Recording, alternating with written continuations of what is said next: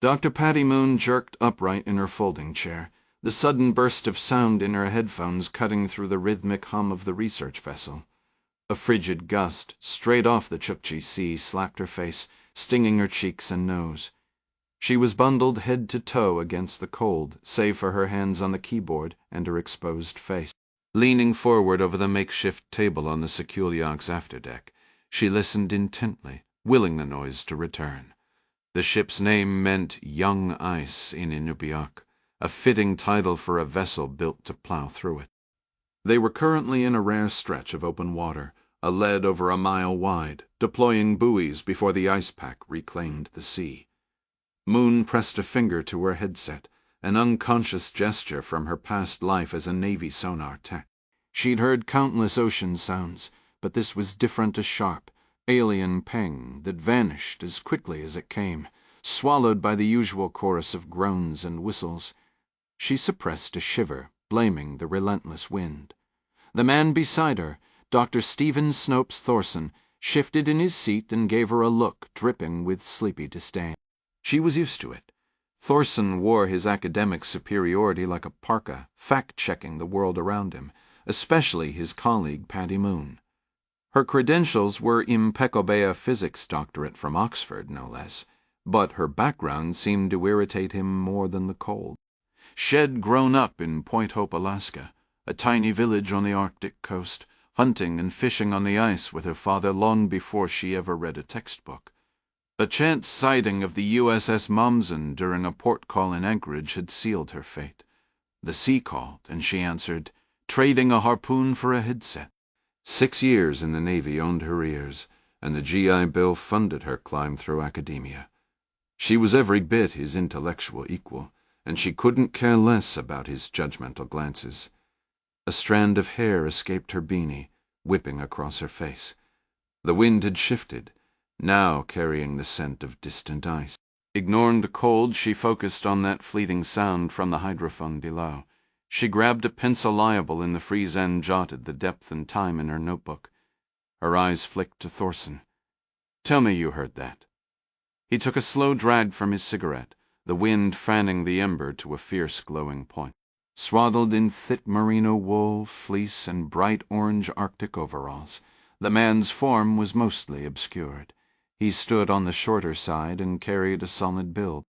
His sideways glances were sharp, deployed like tactical tools sometimes when he was irritated, but more frequently just before he was about to irritate someone else by meticulously correcting every minor fact in a discussion. Dr. Thorson took genuine pleasure in catching even the tiniest mistake. Patty Moon had learned to keep her words to a minimum around him, a challenging feat given their overlapping duties and the fact their shared workplace was a 261-foot research vessel adrift in the Arctic Ocean.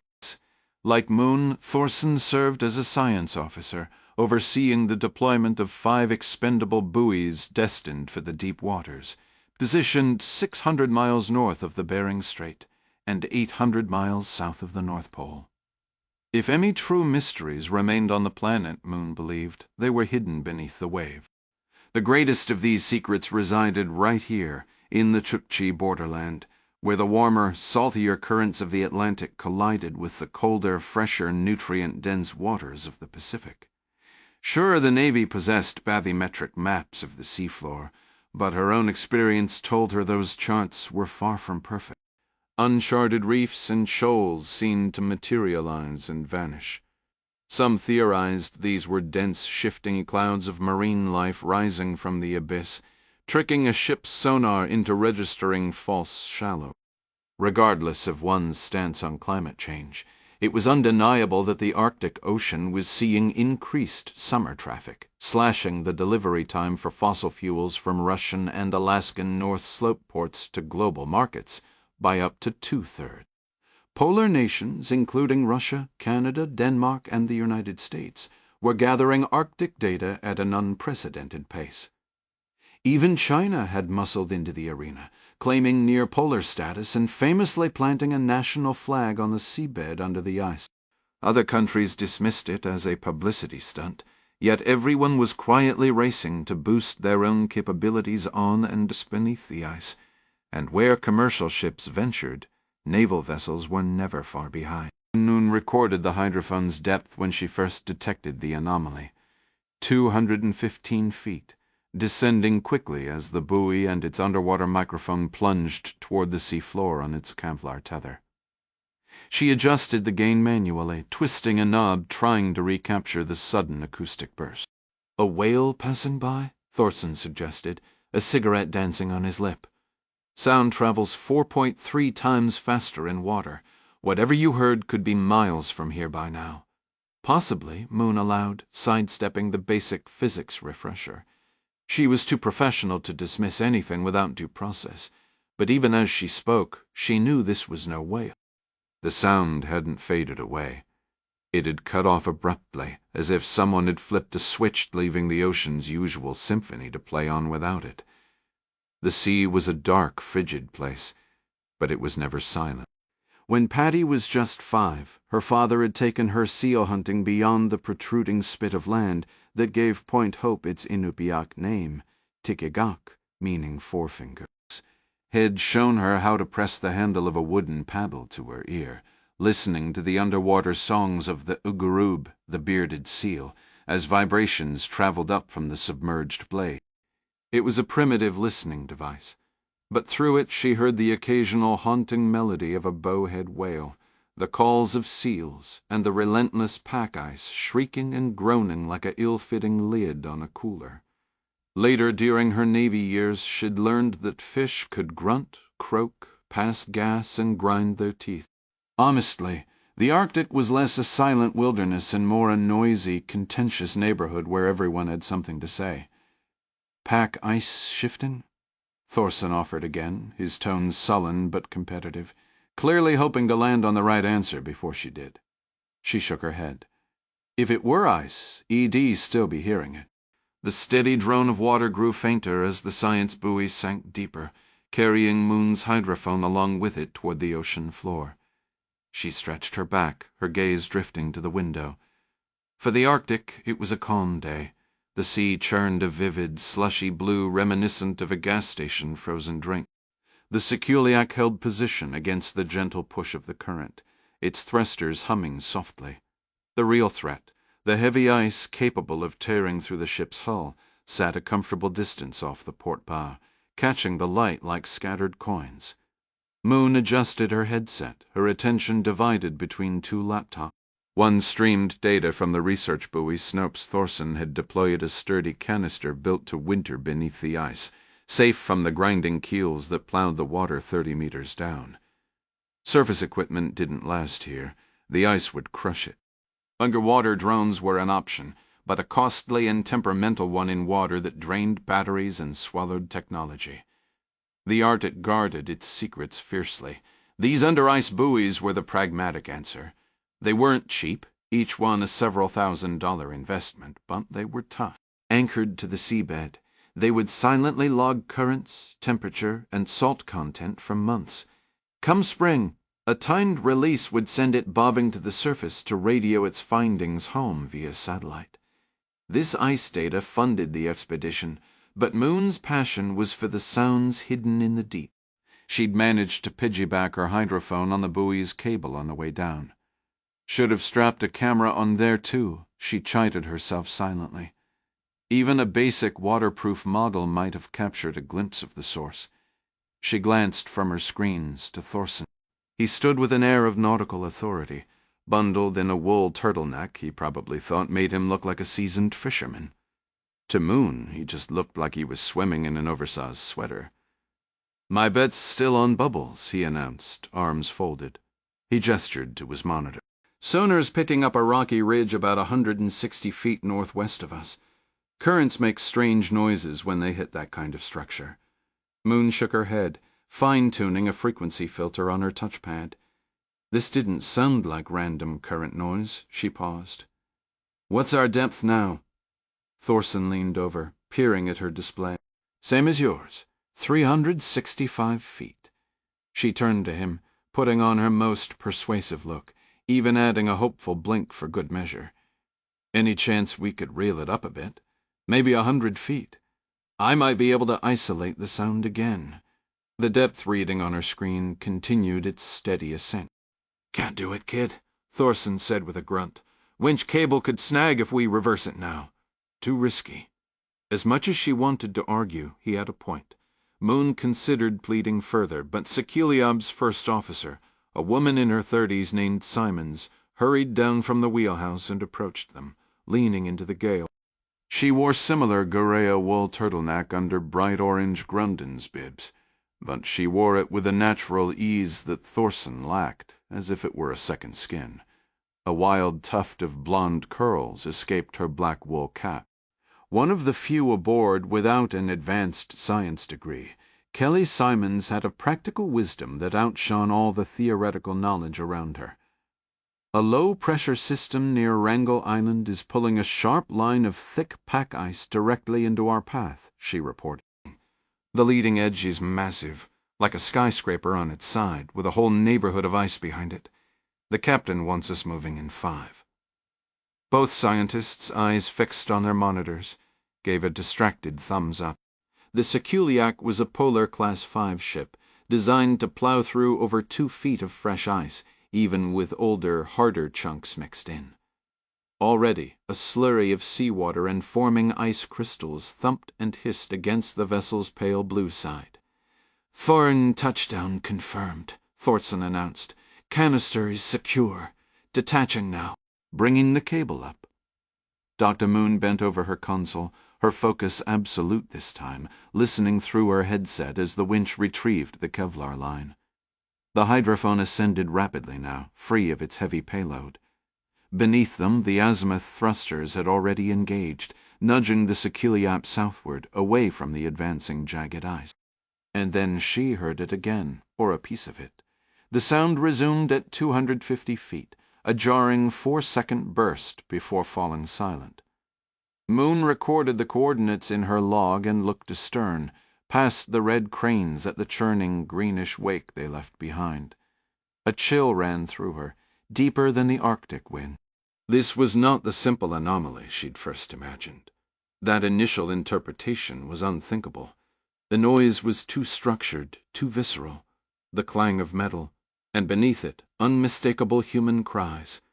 The day's instruction focused on improvised weapons, a topic John Clark knew inside and out. A length of lumber, a sharpened broom handle, a sock filled with gravel, even a tightly rolled magazine in a pinch, any could turn the tide when an operative was caught unarmed. As they navigated the bustling lanes of Ben Thanh Market, Campus Transportation Director Lisanne Robertson was demonstrating she could be a formidable pupil. Clark noted the sweating European man in his peripheral vision. His cotton shirt was open, and he moved with a jittery, weaving urgency through the crowd. This guy was hunting for someone, a fact that put Clark on alert and made the morning's lesson suddenly feel very relevant.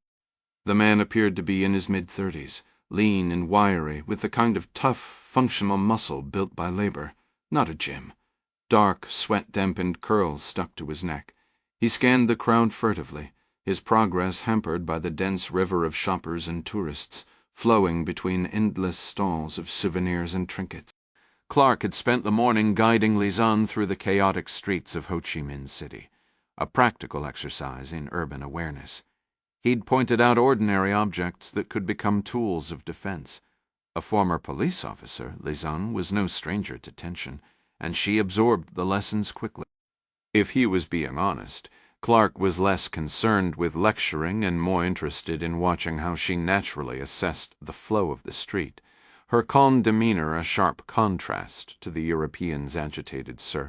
Operational units, such as the Campus, a discreet intelligence organization established by President Jack Ryan and Senator Gary Hendley, required regular infusions of new outlooks and personality. The core team had been together for years, having endured the loss of close colleagues, and given the nature of their work, they were destined to face more losses regardless of their caution. This reality fueled John Clark's interest in observing how the young operative, Lisanne Robertson, handled herself abroad. A slick-looking man had drawn Clark's attention earlier when he paused to converse with a vendor at a stall, offering slabs of unidentifiable red meat next to baskets of live frogs. Clark kept this observation to himself for the moment, having nothing concrete beyond an instinct. It was less the man's own movements, and more the subtle, recoiling reaction of those around him. The frog seller had visibly flinched as he approached, as if repelled by a foul odor or the threat of a blade.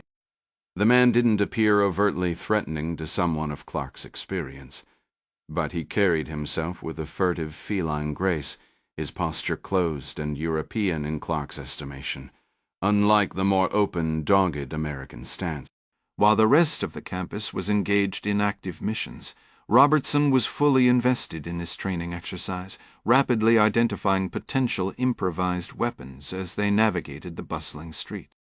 The 9 million residents of Ho Chi Minh City once called Saigon provided ample material in the form of discarded tools, metal bars, and sturdy poles. The wet market, a pungent and cacophonous subsection of the larger Ben Thanh market, assaulted the senses with its uniquely potent aroma. To Clark, it was the unmistakable scent of Asia triggering a cascade of memories. It was also an arsenal of opportunity, strewn with meat cleavers and fillet knives that could be snatched in a pinch. As they moved through the crowd, a slight man crossed their path. Clark hesitated for a fraction of a second when their eyes met. The man offered a slight, almost imperceptible bow before melting into the throng. Clark gestured for Robertson to take point. He looked Chinese, Robertson noted, focalizing her observations like a diligent trainee. "Do you know him?" "Not a chance," Clark said. "He just brought someone else to mind. A Chinese colonel from a long time ago." "From your earlier days?" Robertson asked. "Exactly," Clark replied. "Sorry," she said. "That must bring up difficult things." Clark came to a sudden halt, causing the flow of pedestrians to part around them. "This specific colonel was here to instruct Viet Cong forces on more effective ways to kill Americans. Not that they needed much tutoring, they were already horrifyingly proficient. I spent 3 days studying that man, learning his routines, his taste in beer, his type of woman. I knew his face intimately." "You think that was him back there?" Robertson pressed. Clark looked at her, shaking his head as if to dispel the thought. "What? That man we just saw, could he have been the same colonel?" "Oh no," Clark said, the memory of a riflescope's crosshair settling on the colonel's temple flashing in his mind. "There's very little I'm certain of in this life, but I can guarantee you that was not him." "Understood," Robertson said. A former Marine, she was no stranger to the realities of conflict. They continued their walk, with Robertson calling out potential weapons and Clark maintaining a watch on the European. Clark believed in a state of constant awareness, in keeping one's mental quiver stocked with options so they could be accessed instantly when required. Even an agent carrying a firearm might find that drawing it costs precious seconds. These principles were etched into Clark's very being, vital reminders for even the most experienced operative. The training took an unexpected turn when a sudden, heavy downpour forced them to take shelter under a metal awning, the drumming rain isolating them momentarily from the market's chaos. In that confined space, Clark shared a dry, almost sarcastic anecdote about a past mission where the planned extraction vehicle was, of all things, commandeered by a confused wedding party, turning a tense evasion into a farcical chase through muddy rice paddies. The story shifted the tone from the earlier somber reflection to one of resilient, dark humor, highlighting the absurd unpredictability of field work. The air thrummed with the shouts of vendors as they passed, each one singling out Lisanne with a hopeful "Madam." Their expressions would crumple in theatrical despair when she didn't pause for a pair of Adidas sweats or a North Face windbreaker, only to instantly reignite with fresh zeal for the next potential customer. Clark remembered this market from his first tour, when the U.S. Navy headquarters was just a short walk away. Ben Thanh had been a hub for grabbing a bite, meeting local girls, or picking up cheap knockoff teas to mail home to little brothers whose entire understanding of the war came filtered through the evening news. Saigon had been noisy and packed back then, but it was nothing compared to this. The old architecture, he recalled, was largely gone. replaced by flashier, taller buildings that commanded higher rents. It was difficult to decide what represented progress, the weathered old structures or the shiny new one. Perhaps the city was a garden where both flowers and weeds had simply changed places. People appeared more prosperous, though Clark suspected this was less about universal wealth and more about the relentless push of poverty toward the city's fringes. Outside, a river of thousands of scooter motors locally groaned and buzzed, filling the street with a constant mechanical drone. Inside the market, he and Lisanne were just two more bees in a swarming, densely packed hive. He carried no weapon, and his wallet was securely tucked into the front pocket of his khakis. This wasn't a judgment on the Vietnamese people, but a practical acknowledgment of crowds anywhere. Where there are many people, the odds say a few will be pickpockets. And if he was honest, of all the creatures on earth, Clark trusted his fellow humans the least. The sudden savory scent of Banherwoa crispy shrimp crept through the market smells and hooked him, pulling him sideways toward a food stall. He stepped out of the human current, leaving it to flow on without him. He ordered quickly from the stooped woman working behind a plank balanced on two crates, paying for two portions. As she prepared them, he found himself wondering, not for the first time, about the parallel lives running alongside his own. What had this woman been doing decades ago when he was a young sailor here? Was she always right here at this stall? Had they ever passed each other on a street or in some crowded club? In the chaotic grind of that old conflict, had she or someone she loved ever aimed a rifle in his direction? Had he, in the fog of war, ever done the same to hers? The questions were pointless, he knew. Her side, back then, was likely the same as anyone's caught in the middle. Her own, focused solely on survival, while two colossal forces tried to pulverize everything between them into the monsoon mud. He closed his eyes briefly, absorbing the sensory riot-fish sauce, vinegar, exhaust, and when the breeze shifted, the distinct muddy smell of the nearby Saigon River. Lisanne had secured two spots at a wobbly plastic table that looked like it belonged in a child's playroom. Clark handed her one cardboard basket of the golden taco-like crepes and gratefully took a seat. They'd been walking for hours, and the rest was welcome. Tucking a strand of dark hair behind her ear, Lisanne leaned across the uneven table. Her khaki shorts and loose, rolled sleeve shirt mirrored his own practical travel attire. Her olive complexion, a gift from her Lebanese mother, let her blend into the crowd a bit more seamlessly than he could.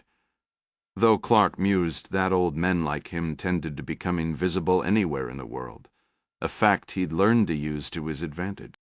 He kept himself in good shape, still jogging regularly and maintaining a weightlifting routine focused on endurance over raw power.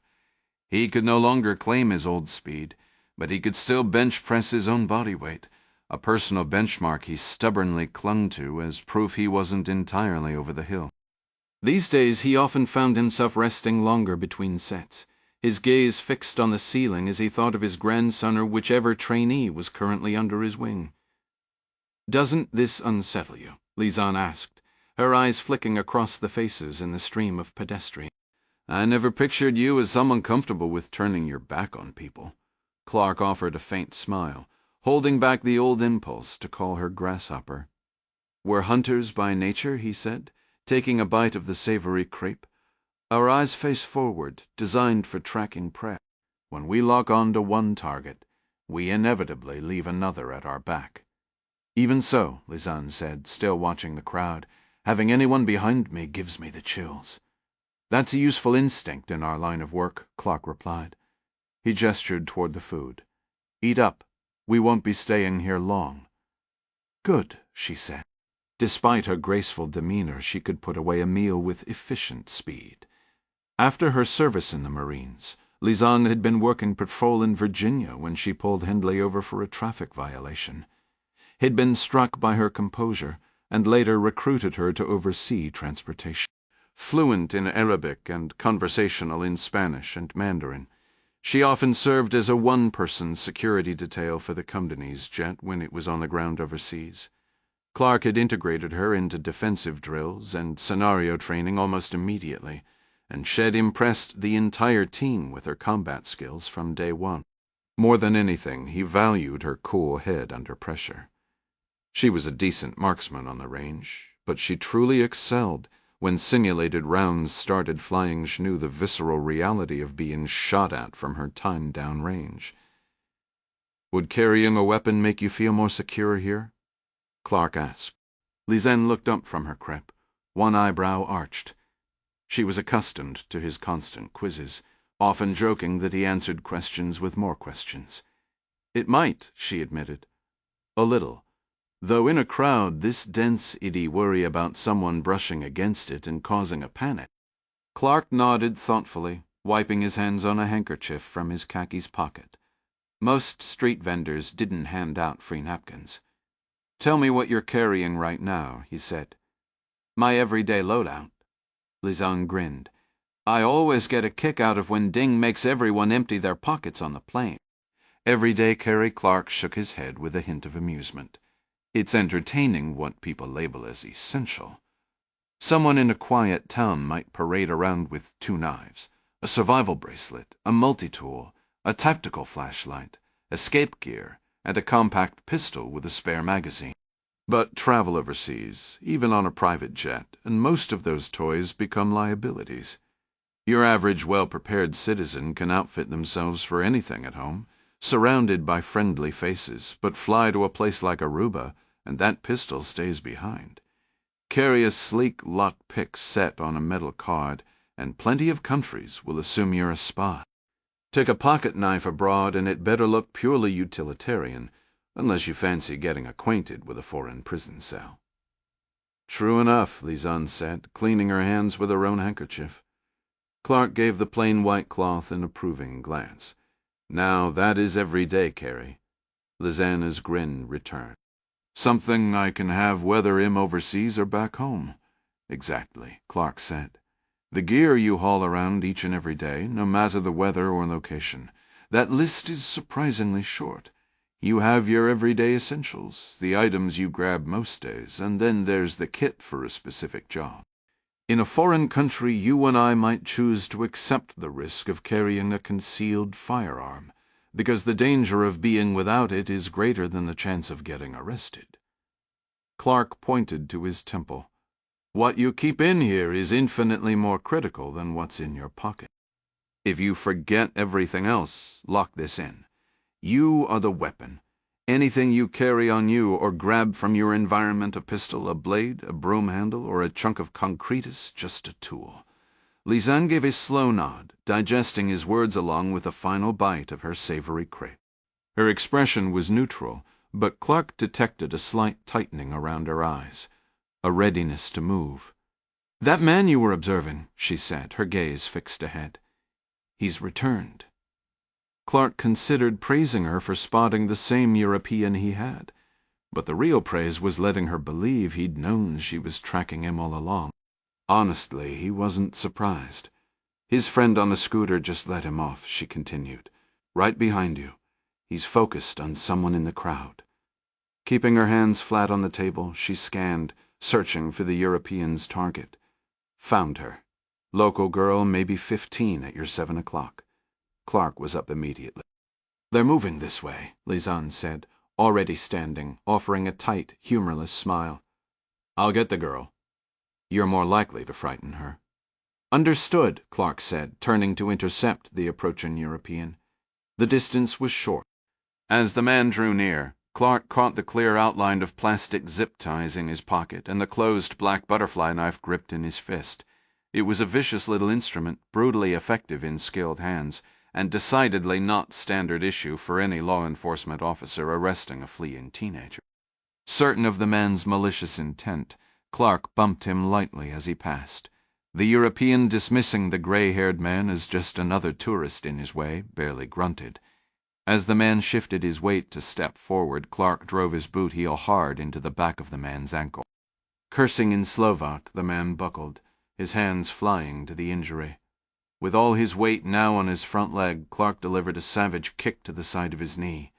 The joint, never meant to bend that way, gave way with a sickening crunch. Clark plucked the butterfly knife from the man's slackened grip. It happened in a blur of motion, the pain so overwhelming the European might not have even known who hit him. As the man crumpled, the crowd surged around him, and Clark, true to form, faded into the periphery. Lisanne was still out there, somewhere in the bustling market, keeping an eye on the frightened girl. Clark spotted them less than 100 yards off, just outside the fixed-price section, where vendors in blue aprons sold their goods without bargaining. He shouldered through a cluster of worried onlookers, a mix of local Vietnamese and foreign touristo, discover another European man lying unconscious on the ground, blood seeping from a gash above his thick, dark eyebrow. This one was stockier and shorter than the partner Clark had handled earlier, with the battered look of a fighter which hadn't done him much good. Clark's eyes swept the area for further threats, but nothing seemed out of place. A flustered saleswoman in a light blue smock was waving her phone and speaking rapidly in Vietnamese. Clark caught the word for police.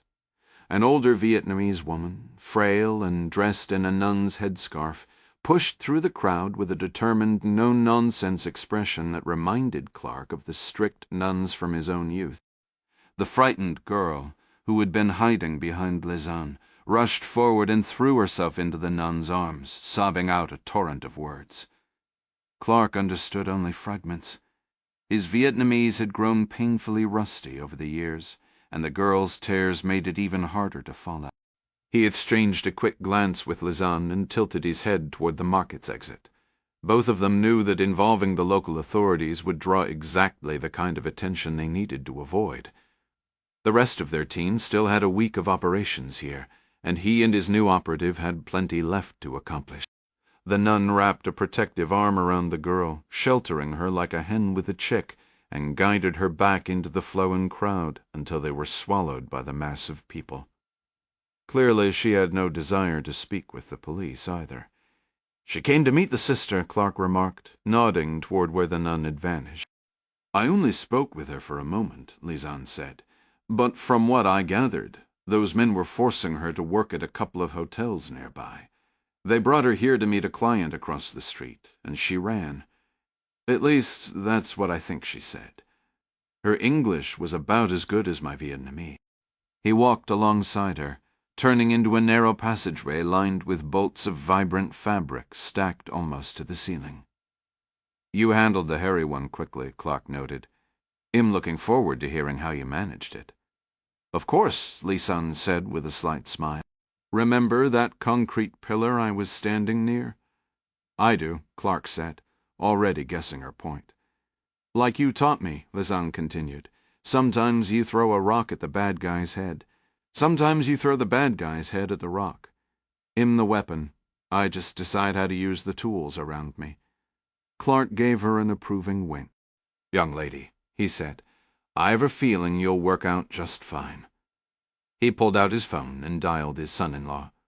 "You all about wrapped up for the day?" he asked when the call connected. Meanwhile, the People's Liberation Army Navy's Yuan-class attack submarine, designated Yuansheng 771, glided 20 meters beneath the turbulent, muddy surface of the Bering Sea, trailing a tethered communications buoy. The Yuan Shangor Expedition Lajian was given to diesel-electric submarines armed with ballistic or cruise missiles. Expedition 771 carried ballistic missiles, but she was far from ordinary. The plan and submarine force identified vessels by class and hull number, but the crew of 771, the collective spirit that gave her life, called her Qinglong the Blue Dragon, a nod to the muted hue of her rubberized, sound-absorbent hull. Captain Sun Luyang found the name fitting. The blue-green dragon of the East recalled the naval might of the Yuan dynasty, and it filled his men with deep pride for their boat. Sun was a capable commander who possessed his father's firm resolve and his mother's unwavering sense of duty. Standing just under 5.5 feet tall, he had also inherited his father's slight build and narrow shoulders. His size had been a constant irritation in school and became even more of a hurdle during military training, where every achievement often seemed tied to physical prowess. Though his stature was slight, a sharp mind and relentless drive propelled him into the submarine service, where his compact build became an asset. Surrounded by torpedoes and anti-ship missiles, any lack of prowess in sports became utterly irrelevant. He had never taken a wife, yet he embraced the role of mentor, a guiding figure for the younger sailors under his command. Having brought the boat shallow, he now faced the consequence. 3 of his youngest crew were violently seasick. Just a day before, Captain Sun and the crew of the 771 had concluded a 2-week joint exercise with the Russian Navy near the port of Anadyr in Russia's Chukotka region, lingering due to pump repairs long after the other vessels departed. Sun had remained aboard throughout, never bothering with the grim, self-important frontier town he imagined ashore. The training itself, docking, repairs, tactical theory was useful if routine, but it was all drill and no fight. Beijing's commanders, wary of embarrassment before their Russian counterparts, had forbidden any actual combat simulation in the war games. Moscow, for its part, seemed more interested in a sales showcase than rigorous partnership, loudly touting a modernized fleet that, to Sun's experienced eye, appeared jarringly antiquated. It was a peculiar dance. Both nations often took sophisticated concepts and forged them into brutish, tractor-like tools effective, unsupple sledgehammers. Had heard tales of a Russian Typhoon-class submarine so vast it housed a sauna and pool. The idea made him scoff. With a gesture he could turn his own vessel into a sweltering box where the crew swam in nothing but their own perspiration.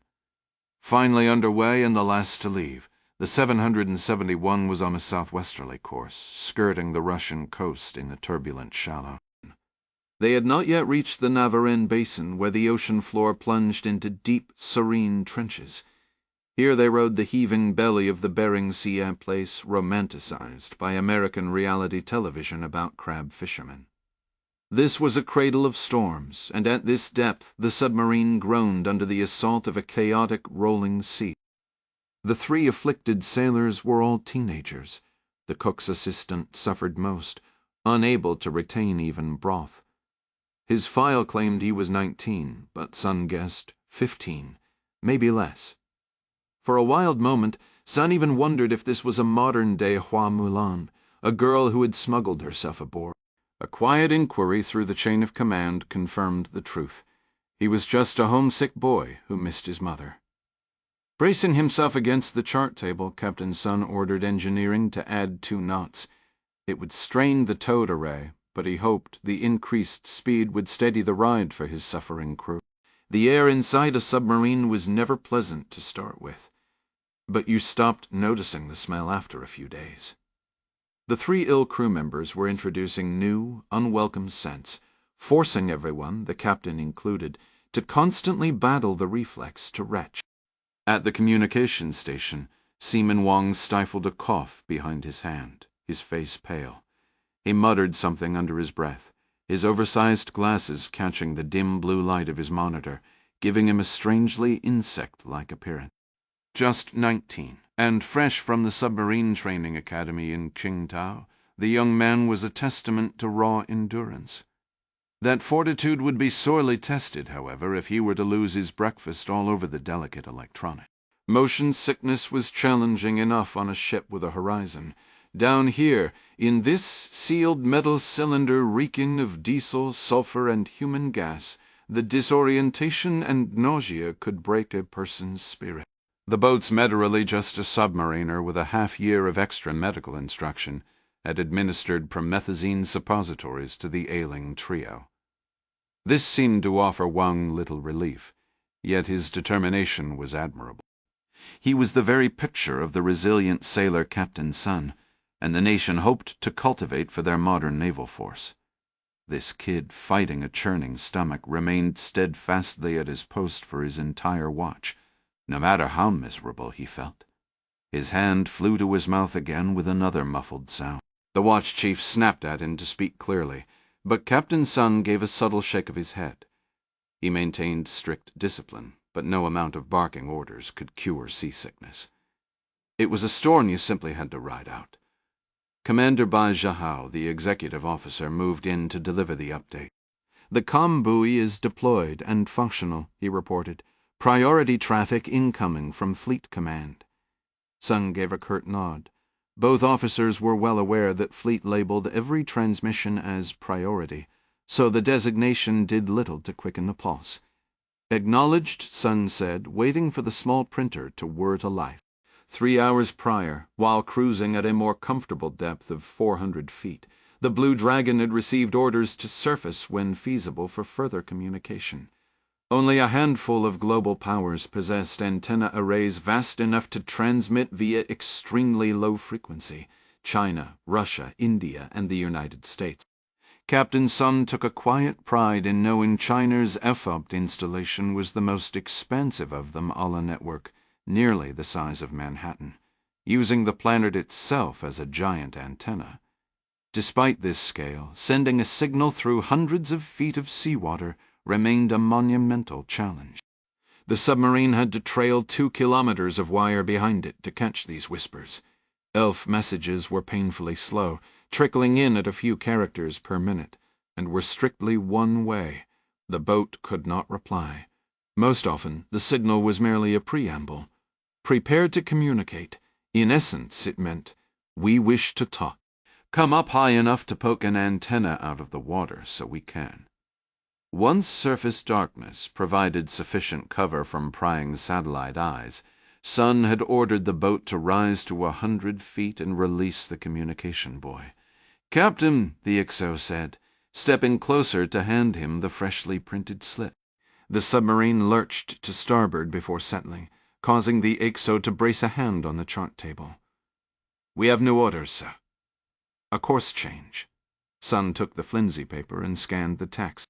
He read it a second time, more deliberately, then passed it back to his executive officer, who immediately began barking commands to reel in the buoy and execute a complete 180-degree turn.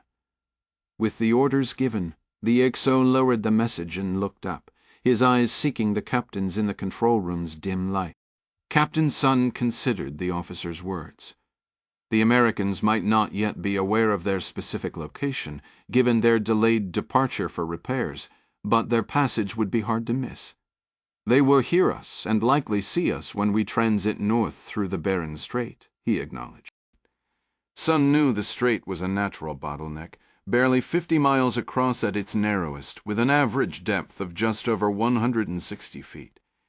In the shallower sections, a submarine's silhouette could be spotted by satellites or the ever-present P-3 Orion patrol aircraft. U.S. naval intelligence typically viewed the Planon as a coastal force, rarely operating beyond the Taiwan Strait. The discovery of a Chinese submarine, a so-called Dragon, heading not just toward Russian waters but pushing into the Arctic, would be a significant event. The Americans had seeded the ocean floor at global choke points like the Bering Strait, with hydrophones and sensors during the Cold War to track Soviet movements. Official U.S. reports claimed the sound surveillance system SOHESIS had been largely dismantled, with only a handful of arrays remaining. Captain Sun found that notion laughable. A global power like the United States was undoubtedly expanding its surveillance network, not shrinking it. And that was before accounting for Canadian or other Allied listening posts. They would be detected.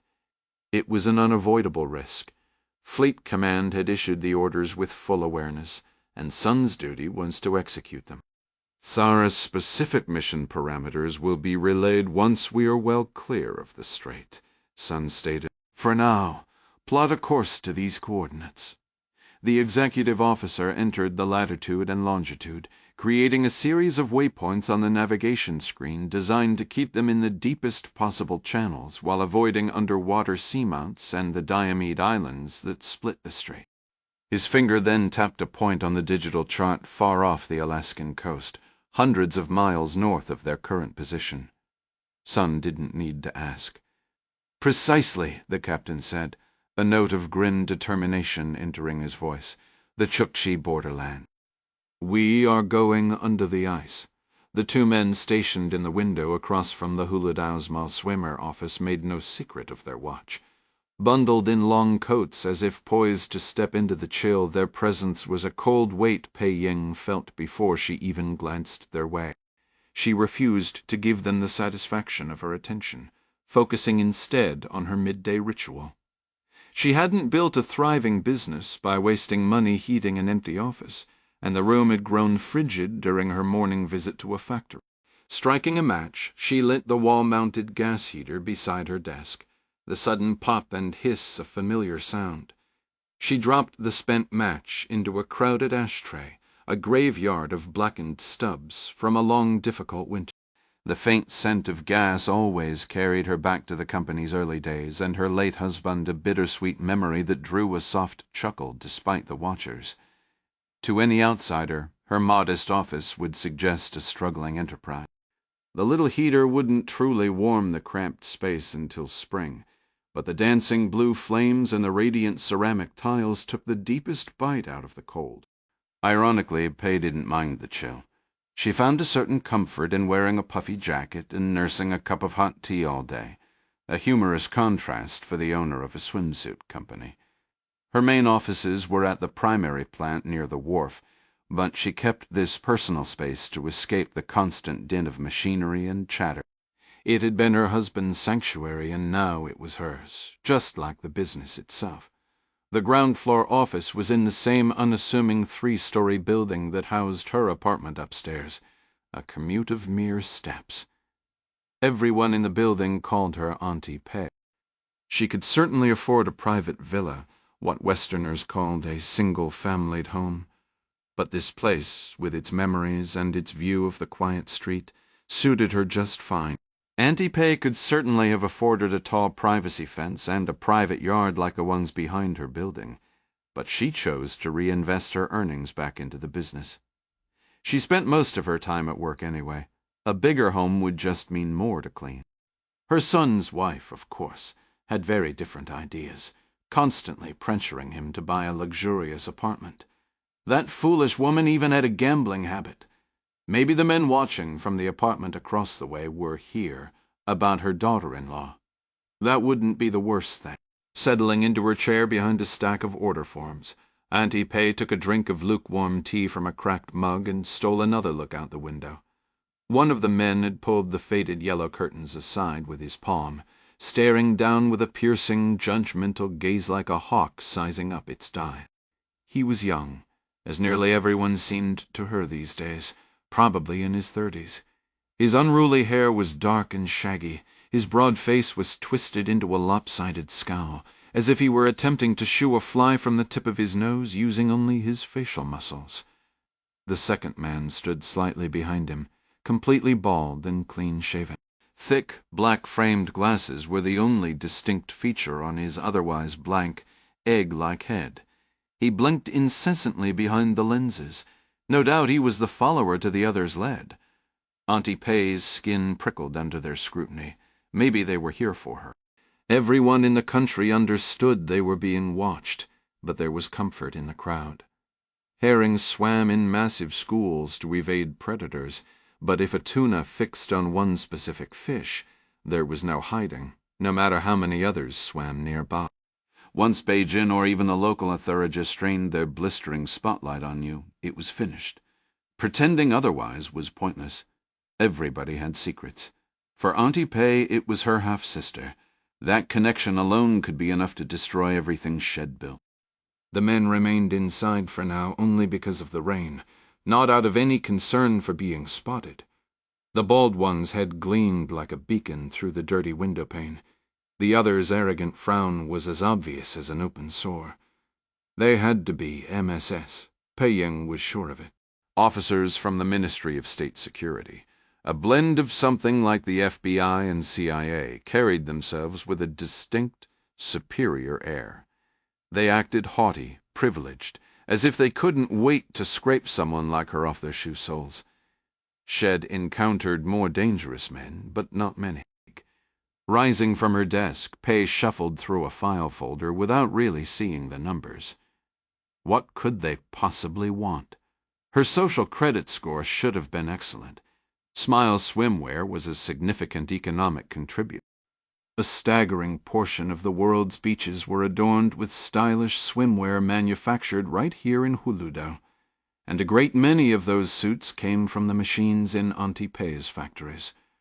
Her husband of 23 years, now deceased, had been an advisor on trade to local party officials. She served on the board for the annual International Swimwear Exhibition, sat on a city committee for waste management, and gave blood every other month. She paid all her bills, including the substantial taxon time, and she wasn't aware of any complaints filed against her by neighbors. Could one troublesome relative truly unravel all that? Unfortunately, the answer was yes. The window across the street was now empty. Auntie Pei thought about slipping out the back door of her office, but she knew it was useless. Fleeing would only make her appear guilty. As she watched, the two MSS agents emerged from the apartment building entrance. The bald one held a folded newspaper above his head, though the rain had nearly stopped.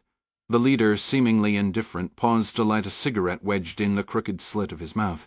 Smoke and his breath misted together in the damp, cold air. He took a deep breath, stepping out into the street with the focus of a predator on the scent. Pei felt a tightness in her throat. To a man like him, a half-sister like June would be seen as nothing but a liability. June, 4 years Pei Ying's junior, had briefly experimented with Falun Gong a decade ago. While China officially recognizes 5 religions, it remains an atheist state, and Falun Gong exists outside that sanctioned circle, its practice inviting severe, often brutal, state reprisal. Local authorities, under pressure from Beijing, actively pursued and punished adherents. Jun's own block warden, fearing punishment for non-compliance, had reported her to the local 610 office, an agency dedicated solely to the suppression of the group. Agents arrested June while she was walking her small dog in a park. The animal was left behind, and she was forced into an unmarked van, taken to a re-education facility on Beijing's outskirts. Pei Ying often pitied June, a woman of fleeting passions who jumped from one interest to another. Their father had once called her cheap steel, quick to take an edge, but just as quick to lose it. She'd been curious about Falun, never a true believer. The official report claimed she'd fallen exiting the van, but however it occurred, both her feet were fractured on that very first day. By nightfall she'd recorded a video renouncing Falun Gong as a terrible error, urging friends to avoid it. They likely avoided her instead. Auntie Pei was certain the impressionable woman would have made the same confession for a piece of gum. Breaking her feet had been entirely unnecessary. She watched through the window as the 2 men approached. They entered without knocking, just as she expected. The older one was bald, even lacking eyebrows, and carried a faint odor of stale laundry. The younger wore a smug, permanent frown like a badge of honor, the way others might flaunt a luxury watch. Both wore khaki trousers and striped polo shirts, though the younger man's outfit was crisper and newer, still single, Pei guessed, and concerned with appearances. The odorous, brownless one was doubtless comfortably married and past caring about such trivialities as personal grooming. Mr. Smug did the talking. "Professor Liu," he snapped, jerking a thumb toward the villa across the alley from her office. His sneer twitched into a faint smile when Auntie Pei paled, spotting the black pistol at his hip as his shirt shifted. She steadied herself with a hand on the desk. "What? Professor Liu Wangshu?" the man barked, louder now. "When did you last see him?" "Ah," Pei stammered, fighting to control her breath. They weren't here for her, but for Liu, the academic who lived across the way. Had had other visitors before. Instead of fading, her dread intensified, a heavy weight on her chest that made speech difficult. She swallowed, lifting her teacup with a deceptively steady hand. "At least 2 weeks ago. Perhaps 3. I assumed he was traveling for work." "We are well aware of his travel habits," Mr. Smug said. The MSS agent gestured dismissively to his balding partner. "She's useless." Both men turned and strode out without another word. Auntie Pei gasped, flooded with relief. When dealing with state security, being deemed useless was the best possible outcome. Maybe, just maybe, she could avoid being dragged into whatever trouble was brewing. She slid open her desk drawer, withdrew a slip of paper, and read the number aloud to calm herself as she dialed it into her phone. The government man who'd left the paper with her was tall and polite. He'd tipped his hat when he spoke, a gesture of respect that set him apart from the usual rougher security officers. He clearly understood Auntie Pei's standing in the neighborhood. Yet the air around him carried a quiet threat, not directed at her, but toward the target of his search. His request had been simple, phrased as a courtesy if anyone came asking for Professor Liu. She was to call him without delay. Auntie Pei knew a simple favor was never just that. Over at the professor's house, Sha Feng hammered on the door with the heel of his hand, then glanced up at the security camera mounted under the eaves. A brittle, peepery wasp nest dangled nearby. His perpetually bald partner Lung stood behind him, likely daydreaming about his homebrew setup rather than the consequences of failing to find Liu Wangshu. The professor's bank activity had gone silent for nearly a month, and a quick digital check showed no emails sent or received in over 2 weeks. "I have a bad reaction to wasps' stings," Long mentioned, finally noticing the nest. "Duly noted," Shao replied. A shame it was the wrong season for wasps. Shao shook off the thought. He had bigger problems than his partner's potential allergic reaction. Professor Liu had seemingly vanished. His secretary at the Maritime College, recently back from maternity leave, confirmed he hadn't been to work in weeks. As his subordinate, she hadn't felt it was her place to question him. Every new piece of information felt like another nail in Shao's professional coffin. It would be one thing if they were monitoring a real spy, or a scientist working on weapons systems, but Liu Wangshu designed Boatshardly a threat to national security. Yet Beijing had flagged him, and that meant Shao had to care. Their orders were straightforward: monthly check-ins, noting any unusual contacts, lifestyle shifts, or changes in the professor's demeanor. At 28, Shao felt he should have been promoted by now. This kind of babysitting duty was better suited for men like Lung, who prattled on about beer festivals and lacked the nerve for serious work. Meanwhile, 3 of his classmates from the ministry's training academy were already overseas, acting as liaisons for influence campaigns, funneling money into foreign infrastructure projects. His old roommate was now in Vancouver, hosting receptions and offering lucrative consulting fees to engineers willing to solve a few problems for China. Another classmate had even seen real action against separatist elements. Shaw knew that messing up this mundane assignment could mean being the first in his class pushed out of the service or facing a far worse fate. He slammed his shoulder against the door, feeling the frame groan. Lung, meanwhile, had squeezed between some overgrown juniper bushes and the siding, shading his eyes to peer through a window. "Place looks empty," he called out. Shao gave him a withering glance, but stayed silent. Finding the door locked, he simply kicked it open, splintering the wood around the latch. He wasn't concerned about neighbors. 2 well-dressed men forcing entry would be assumed to be officials on business. Local police would recognize the scent of state security and keep their distance unless summoned. Once inside, Long offered a grim shrug. "Told you. He's not here." Shao moved swiftly through the living area, his gaze sweeping the empty kitchen. Approaching the bedroom, the instinct to draw his pistol tugged at him. A precaution he would have taken alone, but with Lung watching, he dismissed the thought. Any show of caution would be spun as weakness, fodder for later gossip. For a fleeting moment he almost hoped to find Liu dead in the bedroom. It would simplify everything. They'd be blamed, sure, but likely not punished. No such luck. The low bed was neatly made. A pair of sequined slippers waited on the Persian rug beside it, ready for the professor's morning routine. A purple silk robe hung from the back of the door. Having observed Liu's habits over recent months, the closet's array of flashy jackets and bright shirts held no surprise. Nothing seemed out of place. Shao knelt, checking under the bed, and found only a clean square in the dust where some kind of box or case had been stored. Standing, he saw Lung rifling through the dresser drawers, expecting to find state secrets in his underwear. "He'll know when I find it," Lung replied flatly. "No blood, no struggle. Maybe he had something to hide something that made him an easy target for blackmail. Maybe, Shaw said, the idea forming before he could stop it. Or maybe he defected. The words hung in the air, and Shaw felt his own face pale. Don't even say that. The apartment was unnervingly tidy for a single monoproduct of Liu's engineer's mind, Shaw supposed. The whole situation felt off. People didn't just vanish, not here.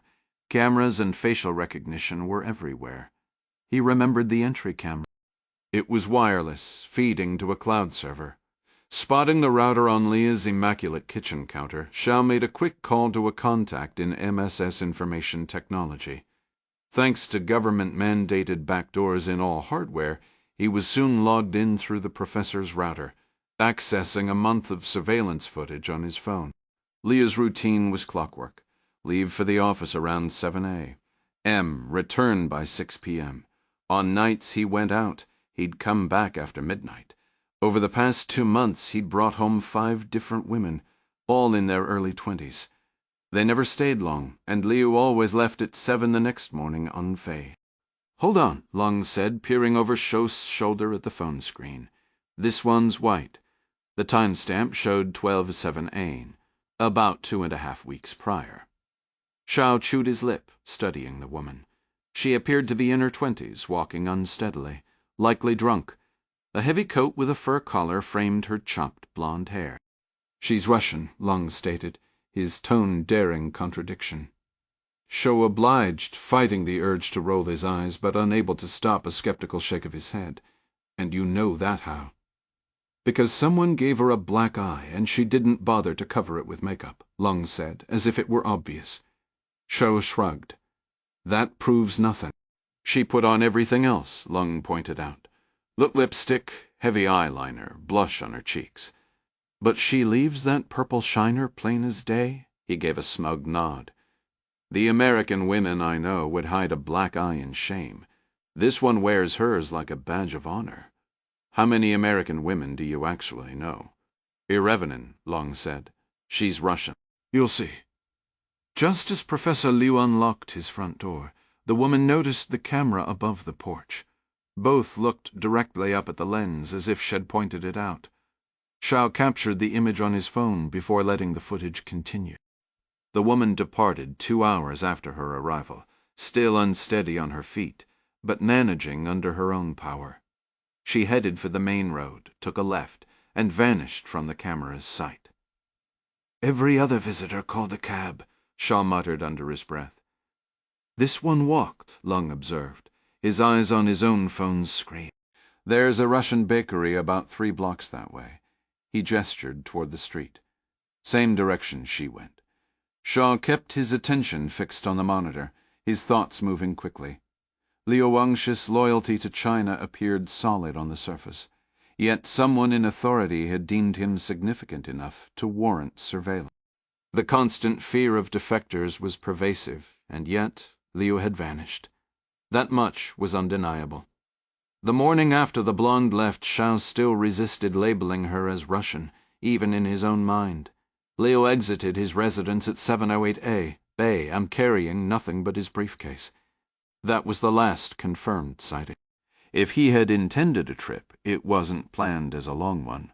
The cameras showed no further activity for a fortnight, but notably the day prior, a tall man in a felt fedora that hid his face had picked the lock and entered without hesitation. Had known the place was empty. His features remained concealed upon his exit as well. Lung placed a call to initiate a forensic sweep of IP addresses linked to Liu. Shou held little hope. Liu's digital footprint was, predictably, already tagged and monitored, standard MSF protocol for a surveillance subject. The procedure was still necessary.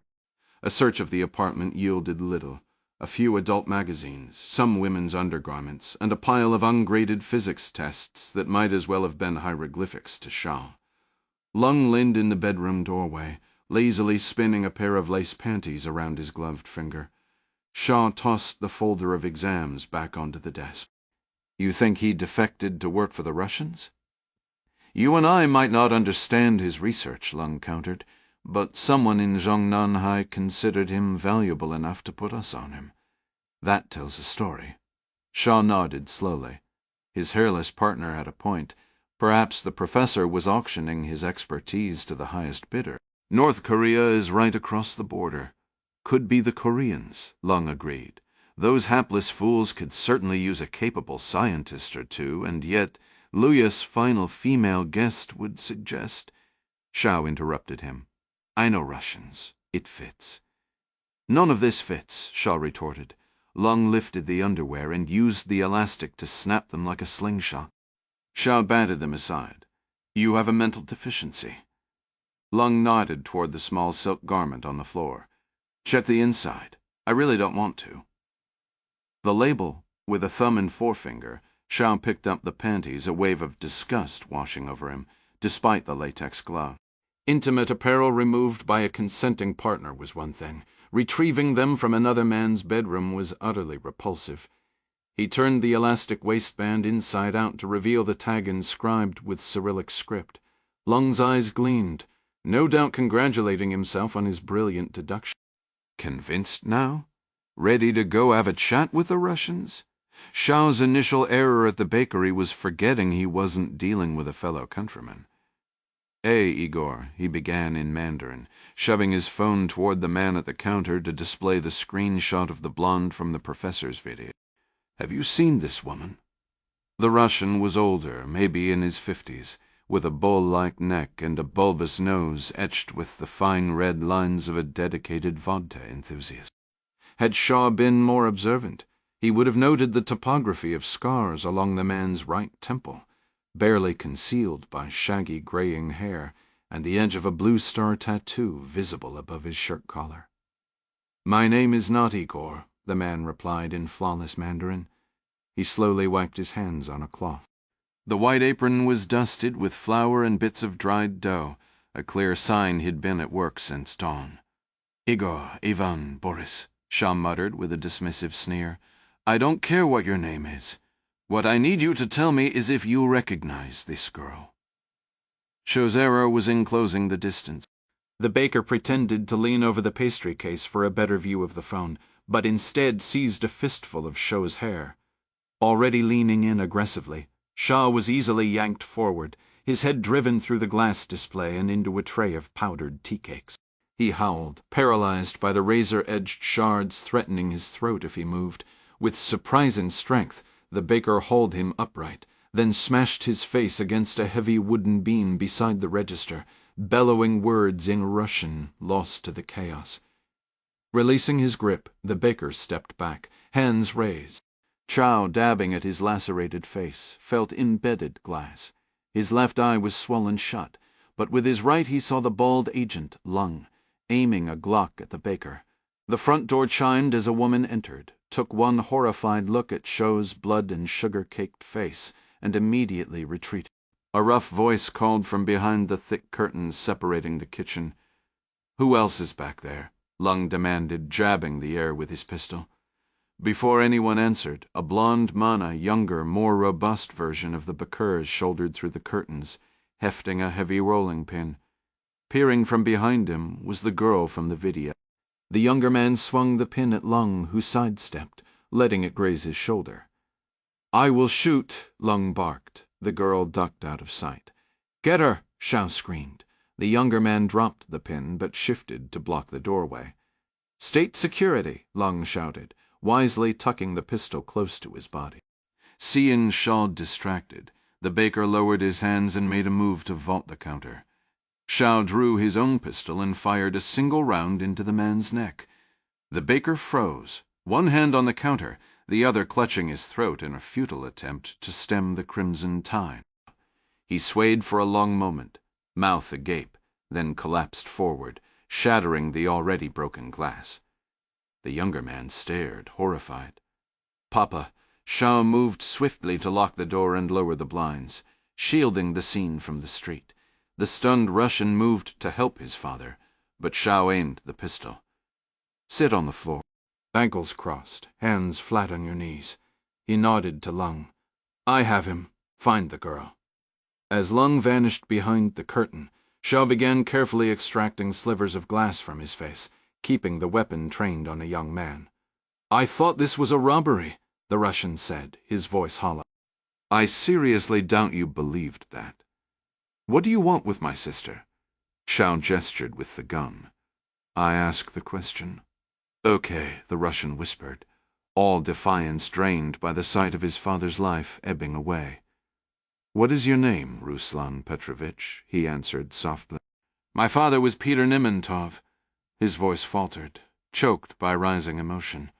Shao gave a slow, mocking clap, his bloodied hand patting the side of the pistol. Save the theatrics. If you aren't officially with the SVR, then you're certainly one of their assets. Ruslan Petrovich stared at the lifeless body and shook his head slowly, his whisper gaining strength. You're out of your mind. Even if I were, that was my father you killed, for no reason except that he tried to stop a robbery. His gaze burned into Shaw's. You'd be smart to finish me now. Shao dismissed the warning. How did you come to know Professor Liu? Who? Ruslan replied, his face blank. Impatient Shao gestured sharply with the gun. The woman you call your sister was at his residence 2 weeks ago. We have the footage, don't bother lying. A flicker of surprise crossed Lan's features before he steadied himself. She's an adult. I don't control. It's mean, Lung shouted from the kitchen doorway. He pushed the young woman into the room, sending her stumbling to the floor behind Ruslan. Shao plucked a sliver of glass from his chin and tossed it toward her. Where exactly did you think you were going? To the police, obviously, Ruslan spat. You barge in here making threats without even saying who you are. What did you expect Show's boot drove into Ruslan's hip? The man cried out, collapsing sideways to shield the injury. Stop! The girl screamed, as Shaw drew back for another kick. A heavy pounding echoed from the door. We're closed, Shaw yelled. Help us. The wounded Russian slurred in Mandarin, the girl joining his cries. Robbers! Murderers! A familiar authoritative voice demanded entry. Shaw nodded to Lung, who kept his pistol trained on the Russians as he opened the door for Major Deng Liwan, a regional counterintelligence supervisor for the Ministry of State Security. Dressed in a dark suit and severe black glasses, his crisp white shirt and close-cropped hair gave him the air of a party bureaucrat, not a seasoned spy hunter. Deng's eyes swept the scene, lingering on the dead man slumped over the broken display case before he shut them briefly. Explain this. Both Shao and Lung stiffened to attention. We suspect these Russians are involved in the disappearance of a scientist under our surveillance. Ah, Deng said.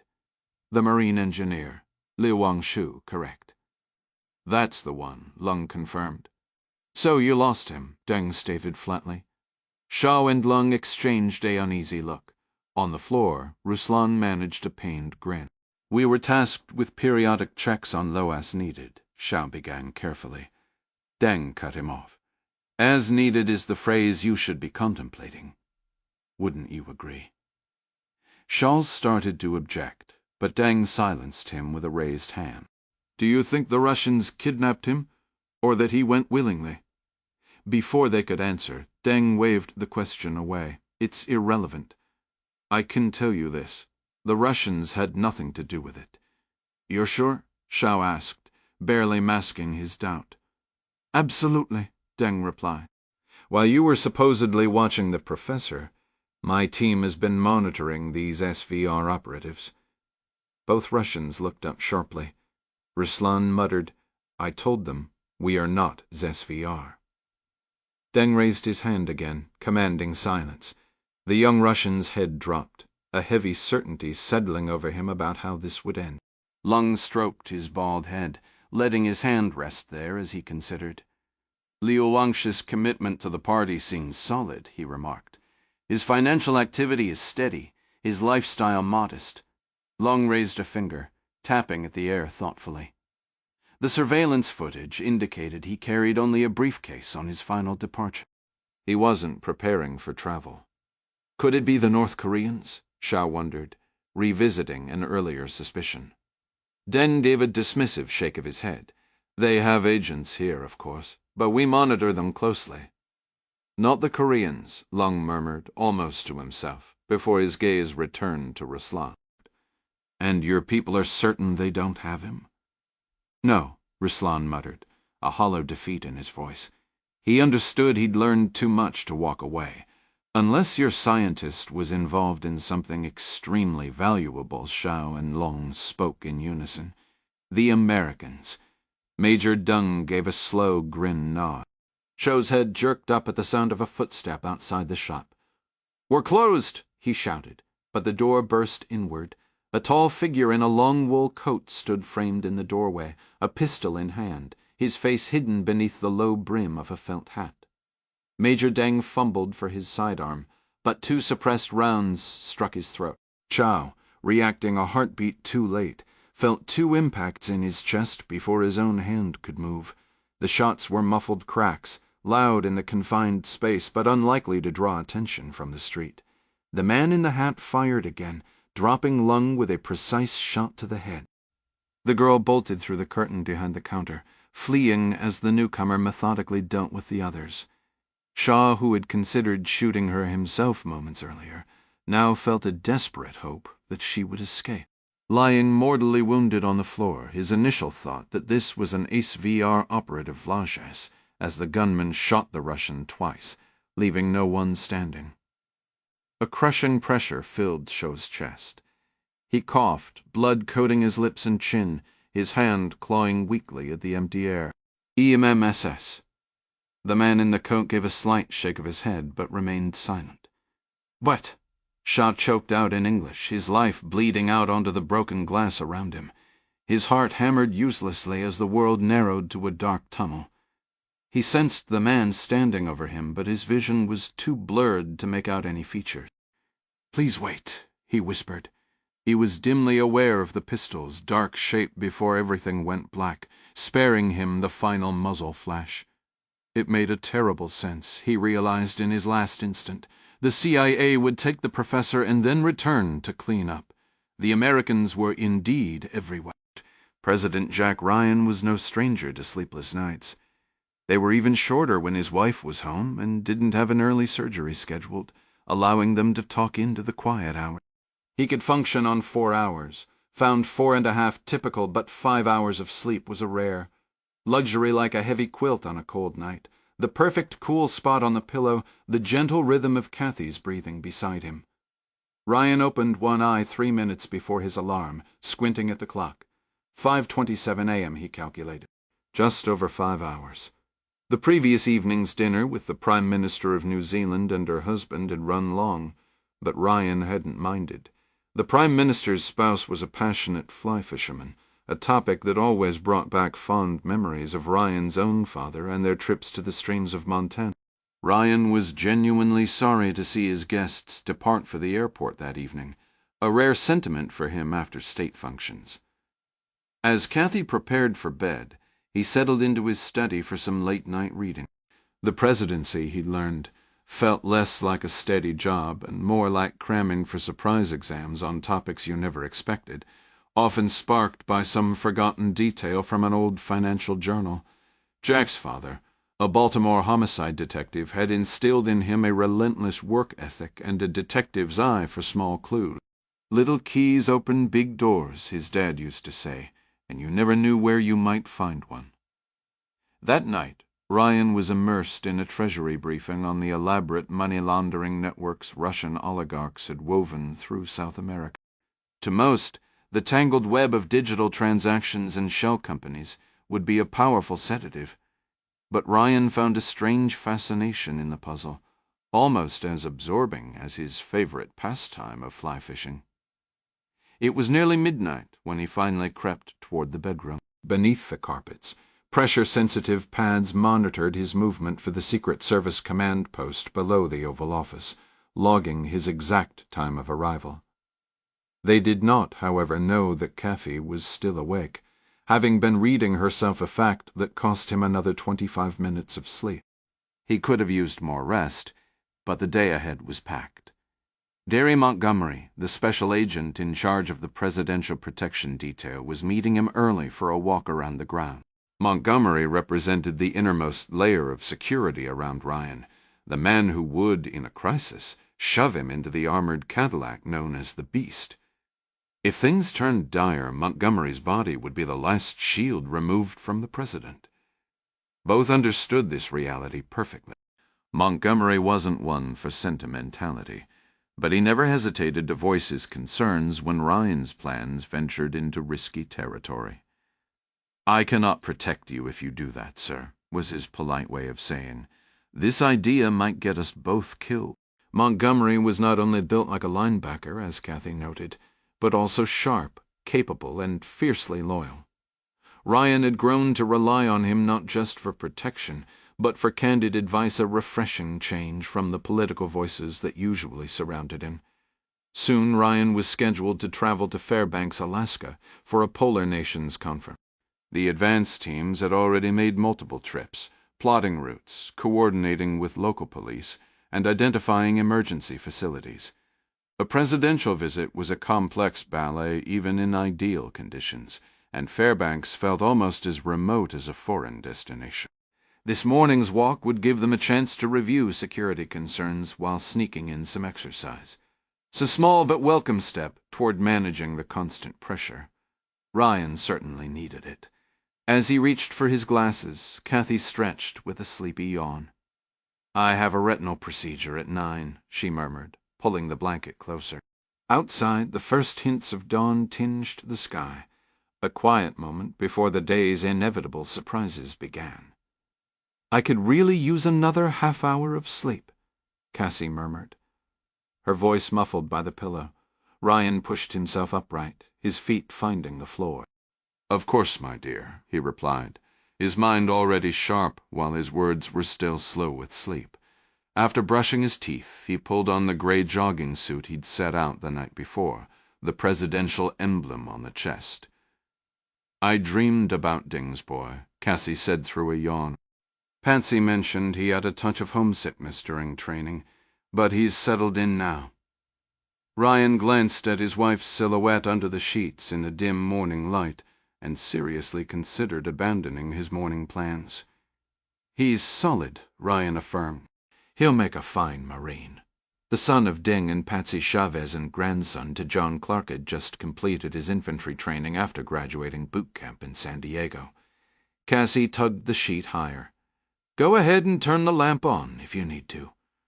"I can see just fine," Ryan said. "You think JP gets any favors thrown his way because his godfather happens to be the president?" Ryan gave a short laugh. "I'd bet he keeps that fact to himself, unless he wants extra motivation from his drill instructors every single day." "Probably right," Cassie conceded. "That boy has some big footsteps to follow. Oh, before I forget, there's a small gift bag on my dressing table. Could you have someone run it over to Carter's office? It's for the new baby." Ryan smiled to himself. The First Lady assembled her own presents and handed the president his errands. His press secretary, Carter Bailey, was just back from paternity leave. "I'll take it myself," Ryan said. "It's barely out of my way. Gary and I are doing our walking briefing this morning anyway." He bent to kiss her forehead, the only part visible, until she lowered the sheet and offered her lips, eyes still closed. "Thank you," she whispered. "Now go handle the world." He winked, then remembered her glasses were off, and she likely saw little more than a blur. Aging was a relentless process, but if he had to endure it, there was no one he'd rather do it with than Caroline. "You do the same," he said softly.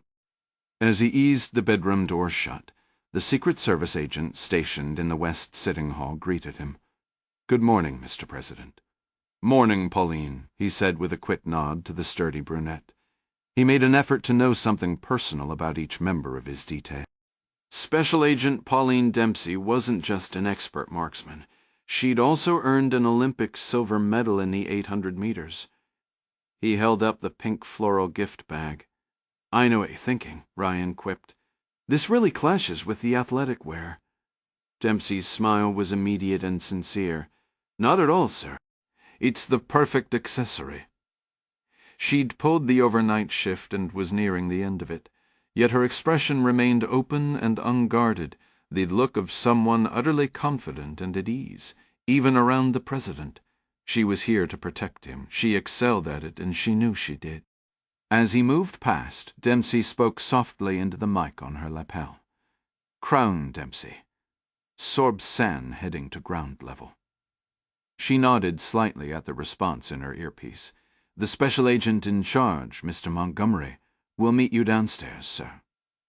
Ryan thanked her and stepped into the elevator across the hall, near the old cloakroom.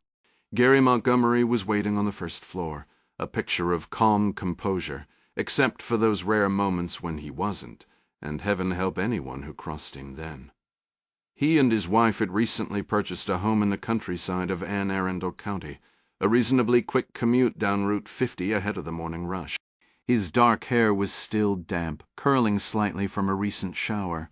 Dressed in gray sweatpants and a dark blue University of Michigan football sweatshirt, which undoubtedly concealed the Sig Sauer pistol he always carried near the president, Gary Montgomery cut an imposing figure. Kathy often likened him to a linebacker, but at 6'3" and 240 pounds. He'd actually been a fullback for the Wolverines during his college days in Ann Arbor. "Good morning, Mr. President," Montgomery offered, his voice calm and steady. Jack Ryan returned the greeting with genuine warmth, then lifted a small pink gift bag. "Do you mind if we swing by the press secretary's office before our walk?" The Secret Service agent gave a subtle nod. "Lead the way, sir." They weren't exactly friends, but their relationship had evolved beyond the typical dynamic of president and protector. Montgomery had gradually become an informal advisor, frequently present in meetings in his official capacity, yet offering his insights whenever Ryan sought them out, often during their workouts in the gym. Ryan's father, Emmett, used to observe that most people never knew what to do with their hands when standing idle. Some stuffed them in pockets. Others fidgeted nervously. Gary Montgomery simply let his hands rest at his sides, a picture of relaxed readiness. Emmett Ryan would have approved of him wholeheartedly, and in Jack Ryan's book that was about the finest endorsement a person could earn. Turning, Ryan headed west along the colonnade, passing the press room. Instead of veering left to enter the Oval Office from the exterior, he continued straight, bringing himself and Montgomery into the West Wing near the Cabinet Room.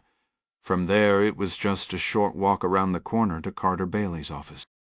As they moved, Ryan noticed a young man in a rumpled beige trench coat over a wrinkled gray suit, entering through a door from the press room. A woman followed closely behind. She was somewhat older, a head shorter, and unlike her companion, her attire was neatly pressed. She wore a blue raincoat and a matching tam against the morning chill. Both nodded to the uniformed Secret Service officers stationed inside the door, who checked their lanyard badges. They clearly knew the procedure, signing in at the desk. Ryan recognized them as CIA personnel who often accompanied Director J. Canfield. The woman was Gretchen something. Her last name escaped him for a moment. Pack, that was it. Gretchen Pack had only returned from maternity leave a few weeks prior. It seemed everyone was having babies lately.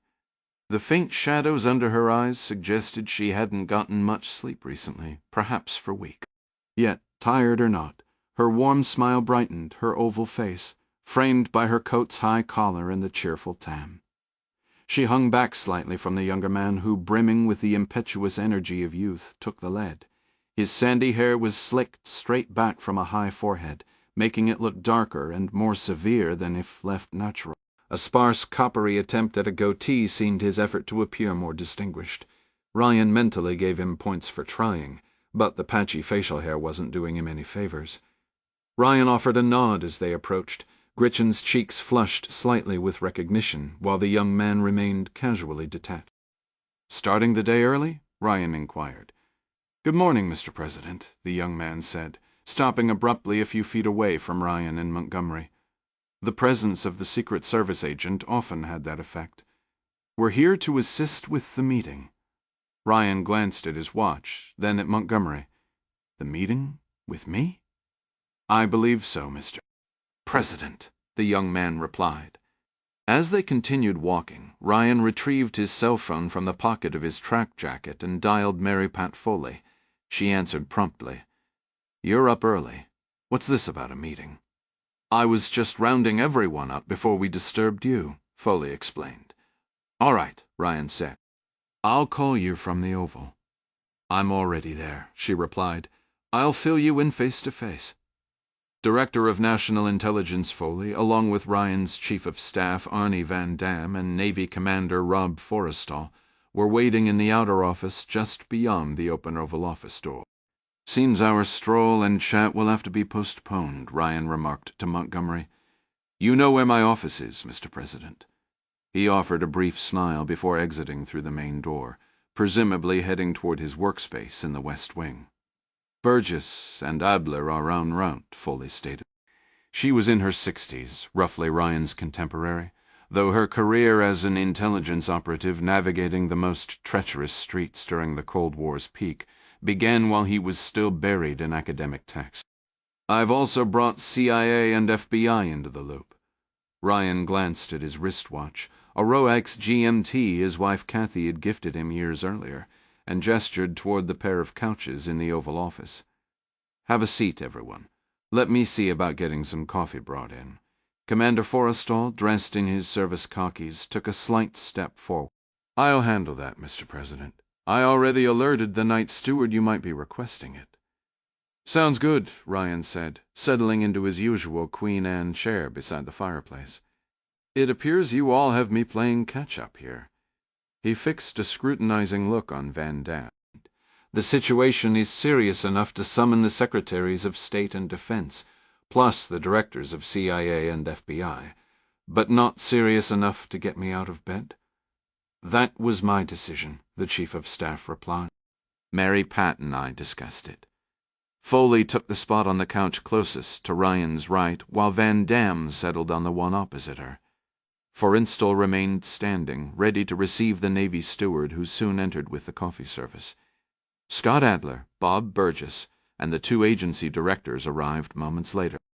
Everyone understood a summons from Van Dam was effectively a summons from the President himself, so they had dropped everything to get there as quickly as possible. Burgess still had a small piece of tissue clinging to his jaw from a morning shaving nick.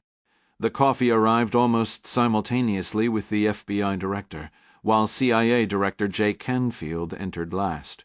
Following his usual habit, Ryan poured coffee for his guests. Mary Pat began her briefing as he worked. "Mr. President, officers from China's Ministry of State Security are conducting an active search for one of their premier scientists. A man named Lu Wangshu has gone missing." The group responded with nods, some showing more recognition than others. Director Canfield had been briefed almost as thoroughly as Foley, but the others, including the President, were just now being brought up to speed. A few, however, were familiar with Liu. "He's an engineering professor based in Huludao," Secretary of Defense Burgess noted.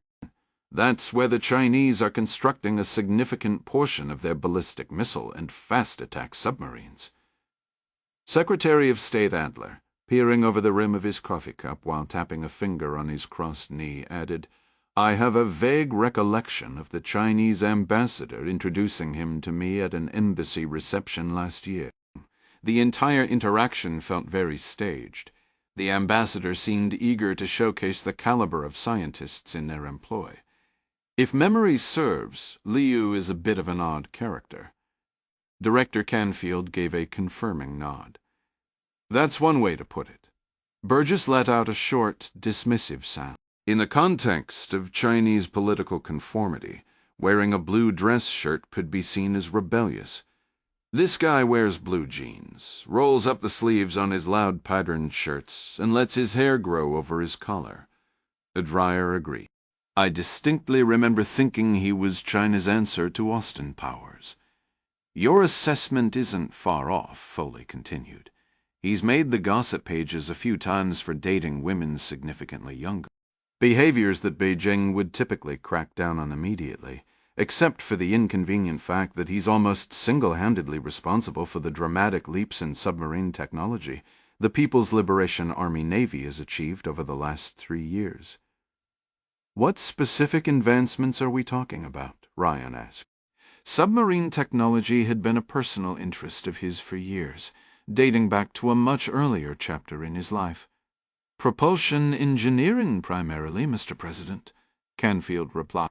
"Beyond that, our details are frustratingly incomplete. We are aware that Professor Liu has received 3 distinct honors from both Beijing and the PLA Navy leadership. Among these is the Order of the Republic, the nation's highest civilian award, comparable to our Presidential Medal of Freedom. The Secretary of Defense leaned forward, his tone measured.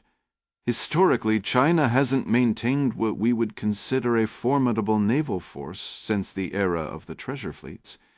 To be candid, Mr. President, I remain skeptical about their current capability.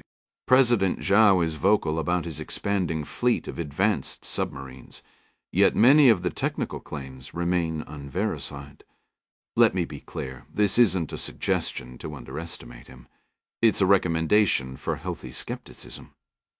Ryan took a slow drink of his black coffee, giving a thoughtful nod. Our power projection revolves around carrier strike groups. Beijing's strategy seems to hinge on a weapon you cannot see, one that lurks unseen in the depths. He shook his head slightly, the bitter coffee mixing with a familiar unease in his gut. Not that we don't appreciate the value of submarines ourselves. They remain a profoundly effective deterrent. China possesses a considerable number of diesel-electric boats, Burgess added. Some are Russian imports, others are domestic design. And I'll admit, many are quieter than we'd prefer. Some of their key submarine facilities are in Huludao, Ryan noted, which is where Professor Liu was teaching before his disappearance. Are we considering the possibility of an abduction? The Chinese authorities certainly are, Foley stated. She allowed her gaze to sweep the room briefly, a silent check for security. Needless to say, this intelligence is exceptionally delicate. Ryan gestured for her to proceed. Ultimately, he had to rely on the people in this room. If he couldn't, then they were already in trouble. Our analysis indicates that Beijing's pride in Professor Liu stems from his direct personal role in advancing their propulsion engineering. He's the architect, not just an inheritor. So much of their past technology was either acquired from Russia or replicated from stolen design. As the Secretary noted, China's naval history over the centuries has had its share of humiliations. Professor Liu isn't merely a brilliant mind. He is their proprietary genius, and they attach immense national prestige to that fact. Foley paused. Everyone here is briefed on Viger, our asset within Russian intelligence. She didn't elaborate further. Ryan knew Viger was Eric Dovzhenko, the SVR officer who had aided the campus against an Iranian threat. Jack Jr., according to Foley, trusted him implicitly, a subject the father and son never discussed. Foley nodded to Canfield. Very late last night, Canfield said, one of our officers received an urgent message from Viger. It appears NSS operatives initially suspected the professor had defected or been snatched by the Russians. They confronted SVR agents at a bakery in Huludao, near the professor's residence. One Russian male was killed immediately. An adult woman and her brother were captured. Under MS interrogation, they convinced their captors they did not have the professor. According to the female agent's account, the Chinese were still piecing their theory together when a new individual kicked in the door and opened fire. She initially thought he was a common criminal, but he targeted an MSS officer first.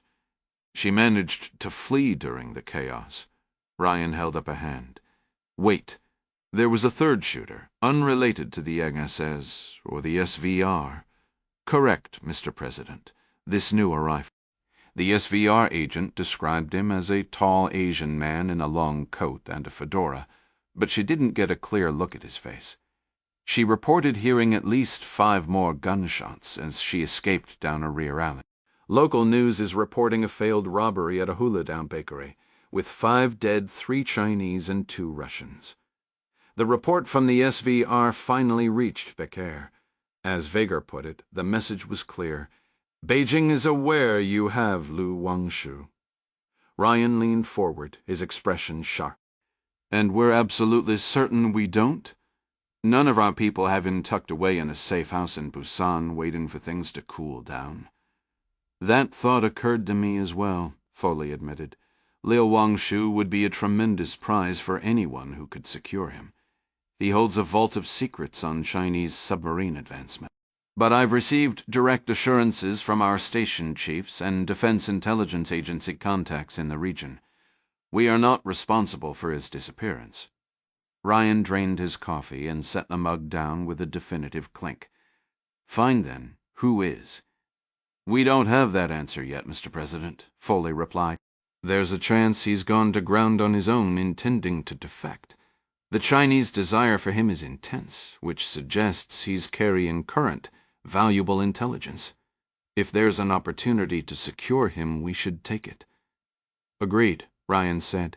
His gaze swept the room, sensing the unspoken knowledge in the air. He focused on Mary Pat. "All right, let's hear the rest. As concerning as Professor Liu's vanishing act is, the rest of Vigor's message is what truly worries me." She released a weary breath. "Sir, it seems we have an infestation problem. A mole." "A mole?" Ryan's voice was low. The concept itself wasn't shocking. Any seasoned intelligence service assumed there was always a potential leak. What struck him was that Mary Pat Folon-Shakable, a veteran from the era of dead drops in Moscow's parks and shadowy meetings in a divided Berlin, deemed this significant enough to bring directly to him. That implied she believed the mole was positioned high enough to cause genuine damage. The old game never changed. The KGB had planted assets within the U.S. government, and the U.S. had done the same in return. He thought of Tayyada, the friendship forged during a harrowing extraction from the Soviet Union. The names were different, but the shadow war continued. "According to Begatar," Foley continued, "his intelligence was corroborated by a Russian source embedded within China's Ministry of State Security. That source indicated the PRC was probing the extent of U.S. involvement regarding Professor Liu through an asset they have placed within our own intelligence community."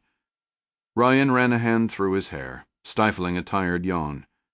The hour was far too early for this layered puzzle. "Let me make sure I understand this correctly," he said, a note of weary sarcasm creeping into his tone. "Our asset inside Russian intelligence tells us the Russians have an asset inside China, who casually mentioned that Beijing has an asset inside our house. It's like a set of nesting dolls from hell." "That is the essence of it, Mr. President," Foley confirmed. "We even know their code name for him, Suvior Ryer." Ryan scratched his chin, reminded of his need for a shave. The bizarre irony of the situation was lost beneath the immediate threat. A mole didn't just compromise information. It endangered lives. In some parts of the world, a mere suspicion was enough for a person to meet with a tragic, high-altitude accident. If Savior is operating under the mistaken belief that we have Liu, Ryan mused, then perhaps Herosh isn't as highly placed as we fear. "Possibly," Foley conceded. "But the intelligence suggests the MSS is still in the process of activating SAR-VOR to confirm. The most sensitive reports, like those concerning a new intelligence source, are tightly compartmentalized. If the Chinese believe Savior can access that level of information, then at a minimum they are confident their mole is in a position to provide significant value. And I don't mind saying that prospect frightens me." "Containment measures?" Ryan asked. Foley gave a firm nod. "We've already begun quietly building walls around this information. Beyond everyone in this room, Vicair's latest communication has been shared with only 4 individuals. Vicair's identity remains among our most guarded secrets." "So," Ryan concluded, his tone shifting from sarcasm back to grim resolve, "it's a mole hunt. The Bureau and the agency working in a coordinated effort." It was a statement, not a question. The hunt had already begun. Both agency heads responded in unison, eager to show their cooperation. "Absolutely, Mr. President." The FBI's focus was squarely on constructing a prosecutable case under the Espionage Act, aiming for a definitive courtroom victory. Meanwhile, the CIA's priority was safeguarding intelligence methods and sealing the breach at its source. These differing objectives occasionally sparked friction between them. As the Director of National Intelligence, Mary Pat Foley's role included preventing such entrenched bureaucratic rivalries from derailing the mission. President Ryan looked directly at her, designating her as his primary liaison. Glad we're aligned. What's the latest? Our Russian contact in Beijing confirms the Chinese government is conducting an intense manhunt for a Uyghur woman. Her exact link to Professor Liu remains unclear. Uyghur, Ryan repeated, the word heavy with implication. His administration had recently heightened its criticism of Beijing's surveillance apparatus and its policies in Xinjiang, where ethnic Uyghurs faced widespread internment. Chinese officials framed these camps as necessary for combating the three evils terrorism and religious extremism insisting they targeted ideology, not identity. To Ryan, the entire situation felt ripped from a dystopian thriller. While there had been violent incidents attributed to separatists, Beijing's response was a sweeping dragnet, detaining hundreds of thousands for so-called re-education, forcibly integrating them into Han Chinese culture. Children were placed in state-run schools, effectively orphaned while their parents were held, all to mold a more patriotic generation. Where is this woman from? Ryan asked. Foley glanced toward the CIA director. According to our asset, Vicar, her name is Medina Toti. Director Canfield stated. She's a native of Kashgar. Her husband was detained and sent to a re-education facility near Urumqi. His current status is unknown. The nature of her connection to Professor Liu is still a mystery. Given his reputation, one theory suggests a past romantic involvement, possibly during his travels in western China. Where is the search concentrated? Ryan pressed. Intelligence suggests she may have aligned with the Uyghur separatist cell, Foley answered. A group Beijing designates as a terrorist organization called Wuming. Secretary of State Scott Adler, who possessed a working knowledge of Mandarin, raised a hand. Forgive the interruption, but you're certain it's Wuming's? That's correct, confirmed the CIA director. Wuming translates to nameless, Adler explained. It's akin to us referring to the terrorist group formerly known as Al-Qaeda. So, anonymous? Foley clarified. Essentially, yes, Adler nodded. That tracks, the FBI director added. Wuming is on our monitoring list as well. Beijing holds them responsible for at least 9 targeted killings in western China. The group never claims credit or uses any name publicly. Chinese authorities connect the attacks based on a consistent methodology. Which is? Ryan inquired. They avoid mass casualty bombings or random knife attacks. They meticulously track and eliminate specific individuals, similar to certain Israeli operations.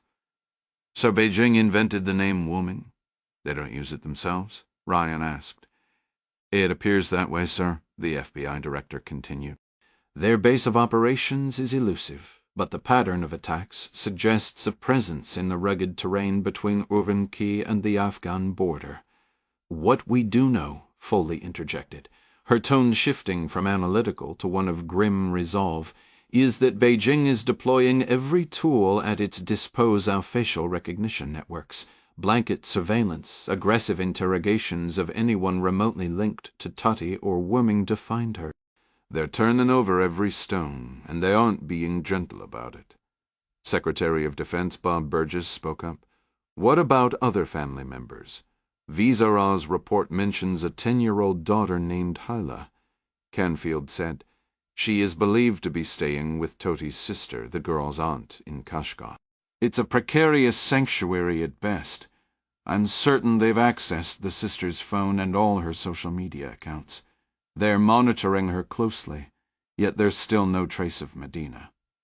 Ryan drained his second coffee and gave a slow, thoughtful shake of his head as he processed the information. The Ministry of State Security has extensive influence. Apologies, Mr. President, Canfield clarified. I should have been more precise. The MSS isn't the one searching for Medina. The pursuit seems to be led by military intelligence, specifically operatives from the People's Liberation Army Navy. They've completely excluded the NSS from the investigation, apparently holding them responsible for the incident with the Russians and for Professor Liu Wangshu's initial disappearance. Navy intelligence, Ryan repeated, pondering the implication. That would fall under Vice Admiral Jung's command, Burgess added.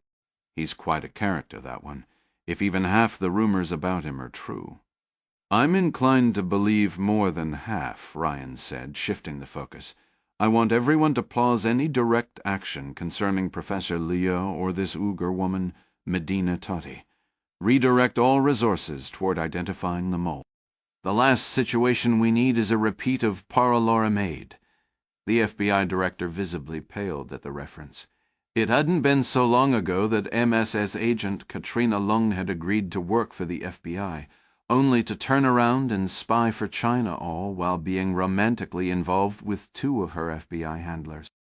The debacle still caused severe discomfort at the Bureau. It didn't sit well with the coffee churning in Ryan's stomach either. He tapped the side table with his palm, turning over the details in his mind. Arvyor, huh? That's a fitting name for a spy in this elaborate chess match we're playing with China. I trust everyone here is familiar with their Kipling. Mary Pat allowed a small smile. Nearly everyone in the room, save for Commander Forrestal, shifted uneasily in their chairs. The boy Kim, Ryan continued. What was his role in the story? The CIA director breathed an audible sigh of relief. He knew this one. A spy. Correct, Ryan said, nodding with the deliberate pace of a teacher who is almost, but not quite, satisfied with the answer. But his role had another title. A cover, if you will. The leader of the free world showed a little mercy and answered his own riddle almost immediately. He was trained as a Pundita surveyor mapping the territories north of British India to track Russian movements. I have to wonder if the spy masters in Beijing see the irony in their chosen codename. Foley let out a dismissive snort. We're discussing the Chinese, Mr. President. They are absolute masters of such nuanced detail. They likely operate under the assumption that we're too oblivious to even notice them. The FBI director stared into his coffee cup. Some of us admittedly are. Don't be too hard on yourself, Foley said, casting a glance toward Ryan. The president reads Kim with the devotion of a preacher studying scripture. His copy is probably filled with cross-references and notes in the margins. I was raised a good Catholic, Ryan said, rising to his feet, which prompted everyone else in the room to stand as well. And don't quiz me on the Bible either. I will confess to owning several editions of Kim. They make excellent gifts. He gave a nod to Van Damme. I want regular updates on this, Arnie. Mary Pat, please stay behind for a moment. The Chief of Staff efficiently guided the group out through the secretary's area. He would immediately begin reshuffling Ryan's schedule, delegating whatever meetings and appointments he could. A presidential calendar was inherently fluid, constantly bending to the demands of the moment. Van Damme managed Ryan's like a hybrid of a boxing trainer, a worried doctor, and an overly cautious parent. Arnie Van Damme was a consummate professional, and Ryan deferred to his expertise almost as often as he challenged it, which was saying something significant. I'm guessing you have the same nagging suspicion I do, Jack, Mary Pat said once they were alone. Their friendship was long enough that she felt at ease using his first name in the Oval Office when no one else was present. If your instinct is telling you we need to understand the link between the Uyghur woman and the vanished professor, then you're right on target. He gestured toward the couch once more. This was not some casual idea tossed out in passing. Precisely, Mary Pat Foley replied, settling back into her chair. Given the mole's ties to the China desk, the operational concerns are intertwined. Putting the agency in the lead could compromise Adam Yau VAR's handler and doom the mission before it begins. Mr. President, I believe this is the ideal moment to engage our associates at the campus. Ryan noted his friend's shift to a more formal tone. The campus was an unofficial entity, operating under the cover of former Senator Jerry Hendley's financial firm in Virginia, designed for precisely this kind of delicate work free from the red tape that entangled even the most efficient government agency. Founded by Ryan and Hendley years prior, it was run by John Clark, a supremely capable operator leading a skilled team. They maintained a deliberate independence, a necessary firewall. Deploying them was never a decision Ryan made lightly, especially since it would inevitably involve sending in his own son. "It appears our thoughts are aligned," Ryan said. "Chinese intelligence is searching for this Uyghur woman. We should focus our efforts in that same theater. Do we have a viable entry point for Clark?" Foley leaned back, crossing her arms and ankles, her gaze drifting to the ceiling, as if pondering the room's dimensions. Didn't this office feel more imposing when we had to trek over from our cramped Langley cubicles? Ryan waited, accustomed to Mary Pat's thoughtful pauses. "We've confirmed her 10-year-old daughter, Hala, is with Medina's sister in Kashgar," she finally said. "We have a preliminary address in a recently redeveloped district near the Jifeng street market. It's logical that Madana Toddy will attempt to reach her daughter eventually," Ryan observed. "Clark has built successes from less substantial leads. Adam Yao has collaborated with the campus previously," Foley added. "My trust in him is absolute." "He can manage their infiltration logistics into China." A dry chuckle escaped her. "Honestly, this task is practically crafted for Clark's team locating a woman who's likely allied with a separatist group on our watch list, who is herself being hunted by security forces. Then extracting her from under the noses of both the militants and the intelligence apparatus of Vice Admiral Zheng, that butcher, all within one of the most monitored regions on Earth." "You're absolutely right," Ryan conceded. "A perfect fit for John Clark. Any idea of their current status?" Mary Pat glanced at her wristwatch. "At this moment," she said, "I'd estimate they're already airborne." Domingo Ding Chavez answered the buzzing cell phone. Inside the aging Russian Mi-17 helicopter, the fuselage groaned and rattled in loud protest of the flight. Acquired by the oil company from Cambodian forces in the late 90s post-conflict, the aircraft was a testament to utilitarian, if inelegant, Soviet engineering. The kind of machine you could repair with basic tools. A fresh oil streak along the bulkhead suggested it was overdue for such maintenance. Chavez, who personally favored the Bell H-1H, acknowledged that surplus Hueys, while affordable, might still evoke unwelcome memories for some in the area around former Saigon. He nudged the boom mic away from his lips and spoke in a raised, clear voice, cutting through the mechanical din. Chavez's sonatus mola mic clipped discreetly to a back tooth, connected seamlessly via Bluetooth to his phone. It captured his voice clearly while channeling incoming audio through vibrations in his jawbone, a sensation so natural he often forgot the device was even there a key selling point for him. The same near-field technology linked it to the radio in his pocket through a thin wire loop necklace, similar to systems used in covert earbuds. While smartphones handled more tech these days, the radios were reliable nearly anywhere, and let him communicate with the whole team simultaneously. "We've been inside the 9-dash line for hours," he reported. "Radar shows a few distant Chinese patrols, but they're keeping their distance. One of our Navy ships is running a freedom of air operation about 11 miles east, near Vanguard Bank. That ought to discourage any unwanted company. Pilot says we're 5 minutes out open water. Just a couple of fishing boats between us and the rig." "No pressure," Clark's voice replied. "Honestly, I'm surprised you're still out there." "Tell me about it," Chavez said. "The first 2 platforms were dead ends. Absolutely nothing. I thought your schedule only listed 2 stops today." "It did," Chavez confirmed. "But a talkative roustabout on the second rig mentioned a cache of old computer equipment stored on DPay 454. Seemed worth an unscheduled look."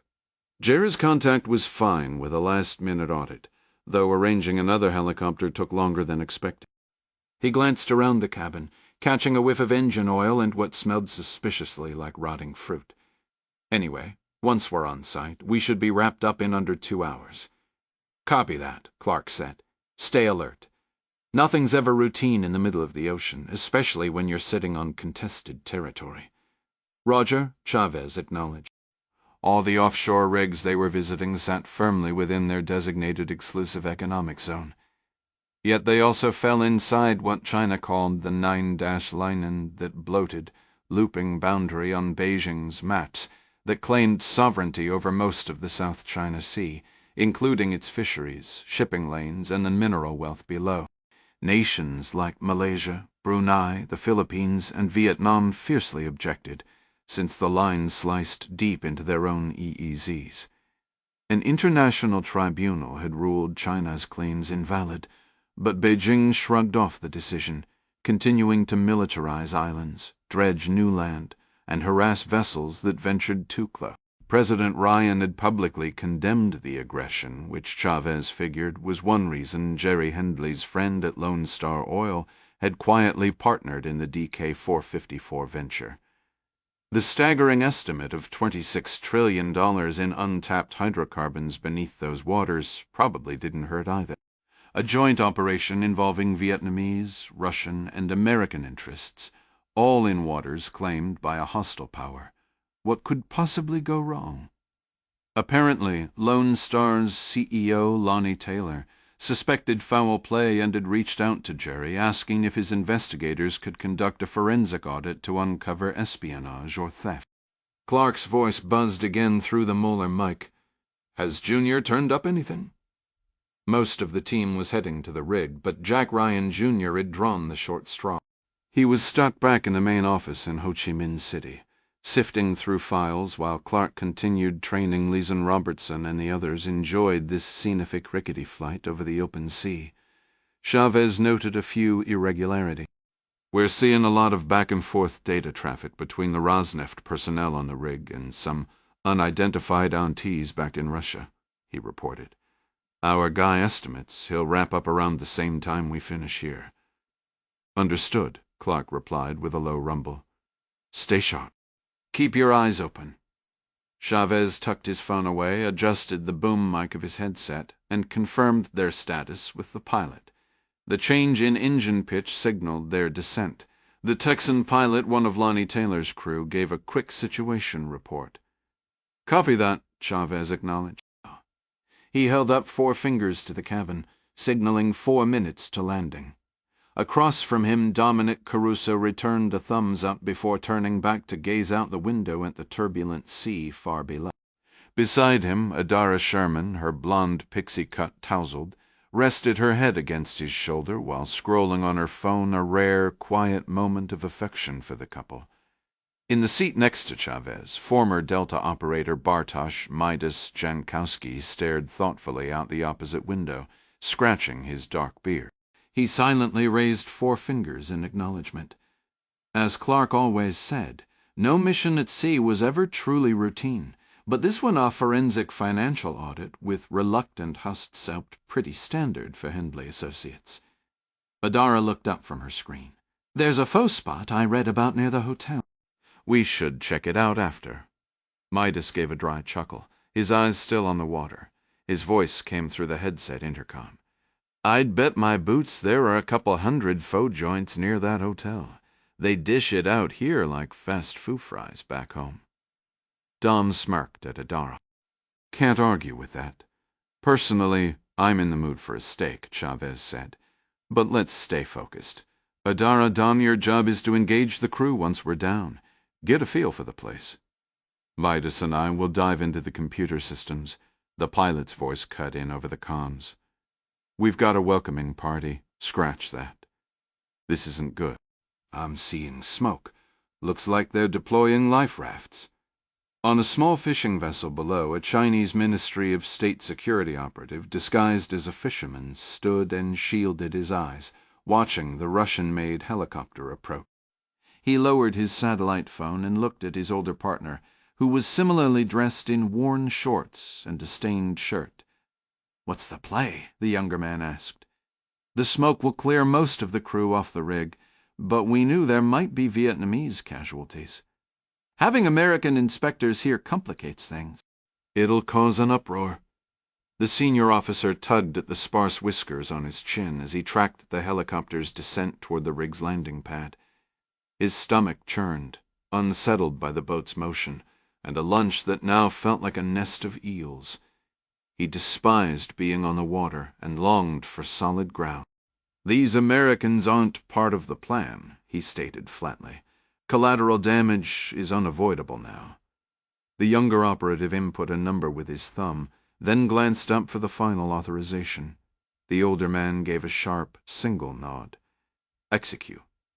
Inside the helicopter, Chavez's reaction was immediate. "Get us out of here now," he ordered, taking in the chaotic scene.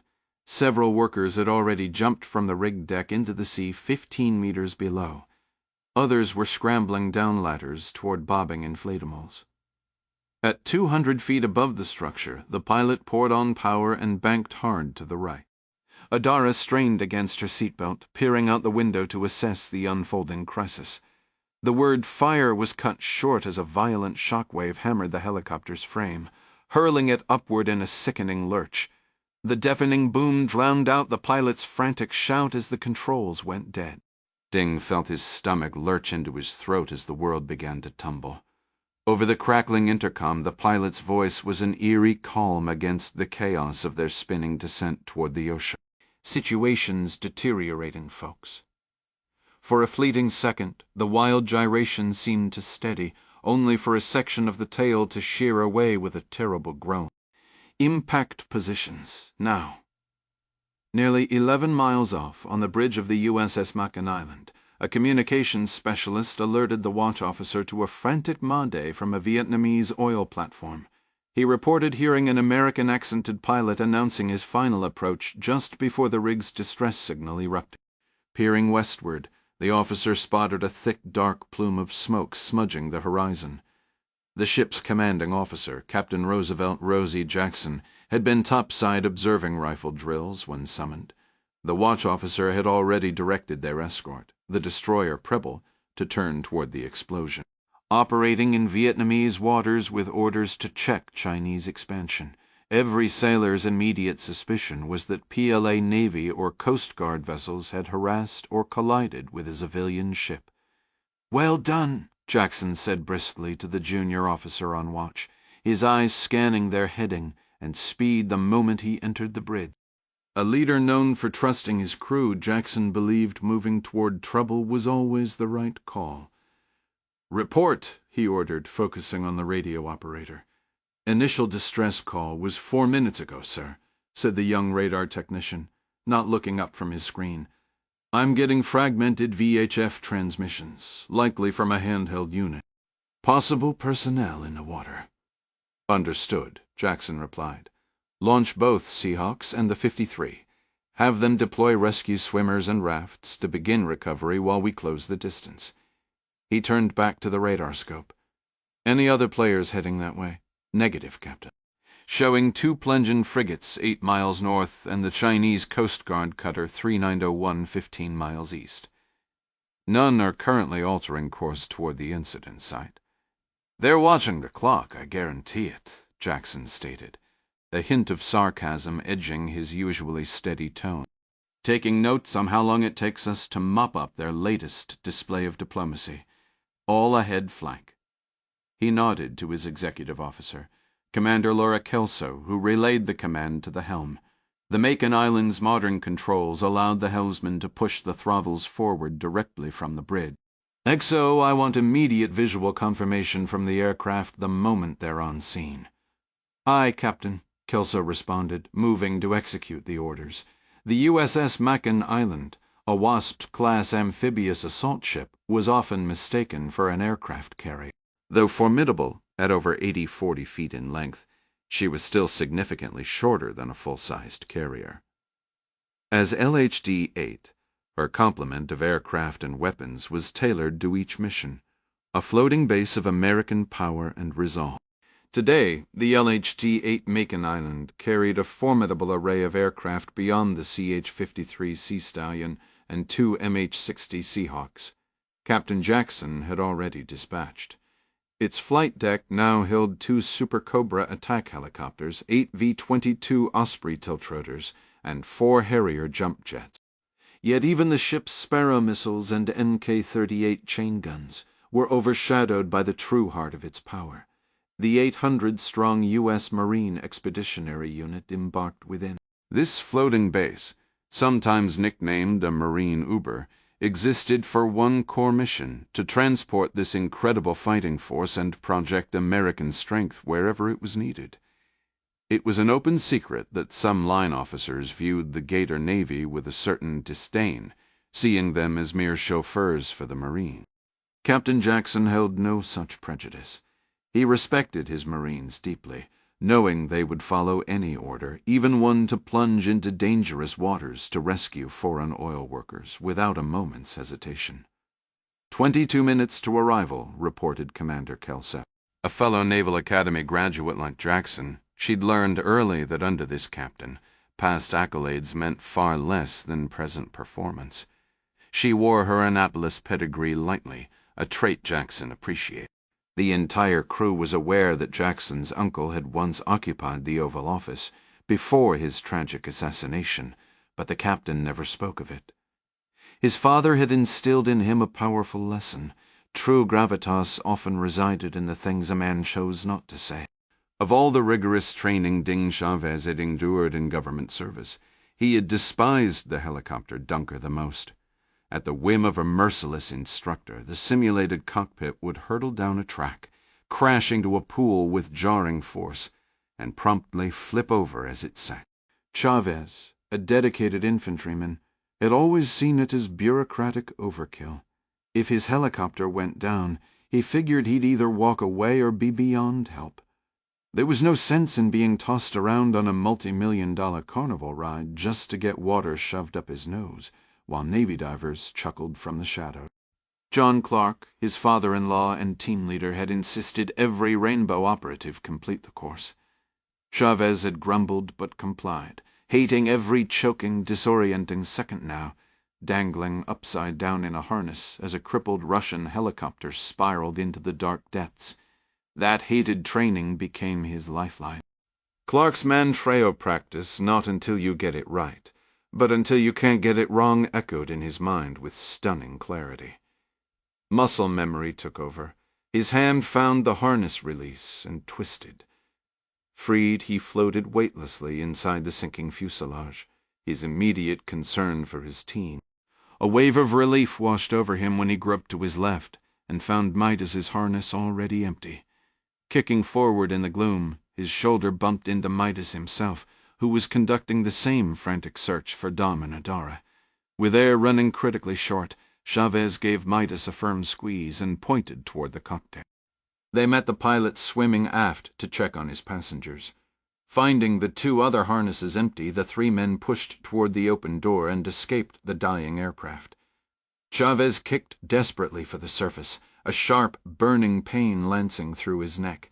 His lungs felt ready to burst, and the changing pressure made his ears ring. Above, he could see the chaotic silhouette of legs churning the water and the ominous glow of fire on the surface. He broke through in a narrow gap between spreading patches of burning fuel and wreckage, fighting the overwhelming instinct to inhale until he was certain he wouldn't fill his lungs with searing flame. From the water, the fire seemed more intense than it had from above, with scattered patches of fuel and burning plastic debris floating on the swells. Chavez spotted Midas right away, who was alongside Adara, helping a wounded Dom Caruso into a yellow life raft, with 2 Vietnamese crewmen. Onovum appeared to have severe burns. Chavez, a strong swimmer, pushed through the choppy water on a surge of adrenaline and reached the raft in moments. Caruso's left leg was twisted at an unnatural angle, his face tight with pain, but he was alert. As Midas and Adara maneuvered him into the boat, Caruso looked out and was the first to see Chavez in the water. "I'm okay," he grunted, wincing as he slid over the inflatable tube. Midas gave Adara a quick pat on the shoulder, then turned and nearly bumped into Ding. "Man, am I glad to see you," Midas said, wiping seawater from his beard. "I was just about to go back and look for you." I'm fine, Ding replied, bobbing beside the raft and gripping a safety line. You and Adara?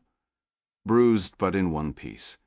Without another word, Midas slipped back into the water, and both men began swimming through the wreckage, pulling survivors toward the waiting rafts. They located their pilot first alive, but with one arm broken and the other badly burned, clinging to a chunk of insulation foam. Despite his own injuries, the pilot's first instinct had been to check on his passengers. Now Chavez and Midas returned the favor, towing him back to the raft where Adara and Dom waited. Roughly 12 minutes after the explosion, Adara's raft held 9 survivors, while a second raft lashed alongside by Chavez and Midas carried 15 more. A third life raft drifted about 200 meters away, appearing to hold at least a dozen men. The helicopter pilot who spoke some Vietnamese learned there had been 56 crew members on the rig, leaving over 20 still missing. Chavez hauled himself into the raft, hoping the slightly higher vantage would help him scan the area. The water was warm, but the shock of the explosion and the frantic exertion left him and the others shaking violently, chilled deep to the bone. One of the younger Vietnamese drillers was the first to spot aircraft on the horizon. Probably Chinese, the pilot said through chattering teeth. Midas shifted to his knees on the raft's flexible floor, shielding his eyes for a better look. Negative, he said. Those are U.S. Navy birds. The Seahawks arrived first, circling from the west before hovering low over the ocean to deploy 2 rescue swimmers. Backlit by the setting sun, the rotor wash threw up clouds of spray that shimmered with rainbows beneath the gunmetal gray helicopters. Adara gave Chavez a weak, good-natured punch on the shoulder. Bet you Army guys are actually happy to see the Navy for once. A Navy swimmer surfaced just a few feet from the raft. He wore a black neoprene shorty and a red helmet equipped with a flashing strobe so the pilots could track him. A black dive mask covered most of his young face. Petty Officer Third Class Aaron Ward, he said, his tone remarkably casual, as if he'd just walked up to a bar instead of clinging to a raft with hurricane-force rotor wash churning the sea nearby. United States Navy. Everyone doing here? Petty Officer Ward kept his demeanor calm, knowing composure was contagious, but he worked swiftly to assess the injured in the raft while the helicopters continued searching for other survivors. The pilot was in the worst shape, and Ward attended to him first, radioing a situation report back to his aircraft to be relayed to the ship. Before long, everyone on the rafts was wrapped in foil emergency blankets, looking like rows of shivering foil-wrapped potatoes. As the massive ship approached, inflatable boats were launched from the well deck of the Macon Island, keeping the vessel at a safe distance to avoid any potential hazards and to protect those in the water from its immense size. These small craft offered a simpler rescue method than the helicopter hoist, allowing the rescue swimmers to return to their aircraft and continue scanning for survivors. Chavez was the final person to leave the raft. He kept clear as the coxswain guided the inflatable up the ramp into the ship's well deck. Sailors and Marines stood ready to help the survivors climb aboard. With his ears partially blocked by water and his body still shaking from the cold, Chavez faintly noticed a low conversation among a cluster of Marines. One of them broke away from the group. Pausing halfway out of the boat, Chavez glanced to his left. What he saw almost made him stumble backward into the runabout. A lean lance corporal with striking green eyes was delivering an immediate, sharply worded correction to a Marine private first class, who he apparently felt was handling the Vietnamese laborers too roughly. The reprimand was blunt, vividly expressed, and over in seconds. Still disoriented and bordering on hypothermia, Chavez squinted, tilting his head slightly to make sure his eyes weren't playing tricks. Convinced, he let out a quiet laugh, feeling an unexpected wave of warmth. "You kiss your mama with that mouth, Mary?" The green-eyed lance corporal snapped to attention, spinning to face Chavez directly. His mouth fell open and his eyes widened in disbelief. Dad, John Clark was wrapping up a call with Mary Pat Foley when his phone vibrated. He had been anticipating a call from Ding, but the number was unfamiliar, so he let it go to voicemail. The same number rang twice more in quick succession, leading him to place the Director of National Intelligence on hold a move he imagined very few people ever attempted. It was Ding using a borrowed phone. Clark's helicopter landed on the USS Makin Island 90 minutes later. By that time, the rescue mission had shifted to recovery operations, and Lance Corporal Chavez had been granted leave to step away from his unit. Captain Jackson cleared out the wardroom so the young Marine could have a private moment with his father and grandfather. Clark managed to give Chavez a quick summary of Foley's update, but there was no time for more. The escalating crisis in China pressed him to hurry back to the hotel and start planning, yet the chance to share even a few minutes with his grandson made him pause and take a steadying breath. Jack and Lizanne were already arranging the logistics for a rapid departure, and they were all awaiting further instructions from Adam Yao anyway. He could afford a couple of minutes.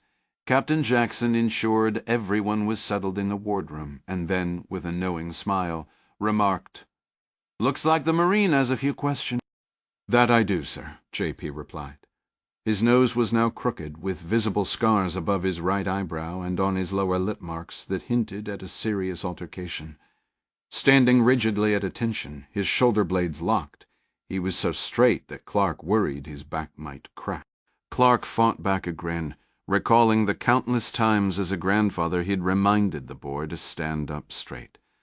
As much as he was a Navy man, he had to admit, there was nothing quite like the posture of a Marine. Captain Jackson gave J.P. a gentle nod. "Stand at ease, son. Actually take a seat. Not sure how much your dad plans to share, but you'll probably want to be sitting down for whatever comes next." The younger Chavez moved stiffly, glancing cautiously between his father, his grandfather, and the captain as he settled into a chair at the long table. Clark sat down beside him, placing a hand on his grandson's shoulder. "What's on your mind? I thought you and Dad were forensic investigators. I mean, I'm not dumb. I figured there was some security work involved, given your backgrounds. I know you both travel a lot, but the last thing Mom told me was that Dad was on a business trip to Singapore. Then I find him heading to an oil rig that gets attacked, and you can just call in a helicopter from Ho Chi Minh City to pick me up from my ship. That's a bit much to swallow." Clark rested his palms on the table and studied them for a long moment, weighing his words. "It's the family business," he finally said. "That's the simplest way to put it." J.P. stared at his father. "Are you serious? Are you mercenaries?" "Not even close," Ding replied firmly. "We're better described as contractors," Clark clarified. Captain Jackson began to move toward the door. "I'll give you some privacy to bring him into the fold." Clark offered a dry laugh. "You're already involved, Captain. Your family certainly is." Jackson nodded slowly. "I had a feeling. Jack Ryan was my Uncle Robbie's closest friend. Ryan chose him as vice president." "That's correct," Clark acknowledged. "But I was actually referring to your other uncle, Tim." Jackson tilted his head. "How so?"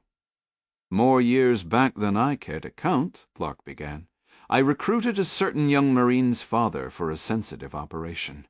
The mission is still classified, but the details aren't the point. Your Uncle Tim was a platoon leader at Fort Ord, and I essentially borrowed Staff Sergeant Chazes right out from under him. If memory serves, he got a serious dressing down for trying to figure out where his man had gone." A laugh escaped Jackson. "I recall him complaining about spooks invading his command." "Spooks." Chazes repeated the word, his gaze drifting before snapping back to his father. "Does Mon know about any of this?" "She does," Ding confirmed. J.P.'s eyes shifted to Clark, who answered the unspoken question. "Your grandmother has known what I do since before I was fully doing it myself. She's the one who taught me to always check my six." "I suppose there's a whole lot you can't tell me," J.P. said, his voice quieter. Ding gave a soft chuckle. "A mountain of things. But the core of it is we're the good guys. That's what matters." "JIA?" J.P. ventured. "For a stretch," Clark admitted. "Since we're airing things out."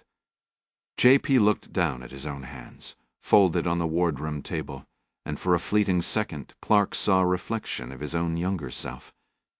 "This is a lot to process." He locked eyes with his dad. "You've been doing this since your army days?" "In one form or another," Ding said. So since you were about my age, Grandpa showed up and recruited you?" JP's tone shifted, a mix of awe and sudden, sharp realization. "Which means this family business could come knocking for me, too.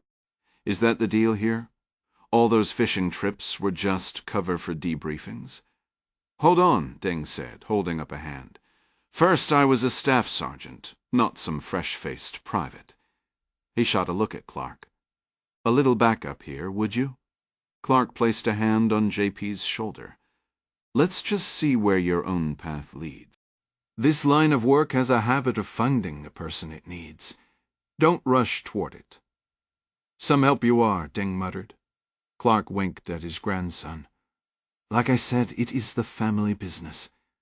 He planted both hands on the table and gave Ding a pointed glance. "As much as I hate to cut this short, we really need to discuss that call from the higher-ups." JP stood up. Both Ding and Clark pulled him into firm, backslapping hugs. "I always thought you two were interesting," JP said. "But this is something else entirely. It's between us," Clark finished.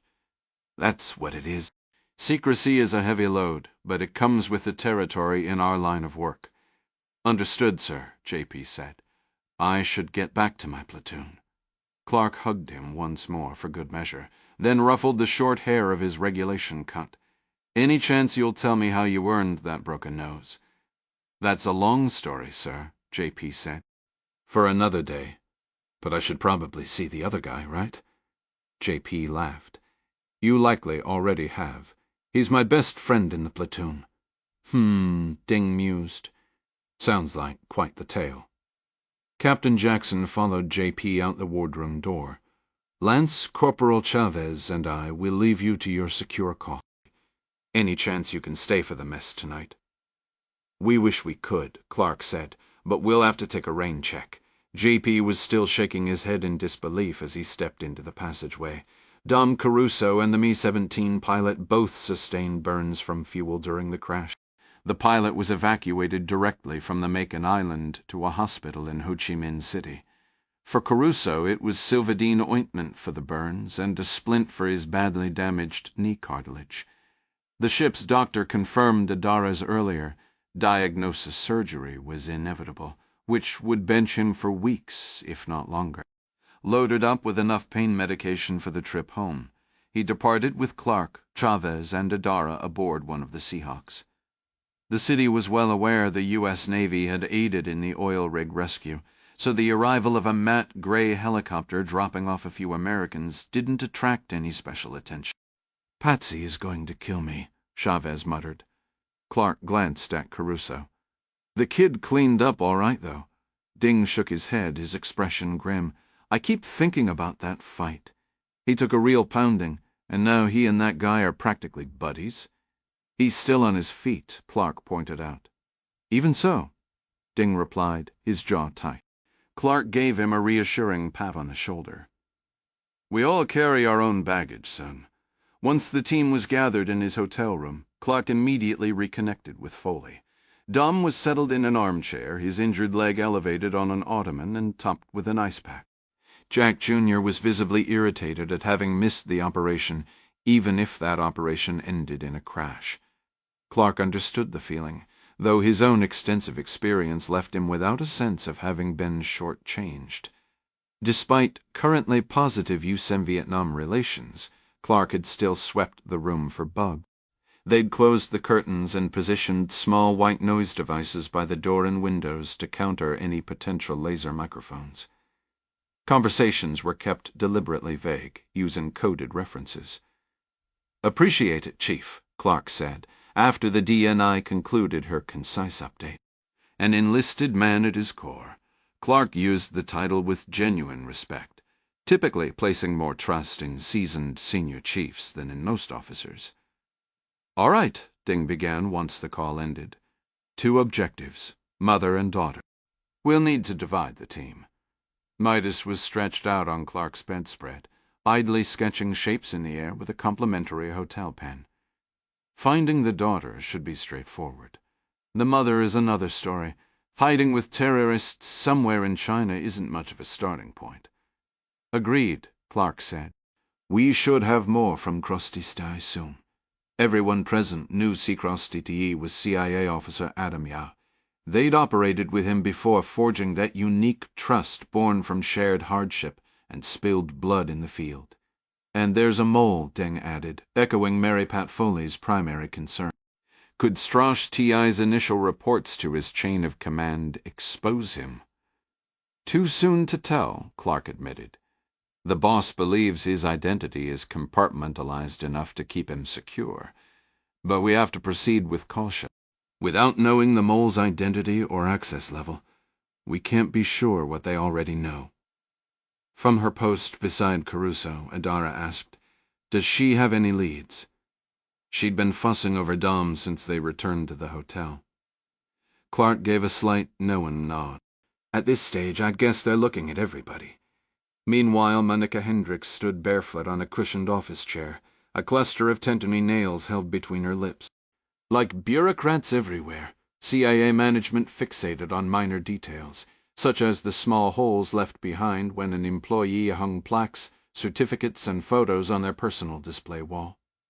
A specific kind of hanger was required, though Monica wasn't entirely clear on what would happen if you used the wrong kind. She imagined it might lead to anything from a stern disciplinary hearing to a cascade of tedious emails between various managerial layers, in her view, having long ago morphed into bureaucratic paper pushers. Using something as substantial as a tenpenny nail to hang anything was absolutely forbidden. With a faint smile, Monica dabbed a bit of toothpaste into the fresh holes, concealing her minor rebellion. She was on her way out the door, after all. If the office administrators wanted to reprimand her, they'd need to move quickly. Known for her sharp style, Hendricks had opted for comfortable faded jeans and a Georgetown sweatshirt that day. The agency offered substantial support for those transitioning to civilian life, aiming to show them their skills remained valuable, even after turning in their credentials. Walking away was a significant move, and like many who had dedicated decades to one place, she'd spent her final day reflecting on her career, swapping stories with colleagues and replaying memories in her mind. This reflection felt especially crucial now, because so much of her work would become permanently classified, stories she could never share once she left. 50 seemed young to retire from the CIA. While federal law enforcement officers had a mandatory retirement age of 57, CIA officers could serve until 60, often returning afterward as instructors. By 50 you'd earned your stripes.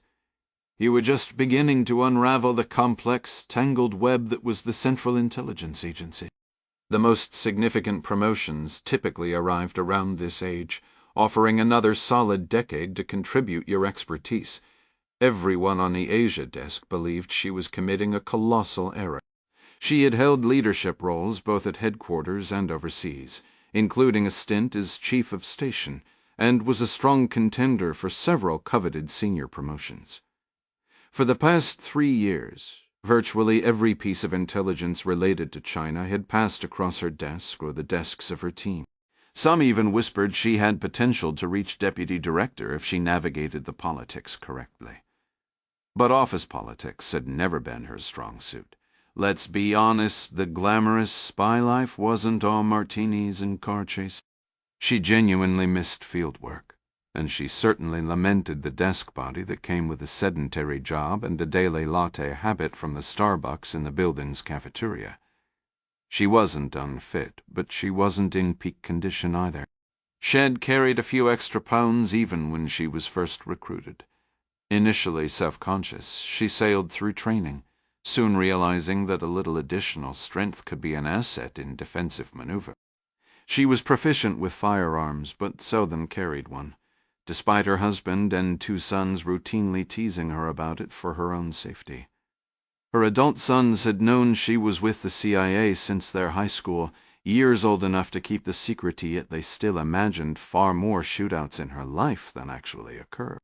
Both seemed to think every CIA officer, their mother included, was part of the paramilitary side, the tough guys the public associated with covert ops overseas. It amused her. While adversaries focused on the stereotypical operatives, a slightly curvy black woman could move through the world largely unseen. It had been rewarding work, but 26 years felt sufficient. Now she planned to give back by teaching high school. Her friends with teenagers joked she was trading intelligence for what they called frontline crowd control. Hendricks came from a family steeped in service. Her husband was a history professor at Georgetown. Her oldest son was an Army officer completing his final year of residency to become a trauma surgeon at Fort Sam Houston. Her youngest was in his second year with the Secret Service, assigned to the Seattle field office. Just last week, he'd called excitedly, sharing a story about spotting a familiar face from a past protective detail while grabbing coffee, a small world moment that reminded her how interconnected their lives of service truly were. Monica's childhood unfolded in a comfortable suburb of Dallas, where her father worked as an engineer, crafting intricate circuits for a major tech firm. Coming of age in the years just after the Civil Rights era, she observed her parents' quiet, apolitical existence. Her high school graduating class in the late 80s had only a scattering of students from other backgrounds, the child of an Indian physician, a few families with Hispanic roots. Initially resistant to her mother's push for a second language, Monica discovered an unexpected talent for Spanish, the sole modern option her school offered alongside Latin. She embraced both, finding the logical patterns of language a perfect match for her mind. While she had ample opportunity to practice Spanish, she often felt like an island. Reggie Good, the football team's star receiver, was one of the few other black students. In that Texas town, football fame could blur racial lines, but only so far. Unspoken rules governed everything. Monica was academically successful and well-liked, attractive, but never considering the cheerleading squad. She could casually date almost any boy, regardless of race, provided it stayed casual. Reggie could ask her out, or maybe one of the Hispanic girls, but the invisible barrier preventing him from dating a white girl was absolute. His athletic prowess, it seemed, only went so far. There was never an overt incident, but as she grew older, Monica became acutely aware of a constant low-grade tension humming beneath the surface of her town. It infuriated her. Leaving for the University of Texas at Austin on a full academic scholarship, she carried that simmering frustration with her. She let her hair spring into its natural afro and threw herself into the Black Student Alliance, even joining a protest group inspired by movements at other universities. Yet she never let activism overshadow her studies. Her Spanish professor, impressed, fast-tracked her to advanced courses and made her his teaching assistant. She briefly wondered if he had a type, but he was devoted to his wife and was genuinely dazzled by her linguistic skill. A turning point came when a roommate from Taiwan, struggling with English, proposed a trade, language lessons. Monica began learning Mandarin, the complex characters and tones becoming a new, captivating puzzle. She majored in history, minored in languages, and entered a master's program, adding a teaching certificate. She was determined to build a meaningful career, one that could effect real change. Education felt like the right path. Then, during her first year of grad school, her trajectory shifted. A woman with sharp amber eyes and a direct smile slid into the seat across from her, in a busy campus eatery. She was older, perhaps in her early 30s. Monica, buried in a book, assumed she was a professor until the woman spoke. "I'm Faye." Monica glanced up briefly. "Hey, Faye didn't waste time." "Maybe you've seen me around?" "Can't say I have. Here's the situation. I recruit for the Central Intelligence Agency." Monica finally looked up, a skeptical smirk on her face. "You're kidding, right? Aren't you people supposed to be, I don't know, covert, secret squirrel stuff?" Faye chuckled, casually snagging a French fry from Monica's plate. "It's fine. This is my disguise." She gestured to her ordinary clothes. "But seriously, the agency has an interest in candidates with your profile." "My profile?" Monica leaned back, arms crossed. "What? The CIA needs me to check a diversity box." Gotta show the higher-ups you're hitting those affirmative action quotas. Faye simply waited, letting the assumption hang in the air between them. Monica's amber eyes flashed, a hint of amusement in them as she asked, "Are you finished?" Monica gave a casual shrug. "I suppose." "Excellent," Faye replied, brushing past the earlier comment. "As I was explaining, the CIA sees you as a prime candidate due to your exceptional intellect." She detailed the grueling security clearance process, intense psychological assessments, polygraph tests, and a background investigation so thorough it would reach back to her middle school years, questioning old acquaintances about her character and reliability. "The entire procedure takes considerable time," Faye noted. "You'd have ample opportunity to complete your graduate degree. Frankly, it's preferable for us if you do." Monica sat in stunned silence, her expression one of pure astonishment.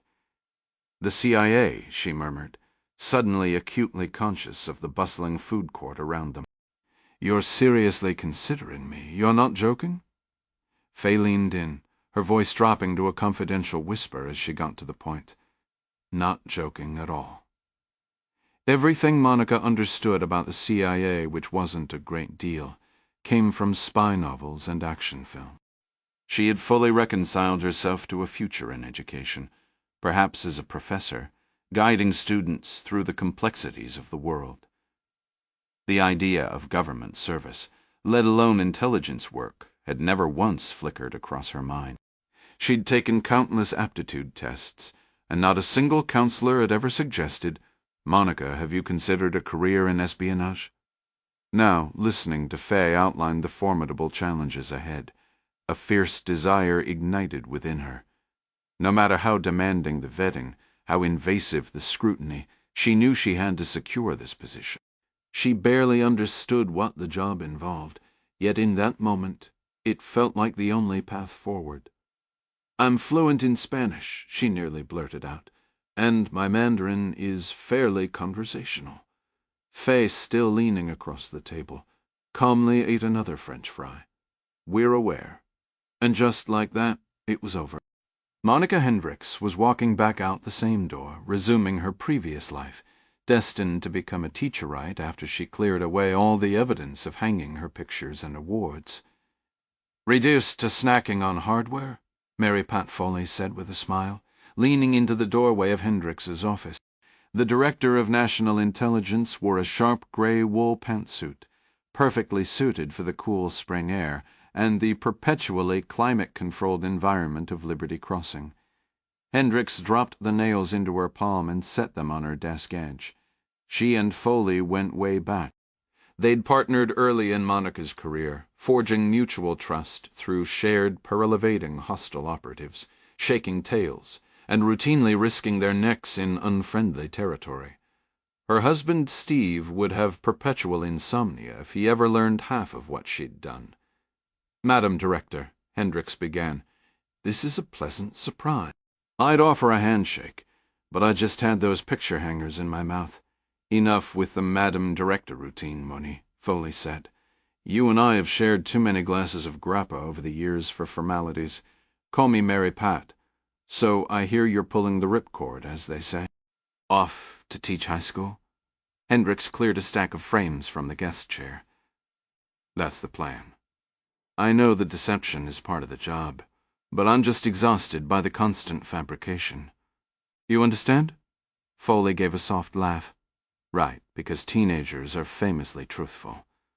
At least I won't be the one lie." "Seriously, Mary Pat, it's kind of you to stop by and see me off."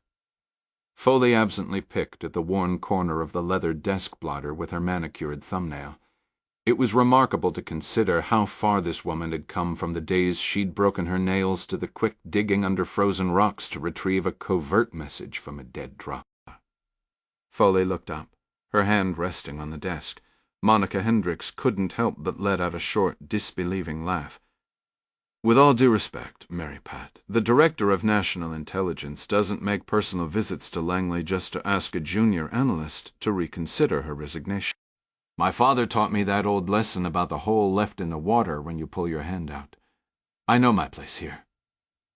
Foley's smile was patient, her head shaking slowly.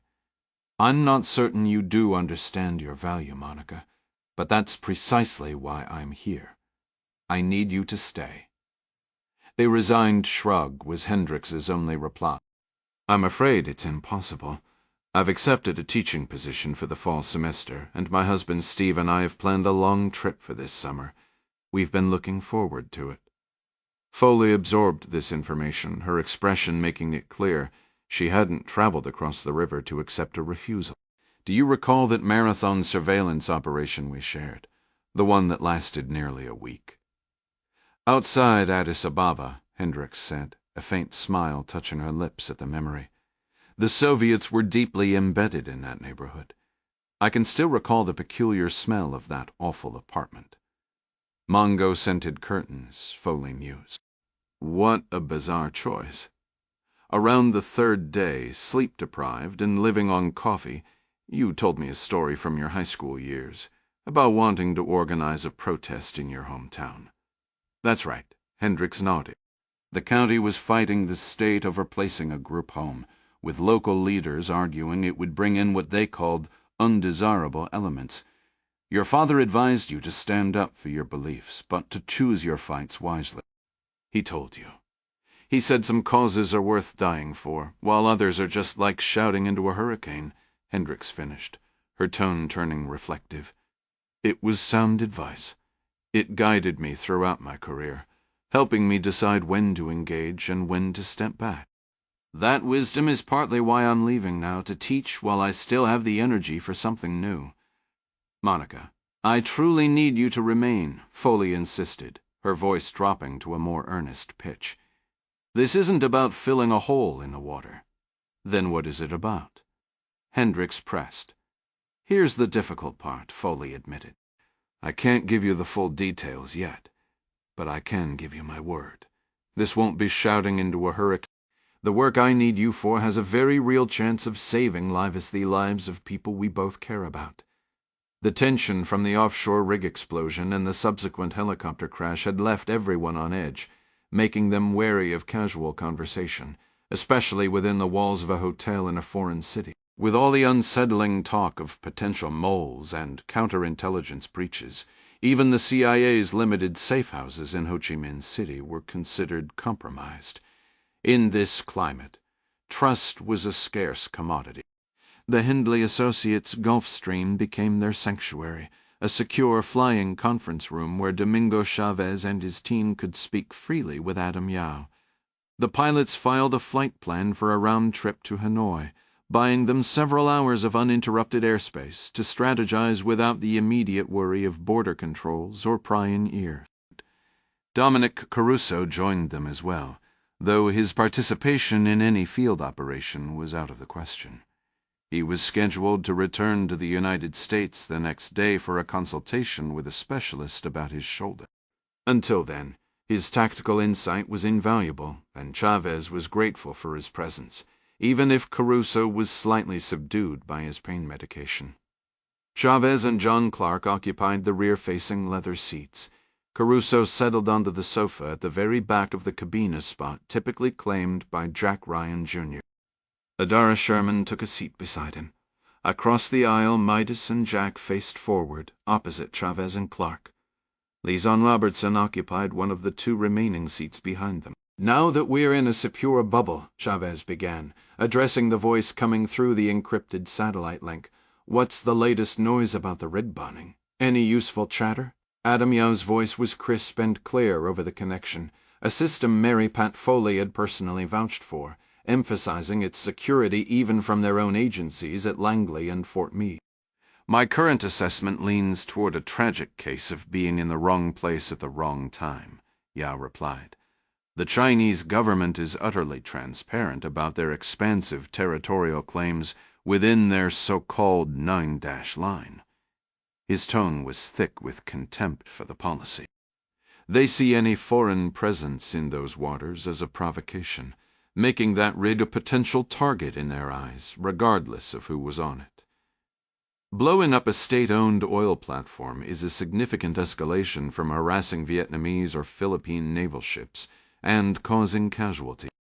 These actors are more than willing to flex their considerable muscle to demonstrate regional dominance. Our freedom of navigation operations are a major point of contention, provoking a strong reaction from Beijing. That much is clear. Dom let out a low groan from the sofa in the rear of the cabin, peering out with one weary eye. It's a brutally efficient intelligence-gathering method if you have no regard for human life, he remarked. Create a catastrophic event to force people into the water, then observe and clock the United States Navy's response time. Or to determine if they respond at all, Clark added. It provides the Chinese with a live test of our rules of engagement regarding civilian scenarios. We're all intelligence professionals here, Adam Yao stated, his voice tight with restrained frustration. Our duty is to provide objective, unbiased assessments to our leadership, enabling the analysts with a broader strategic view to do their work. Agreed.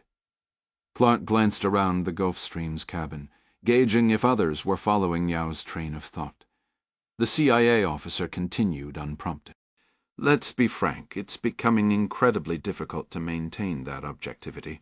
My job requires me to analyze situations from a Chinese perspective, but that viewpoint is growing increasingly distorted.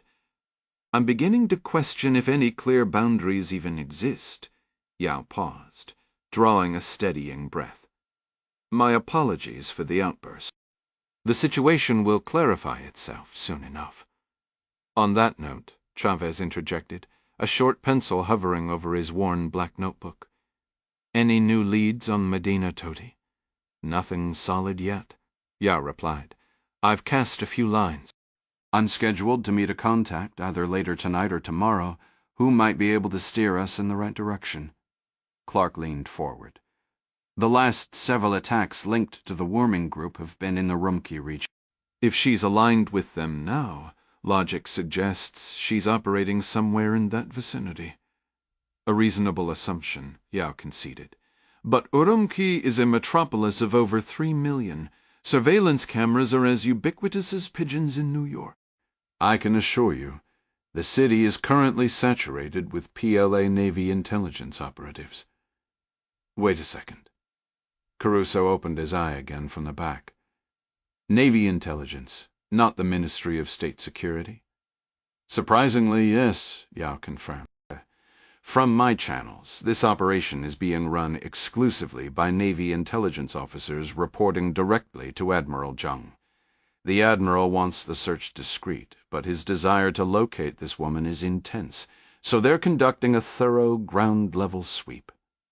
And the reason for this urgency? Adar inquired. It connects to the missing professor, Yao said. That's the only thread we have so far. So it's too risky for us to move in without a more precise location for Toti, Chavez concluded, nodding as he absently sketched in his notebook. For the moment, yes, Yao said. With some luck, my contact will provide us with a specific area to concentrate on. Is there a possibility Toti might try to reach her daughter? Ryan asked. It's a possibility, Yao acknowledged. The daughter is reportedly a gymnastics prodigy. The government relocated her to Beijing for training right around the time Medina's husband was detained and killed. It seems that tragedy was the breaking point, causing Medina to flee. Adara gave a soft, sympathetic whistle. It tracks psychologically. Joining a group that targets the very authorities who took her husband and child.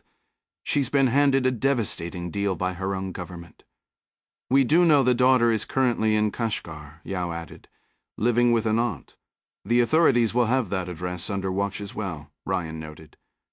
Absolutely, Yao said. If Urumqi is bad, Kashgar's surveillance is arguably more severe.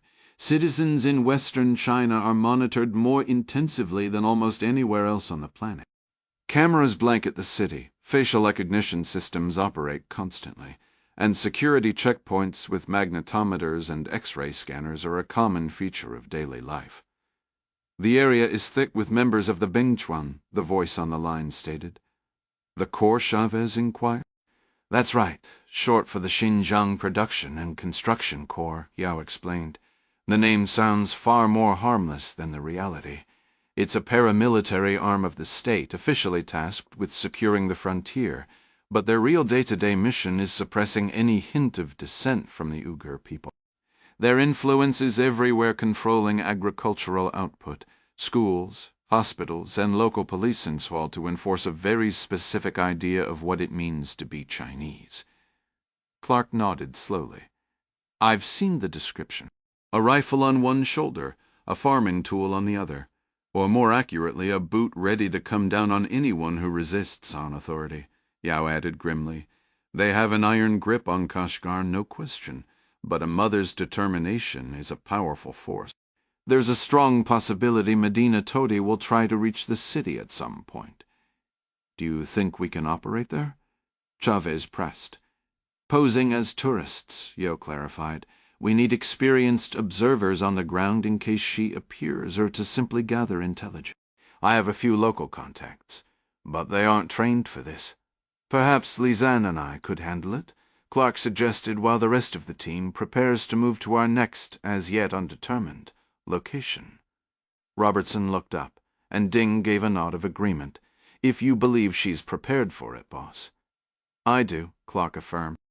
It would be ideal cover an elderly gentleman and his nurse, Midas interjected with a grin.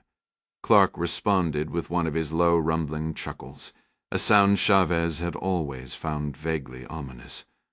I was going to say his lady friend. Midas raised his hands in mock surrender. You know I'm only joking, Mr. C. Clark's eyes narrowed slightly. Is that so? Yao's voice came back through the speaker. You and Ms. Robertson could certainly be the pair for the job, but I'm considering that Kashgar might actually be the simpler location for establishing believable covers. Yes, the XPCC thugs are omnipresent, but Beijing is desperate to project an image of cultural harmony. Never mind the over 1 million Uyghurs detained in so-called year education camps. The city has this carefully constructed facade, a showcase to convince the world that China is lifting its ethnic minorities out of historical poverty into modern prosperity. They still encourage tourism there. I can disappear into the background wherever we end up. But if the primary team has to pursue Tati and the Woming in Umki, 2 couples will attract far less scrutiny than a group of men. So, Clark summarized, you're suggesting I take one of the men with me to Kashgar instead. That particular dynamic would raise fewer eyebrows there than in other regions, Yao confirmed. I can arrange Canadian passports and the required travel visas. All right, then, Clark decided. Midas, you're with me. You get to play the role of my nurse. Now, Mr. C., Midas said, no hard feelings, right? Clark offered a thin, knowing smile. Patience is the best revenge. You'll find yourself getting older one day, too, kid, unless your luck runs out prematurely. Well, hell, Midas sighed. It was nice knowing you all. How exactly do you plan to get us in? Clark asked. I have a connection within the Immigration and Visas Department in Beijing, Yao said. A minor bureaucrat who expedites his visas for me. I never ask him for anything compromising. He's an unwitting asset, completely unaware he's assisting the evil Americans. As far as he's concerned, he's doing a favor for a friend, facilitating travel for wealthy Canadians who wish to bypass the usual bureaucratic delays. I assisted him out of a delicate situation a few years back, involving some compromising footage with his supervisor's wife, so he feels a sense of obligation. Let me guess, Ryan chimed in. You were the one who shot the video in the first place? I'll leave the honey traps to Chinese intelligence, Yao replied.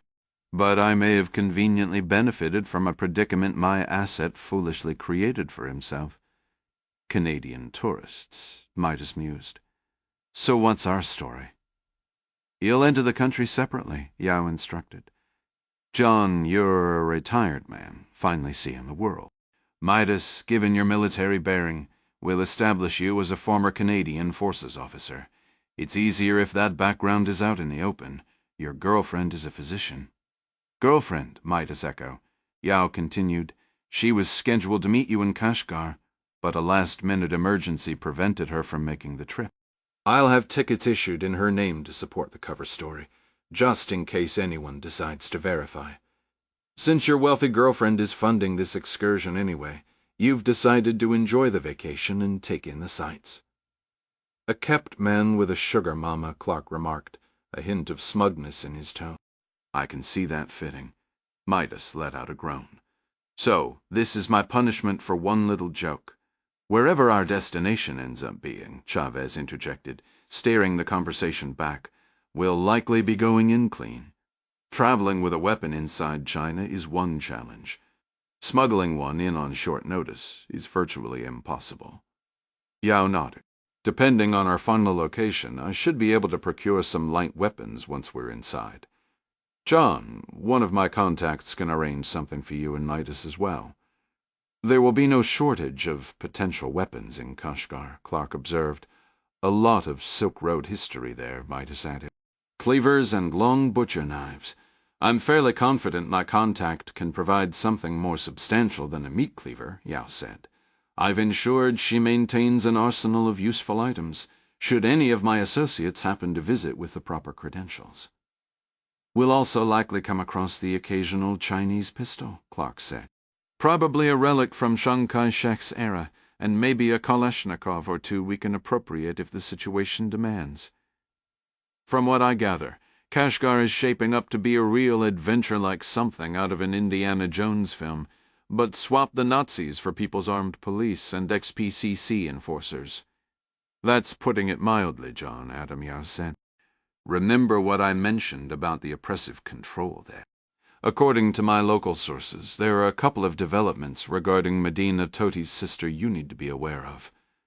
10-year-old Hala Toti worried the embroidered collar of her loose cotton shirt with her teeth as she chopped onions with a determined focus, wielding the oversized cleaver like her life depended on it.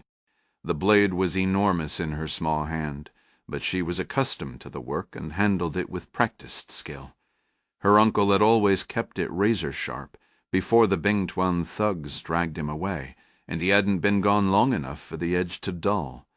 Everyone knew the Bingtuan.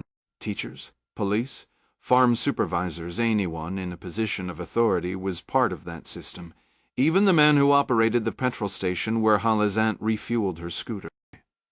Hala wasn't entirely sure what a bastard meant, but her aunt had used the word to describe the two men from the Kashgar city government who'd visited their home weekly for over a month, so it had to signify something vile.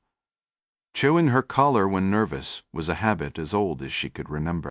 Now, with her father gone and her mother having fled, the only time she stopped was when her aunt gave her a light swat. Zulfira was only 12 years her senior, barely 22. To Hala, she felt more like an older sister than an aunt. Zulfira's own husband had been taken 2 months prior, to the same unknown place as Hala's father. No one had heard from him since that terrible night.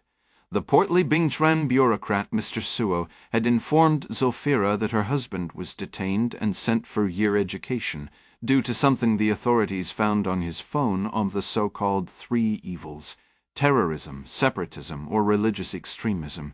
They never specified which. Hala's uncle had been a quiet, private man who paid his taxes without fuss and wasn't particularly devout.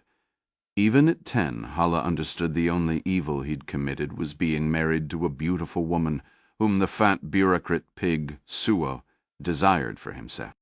Sometimes, in the market, she saw Suo watching her aunt with a gaze that made her skin crawl, a silent confirmation of the ugly truth they all lived with. Mr. Suo's assistant appeared to be only a few years older than Zulfira. His lips an unsettling shade of crimson, his eyes heavy-lidded as though from exhaustion or profound disinterest in his surroundings. They had arrived with the dawn, catching Hala and her aunt unprepared. Hala knew the sharp electronic tone that sounded when the assistant scanned the barcode posted next to Zulfira's photograph and reliability score beside their door. Zulfira explained the men were required to document their visits for superiors in the government, verifying they had inspected all the Uyghur households in the district. These surprise visits had occurred 6 times in as many weeks since Zofira's husband was taken, each under a different guise affixing the barcode, testing the kitchen tap water by smell alone, or examining the house's structural integrity. The water often ran rust-colored from the pipes, and crags spider-webbed through the wall plaster, yet Suo and his assistant consistently overlooked these issues. The State Farm Corporation had declared Zofira's former comfortable home in an old Kashgar neighborhood unfit and swiftly demolished it. Previously portly Mr. Sway would wait on the front step, hands clasped behind his back, to request entry. This morning they scanned the code and entered without hesitation, as if it were their own residence. They seemed almost annoyed to find Zofira and Hala already awake and working. Swa stated he needed to re-examine the walls, focusing on the bedroom, where he discreetly lifted Zofira's blankets to his nose. The younger assistant, René, ran his tongue over those bizarrely red lips, and stared at Hala with an unsettling intensity, before Suo abruptly turned and left without a word. Ren made a notation in a small notebook and informed Zofira they would return that evening. She would be wise, he stated, to have a hot meal ready. She was to receive them as family, for that was their intended role. He spoke with a clipped, arrogant bark, acting as if his position granted him authority. Zofira called him Ren the Bastard, a term whose full meaning still eluded Hala. Filled with a helpless frustration, Hala wished she were older and stronger, capable of shielding her aunt. Zofira, as if reading her thoughts, fixed her with a sharp glare, while skillfully stretching a coil of oiled dough. "You will make yourself unseen tonight," she instructed. "Do not speak a single word to these men." "They are pigs," Hala muttered. "I wish I could, but you cannot." Zofira brought the dough down hard against the countertop repeatedly. "I am not your mother, yet your mother is gone, and you are my responsibility. We have no choice in this. We will feed them. We will be courteous, and I will hear no more argument from you." "It isn't right," Hala said, angry tears heating her face. She chopped viciously at an onion, the knife grazing her thumb. "I can't accept this." The corporation took uncle. "They don't deserve any." Zofira's hand struck Hala's cheek, the impact loud in the small kitchen, knocking her from her stool. The cleaver flew from her grip and stuck upright in the thin linoleum floor. Zofira stood holding the slick coil of dough like a weapon. "And yet," she said, her voice low and fierce, "you will show them that exact courtesy." A dusting of flour marked her chin, her eyes burning. "Do you understand me? You go off to your privileged gymnastics academy with children from wealthy families, and start to believe you are wiser than the rest of us, your own poor, uneducated people from Xinjiang who have not had your opportunities. Let me assure you, your foolish aunt will snap her broom across your shoulders if you fail to show these men the proper courtesy." And courtesy was precisely what Hala offered, though even a child could see it meant nothing. The rich scent of Zofira's Lagman stir-fried noodles with spiced lamb, onions, and peppers had long since blended with the tang of black vinegar by the time the officials settled at the table. The meal stretched on for more than an hour, the portly bureaucrat Mr. Suo demonstrating with each heaping portion just how he'd earned his girth. Over a sweet pudding of rice studded with raisins and shredded carrots, he attempted idle chatter, carrying himself as if he'd suddenly been appointed master of the house. Hala chewed nervously on her collar, dampening the fabric until the skin around her neck grew raw and chapped. Holding her tongue was a battle. Eventually Mr. Suo excused himself to use the toilet, curiously carrying a small plastic bag with him. The moment he was gone, his assistant, Ren, parted his swollen lips to explain. "The Xinjiang government bears a solemn duty to ensure the welfare of all citizens, particularly those in less developed communities," Ren stated, his voice a high, grating whine. Annoying, Hala thought, like a persistent mosquito buzzing in your ear. As you may know, the Central Committee finds it beneficial for local officials like Mr. Swa to become intimately familiar with the households under their care. He thanks you for the delicious meal and very much anticipates our stay tomorrow evening." Zulfira leaned forward slightly, her hands clasped tightly in her lap, rocking as if gripped by a cramp. Hala had never seen her aunt appear so diminished, so fragile. She spoke softly, her words barely a whisper. "Please assure Mr. Sewell we have everything we require here. We are happy to provide meals, but for a man to lodge in my home with my husband, away it would not be proper." Wren looked down his nose at Zulfira, as though she were a misbehaving child, not the woman running her own household. "I can assure you there is nothing improper about it. Mr. Sewell has directed me to stay the night as well, to act as a chaperone." "Mr. Wren," Zulfira said, bowing her head over the table in a show of deference, "two men will hardly make the situation appear more respectable than one praft." Wren dismissed the idea with a wave.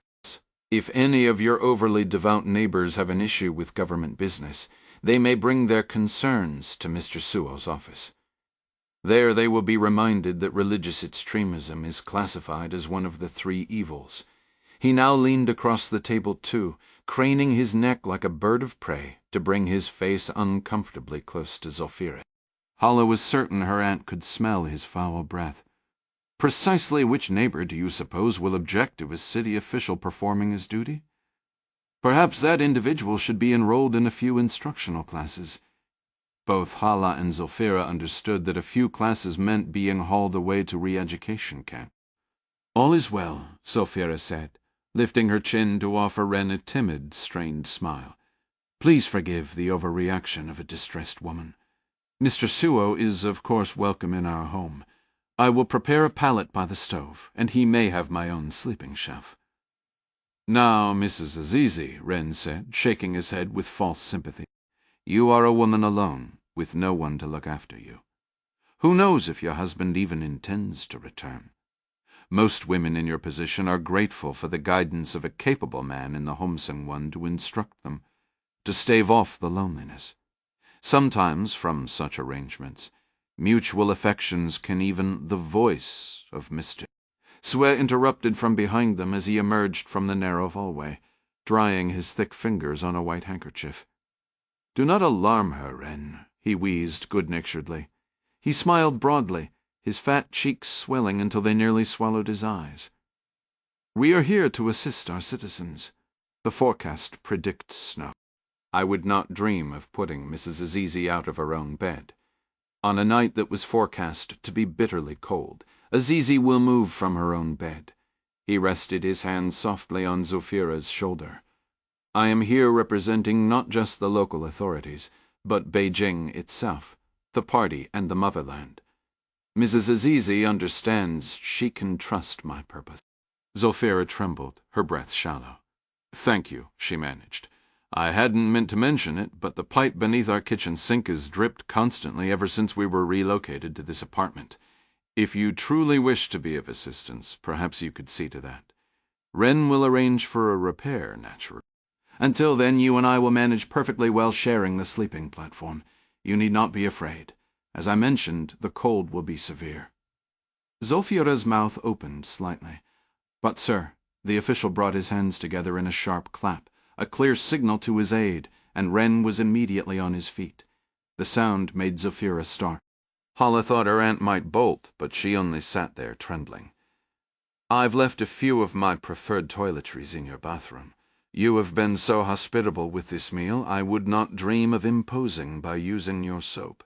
He wrinkled his nose, his unpleasant smile tightening into a disdainful smirk. "To be perfectly honest, I find the scent of Uyghur soaps rather disagreeable. I am not entirely convinced they are as thorough as they ought to be for proper hygiene." He clapped his hands once more, a final pronouncement. "I shall return tomorrow afternoon. Do feel free to use the shampoo and soap I left when you next bathe." Hala felt a scream rising in her throat, but Zulfira shot her a fierce glance that silenced her as effectively as a hand across the face. "You are most considerate," Zulfira stammered, "but make use of the soap." He allowed no rebuttal. The bureaucrat strode out without a backward glance. Wren lingered, his slender fingers brushing the wall as he fixed his eyes on Hala. I meant to ask you earlier, girl. Have you had any contact with your mother?" Phyla shook her head, chewing on her collar. Wren's gaze darted to Zolfira. "And you?" "My sister is dead to me," Zolfira stated flatly. "That is unfortunate," Wren said, before letting his predatory stare return to Hala. "I would very much like to meet her. And with her absent, you are quite alone in the world. Aren't you, child?" Hala leaned into her aunt, who wrapped a protective arm around her. "She is not alone," Zolfira declared. Wren remained in the doorway, his dark eyes shifting between Hala and her aunt. "We will see you both tomorrow evening," he said, and then closed the door. Neither moved until they heard the engine turn over and the sound of tires on the gravel road outside. A heavy pressure seemed to lift from Hala's shoulder. Even at 10, she understood acutely the vulnerability of being Uyghur women. There was no one to summon for protection. The police were merely another branch of the same system. Zolfira let out a shaky breath, swaying where she stood, gripping the table for support. "You must be wary of that one, Hala." Zolfira's eyes remained fixed on the door, as if expecting the men to reappear at any second. "Sua's attention is on me, but his lackey, Renhe, is the more dangerous of the two." "Why did he ask about my mother?" Hala whispered. Zolfira offered a slight weary shrug, but stayed silent. The question burst from Hala then, a flood of held-back words. "I wish we could telephone her, just to know she's safe. Do you know where she is?" "How we could find her. I miss her so terribly sometimes I can hardly—" Zolfira raised a finger to her lips and shook her head sternly, refusing to entertain the topic even in the men's absence. "Why did she leave me?" Hala whispered, tears welling in her eyes. Zolfira offered no explanation. "She didn't tell me why," she said, her voice flat. "She just left and she's never coming back. Never. That's all I know." Drawing a slow breath to steady herself, Zolfira started gathering dishes from the table. Hala collected her own bowl and the spoon from the rice pudding, carefully steering clear of the utensils the men had used. A cold dread settled in her stomach. "They're returning tomorrow night." The words hung in the air, leaving her torn between tears and a scream. "What are we going to do?" Zolfira halted between the table and the sink, turning to face Hala. She gripped a fork, her knuckles white. "You will make yourself very, very small," she stated, her voice low and intense, "like a mouse in the walls, unseen. And I will do what needs to be done to protect you." She turned back toward the counter, but her step faltered. She swayed, catching herself on the table's edge. Hala moved quickly to her side. "Are you okay?" A dry, rattling cough escaped Zolfira before she gagged, as if fighting nausea. "I'm fine," she whispered, the words strained. "Go to bed." Hala reached out, instinctively offering the same comfort her mother once had. "Let me help with the go to bed." Zolfira's command was a sharp crack in the quiet room. "I mean it, and don't speak of your mother again. That foolish woman will get us both killed or something far worse." Medina Toti was an engineer by training, not an assassin, yet a relentless, focused patience made her dangerously adept at either role. In her world, mere desire was meaningless. You had to prove a concrete, state-approved need to be in a specific place at a specific time. Take, for instance, the officially sanctioned vacations to national forest parks tests weren't mere holidays but a political necessity, staged performances to show the West a nation of happy, content citizens in a scenic paradise. It was this very system of sanctioned Ds that, ironically, provided her cover now. The government's records showed that Ma Jianyu, the man driving the grimy white Ministry of Culture and Tourism van, had a legitimate reason to be on this road to Unki at this exact hour. The van's dusty headlights fought a losing battle against the consuming darkness of the desert highway. Occasionally the spectral shapes of wild Bactrian camels or a stray goat would loom from the void, forcing Ma into a sudden, heart-stopping swerve. Hitting a goat would mean damaging the vehicle and awkward questions from the ever-present Bingchuan security forces. Striking a camel, however, would send its massive legs through the windshield at catastrophe that would make explaining the hidden compartment and its contents in the back utterly impossible. So Medina and the young Uyghur man beside her, Perhat, stared into the hypnotic blackness as if their survival depended on it, which it did. Ma, whom they called Mahmud, talked as he drove, his tone less that of an instructor and more of a zealot delivering a sermon. Medina and Perhat listened, their eyes never leaving the road, scanning for camels and any other threat. They all saw the flashing lights simultaneously a Bingchuan police checkpoint, just as the faint electric glow of Urumqi, the capital of the Xinjiang Uyghur Autonomous Region, bruised the horizon. Ma let out a sharp warning whistle. It was unnecessary. Medina and Perhat were already in motion, shifting boxes in the rear to clear the hidden space under the false floor, the cramped cavity they called the can. The state recognized no need of Medina's to be anywhere. She was a fugitive in a land where the Chinese Communist Party observed everything. Across most of China, Beijing's social credit system wove a digital net of surveillance cameras, facial recognition software, and data crawlers that catalogued the minutiae of daily life social media posts, shopping habits, bill payments, all to generate a controlling numerical score. A high score, much like a good credit rating in America, granted privileges, renting a car, booking a hotel, train travel, often without a deposit. But here in Xinjiang, the surveillance was far more intimate and suffocating, a constant, tangible pressure. The stated purpose of the social credit system was to grant trustworthy citizens the freedom to move globally, while ensuring those deemed dishonest could not move unnoticed. In the far western frontier region of Xinjiang, however, the framework was distilled into a more severe and simplified structure.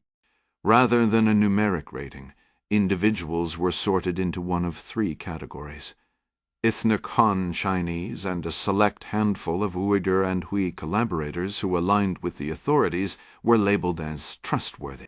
Many in the Uyghur community viewed these minority collaborators with contempt, derisively calling them watermelons for appearing green with faith on the outside while being red with loyalty to the state within. The majority of Uyghur, Hui, Kazakh, and other minority individuals were typically given an average classification. Anyone in this average group or anyone with a close family member who violated one of the state's numerous prohibitions could be downgraded to untrustworthy. This often meant being taken to one of the re-education facilities scattered across the western landscape.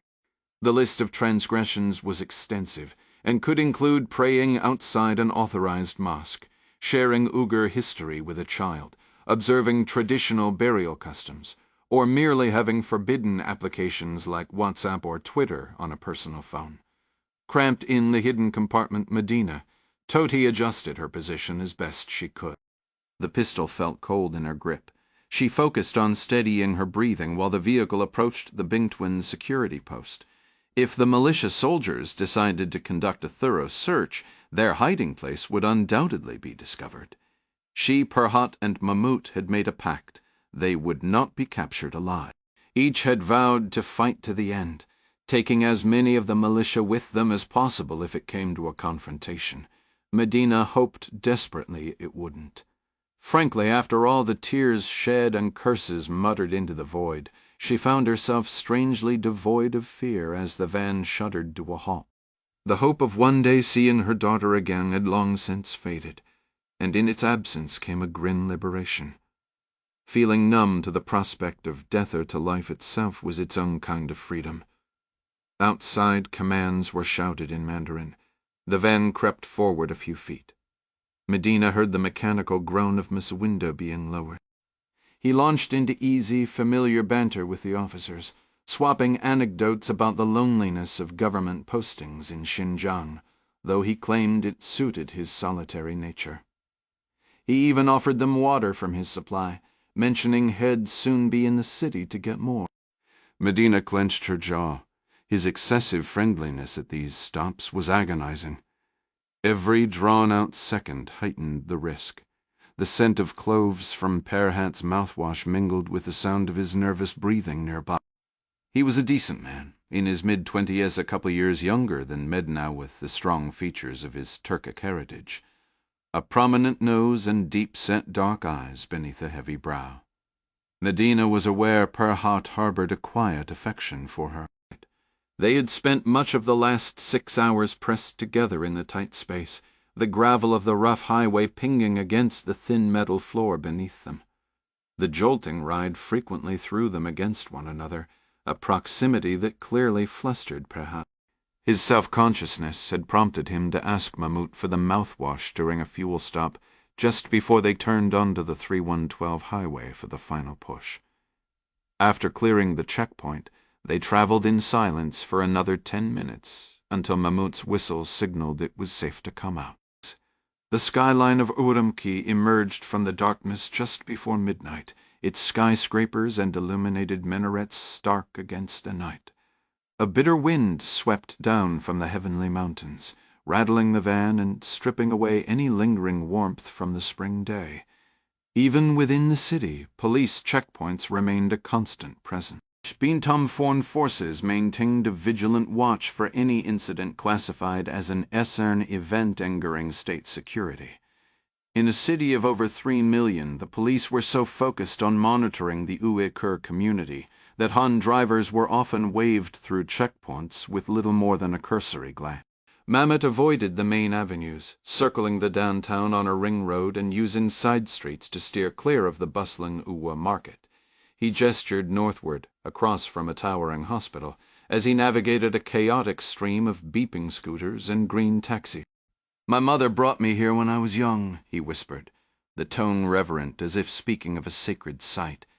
"Do you see those bland new apartment blocks, the glaring lights of the government-run stores?"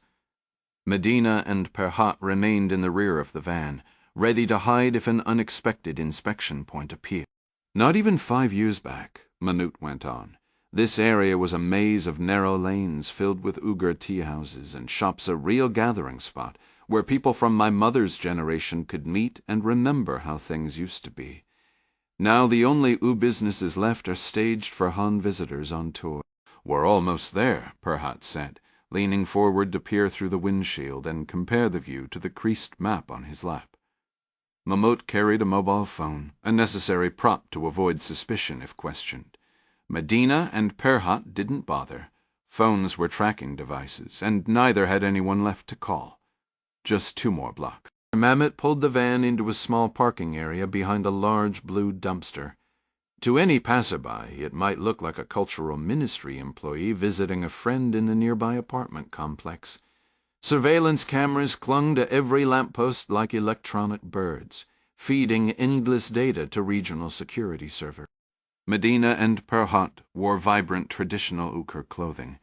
Thick stage makeup altered the contours of Medina's face, while Perhat kept a Tabatia traditional Kyrgyz fur hat pulled low. Its bold style suggested he wasn't trying to be discreet, yet the brim shadowed his features enough to help him do exactly that. Mahmoud wore a simple black baseball cap, but he walked with the unbothered air of a Han man who had nothing to fear, staying just far enough ahead that the three didn't appear connected. Half a block from the van, Mahmoud raised a hand, pausing as a group of rowdy, drunken men shuffled past. Medina's hand tightened around the grip of the silenced pistol in her pocket.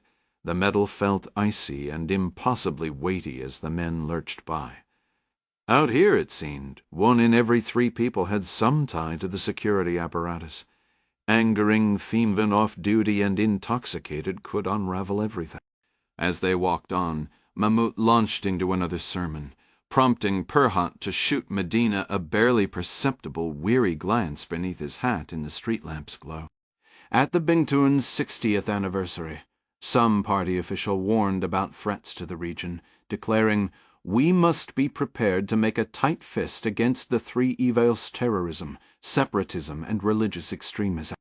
Nowhere is that fist squeezed tighter than right here in Urumqi, where a certain Bingtuan captain who goes by Kenny Low decided to lock away a young father for the simple act of teaching his child old Uyghur stories, and then harassed the man's wife until she saw no way out but to end her life. What these Bintuan thugs don't get is that a clenched fist is a slow, clumsy thing. We'll move with open hands, striking fast and sharp, doing more damage than any slow, impotent punch ever could. Mahmoud then turned, leading them into a narrow, unlit alley between two silent apartment buildings.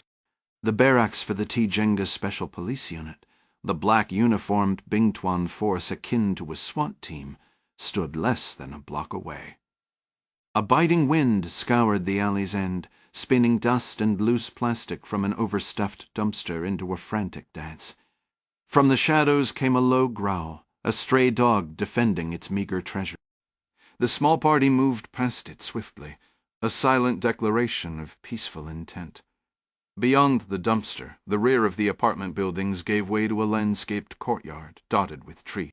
Spring had yet to revive the grass, but the scene was illuminated by small amber lights atop concrete posts designed to mimic old stone lanterns, casting a glow over gravel paths, stands of bamboo, and an artificial brook gurgling over arranged stones, its water kept in motion by a hidden pump.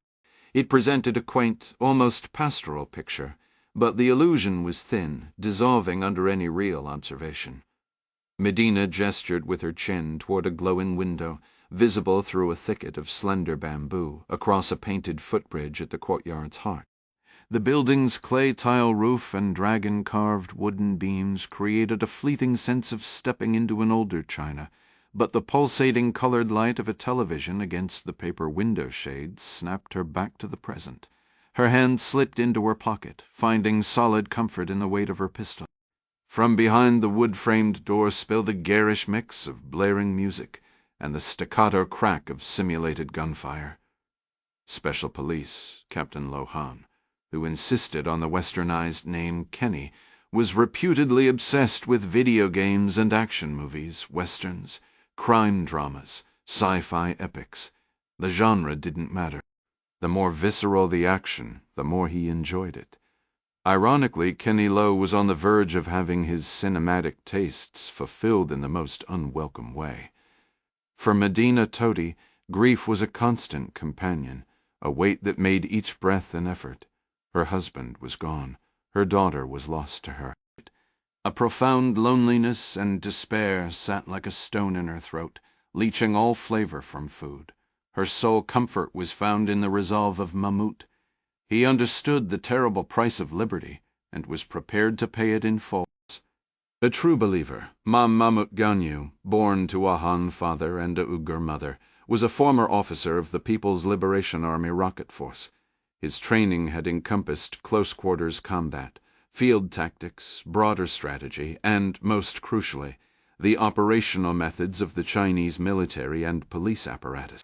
Mahmoud was as much a teacher of doctrine as a planner of attacks, drilling his cadre of nameless fighters in the righteousness of their shared cause. He was adamant that their fight was not a religious war. Faith, he said, was a matter for the heart, not the firearm. Their struggle was for independence, to shake off the Chinese boot. Every operation was to be conducted under the principle that they were operatives of the legitimate Free State of East Turkestan. The other stands of Central Asia had won their sovereignty after the Soviet collapse. Why should the Uyghur region be denied the same by China? You couldn't petition a tyrant for freedom. You had to seize it. His operatives, the Wuming, the Nameless, were soldiers in that war. Mahmoud ran his missions with the focused fury of a special operations team, the ruthless efficiency of a covert action cell, and the polished precision of a cinematic assassin. Mirroring the tactics of cartels elsewhere, he utilized Falcon's young locals who served as his eyes and ears. Living in the world's most heavily militarized region carried a hidden cost. Even patriotic Chinese youth chafed under the Bingtuan's oppressive surveillance. Everyone, it seemed, had a secret. A few discreet conversations with a dissatisfied clerk's disillusioned son had revealed that officers from the Special Police Unit down the street frequently took over the apartment complex community room, displacing the local teens who gathered there in the early hours to smoke and play games. Captain Lowe and two fellow officers had just gotten back from a 3-day haul to Karame, their truck filled with Uyghur detainees bound for labor in the oil fields as part of a re-education program. It was no surprise these weary road soldiers would stop here to unwind. Perhat, pistol in his left hand, tested the door with his right. Finding it unlocked, he eased it open a sliver.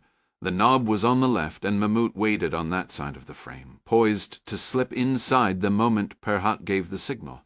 Medina stood behind Perhat, her own pistol now free from her pocket, and held in both hands, aimed at the floor between her boots. Her role was to watch their backs until they entered, then follow as the third person in. More gunfire crackled over the blaring soundtrack of a movie. Perhat reached back and tapped Medina's elbow the signal to move. The door crept open another inch, giving the team a narrow view to get their bearing. Captain Lowe and his two comrades were seated at an angle to the entrance, all in black tactical pants and bare-chested. The man in the center lounged on a sofa, his feet aimed at the flat-screen TV on the opposite wall, casually sipping a beer. To his left, another officer waved a combat knife at the screen. All three were cheering for Wu Jing, the muscular actor in a tight white tee playing Lin Feng as he fought ruthless American mercenaries. "Blood for blood," they chanted. Wolf Warrior, an action hero of legendary status, was shown rescuing the oppressed and saving vulnerable African nations from exploitation by a morally bankrupt United States. "Blood for blood," the policeman shouted again, pounding the knife hilt against the couch cushion.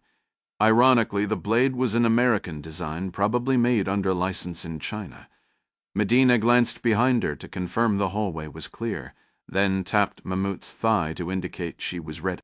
If this were some Hollywood blockbuster, ominous music would have swelled here. But there was no announcement, no clever exchange with the villains before their end, only rehearsed, mechanical precision. Manute led the way through the doorway, firing a suppressed round into the back of the farthest soldier's skull. Perhat followed a step behind, putting a bullet into the nearest man. Captain Lowe caught a flicker of movement in the television's reflection and began to turn just as both shooters sent rounds into the back of his head. Medina moved in behind them, pivoting at the waist exactly as Mahmoud had drilled her, and delivered a second shot to the base of each man's skull. In practice, all three were firing almost simultaneously, their fields of fire overlapping. The shirtless bodies jerked with each impact before slumping forward. Subsonic rounds usually stayed inside the cranium, but because Captain Lowe had turned, one bullet tore through his lower jaw. The other two died with the same earnest, hero-worshipping expressions they'd worn while watching Wolf Warrior 2 just moments before. For a long second, Medina found herself frozen, her eyes locked on the scene, until Mahmoud touched her arm and gently guided her pistol muzzle toward the floor. She blinked, drawing a slow, deliberate breath to clear the fog from her mind. Perhat was already scanning the room for security cameras. Given the pungent smell of marijuana hanging in the air, Medina doubted surveillance would be an issue here. Mahmoud leaned over the couch for a final check of the bodies. "We need to collect the spent casings," he stated. "Every single one must be accounted for." But Perhat was now pointing his pistol toward the flickering screen. "Hold on," he said, his voice oddly detached. "They're getting to the crossbow scene." "The what?" The young Uyghur stood mesmerized in front of the television, his pistol hanging loosely in his grip, 3 dead men at his feet. "See for yourself," he murmured, utterly captivated, barely breathing. "It's incredible. Lin Feng, the Wolf Warrior, improvises a crossbow from scavenged parts and uses it to take down the mercenaries, rescuing the hostages in the process."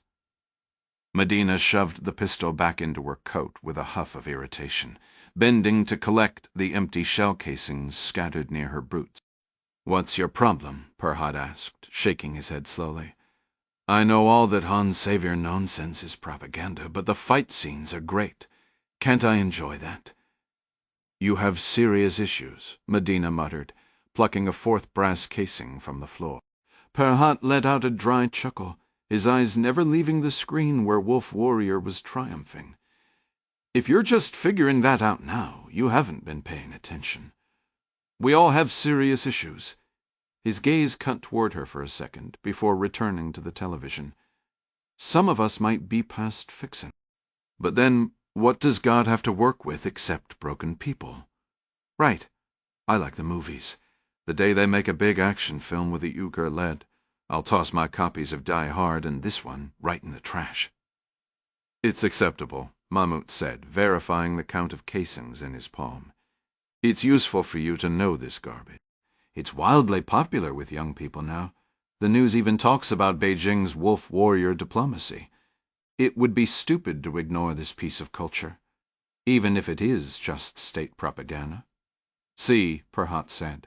But don't immerse yourself in it, Mahmoud cautioned. Enough, let's move. They took a winding path back to their vehicle. It was sufficiently late that the Highway 3112 checkpoints would have a fresh rotation of guards, but they opted to stay in Ürümqi overnight. A swift departure, recorded by city cameras so soon after arrival, would look suspicious. The killing of Bingtuan's special police officers, particularly a unit commander, was certain to create waves. Mahmoud had quietly shared his concern with Medina that this would likely trigger a harsh response from local authorities, squeezing the already strained lives of minorities in the city even tighter. He believed, however, that their long-term aims justified the immediate cost. They had been meticulous, leaving no signature at the scene beyond the clinical, efficient method of the executions. The bodies were left exactly where they fell. The only physical evidence was the bullets lodged in the victims' skulls. The rumors would start circulating before the coroner's van even arrived. Some would point fingers at other factions, the East Turkestan Islamic movement, or some separatist or jihadist cell. Captain Lowe was the 15th such target from Mahmoud's group, 6 of them being regional officials whose policies had directly led to Uyghur imprisonment and death. With a tally that high, certain voices in Beijing would inevitably cry CIA plot. Local party officials, Bingtuan, security chiefs, even the rank-and-file soldiers muttered among themselves, jaws clenched, masking their unease with loud threats against an enemy they couldn't see or name. But they knew. They knew who was behind each one. The nameless, Wuming. Dr. Patty Moon pressed her palms against her tired eyes and sank back onto the narrow bunk in her small cabin aboard the icebreaker Seculia. You're honestly telling me you can't distinguish human speech in that? A thick terry-cloth headband kept her dark, still damp hair from her face.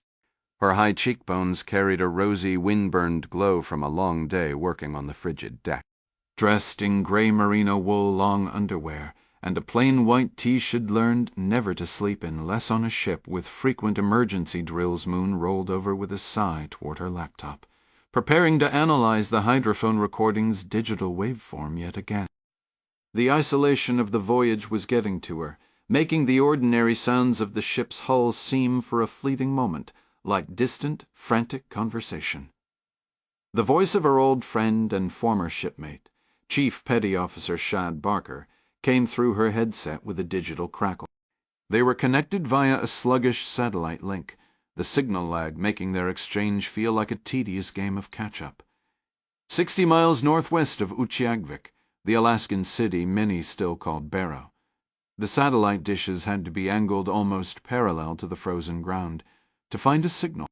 It was a fact that never failed to surprise the rare visitors to her hometown of Point Hope, that not only did they have satellite television, but all the dishes seemed to be pointing at the Earth. Moon and Barker had been talking for close to an hour now. She aboard the research vessel Seculia in the Arctic Ocean, and he on the destroyer USS John Paul Jones, cruising off the coast of Oahu thousands of miles away. Moon knew life on a Navy ship well, having served her own stint as a second-class petty officer, some of it alongside Barker before he made chief and she left to finish her graduate degree. They'd even had a brief, forgettable romance during a Liberty Port call in Monolug, a clumsy affair that felt more awkward than exciting. Hooking up on solid ground somehow lacked the reckless thrill of a shipboard connection, but Moon had always been determined to avoid becoming that girl on the ship. In the end, it fizzled out.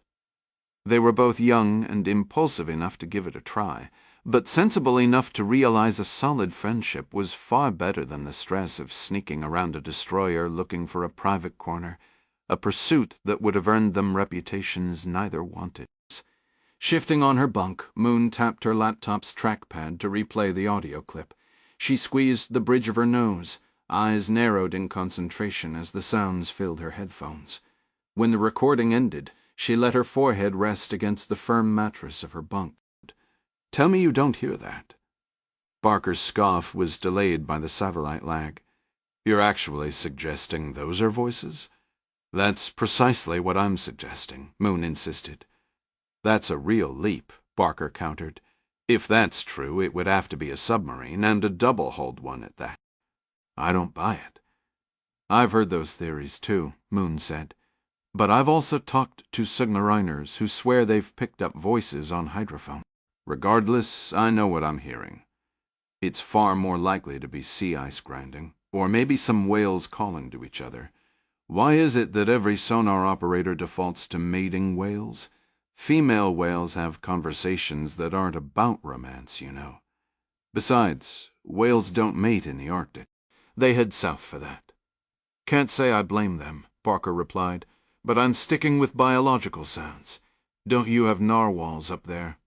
Moon tapped a few keys to slow the playback speed. "There," she said, her voice firm. "That's metal striking metal. I'm certain of it." "Are you, though?" Barker asked, a hint of doubt in his tone. "Occam's razor, Moon. The simplest answer is usually the right one. It's probably your own ship's propeller echoing off a piece of ice. Weren't you in an open lead when you recorded this? That means ice everywhere." "We were," Moon acknowledged. "But this is different. When I slow it down, I can clearly hear a metallic door slamming shut. And if I filter out the lower frequencies, I can make out what sounds like voice-esterified screaming voices." "All right," Barker said, with only a trace of condescension. "I'll play along. What are these mysterious voices saying?" "I don't know," Moon admitted, frustration creeping in. "I think it's Chinese." "Shad, if you were on watch and heard this, wouldn't you report it?" "Without a doubt. Well, someone needs to know about this," Moon pressed. "And right now, you're the only person I can tell who wouldn't just laugh me off onto social media." "Hold on," Barker said, the lag stretching the moment. "You want me to pass this upstairs?" Barker asked. "It's the only thing I can ask for." "Look, I have to say it," Barker replied. "Given it's coming from you, I don't see many people buying it." "I know exactly what my reputation is in the Navy," Moon said. "That's precisely why you should be the one to take the credit." "Absolutely not," Barker shot back. "This is your project from start to finish." "But you will send it up?" "The moment we're done talking," Barker assured her. Moon shifted onto her back, gazing at the empty rack above her. She dragged a palm over her face, the skin still warm and wind-whipped from a long day outside. "Namuktuk," she murmured. "The Inupiaq word for good enough."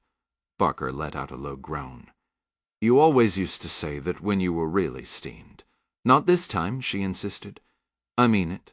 I appreciate you doing this. I'll transmit the exact coordinates where I first detected the voices, the currently unclassified acoustic anomaly."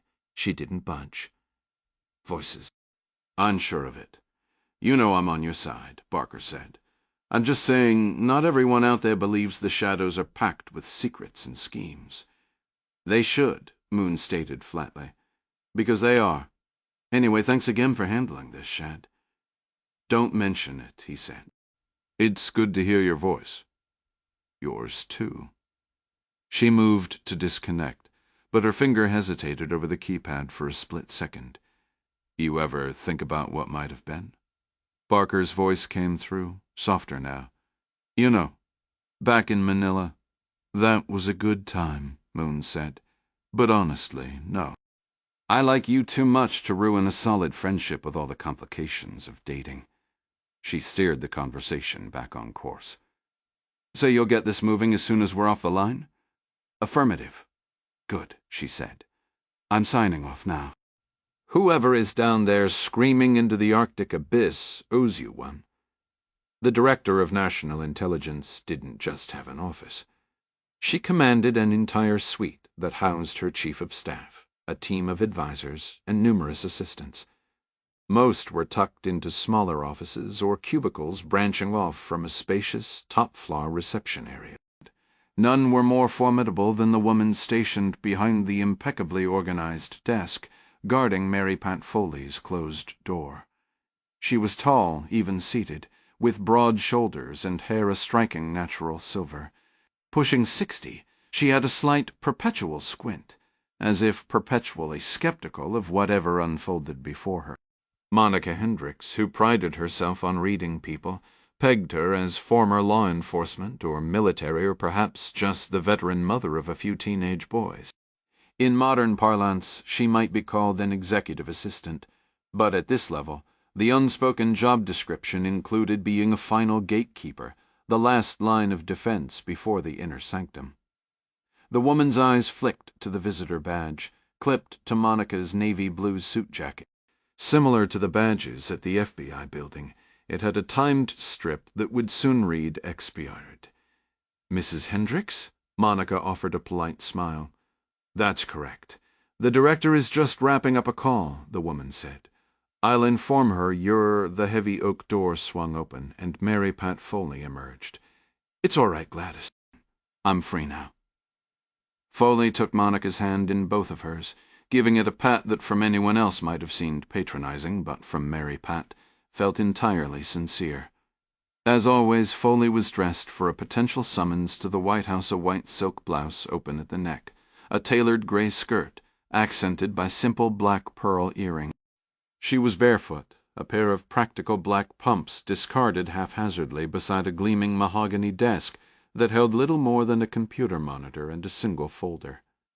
She noticed Monica's glance and gave a wry chuckle, the telltale sign of a cluttered mind. "I suppose it is a tidy desk," Hendricks remarked.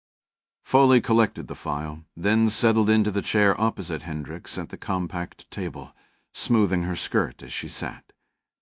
"The real chaos is out there with my staff," she said. Hendricks glanced around. "It's a pleasant office." She meant it, though privately she noted it was more modest than the Director of Central Intelligence's expansive suite at Langley.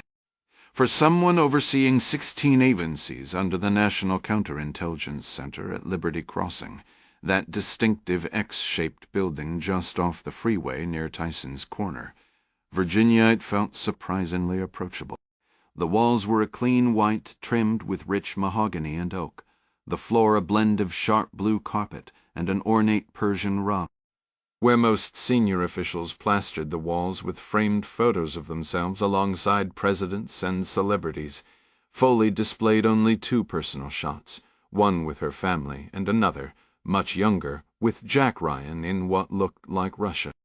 Instead, the shelves were filled with pictures, tracing her son's live shockey games with a faded Soviet banner in the background, graduations, weddings, grandchildren, a quiet testament to the ordinary world she clung to amid the shadow.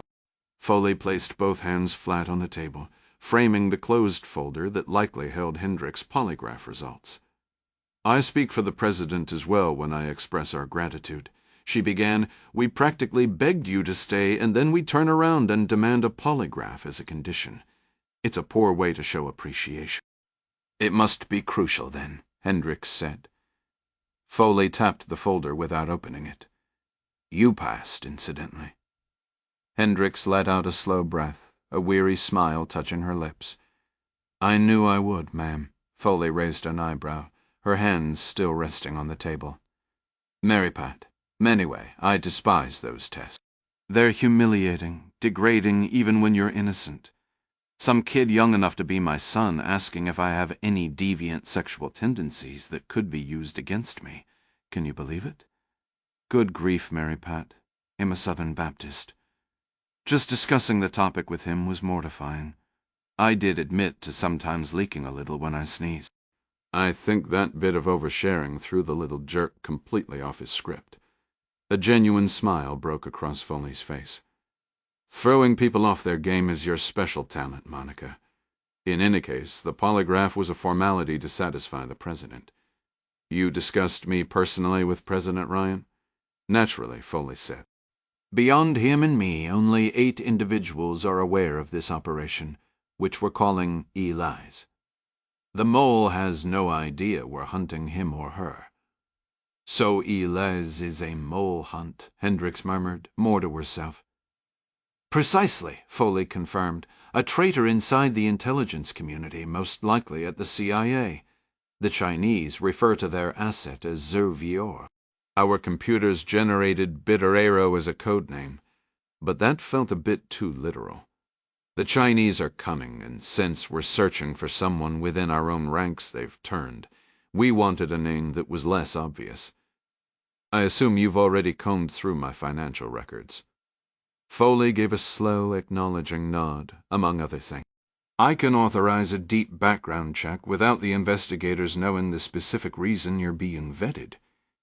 The existence of leaks can't possibly surprise you, Hendricks said. We're trained from day one to operate under the assumption that information is always leaking, sometimes without intent. That's true enough, Foley conceded. This leak is catastrophic, and it was deliberate. Are we certain this isn't a Chinese disinformation operation? Something designed to create paranoia and send us chasing shadows? Foley provided a concise summary of their current intelligence of a Russian informant within Chinese ranks. Hendricks settled back into her chair, turning the sparse details over in her mind. I have to ask, she began. You've got a whole stable of eager, ambitious counterintelligence analysts who'd kill for a case like this. Why choose someone like me, a woman counting the days to retirement? An operation of this scale could define a career, or destroy one, Foley countered. That's precisely why you're here. Consider your position, Monica. A staggering volume of classified material crosses your desk, daily information Beijing would pay dearly to obtain.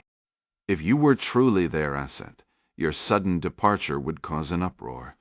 Walking away from such a privileged post, one that guarantees a comfortable exit, would be an act of sheer foolishness. Or it might get me a bullet, Hendricks remarked dryly. Foley gave a slight shrug. That possibility exists. I follow your reasoning, Hendricks conceded. But what if I had a crisis of conscience? Or perhaps I simply got spooked, thinking your analysts were closing in, and decided to bolt. Have you factored that in? Bolt to a classroom. Call it atonement. Foley sighed. No transgression warrants that kind of punishment, my dear. I am not Zervior. I know you're not, Foley assured her. Hendricks pressed on. Only 8 people are aware now, but that number will grow the moment you start shaking the tree. Who's in charge? Hendricks asked. Who am I answering to? You answer to me, Foley stated. But you will be running ELEs. David Wallace from the Bureau will be your liaison, but the President wants CIA at the helm. The FBI will handle any eventual prosecutions. Jack Ryan doesn't know me, Hendricks pointed out. He trusts my judgment, Foley replied, sliding a folder across the table. This contains our current briefing. As the cover sheet shows, the circle of knowledge is extremely tight, mostly the President's inner circle and agency leadership. There's also the field officer who handles the asset, providing the intelligence. Adam Yao, Hendricks said, not opening the folder.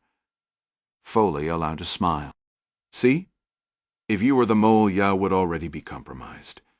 Are we absolutely sure this isn't disinformation? Hendricks asked again, a persistent doubt lingering from a past assignment in Hong Kong where a false lead had nearly cost an agent his life.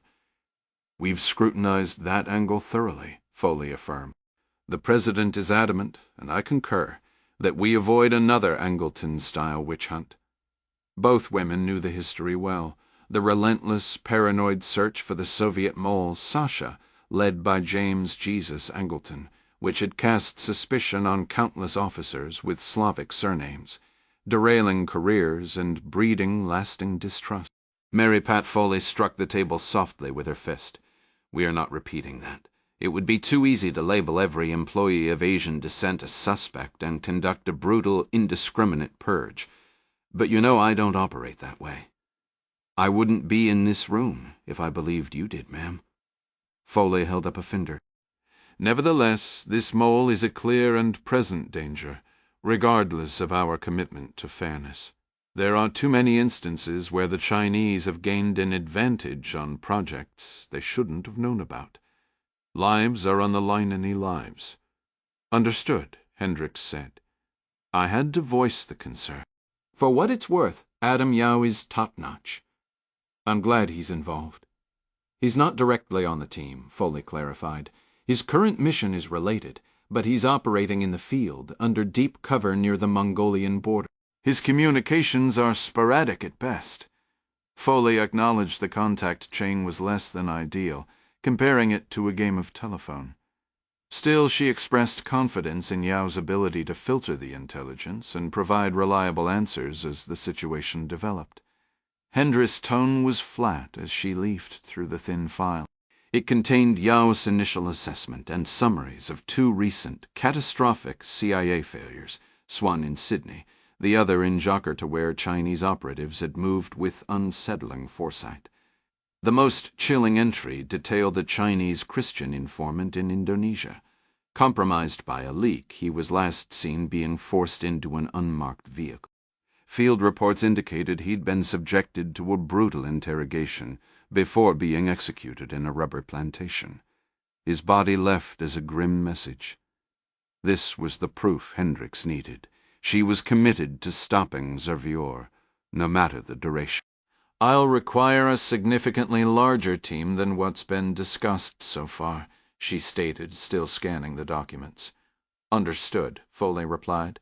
I have full autonomy in selecting personnel, provided they clear the necessary background checks, and I oversee that vetting process. Foley paused, then gave a slow nod. It's your operation. Who do you have in mind?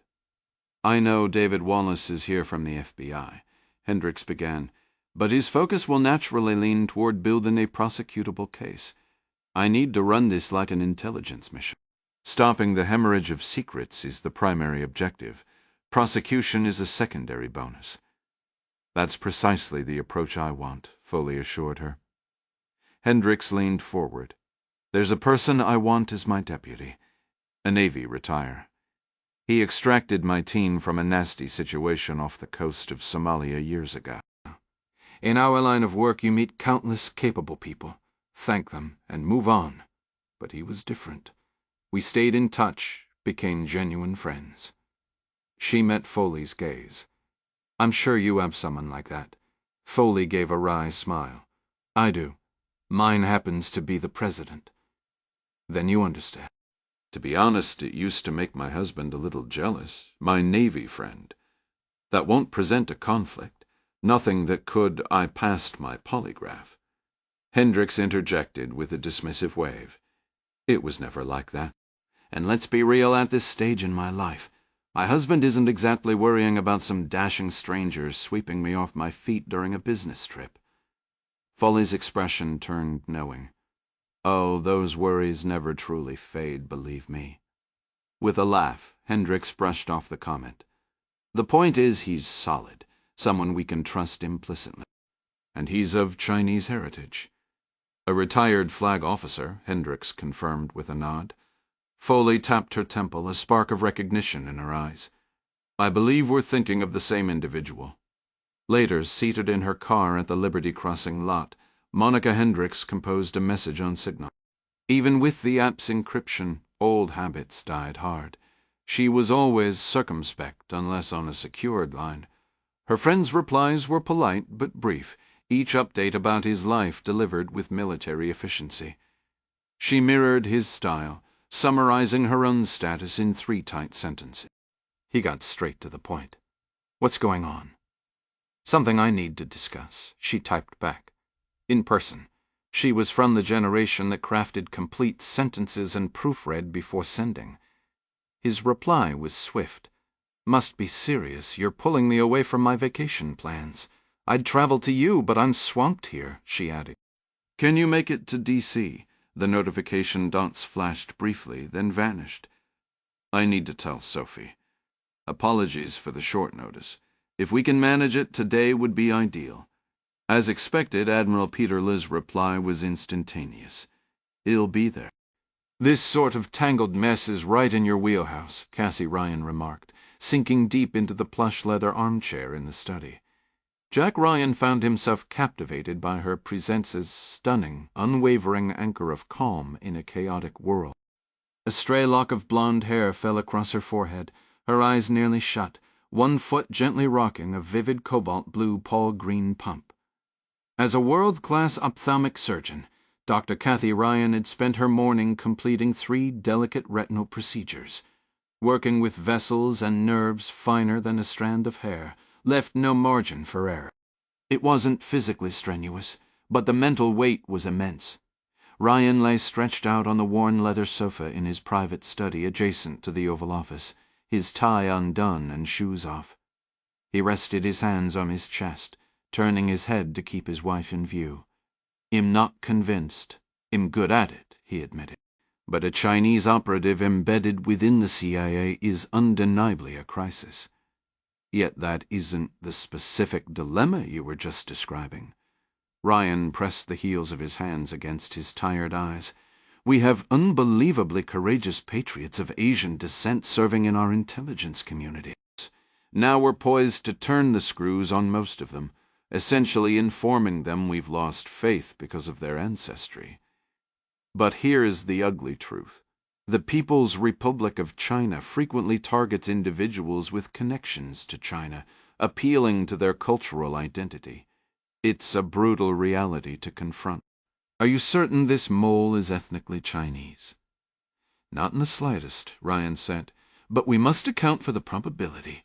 What eats at me is that we actively recruit officers fluent in Mandarin, then potentially suspect them for the very trait that made them valuable. If I lean too hard one way, I shatter career. If I don't lean hard enough, a traitor keeps siphoning our most vital secrets, putting lives at risk. It's a slippery slope toward a witch hunt." "My love," Cathy murmured, her voice drowsy, "the fact that you're even wrestling with this means you're about as far from a witch hunt as possible." "Mary Pat and I have gone in circles on this until we're blue in the face." Ryan sighed. "She and her team will handle it with care, but the final responsibility is mine. Every piece of guidance I issue is picked apart and followed." "I understand," Cathy said. "You can't call back a missile after you've given the launch order." "Technically you sometimes can," Ryan replied. "But the analogy stands. The decisions I make alter the course of real lives." A faint, knowing smile touched Cathy's lips. Might be refreshing for the average person to hear Jack Ryan actually agonize over every angle of a problem once in a blue moon. "That's political sausage nobody wants to see being made," Ryan countered. "Lately, I keep wondering if my entire team is betting everything on me making the perfect call at the perfect moment." Cathy's eyes opened fully. "You mean like when I'm the only one in an operating room, guiding a laser to navigate microscopic blood vessels and resecure a retina? Yes, I believe I grasp the concept of high-stakes pressure." "Sorry for the complaining," Ryan grumbled. "Of course you get it." "Maybe we should just disappear for a while," she mused, a sudden unexpected weariness in her tone. "I have to confess, sometimes the urge to just vanish is incredibly strong." Ryan gave a slight shrug, his chin dipping toward his chest. This couch was his second favorite place to think. "I thought this was our version of disappear."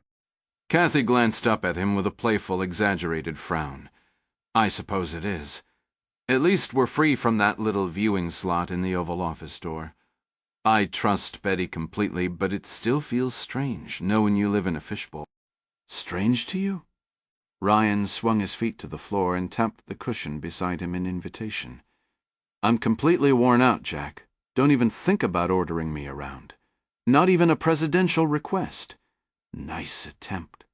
She pushed herself up from the chair with a groan and settled onto the couch next to Ryan. "For the record, I'm sitting here because I choose to, not because you told me to." "My dear Cathy," Ryan replied with a soft smile, "I would never assume otherwise." They both sank into the cushions, their eyes drifting upward. Cassie let out a long yawn. "This is a seriously comfortable piece of furniture." She shut her eyes for a moment, then spoke quietly. "You have good hands, you know." Ryan turned his head, a question in his expression. I mean that as a real compliment. It's a genuine gift, Jack. Should I say thank you? By the time a surgical resident reaches my operating room, they've survived medical school, grueling rotations, endless exams, and at least one internship. The majority are competent. They'll become solid surgeons, capable of handling most procedures just fine.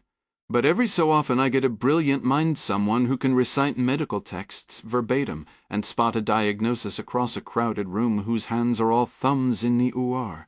We have a term for that. Wooden hands. I see. What I'm saying is, your hands aren't wooden, Jack. You're not just part of the reliable majority either. She placed her hands flat on her knees and released a slow, tired breath. Breath, I can't imagine the weight of the presidency, but I know the pressure of surgery. It requires a staggering amount of confidence. You have to believe you're the right person to make the cut when dozens are watching your every move through a magnifying lens. You possess that skill, that certainty, that self-awareness to make the correct call here. You have good hands, she looked up at him, emphasizing each word. Exceptionally good. Hands. Are we still discussing my current problem? That depends on an abrupt knock at the door interrupted her, and Ryan stifled an inward groan. He moved to sit behind the resolute desk, turning his back to the windows that framed the rose garden. The faint, familiar scent of Kathy's shampoo still lingered in the air, filling him with a warm, decades-old fondness that he had to consciously push aside to focus. Dustin Fulmer from Defense Mappin stood nervously before him. Arnie Van Dam shifted one of the ornate side chairs closer to the desk. Fulmer, a young analyst in his 20s, seemed frozen in place, as if his shoes were glued to the carpet. Like most who briefed at the White House, he sported a crisp new suit and a recent haircut. This was his first time leading a briefing. He clutched a leather folder against his stomach, nodding silently while holding Ryan's gaze. "Let's hear it, Dustin," Ryan prompted. "Hear what, Mr. President?" Van Dam pinched the bridge of his nose. "You informed me the President required a briefing." "Actually, sir," Fulmer corrected, his voice tight, "I said the President needed to be briefed. Commander Forstall is en route. Perhaps we should wait for—" Ryan held up a calming hand. "Your superiors trust your judgment." "Yes, sir." "That wasn't a question, Dustin," Ryan said gently. "I know they trust you, or you wouldn't be standing here. I've been in your position, thrown into the deep end. I understand exactly how it feels to stand where you're standing. So take a breath and walk me through what you had. We can review it all again when the commander arrives." "Of course, Mr. President," Fulmer said, visibly steeling himself. He caught Van Dam's brief nod and opened his folio. "As you know, China and Russia recently concluded a joint military exercise designated Snowdragon. Satellite intelligence indicates 3 Chinese submarines departed from their pens in Wuhan and Hainan roughly 5 months ago. 2 were Shang-class Type 093 nuclear fast-attack submarines, followed later by a Kilo-class diesel-electric boat. The Kilo surfaced every 24 hours to recharge its batteries, making no effort to conceal its movements. A week after that, a Jing-class nuclear ballistic missile submarine left Huludan. We tracked it again as it transited the Bering Strait and monitored its activities throughout the subsequent war games. The Russian Kilo broke away from the group near the coastal city of Anadyr. Around that same time, a 5th Chinese submarine, identified as a Yuan class with hull number 71, emerged. Both vessels remained in the shallow waters off Anadyr, joining Chinese and Russian surface ships in what analysts assessed as a subsequent phase of the same naval drills. Ryan gave a slow nod to indicate he was following, though much of this was a rehash of earlier reports. Noticing a subtle, impatient gesture from Van Dam, Fulmer cleared his throat and pressed on. "Imagery from satellites, data from undersea listening posts, and patrols from P-3 Orion aircraft based at Eielson Air Force Base in Alaska confirmed the 2 Shang-class attack submarines moved through the Bering Strait 9 days ago, heading south. The Kilo departed Anadyr concurrently. but the Yuan lingered for an additional week before finally setting a southern course. "Understood," Ryan said, his tone flat. "The critical update," Fulmer continued, "is that the Yuan has now reversed course. It transited the Bering Strait heading north just hours ago. We've also intercepted a coded transmission originating from a sector of the Arctic Ocean near the Mendeleev Ridge. Are we looking at a disabled submarine?" "A DISF scenario?" Ryan asked. "That would fit the circumstances, Mr. President," Fulmer confirmed. "Both Shang fast attacks have already turned around and passed back through the strait. The Chinese Kilo also appears to be altering course to follow." Ryan's next question was immediate. "Any Russian movement toward the signal?" "Several Russian assets are holding position at a distance," Fulmer reported. "None are approaching. However, the Chinese icebreaker Shuilong 2, which participated in the earlier exercises and remained in Russian waters, is now en route from the Laptov Sea." He added, almost as an afterthought, "for what it's worth. Shuilong translates to Snow Dryden the same name as the military exercise itself." "A poetic coincidence," Ryan remarked, exchanging a brief, weary glance with Van Damme. The gravity of the situation tempered any amusement. The arrival of Commander Forrestal was a welcome development. Fulmer, visibly relieved by the interruption, quickly briefed the newcomer. Forrestal, apologizing for his delay due to Washington traffic, pulled a set of detailed photographs from his folder and spread them on the desk. Ryan pointed to an image of a distinctively shaped submarine. "Walk me through this." "That's the Yuan, sir. Hull 771, Forrestal stated. "And it's conventional, not nuclear-powered," Ryan mused aloud. "Correct. It's diesel-electric," Forrestal confirmed. "You mentioned the Chinese ballistic missile submarine earlier, the Jing class. Our last confirmed tracking placed her north of the Bering Strait a week ago." "So the prevailing theory is that the boomer is in trouble and this is a distress call, pulling all these assets back?" "That's the high-probability assessment," Forrestal said. "Sending the nuclear-powered Shangs under the ice makes a certain tactical sense, but committing a diesel boat to that environment seems like a great way to have a second sub in distress. Of course, the Yuan isn't a typical diesel. Analysts describe it as a hybrid sharing design elements from both the older Song class and the Russian Kilo. It features forward dive planes on the sail and a dorsal fin, similar to the Song, but shares a torpedo tube arrangement with the Kilo. The newer units built in Wuhan are exceptionally quiet, employing rubberized hull coatings, a 7-blade propeller, and advanced vibration damping. They're outfitted with top-tier sonar and weapon systems, often sourced from Russia or France. Crucially, they utilize air-independent propulsion technology, meaning they can stay submerged for extended periods without surfacing to run their engines," Ryan concluded. "Precisely, Mr. President," Forrestal said. "It's a very capable and very quiet boat. The exact duration of their submerged capabilities remains uncertain, but we estimate a minimum of 2 weeks. We have integrated an air-independent propulsion test module into one of our Virginia-class submarines for evaluation, though our primary strategic focus remains on nuclear-powered vessels. It's worth noting that France has supplied AIP systems to Pakistan, and Germany is also actively deploying the technology." Ryan processed this. So effectively every Chinese submarine heading back to the Arctic, save for one, can operate submerged with sustained maneuverability for extended periods. That is an accurate assessment, Mr. President, Forrestal confirmed. "To venture under the ice cap," Ryan mused aloud. "Even the Chinese would be hesitant to risk their developing submarine fleet in an overhead environment where surfacing in an emergency isn't an option. A distressed submarine scenario fits perfectly." "Precisely, sir," Forrestal agreed. "We felt this military context was necessary background for what I need to share next." Commander Forrestal continued, "Ordinarily, I would not escalate a matter of this nature directly to you. However, given the encrypted signal emanating from the vicinity of the Mendeleev Ridge."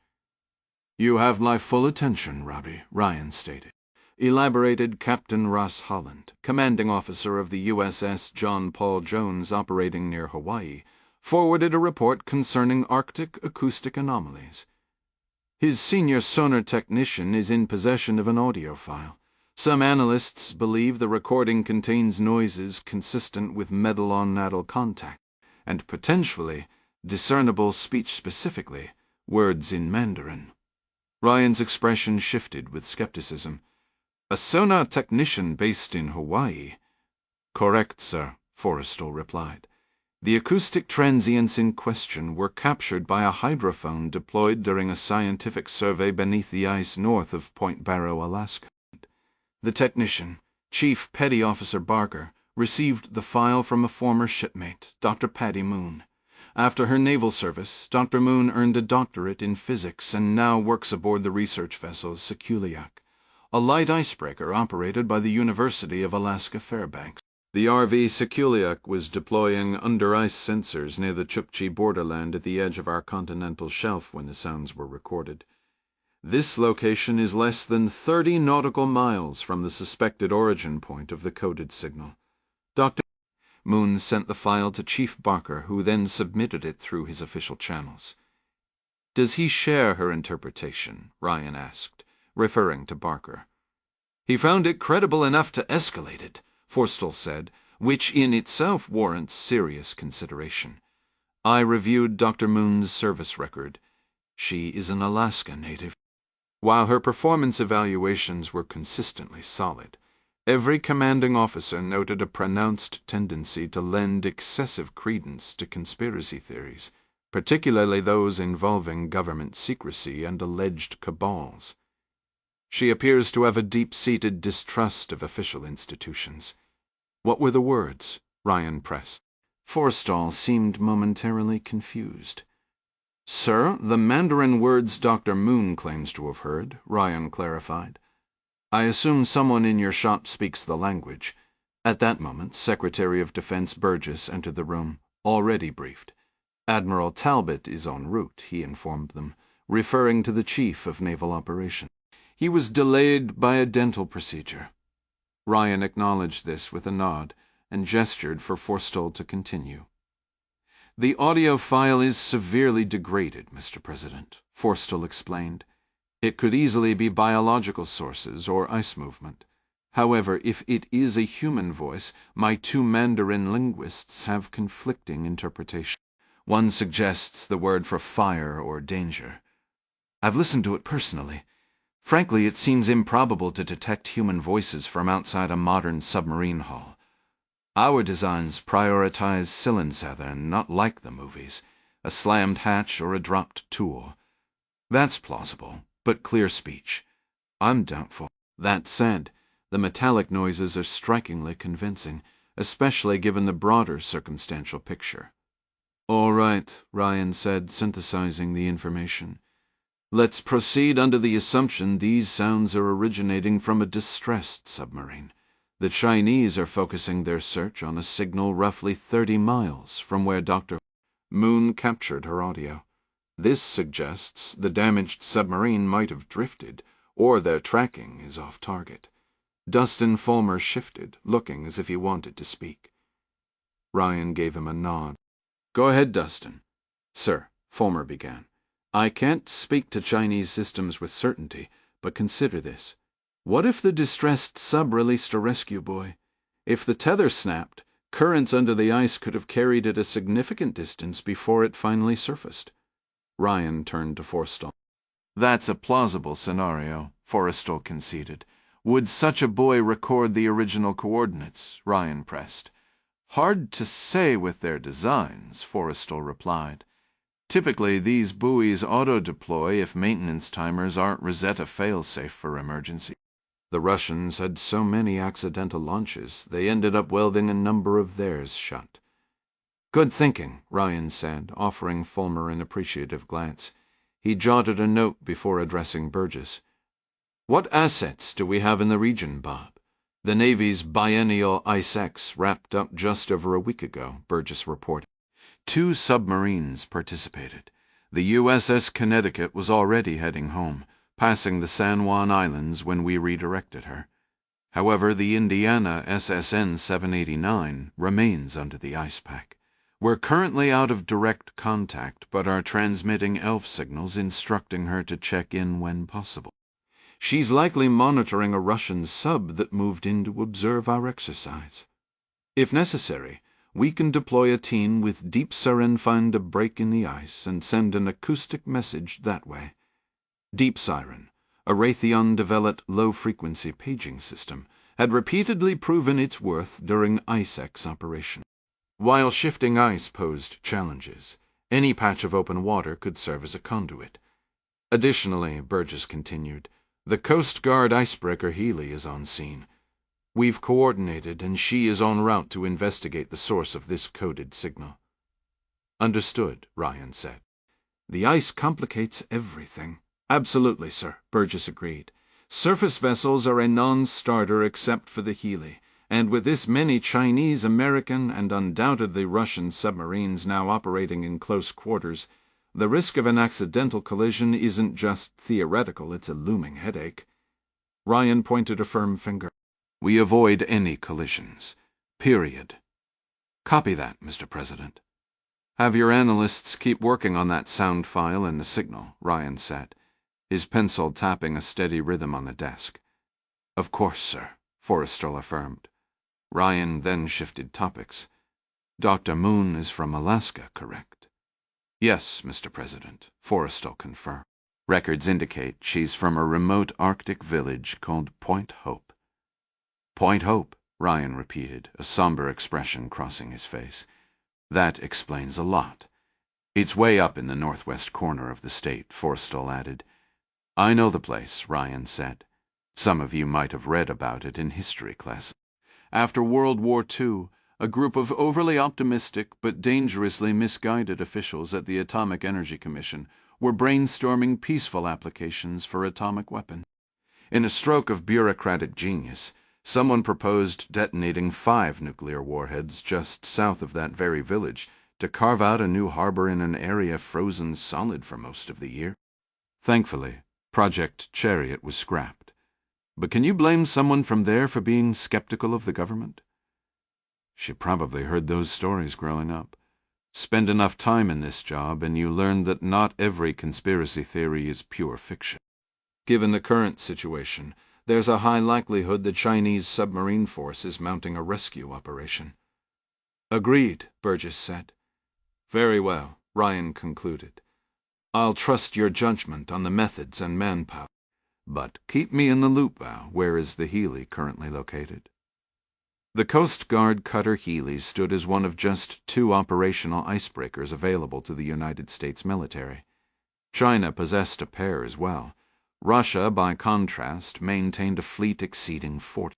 Commander Forrestal typed a quick inquiry into his tablet, paused briefly, and responded, The Healy is conducting a patrol north of Kuptovik, Alaska former DW line installation.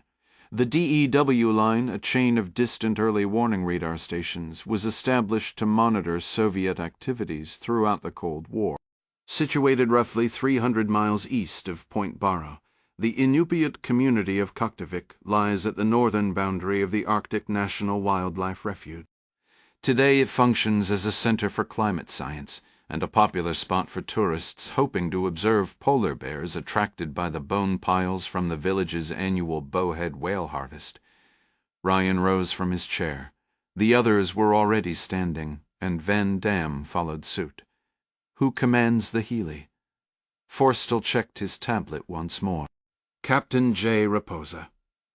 Ryan retrieved the pencil from his desk, considered for a moment, then set it back down. And his course is taking him toward the origin of this encrypted transmission, which would bring him close to the area where Dr. Moon recorded her acoustic anomalies. Burgess exchanged a look with Forrestal. Almost directly over it, Mr. President. Bob, coordinate with Captain Raposa's command structure. Ensure all relevant parties remain fully informed as this situation unfolds. Understood, sir, the Secretary of Defense replied. Robbie, Ryan added, turning Forrestal's attention back to him. "There's an additional matter I need you to arrange." John Clark identified the police escorts the moment he stepped onto the plane. Both were Han Chinese men in their 40s, seated 3 rows behind him on opposite sides of the aisle. They pretended to read magazines, glancing up occasionally with practiced indifference. The man on the right had thinning hair and an elongated, equine face. He was dressed as a businessman returning from a trip, wearing an open-collared white shirt, a wrinkled suit jacket, and an overcoat draped across his lap like a blanket. He spent much of the flight on his phone, or at least appeared to. The other minder had a softer build, wearing a blue baseball cap and a bulky ski jacket over a corduroy blazer that seemed too snug to fasten. Clark noticed the scuffed utilitarian shoe of the man he'd dubbed Horseface, protruding slightly into the Elia detail that didn't quite match his business attire. The Uyghur passengers who had boarded ahead of Clark also recognized the minders for what they were, giving them a wide berth as they moved down the aisle, as if avoiding a contagion. Clark had a full row to himself. The China Southern Airlines flight was only about half occupied, with most passengers being Uyghur men. None were willing to risk being seen conversing with a foreigner under the watchful eyes of the 2 authorities. The constant whisper of air over the fuselage of the aging but functional Airbus shifted to a deeper rumble as the pilots extended the flaps and reduced speed for landing. The pressure change in Clark's ears signaled their descent. He disliked airports and had little fondness for being packed into a flying metal cylinder, though the act of flying itself didn't unsettle him.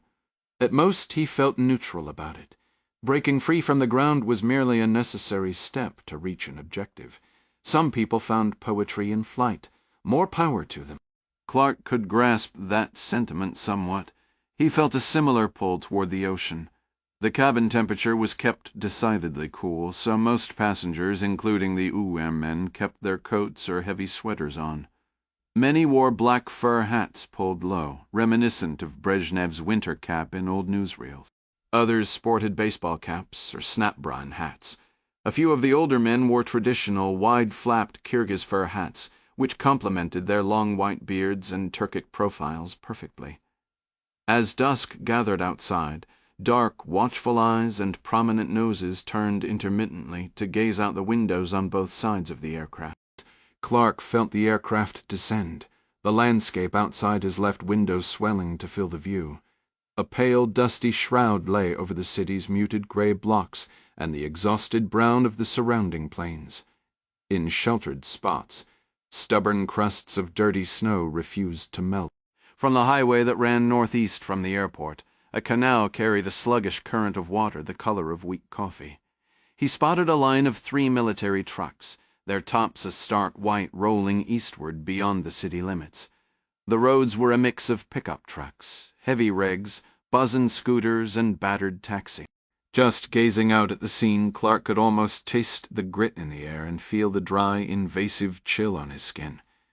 It explained the wool caps worn by nearly every passenger on the plane. The aircraft jolted once, wrestling a stubborn crosswind before aligning and touching down on the solitary runway of Kashgar Airport.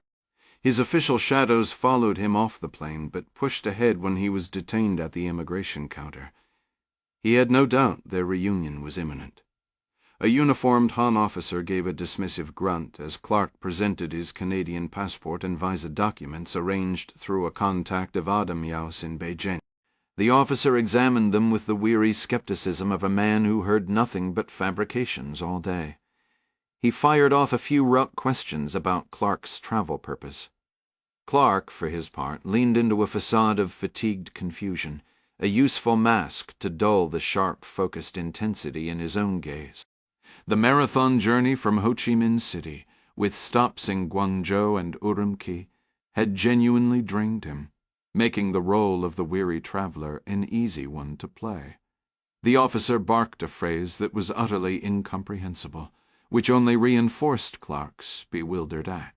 It sounded vaguely like, "You have jeep?" Clark offered a helpless shrug and tapped his ear.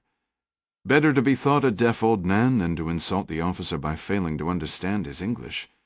"You have navigation?" The man tried again, pantomiming with a pointed finger. GPS? On my mobile phone, Clark answered truthfully, raising his voice slightly. The officer snapped his fingers. Give. Without protest, Clark retrieved the phone from his jacket and handed it over. Extra power. Clark produced the spare charging block as well. Passcode, the officer demanded. I passcode or I keep it, the man stated flatly, his eyes lifting in a challenging stare. Clark provided the unlock code. The officer scrolled through the icons, his finger pausing on the mapping application. "Do not use in China," he commanded, his voice rising as if for the hard of hearing. "The phone?" Clark asked, feigning misunderstanding. With an irritated shake of his head, the officer jabbed at the map icon. "No GEPs in China. No GPS." Understood, Clark said, nodding. No GPS. The officer slid the passport and phone back across the counter, but pocketed the charging block without a word of minor toll paid to the customs deities. One hurdle cleared, Clark moved on. Traveling with only a carry-on bag, he bypassed the baggage claim and walked through the terminal. A crowd of grounded passengers huddled on miniature plastic stools beside their luggage, consuming instant noodles or gnawing on meat skewers while waiting for perpetually delayed flights. His two minders, a man with a long, solemn face, and his heavier, rounder partner picked up his trail again before he even reached the glass exit door. Outside, a gusting wind hurled yellow dust into the air, dimming the streetlights to hazy orange globes. Clark ducked his head against the abrasive wind, a gesture mirrored by everyone else on the street. His shadows jogged briefly to keep pace as he navigated around a crew of construction workers in hard hats, who were laying rebar for a new sidewalk near the bus and taxi queues. He would allow them to follow for the moment. Eventually, though, he would need to either mislead them or slip away entirely. Lying, Clark reflected, was a core professional competency. The psychologists at Langley had a clinical term for it: sociopathy within operational parameters. Clark never saw himself as a spy in the classic cloak and dagger sense. He was an operator and had been since his earliest days in the field. Operators lied to gain access, to complete the mission, and, most crucially, to exit the chaos when the work was done. It was a simple, unglamorous truth of the trade. He gathered information whenever he found it. Naturally, but mostly he relied on intelligence from others to enter a situation, complete his task, and exit unnoticed. Often his task involved extracting an apprentice or eliminating one.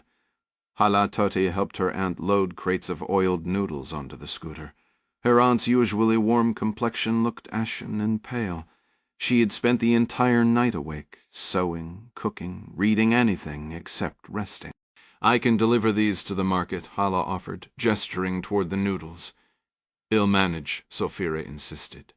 A biting wind swept down the gritty street, swirling debris beneath the glow of lampposts studded with surveillance cameras. Zulfira tightened her wool scarf and trembled. "You might be coming down with something," Hala observed. "I told you, fine." The bustling Jifang night market was just a short distance away, yet Zulfira wobbled in the gusts as though she might not make it. She mounted the scooter with shaky legs. "You'll deliver these to Rami and come straight back," she said, ducking her head against the wind. "Chop the meat while you mount." "We need to have dinner prepared before Mr. Suo gets here." A tightness seized Hale's throat, making her voice quiver like a scared little girl, which only fueled her frustration.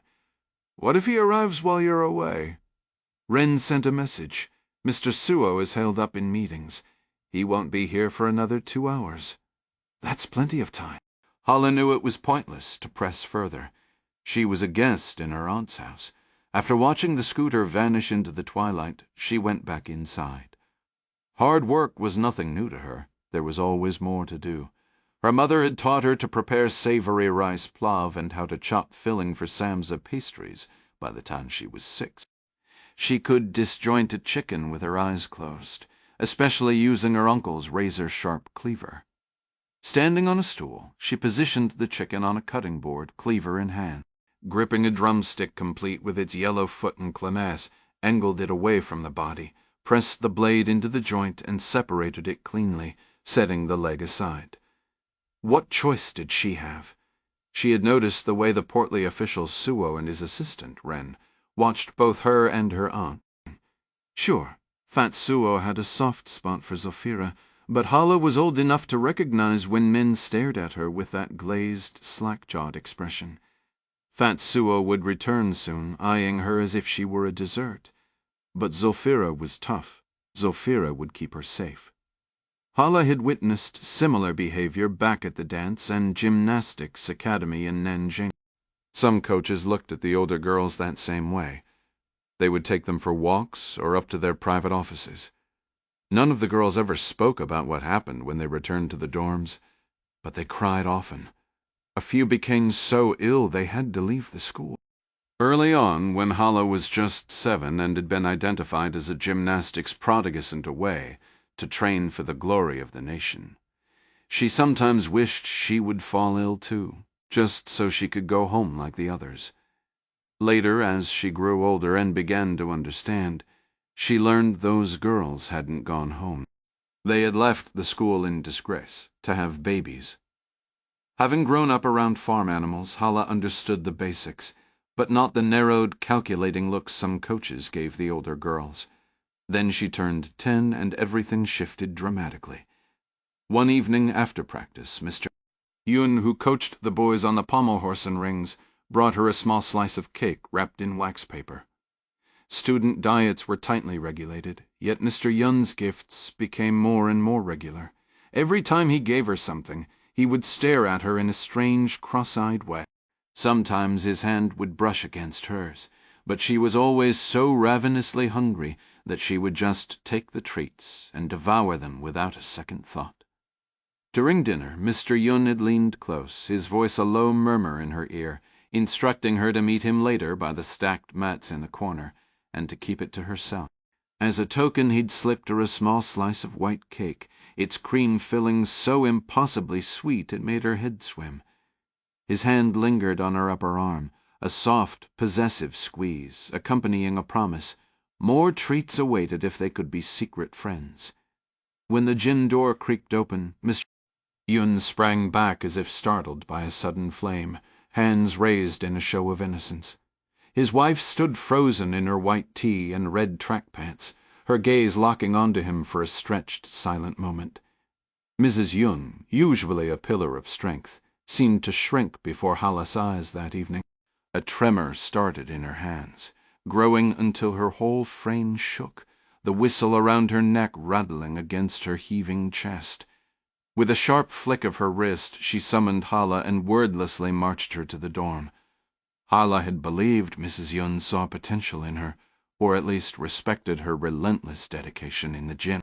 But the following day, summoned to the coach's office, she was called a worthless gymnast. Hala stammered an apology for a crime she didn't understand, which only stoked Mrs. Yun's fury.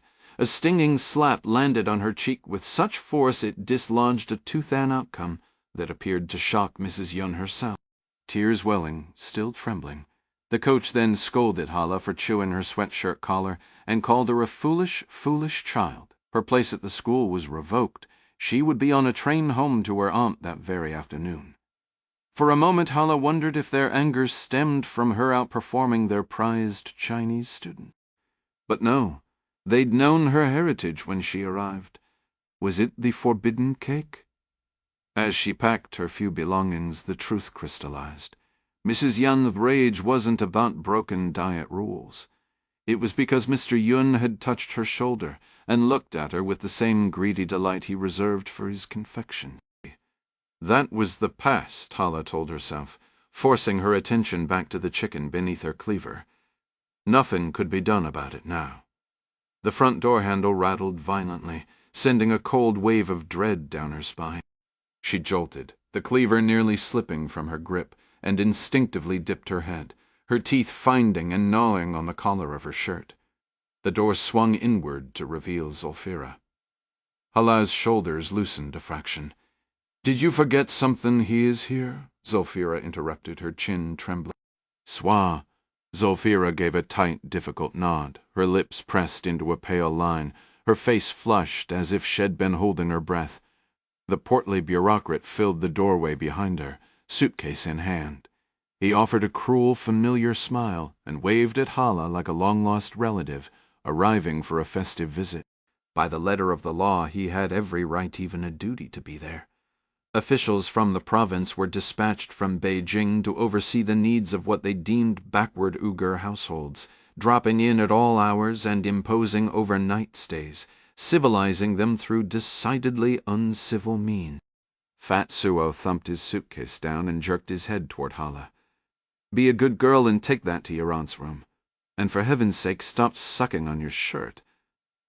Hala let the damp fabric fall from her mouth. She stood paralyzed, staring at the bulky luggage. "Just how long did this overstuffed ape plan to stay?" Suo's smile faded, his expression hardening. "Go on," Zulfira urged softly before turning to the man, her voice carefully measured. "Please, make yourself comfortable in my home. Your assistant mentioned you'd be late, so I was just heading to the market with my noodles before preparing dinner." Suo's smile returned, thin and mocking. "Don't trouble yourself with a meal on my account," he said. "My meeting concluded early, and I already had some rice and pork at the office. Does that offend you?" "My eating pork? You may eat whatever you please," Zulfira replied, her voice steady. "I do not, I see," the fat man said. He clapped his thick palms together and then laced his fingers, resting them under his chin as his gaze shifted between Zulfira and Hala. "Well, I've already had my supper. I'm worn out. Maybe you could point me toward the bedroom." Zulfira gestured toward the door beside the kitchen. "Just through there." "It's terribly cold in there, my dear," Suo remarked. "Maybe you could come and help warm these old bones of mine. I believe it's best if I stay here by the stove." Hala noticed then that her aunt had already pulled a pile of quilts from the bedroom and stacked them in the corner of the main room. The heavy man pressed his clasped hands to his mouth, peering thoughtfully over his knuckles. "The girl is small, but I suppose she could help warm." "No," Zulfira cut in sharply. She placed a hand on her stomach.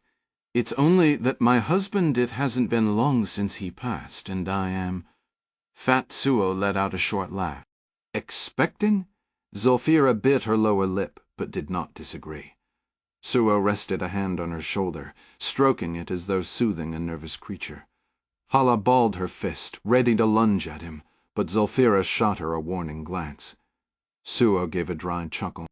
"Have you ever heard about the wild horses up in the Kalamli Mountains?" Tears welled in Zulfira's eyes as she squeezed them shut. She shook her head. "They're called Przewalski's horses," Suo continued.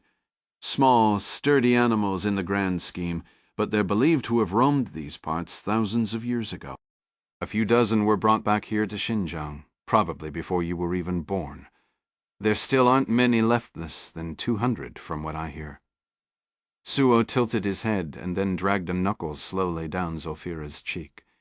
"Every single foal matters to the people trying to rebuild the herd, but the stallions don't care about the herd as a whole. They only care about the foals that come from their own blood.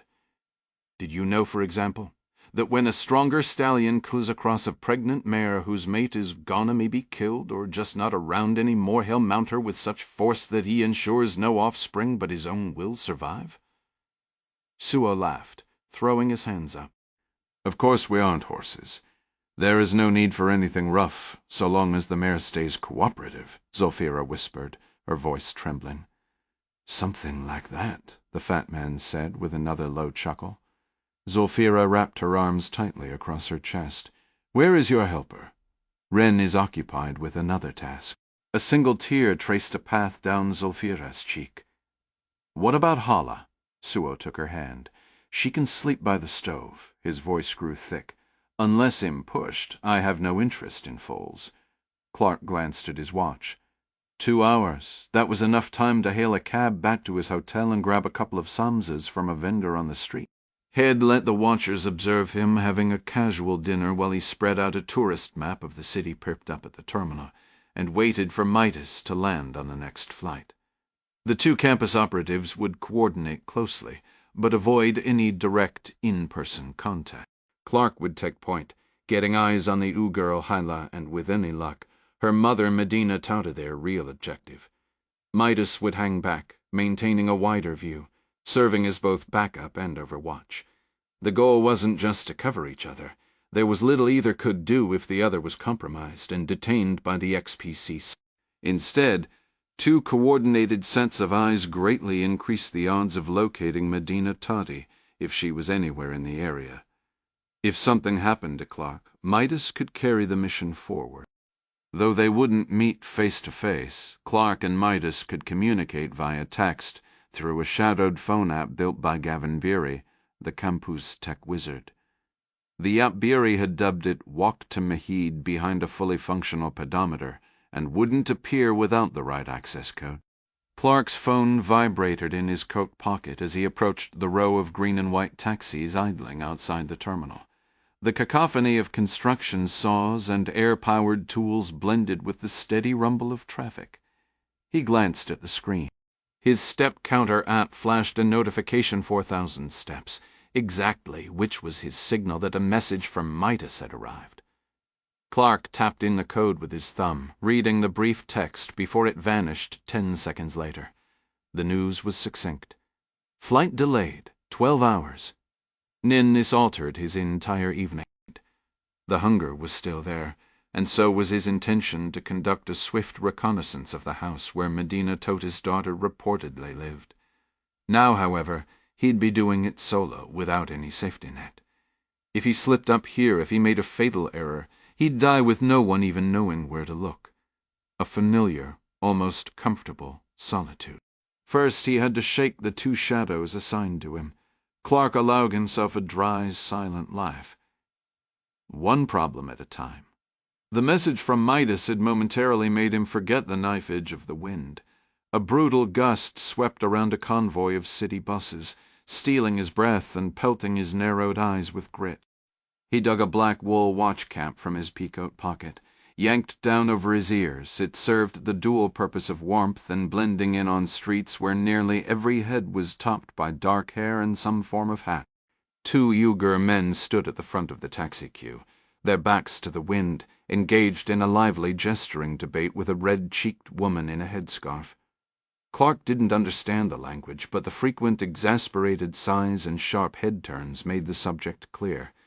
A heated negotiation over a fare the woman found unacceptable. Further back in line, a fourth driver sat behind his wheel, phone pressed to his ear, nodding solemnly. He wore a battered black trilby that looked like it had been his pillow. Clark observed, almost amused, as his own portly police-minder, also on a call, hung up at the exact same moment. That cabby then pulled forward, hopping out with the clear intention of opening a door for a fare. Clark walked right past him, making a beeline for the second cab in line, feigning deafness to the offered service. This taxi was driven by an older Uyghur man, his face a road map of deep lines, who looked like head long since lost patience for any nonsense. He wore the traditional embroidered dopa cap, a single elegant wisp of silver hair curled like a comma from the tip of his chin. "Shinibog Hotel?" Clark asked, pulling the rear door open himself and sliding onto the peach-colored vinyl seat. The driver glanced over his shoulder, one bushy silver eyebrow rising. "Skinnyvic?" The hotel, situated on the old British consulate grounds near Kashgar's Old Town, was a relic from the days of espionage between Russia and Britain, locally known by that very name. "That's the one," Clark confirmed, settling next to his bag. The old man checked his mirror and pulled into traffic. 20 Wien, he stated flatly once they were moving. It was double the standard rate into the city, still only about $3. Arguing over it felt absurd. Clark's life hadn't been one of luxury, but the value of his truck back in Virginia probably exceeded this man's lifetime earnings. The cab turned onto Yingben Avenue, following the trilingual signs for Kashgar. The traffic was a mix of taxis and modest, Chinese-made farm trucks. They passed a wide irrigation canal, beyond which lay a barren field, a stark reminder of the agricultural heartbeat of this remote place. For a fleeting moment, Clark wondered what the old driver had seen in his decades navigating these streets, what secrets the dusty air held that his own mission would never uncover. The field had been harvested long ago, yet the landscape was still marked by stray white puffs clinging to the dry stalks and dusty soil. "Cotton," the driver remarked, tapping his chest with pride and catching Clark's eye in the rearview mirror. "Top-quality cotton comes from this region. All the major fashion houses your Gucci, your Pradothy, source it from here." "Fascinating," Clark replied. "That land," the cabbie continued, repeating the gesture, "my family used to farm cotton there for generations. And now it's the Bingtuan state-organized farmer-soldiers, mostly Han Shines, who plant the cotton." He wagged a finger in the mirror. "No more tractor for me. Now I drive this taxi." "Who holds the title to the land now?" Clark inquired, already knowing the answer, but allowing the man the space to tell his story. The driver stroked his thin beard thoughtfully. "I believe the land belongs to whoever brings the most force to bear." "I imagine so," Clark said. The traffic light ahead turned crimson, and the taxi shuddered to a halt beside a city bus. Clark gestured toward a notice posted by the bus doors. "What's that sign say?"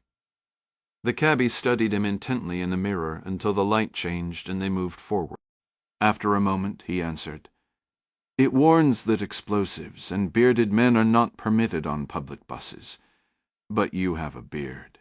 Beards are forbidden," the cabbie clarified, "unless, like me, you are old." "Me too," Clark offered. The driver let out a dry laugh, his eyes weary. "Not you. You are young and strong, not crooked and ancient like I am." "If only that were true, my friend," Clark said, leaning forward. Outside, the sidewalks had become a river of people. The chill air was thick with the scent of smoke from countless grills, weaving through strings of colorful lights that crisscrossed the side lanes branching from the main road. "Let's change the plan," Clark announced.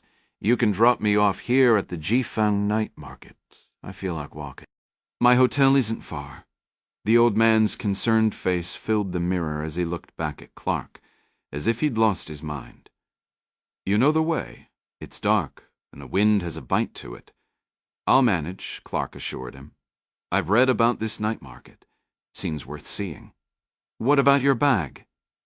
Clark gave his duffel a pat. "It's light."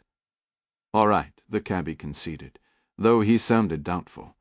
"You are the customer. But be aware, there are security checks ahead. As a tourist, they might not stop you constantly, but if they do, that bag will be searched." "Not a problem. I'm not carrying any secrets." The taxi pulled over half a block from the market's glow, stopping short of a yellow barricade that marked a checkpoint. Camouflage-clad police and officers in black tactical gear were inspecting the identity cards of Uyghur pedestrians. A loudspeaker crackled with a looped recording of a woman's voice in the Uyghur language. As Clark gathered his bag and handed over a stack of cash, he asked, "What is she saying?" "Report any signs of terrorism or separatist activity immediately," the cabbie recited, accepting the money with a sly wink. "Discussing separatism online is prohibited. Discussing terrorism online is prohibited." He paused for effect. "And no beards." Hoisting his duffel, Clark approached the nearest officer. He pointed toward the bustling market lights ahead and mimed eating them. The policeman, evidently unwilling to hassle a tourist who likely didn't speak the language, waved him through with a dismissive gesture before turning his attention back to the quiet line of Uyghur men and women waiting behind the barrier. A cheerful group of Han Chinese tourists in stylish winter wear were ushered through with nothing more than a perfunctory, comradely nod from the guards. Making his way into the thrum of the market, Clark stopped at the first vendor he saw and bought a steaming hot samsa. The Central Asian meat pastry, fresh from a tandoor oven, reminded him of an Argentine empanada, its savory scent cutting through the cold night air. He took a bite, the simple pleasure a stark contrast to the tense atmosphere he'd just passed through, and melted into the crowd, feeling the curious eyes of the market around him. The steaming bowl of stew, rich with diced carrots, pungent garlic, onion, and chunks of fatty lamb, provided a comforting warmth as Clark navigated the bustling market. He moved eastward, aiming to stay off the main surveillance grids long enough to locate the house where Hala Toti was reportedly staying with her aunt. A wiry man with oddly plump pink lips shoved past him, muttering a curse in Mandarin before disappearing into the crowd, apparently in a tremendous hurry to be somewhere else. Inside the modest home, Hala lay bundled under a quilt near the oil stove, still dressed, nervously chewing the damp collar of her shirt. She pressed her hands over her ears, desperate to muffle the unsettling sounds from her aunt's bedroom. When the noise finally ceased, she remained frozen until the gruff voice of the bloated Suo bellowed for tea. Before she could even rise, the door was flung open by Ren, letting in a swirl of frigid air. For a fleeting moment, Hala saw him as a malevolent spirit invading their space. Then Suo emerged, wearing only his drooping underwear, and all thoughts of imaginary devils vanished. The real horror was standing right there. Zulfira followed, her hair disheveled, one hand clutching the collar of her plain robe, the other tucked firmly in her pocket. She froze as Ren closed the door. "We had an agreement," she stated, her voice low but clear. "Hyla is not part of this." "We did agree," Suo admitted, his chins resting against his pale chest. "That is true, but I also made a prior arrangement with my assistant here. That deal came first." Hala's eyes darted toward the door, but Ren seized her arm. Zulfira's jaw tightened. "No," she whispered, the word trembling. You cannot do this." Zulfira's jaw tightened. "No," she whispered, a deep theatrical breath, as if savoring the tension, and offered a smug grin. "You know I've reconsidered. I find I have an appetite after all." Zulfira's voice climbed, sharp and desperate. "This is my home." "I will not permit." He struck her across the face with the back of his hand. "My dear, you will permit—" Her hand flashed from her pocket, clutching an ornate Ugar knife that Hala recognized as her uncle's. Zulfira moved with startling ferocity, striking not like a woman, but like a cornered animal, driving the blade repeatedly into the junction of Suo's neck and shoulder. The knife was decorative, adorned with an eagle pommel and rosewood inlaid with jade, but her husband had insisted all blades be kept razor-sharp. Though less than 5 inches long, its wicked, curved point inflicted terrible damage with each frantic thrust. A violent arc of blood sprayed the room with the first impact, coating Zulfira's hand, face, and robe with each subsequent strike. Suo clutched his neck, eyes wide with disbelief, and sank to his knees. Blood gushed between his thick fingers, cascading down his arm like a crimson curtain. He tried to speak, but only a wet, gurgling croak emerged.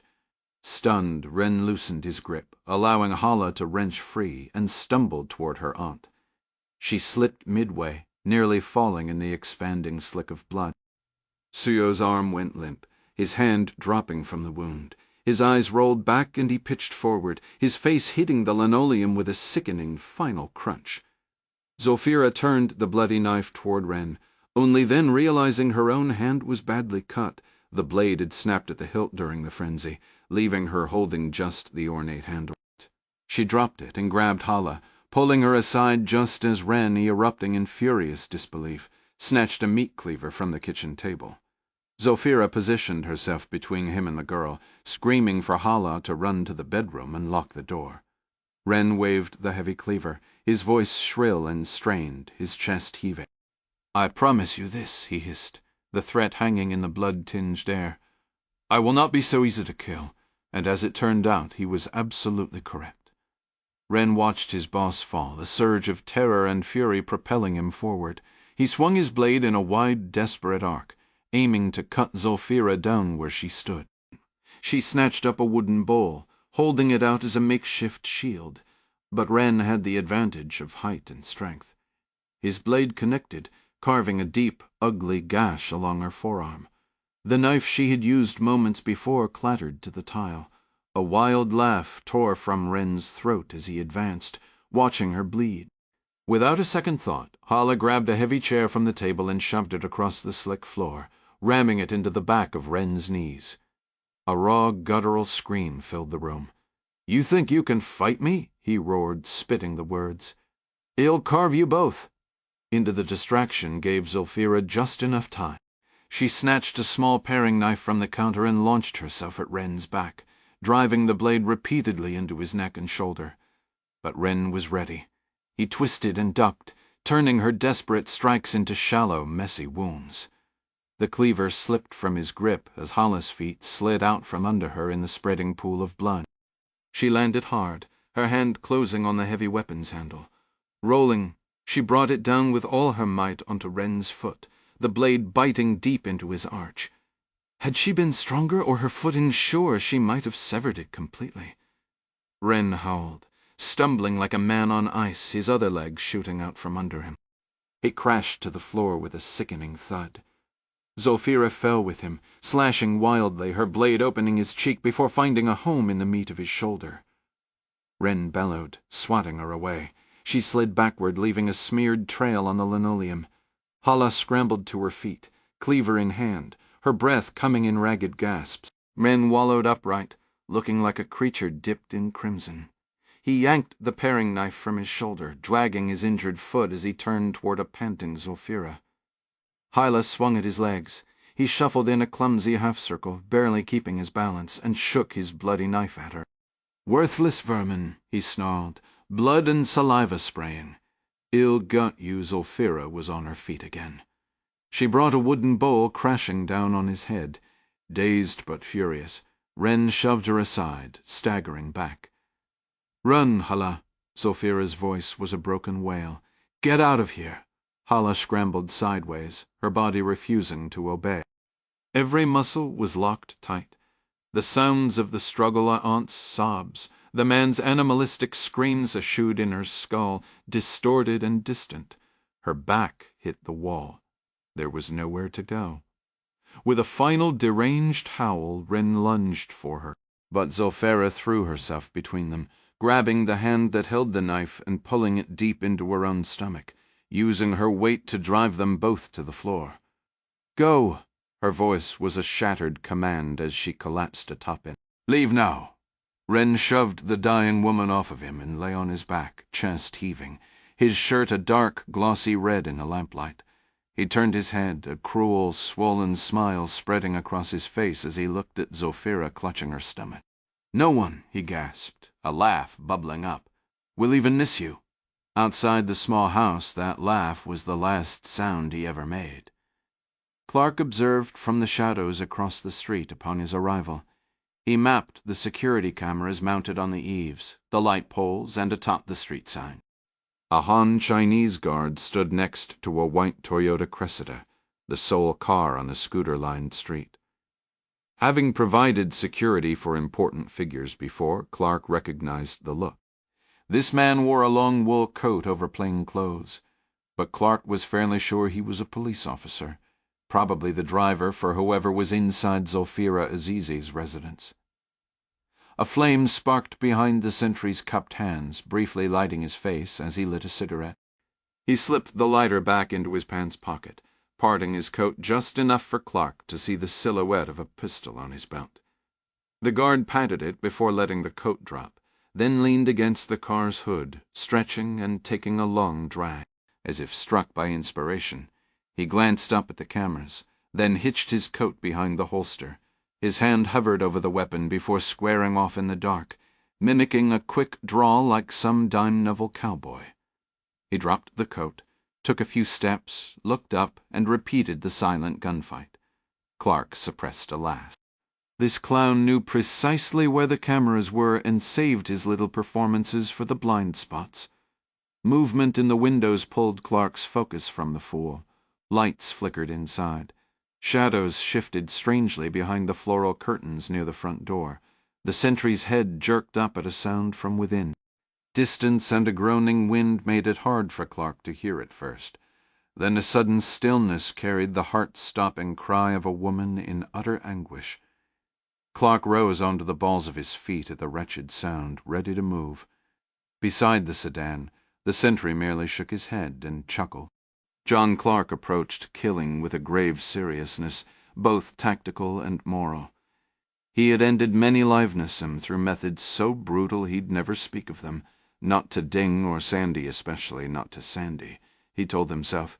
Each had been necessary for the greater good, though he knew that depended entirely on one's perspective.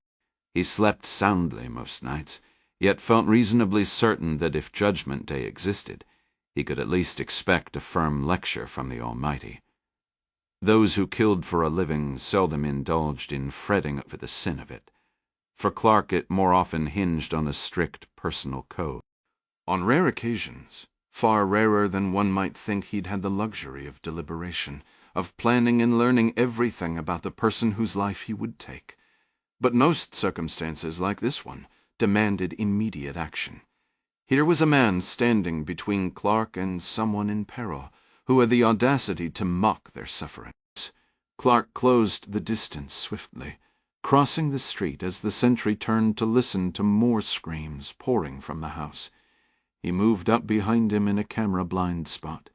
For all his pantomimed gunslinging, the sentry was painfully slow on the draw. Clark delivered a swift hammer fist to the side of his neck and yanked the small revolver from the holster before the man could react. Focused on reaching the screams, and unwilling to leave a threat behind, Clark pressed the little revolver into the wide-eyed man's stomach and pulled the trigger. Nothing happened, not even a click. Damn it! He used the handgun as a miniature battering ram instead, driving the barrel repeatedly into the man's teeth before smashing it against the side of his head. Clark realized the gun was a replica about the time the man crumpled. "Some gunslinger," Clark muttered, pinning the man to the pavement with a boot to the head. He let the useless object fall from his grip and spun toward the doorway, drawn by the raw sound of agony. Hala swung the heavy cleaver down with every ounce of her strength. Wren thrashed, seizing her wrist and forcing the blade aside as it descended. It stopped, trembling, a sliver of space above his straining throat. The cords in his neck stood out like ropes. Zulfira was there as well, adding her weight, pushing the cleaver lower and lower still. Wren shrieked, one hand locked around Halas on the weapon's handle, the other wildly hacking with a small blade, slicing into Zulfira's back with one awful strike after another. "Why won't you just die?" Hala could sense her aunt's power fading. A grotesque grin spread over Wren's face. He sensed it, too. A wave of nausea hit Hala, bitter and cold. She was not strong enough, not big enough to end this. A shadow fell across the floor behind her. Her heart dropped. More of Fat Suo's thugs. Then a black boot came down beside her fingers, pinning the cleaver's handle and slamming the blade deep into Wren's neck. Hala looked up at the tall figure looming over her. He was a white man, an American with silvering hair and eyes that held a glint of ruthlessness. That hardness melted when his gaze met hers, and he placed a hand over his heart. A friend. Hala scrambled back, gulping air. If he chose to kill her now, she was powerless to stop him.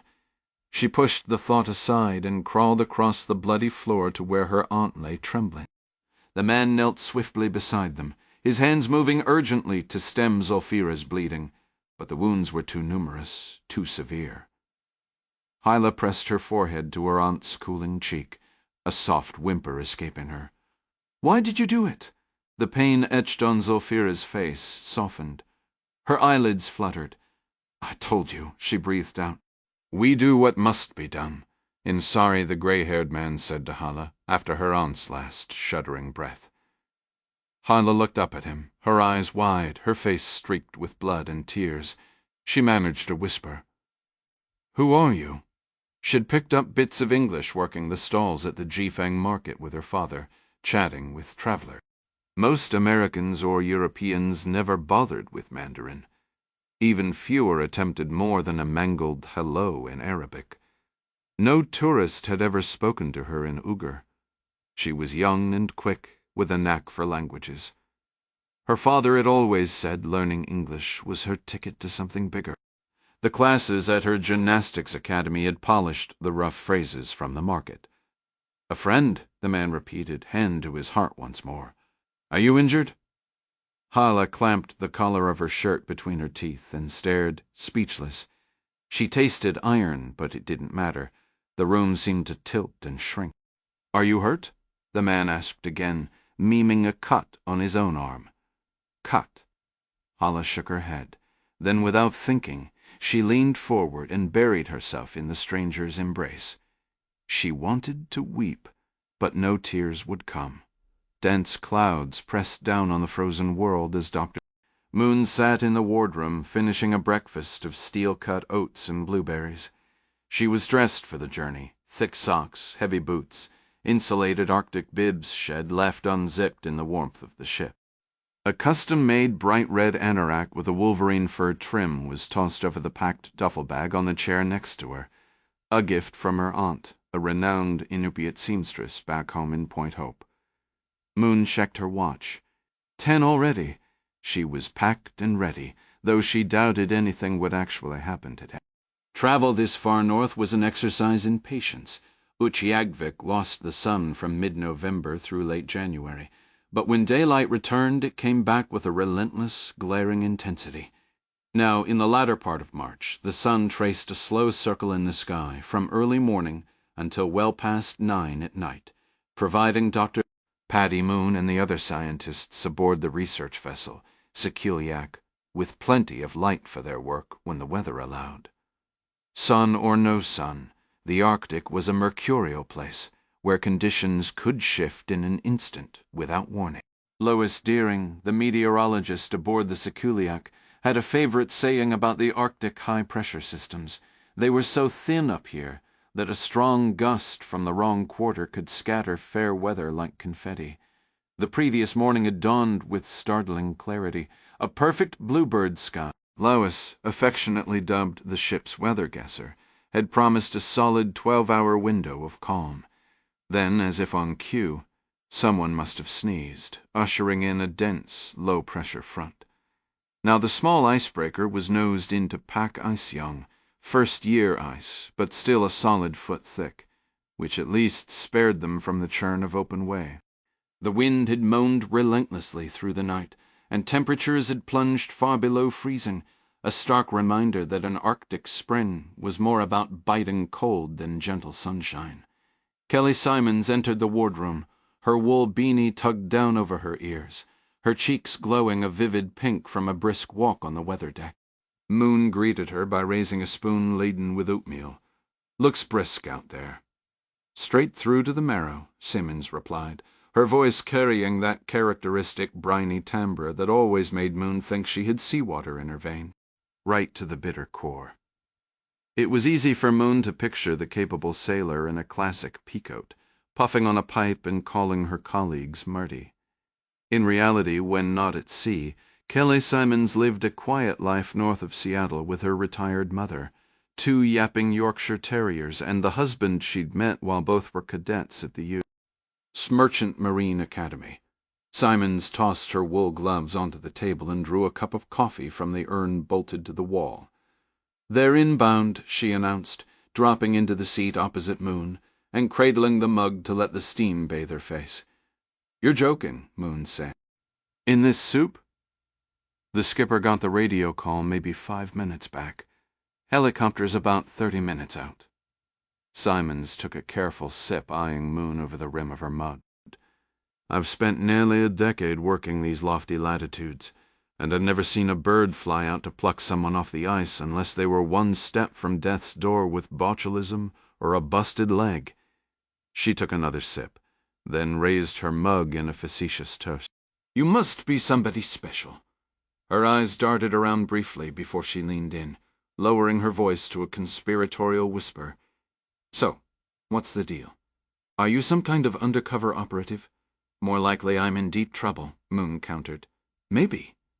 Simmons studied her coffee, then looked up, her expression turning serious. "Do you honestly believe there was something down there beneath us? A Russian sub, maybe?" "I know what I heard," Moon stated firmly. "And it wasn't just farting fish, despite what Thorson claims."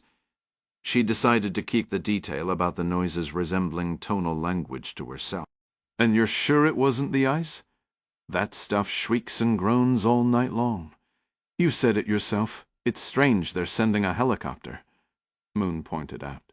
"Maybe I overheard a secret underwater facility, and now they're spiriting me away to keep me silent." Simmons let out a short laugh.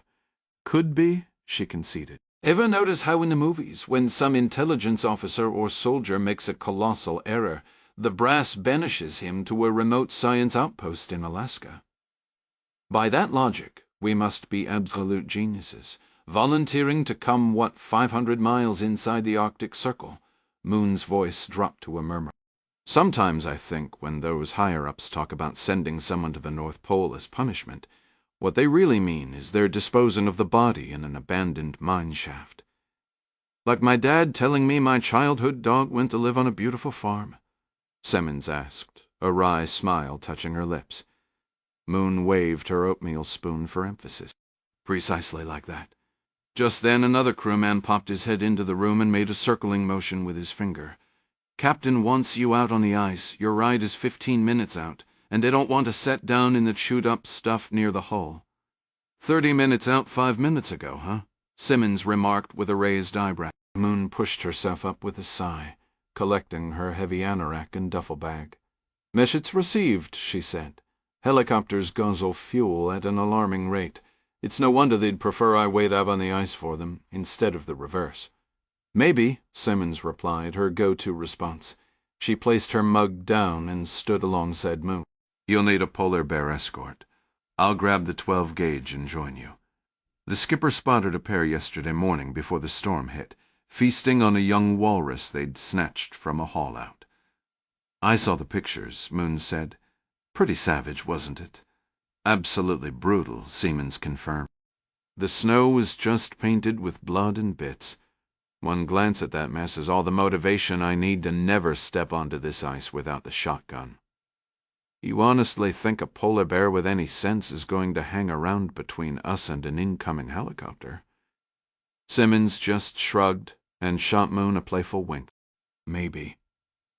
The gray twin-engine UA-1Y Venom, a Super Huey, churned up a swirling cloud of snow as it settled onto the thick ice 50 yards from the ship. The rotors kept turning, while the young Marine, bundled up like a puffy snowman, waved Moon urgently toward the open side door. She ducked out of habit on her approach, even though the blades were well overhead. Dr. Moon, the Marine yelled over the whump-whump of the blades and the engine's scream. She gave an exaggerated nod inside her bulky parka hood. Seemingly satisfied, he waved her aboard. Her attempt to thank him was met with a headshake. He tapped the earmuffs on his helmet and pointed to a spare helmet and headset hanging by one of the seats in the otherwise empty cabin. Moon felt a twinge of unease at being the sole passenger. Her earlier joke about being dumped down a mine shaft here into the Arctic Ocean suddenly felt less humorous. The crew chief, clad in a heavy flight suit, helmet, goggles, and a load-bearing vest that included a sidearm presumably for polar bear defense, was clipped to a safety cable. Moon suppressed a smirk. A 9mm pistol was better than nothing against a 1,000-pound bear that saw you as a snack, but not by a huge margin. The young Marine helped her into a 4-point harness on a forward-facing seat, then handed her the helmet, adjusting the small boom mic near her mouth. His voice crackled in her ears. You read me? She gave a thumbs up. Loud and clear. Outstanding, the Marine said, his voice sounding more seasoned than his youthful face suggested. I'm Corporal Goen, crew chief. Lieutenant Eggeman's on the left up front, and Captain Pelkey's on the right. He's the aircraft commander. Are you all based up in Alaska? Moon asked. Not a chance, Corporal Goen said with a laugh. Hem LA 269 out of New River. We're just up here doing cold weather training out of Utavikus to be called Barrow with some Marines from the 2nd Division. HMLA meant Marine Light Attack Helicopter Squadron. I was stationed at Norfolk for a bit, Moon offered. Been to New River a few times. She didn't mention the Marine pilot she'd dated from there years ago, the one whose deployment turned into a permanent goodbye. That was a lifetime ago, and this corporal looked like he could be her kid brother. Navy, huh? Goen grinned widely. That's a switch. Pardon my French. Marines giving you a lift instead of the other way around. No kidding, Moon said. I'm surprised your command authorized a flight all the way out here for one person. Captain Pelkey glanced back from the cockpit, his voice coming through the intercom. That's correct, Doctor. Someone higher up the food chain said make it happen. so we're making it happen. Colonel Cruz wanted to tag along, but frankly we needed his seat weight for extra fuel." He turned back to his instruments, but kept talking, his tone shifting to a dry, almost sarcastic edge. "Guess the paperwork on losing a scientist is a lot more complicated than the paperwork on a bored colonel, so you get the VIP treatment. Welcome to the glamorous world of Arctic Air Taxi Service. Your aircraft is right at the limit of our safe operational range for a round trip before hitting our fuel minimums. The wind has been unpredictable, and with these frigid temperatures we're experiencing up to a 5% reduction in effective distance." Moon gave a slow nod. "I can imagine. Colder air increases the speed of sound, which raises the Mach number on your rotor blades.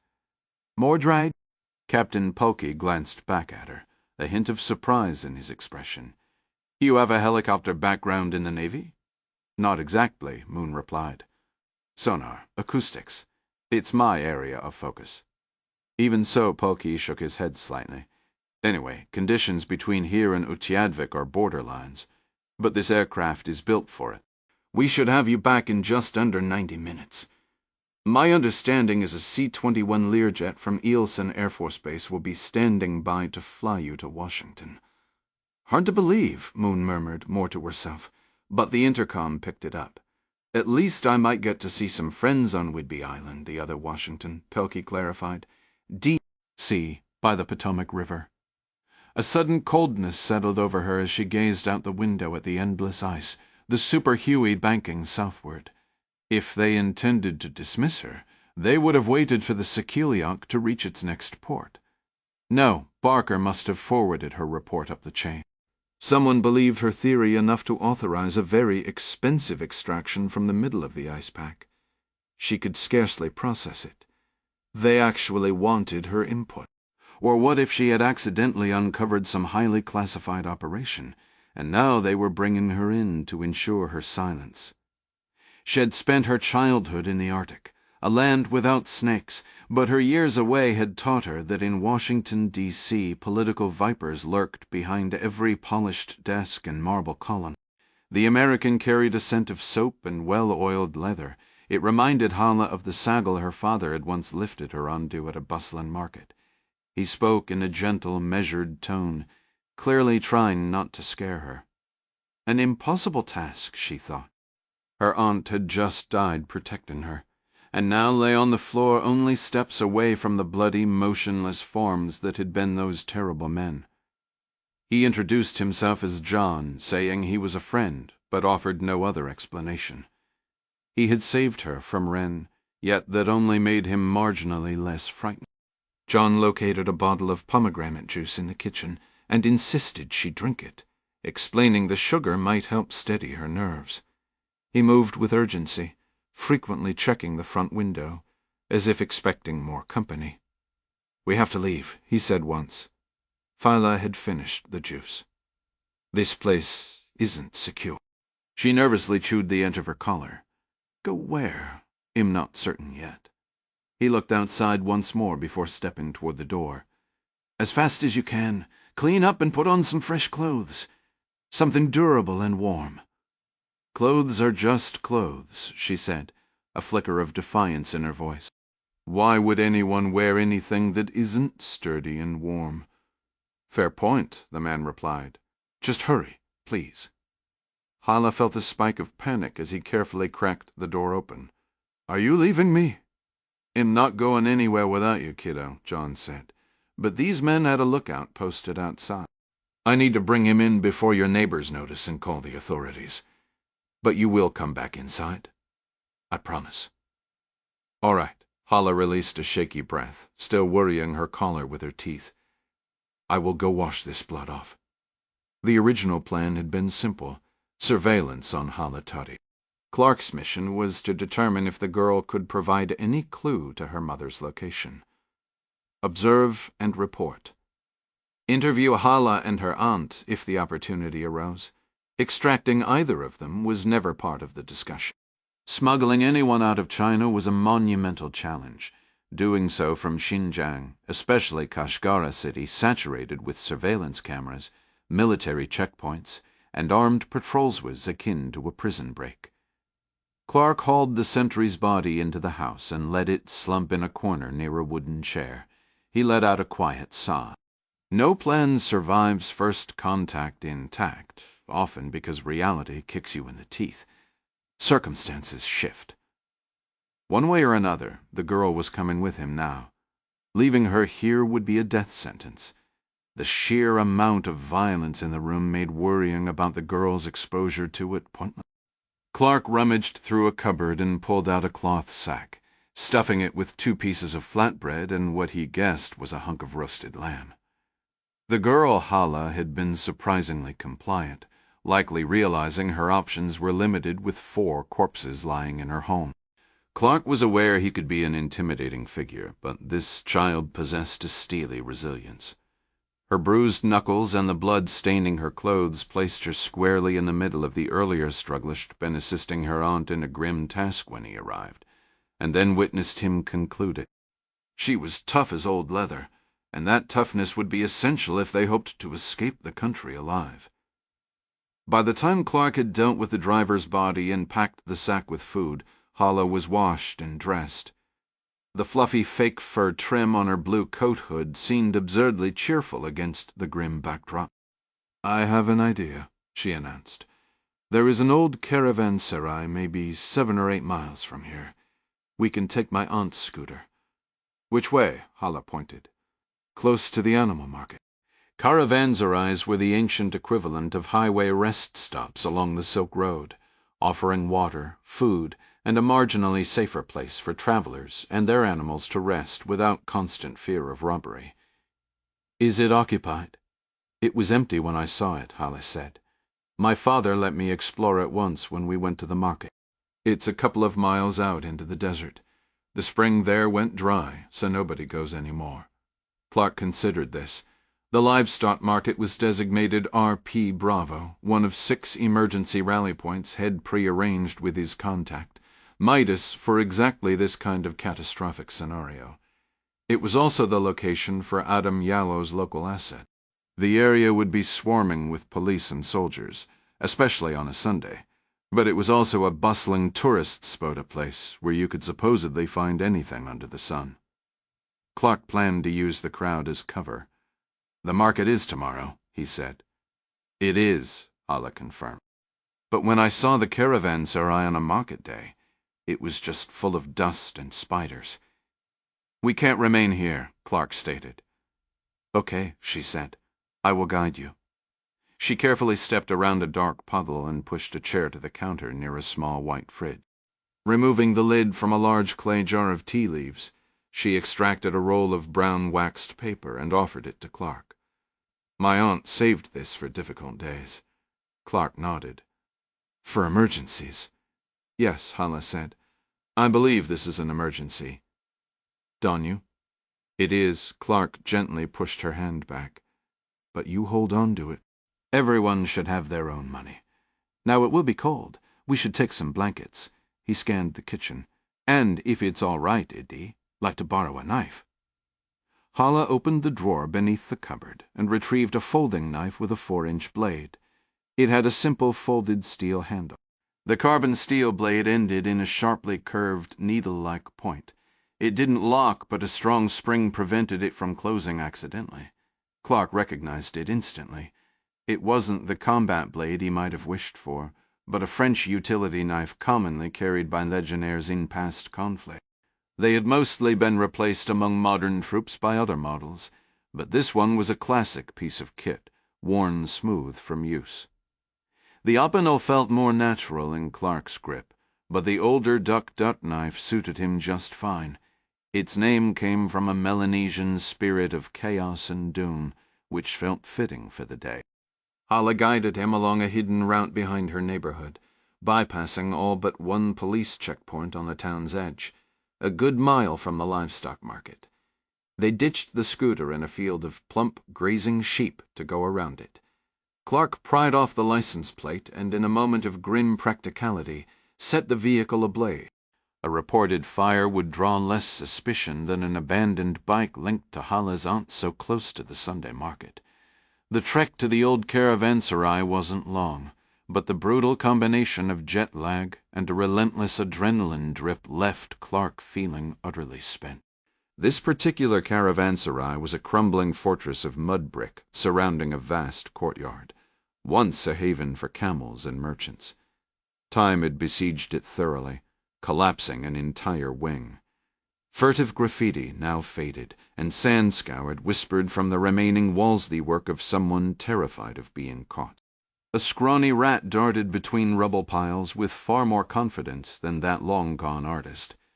Out front, a weathered wooden sign with peeling paint hinted at a failed attempt to lure tourists, wonders of the Silk Road in both English and Chinese characters.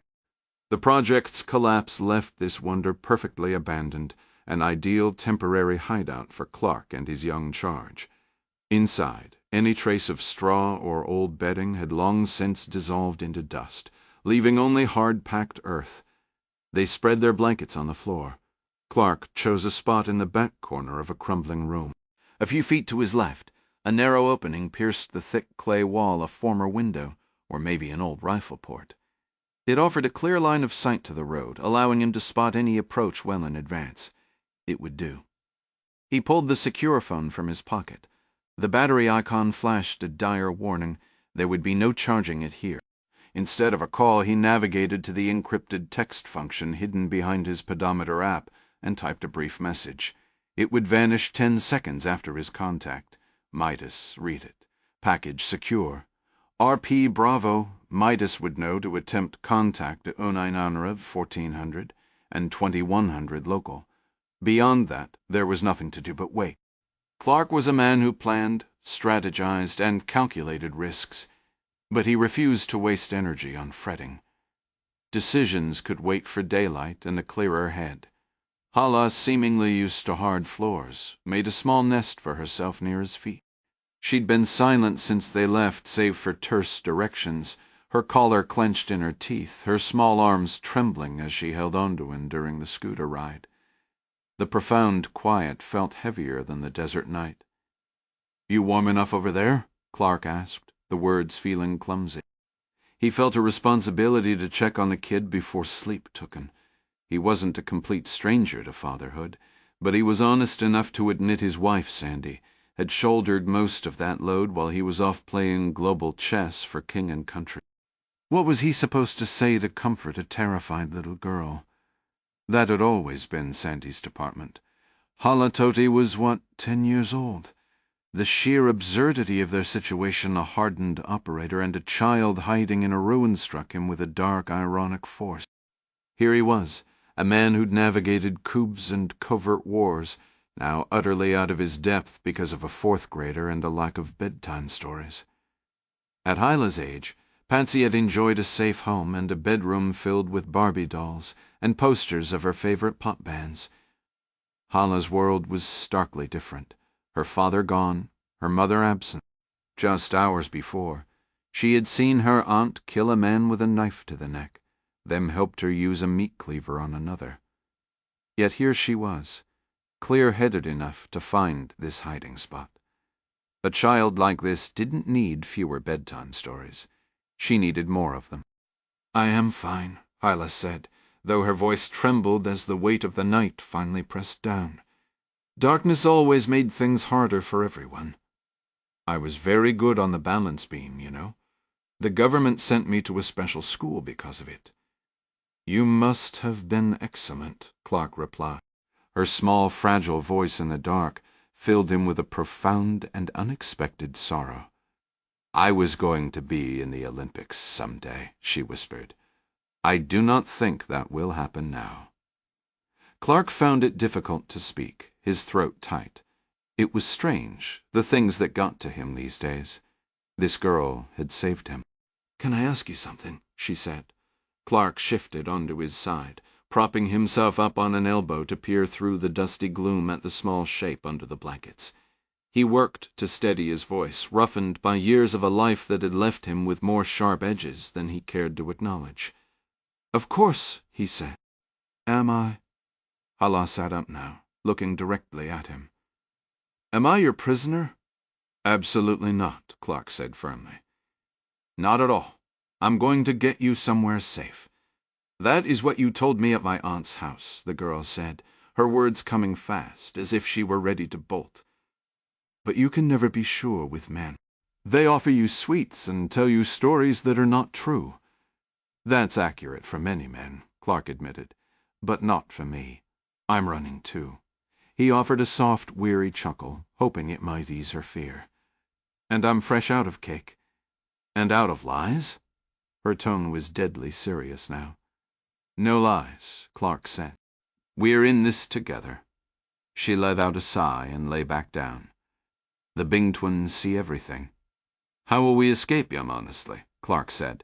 I'm not certain yet, but we'll meet a friend of mine tomorrow. We can figure it out then. Try to get some rest if you can.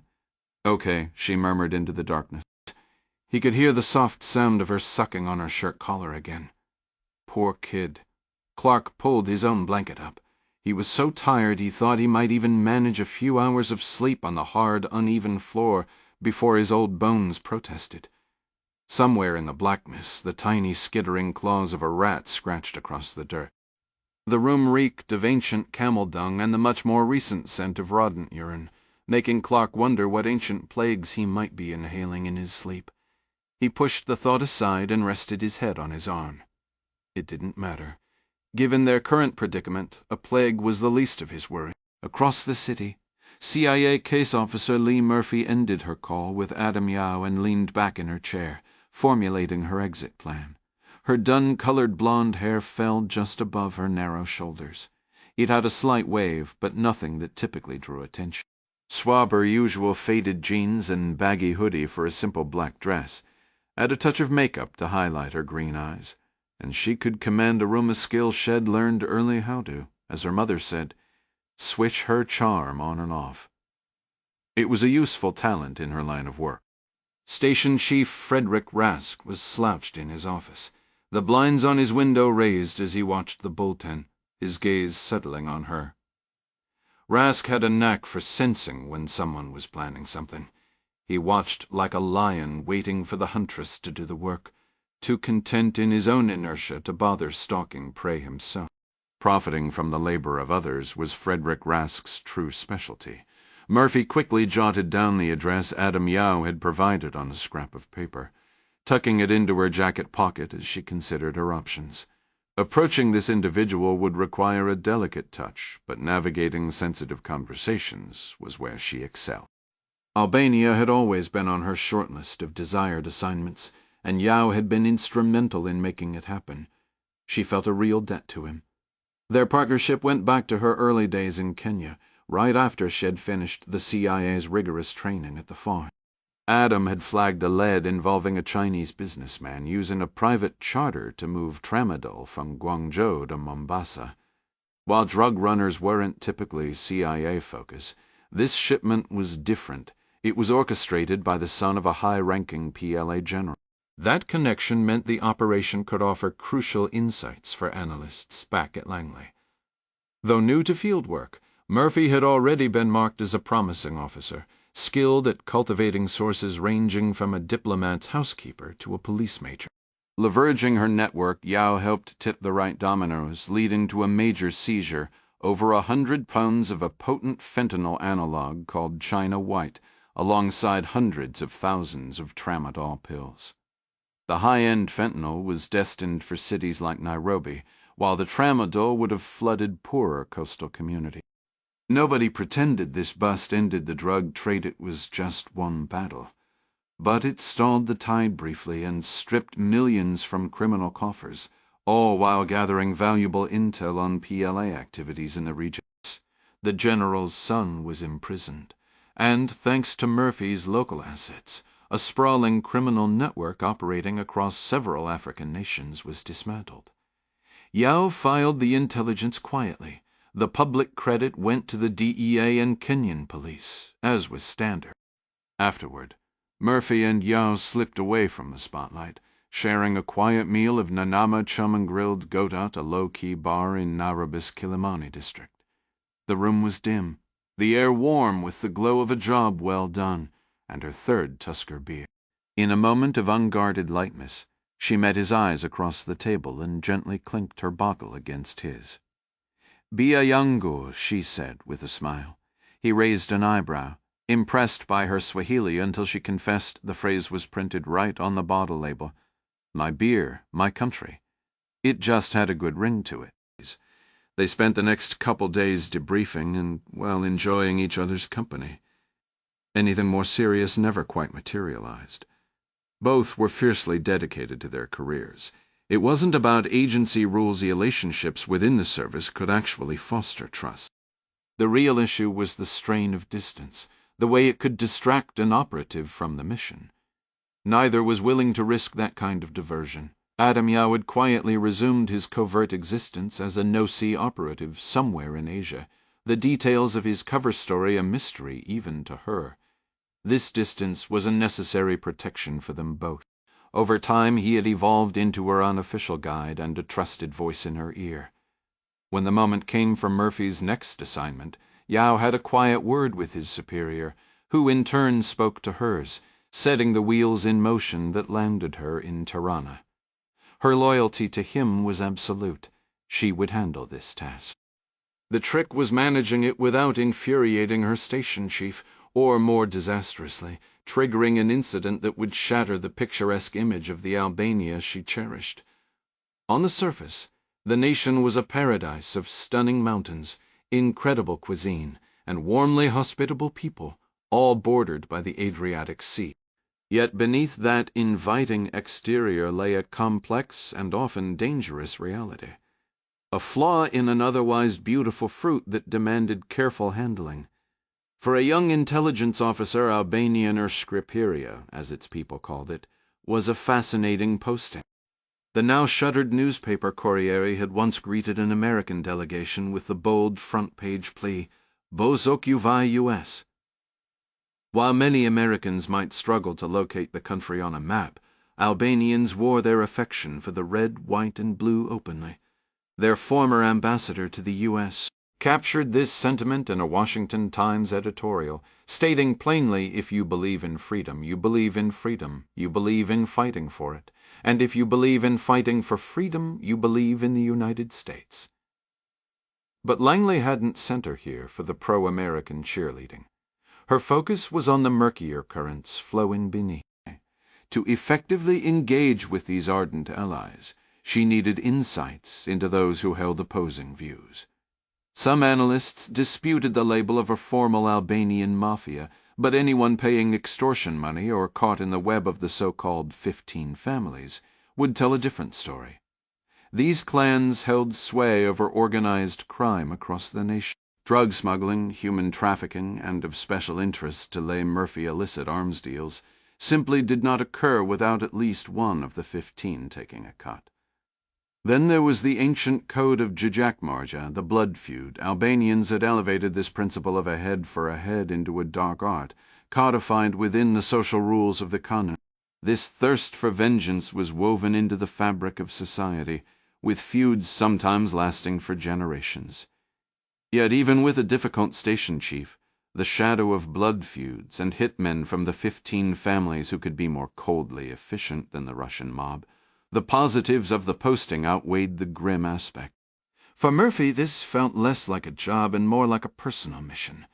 Just as she rose from her desk, Chief Rask emerged from his office, hobbling on his gout-afflicted legs.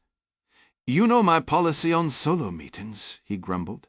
"Take Joey or Vlora with you." 2 other officers in the Bolteng glanced up from their work, their expressions carefully blank, wanting no part of Rask's latest directive. Joey was a sycophant, but he shared the chief's aversion to unnecessary effort, and had no desire to waste his afternoon on what was likely another pointless meeting, which described most of them. Murphy kept her face impassive. "Who said anything about a meeting? Reading people is literally in the job description, Murphy," Rask retorted. "Well, you've misread this one, Chief. I'm just going for a haircut." Under no circumstances did she want Rask meddling in this contact before she'd finished her assessment. She'd made that clear to Adam, and he'd agreed. Besides, the mere hint that she'd just been consulting with a respected senior officer one who actually valued his team instead of using them as stepping stones, would send Rask into a petty, simmering rage. He couldn't stand another predator encroaching on his territory. He gave a dismissive sneer, his tongue darting out to wet his lips. Langley likely doubted her story. Or perhaps he was simply annoyed that the phone call had interrupted the anticipation of a more substantial report. He was a man who craved constant, tangible results. How could he possibly impress his superiors with intelligence if his top operative seemed more concerned with personal appointments than completing her assignments? His face contorted, an expression caught somewhere between a sneeze and a scowl. Murphy wondered if he was even aware of how transparent he was. The man broadcast his feelings like a flashing billboard.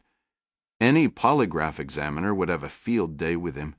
"And you're absolutely certain it's just a haircut?" he pressed.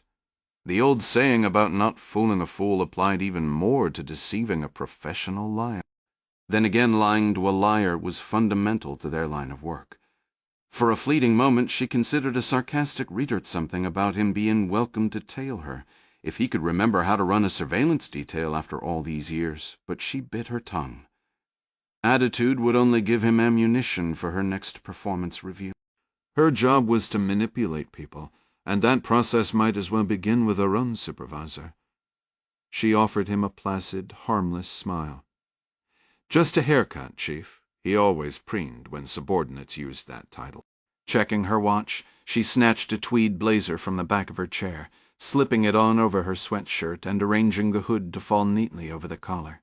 Her mother back in Boston would have dubbed the ensemble a Fall River tuxedo. "I came in early today," she added, "and I've got plenty of comp time back." Rask dismissed her with a vague wave over his shoulder, already shuffling back toward his office. "Make sure it's logged," he grumbled without turning around. Murphy retrieved her Glock 43 and its inside the waistband holster from her desk drawer, securing it against the small of her back. Her father, a detective with the Boston police, used to say that little hollow in a person's spine was perfectly designed by God for carrying a .45. He was a large man who could manage a large firearm. At just under 5'5", she stuck with the compact 9mm. As a case officer, not a paramilitary operator, if she ever had to draw her weapon, the situation would have already catastrophically unraveled. The single-stack magazine held only 6 rounds, plus 1 in the chamber, but it was better than nothing. She hesitated, then snatched a spare magazine from her desk before Rask could settle back into his office and glance her way again. It never hurt to be prepared. Adam Yao had requested she interview Urkeshbeg, a Uyghur man recently released from a CIA black site, place operating beyond the reach of the U.S. judicial system. A military tribunal had determined that while Beg had likely been in Afghanistan training with known terrorists, he no longer posed a direct threat as an enemy combatant to the United States. The irony wasn't lost on her. Under the rules of engagement, his past associations could have made him a legitimate target for a drone strike, yet after holding him for over 4 years, the government chose not to detain him indefinitely. As a favor to the U.S., Albania had granted him refugee status. According to Yao, Beg probably maintained his ties to the East Turkestan Islamic movement, which remained on official watch lists. There was a significant chance that if he sensed anything about her being CIA or U.S. government, their meeting would be anything but cordial. The moment Murphy's door clicked shut, Rask's summoning whistle pierced the office air for Joey Shoup. Shoup jumped to his feet, a reflexive response to the boss's call, and hastily tucked the loose tail of his peach button-down shirt back into his trousers. For all his own sloppiness, the chief insisted his team maintain a tidy appearance. From her desk, Vlora tilted her head, looking down her nose at him with a smirk. Fluent in Albanian, she never missed a chance to assert a little superiority. She tapped a finger beside her own nose. "You've got a little something right there, Joey." Shoup knew she was probably just messing with him, but he wiped his nose on his sleeve anyway as he hurried toward Rask's office. The chief was focused on his computer, typing up a memo. "Go after her," he instructed without looking up. "To her haircut appointment. She's not getting a haircut, Rask clarified. Just go. Understood, Shoup replied. I'll bring her back. This time Rask lifted his gaze. I need you to follow her. Use your car. Report her location. Consider it done, Shoup said. Rask spread his hands in a gesture of urgency. Unless you've planted a tracker on her vehicle, you should get moving now. Shoup snatched his jacket and hurried out, pushing through the door just as Rask summoned Vlora into his officialakli to ensure she didn't interfere. On the streets of Tirana, it seemed every other car was a gray or white Mercedes sedan, making Murphy's modest Ford Fiesta blend in perfectly.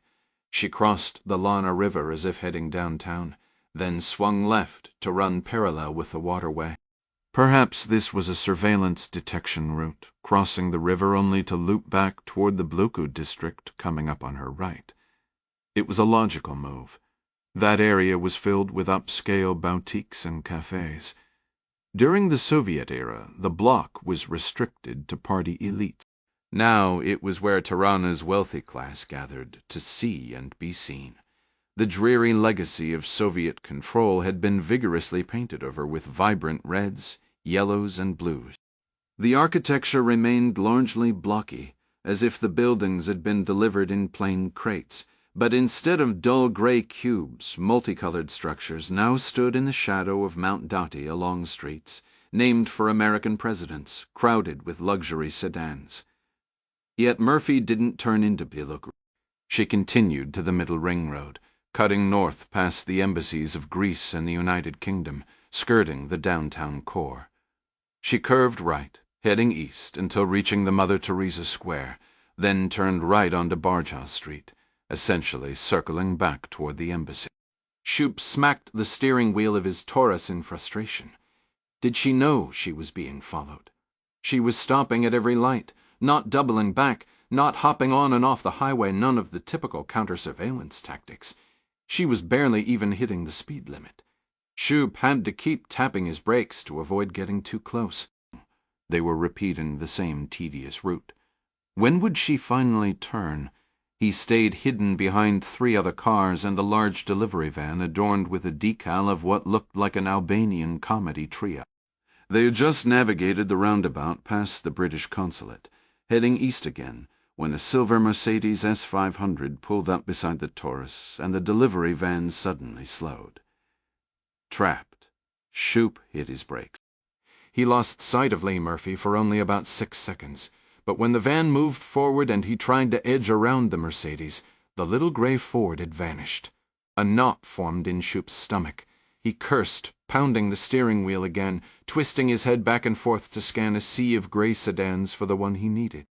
He thought he spotted a gray Ford parked under a sparse elm tree dotted with early spring buds, but a heavy-set man climbed out. Think, Shoup muttered to himself.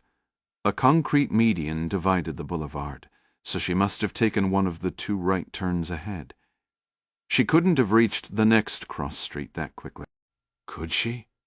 Shoup would have seen her if she'd taken the first right, so he swung down the second, trying to mentally trace Murphy's path. He had no idea where she was headed, but one thing was certain. It wasn't for a haircut. Meanwhile, Leigh Murphy had taken the first left after the roundabout, weaving through narrow lanes cluttered with double-parked cars. She passed a jumble of plain apartment buildings and back-alley shops, selling everything from fresh pastries to truck tires, an area where zoning regulations seemed to be a mere suggestion. The butcher's display of beef and mutton hung beside an engine repair shop, a stark contrast of commerce and grit.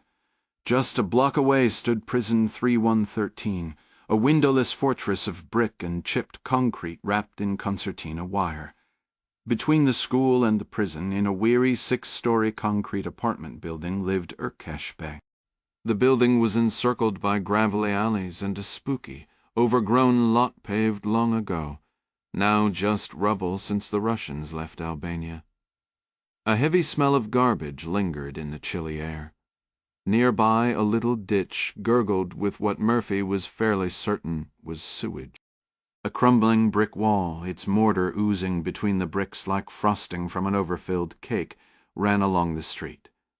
Tucked into the scrub brush in the wall's shadow was an 8-by-8 shed with a rusted tin roof. Murphy suddenly wished shed parked farther away, maybe even on the other side of the building. The shed looked like a private stockade or a witch's cottage. It gave her the creeps, so she quickened her pace, steeling herself to meet a disgruntled Uyghur man. He was smaller than Shed anticipated. She'd seen his photo and descriptors while on the call with Adam.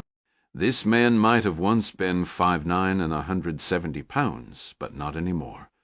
Life had hammered him down, bending him in ways people aren't meant to bend, stripping away pounds and surely years. Murphy, who spoke neither Uyghur nor Chinese, greeted him in Arabic.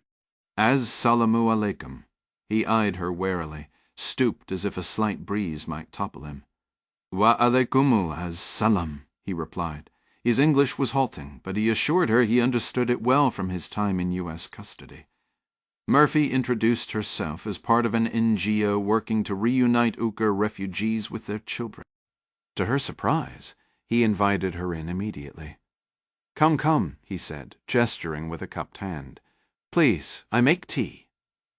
He lived alone with no family, and from the look of the sparse but clean apartment, few hobbies. His nails were long, his hair unkempt. His only companions appeared to be neat stacks of books and magazines in Arabic script and English scattered around the living area. Murphy spotted a few English titles: A Raisin in the Sun, 1984, The Invisible Man, some Kafka. A well-worn copy of To Kill a Mockingbird lay open and face down beside a mug of tea on a small table next to a sagging armchair, as if he'd been reading when she knocked. Not exactly the library she expected in a Uyghur refugee's home in suburban Albania, but the theme was clear. You can only learn so much from a file. He brought her tea, then retrieved his own using a strip of paper as a bookmark before carefully closing the novel and setting it aside. Sitting across from her, he said he was sorry but couldn't help. He had no children to reunite. Where another man might crudely joke about unknown offspring, Urkesh Beg offered only a sober, apologetic denial. Murphy had learned long probably before her formal training that a lie goes down easier with a pat of truth. She set her teacup on her knees and leaned forward, making herself seem small and unthreatening. "Mr. Begg," she began, "I'm here on a very delicate matter. There are individuals in certain, let's say, groups that China considers outside the law."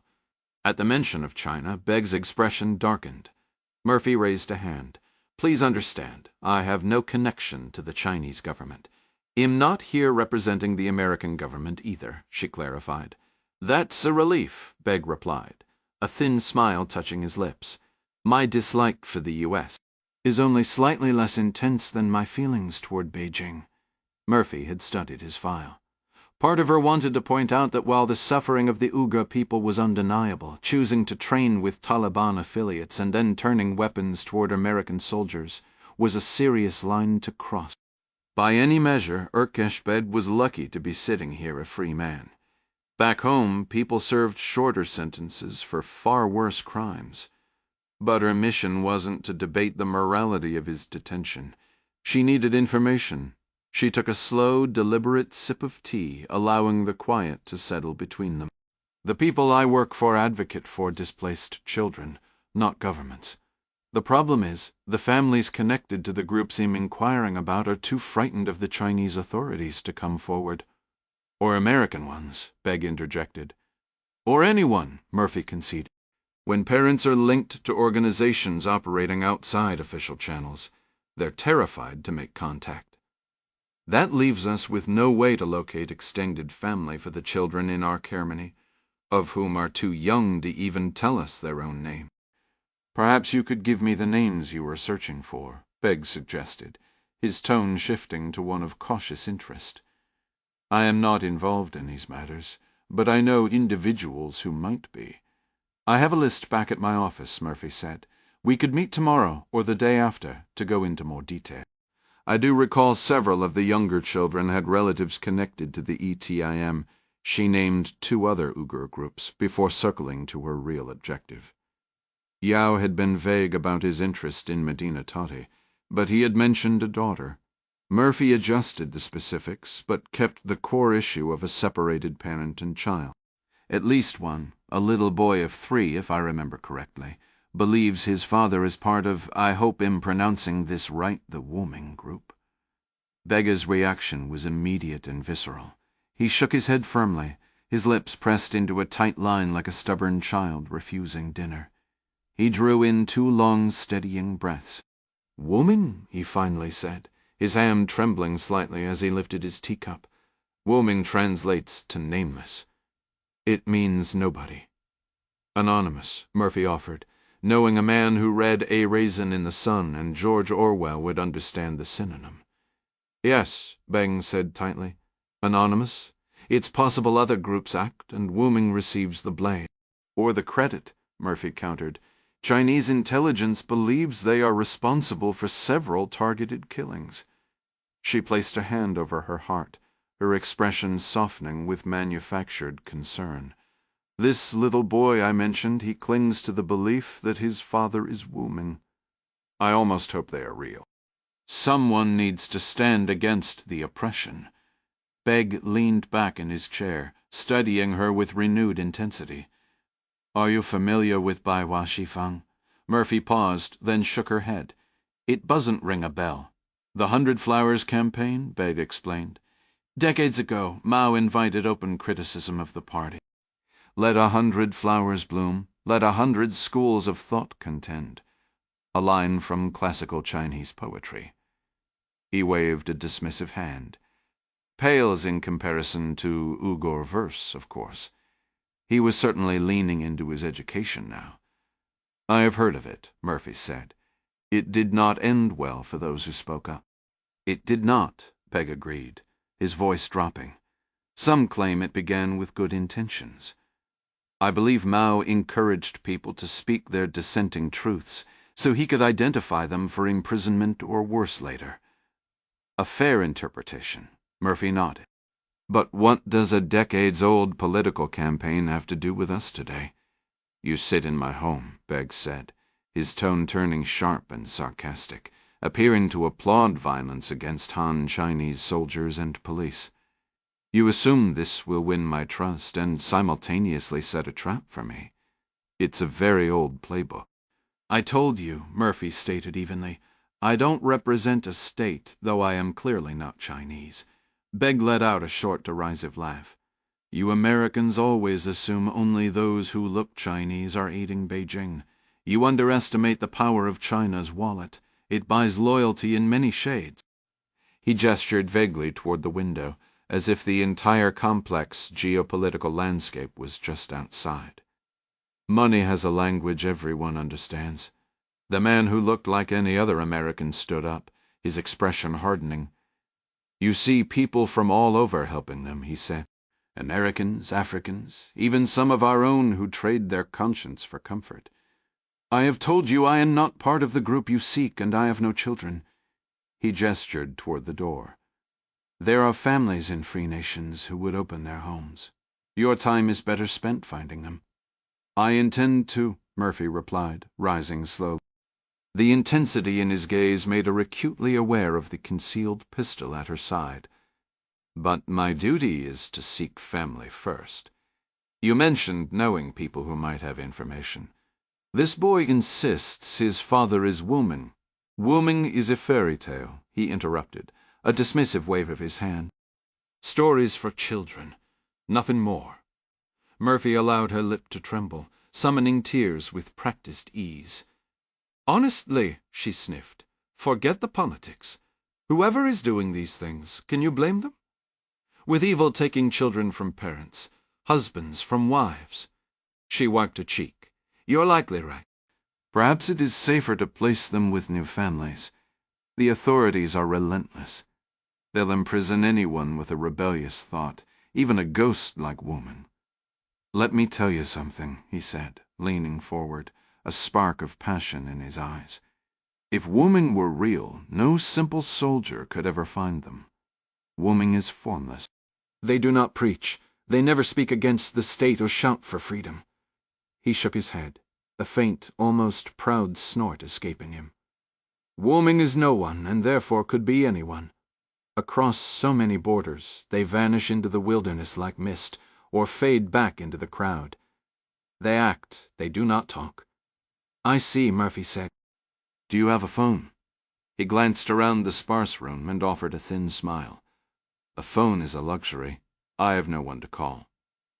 I'll return in a day or two, she said. As you wish, he replied. But I doubt I can help. She said goodbye, leaving a card with a voicemail number. Walking back to her car, frustrated by the dead end, she turned the corner and nearly screamed when Joey Shoup emerged from beside a gnarled, storybook-style house. "Nice haircut," he said. "Hey," she replied, forcing calm. "Hey, my ass," Shoup sneered. "I almost wrecked my car trying to tail you." What was that back there? That was a surveillance detection route, she said, rolling her eyes. It's a basic tactic. Maybe you've heard of it. He glared, unmoved. Rask was right about you. You're hiding something. You're an idiot, Joey. I'm heading to the office to file a report. You can listen to him yell at me there, she said, with a disdainful shrug. Feel free to follow if you can manage it. Adam Yao was running out of time. 2 days of lads had evaporated, and Lee Murphy's efforts had yielded nothing. The Usanov family was his final chance. Arriving without notice, he was still welcomed inside by Kambar Usanov to escape the cold. Yao presented himself as a journalist from Taiwan. Though Russian was common, the Usanovs were Oram returnees who had come back to their ancestral homeland after generations abroad. Kambar and Asulu Usanov had left Xinjiang years earlier, so their primary language was Mandarin, a fact that simplified Yao's task considerably. His Russian was rudimentary, but his Chinese flowed naturally, a skill that initially seemed to unsettle Usanov until Yao presented his Taiwanese press credential. Usanov, a large man with a gentle limp, clasped Yao's hand in both of his, holding the grip a moment longer than felt customary, his gaze searching Yao's face before releasing, with a low approving rumble. He ushered Yao inside like family returning home. In the main room, centered on a vibrant woven rug, Mrs. Usanov was setting a third place at the low table. She was a serene Kazakh woman, traces of flour dusting her dress, a pale blue scarf framing a striking oval face. Her makeup was minimal, save for the delicate pencil line joining her dark brows, a detail Yao recognized from his travels across the region. She moved quietly between kitchen and table, bearing platters of noodles, simmered meat, and golden fried bread as if she'd prepared for a celebration. Kambar guided Yao to the seat at the head of the table, the spot reserved for an honored guest. With a broad wind-rummened hand he gestured over the feast his wife continued to bring. "We attended a cousin's wedding recently," he said in Mandarin. "My cousin's wife prepares the finest beshbarmak I've ever tasted." His smile crinkled the corners of his eyes. "Except for my Asulu, naturally. She is a truly exceptional cook." While CIA officers received extensive language and cultural preparation before an assignment, true nuance was only ever absorbed through lived experience. Barely 10 minutes into the meal, savoring the beshbarmak, a hearty dish of noodles, boiled horsemeat, and onions traditionally eaten with the hands, Yao understood that no training had ever addressed the perils of excessive generosity. He washed down a bite with a sip of kumis, the tangy fermented mare's milk, then steered the conversation toward his purpose. "Please forgive my directness," he began, "but I understand you and your wife were once held in a Chinese detention facility in Baijiantan." Asulu leaned forward, glistening broth on her finger. "Someone reported that Kambar was learning Russian. The officials claimed it meant we planned to leave China, so they sent us to a camp to remind us that life in Kazakhstan isn't necessarily better." Kambar gave a resigned shrug. "To be truthful, we were studying Russian because we wanted to leave. Kazakhstan is the greatest country on earth. No disrespect to Taiwan. What right do they have to decide where we go?" his wife interjected, voice sharp. "We are Kazakh. We should be free to return home if we choose." "I agree completely," Yao said. "If it's all right to ask, were you treated poorly in Baijiantan?" We were fed, Kambar replied. Our heads were shaved, and I was kept apart from my wife. We attended endless classes, sang patriotic songs, were told to love and respect President Zhao, that sort of thing. I was not beaten, if that's what you mean, but I witnessed it often. Mrs. Uzanov covered her mouth briefly as she finished a piece of fried bread. She swallowed. My experience was similar. But you don't need to be struck to be mistreated, of course, Yao said. Perhaps we can return to the conditions inside later, when we aren't enjoying such a wonderful meal. Kambar gazed upward, chewing slowly as he recalled. They never hit me, yet it was the darkest period of my life. After 2 months, they simply let us go. It took 2 days, but I found Asulu again. She was so thin, so pale, and we both had this wretched cook. Everyone in those places did. But they came back for you, Yao gently prompted. The Chinese authorities arrested you again? Uzanov nodded, releasing a heavy sigh. I still don't know why. Perhaps they needed to fill a quota. Perhaps they believed they'd made a mistake in releasing us the first time. But you got away? Mrs. Uzanov swayed gently on her cushion, her eyes alight with the recollection. Kambar and I were together in the rear of that vehicle. It came to such a sudden halt that we were all thrown forward. There was shouting, then the crack of gunfire, and then the engine roared back to life. We traveled for what felt like an eternity, maybe hours. I must have dozed off, so the rest is a blur. I also slept, Mr. Uzanov added, gesturing for his wife to go on. My ears started popping, so I knew we were climbing into the mountain. I feared they were taking us somewhere remote to finish us. But another man whispered that the Chinese were running things. If they wanted us dead, he said, they wouldn't bother with a scenic drive. Eventually, the van stopped. The doors swung open. A figure in dark clothes gestured us out, removed our shackles, and simply pointed toward the Kazakh border. Who saved you? They wore masks, Uzanov said. They never spoke their names, but in my heart, I believe they were Wuming. Wuming, Yao took another sip of the fermented mare's milk. You know of them? Mrs. Uzanov asked, leaning in. They are like angels, I think. God's helpers walking among us. Most of us in the van had managed to grab a blanket or a coat. Kambar made certain I had my jacket, but the policeman yanked him out before he could get his own. It was brutally cold, snowing, and my husband stood there in just his shirt. One of the Wumings saw this, and without a word, gave Kambar his own coat. I would give anything to speak with one of the women, Yao mused. Mrs. Uzanov let out a soft sigh. I do not see how that could be possible. It would be far too dangerous for them. The Chinese authorities would hunt them down without mercy. A fair point. Yao shrugged. They sound like remarkable people, parting with their own coat like that. I still have it, Uzanov declared, a note of pride in his voice. The finest coat I've ever owned. He moved with a surprising agility, getting to his feet. Let me show you. Yao accepted a towel from Mrs. Uzanov to wipe his hands, then stood and stepped back from the low table. Kambar returned from the bedroom holding a puffy down ski jacket. Very nice, Yao said. He opened it to check the tag, knowing he wouldn't find a name, but looking anyway. Then Uzanov reached into the pocket and produced something almost as good.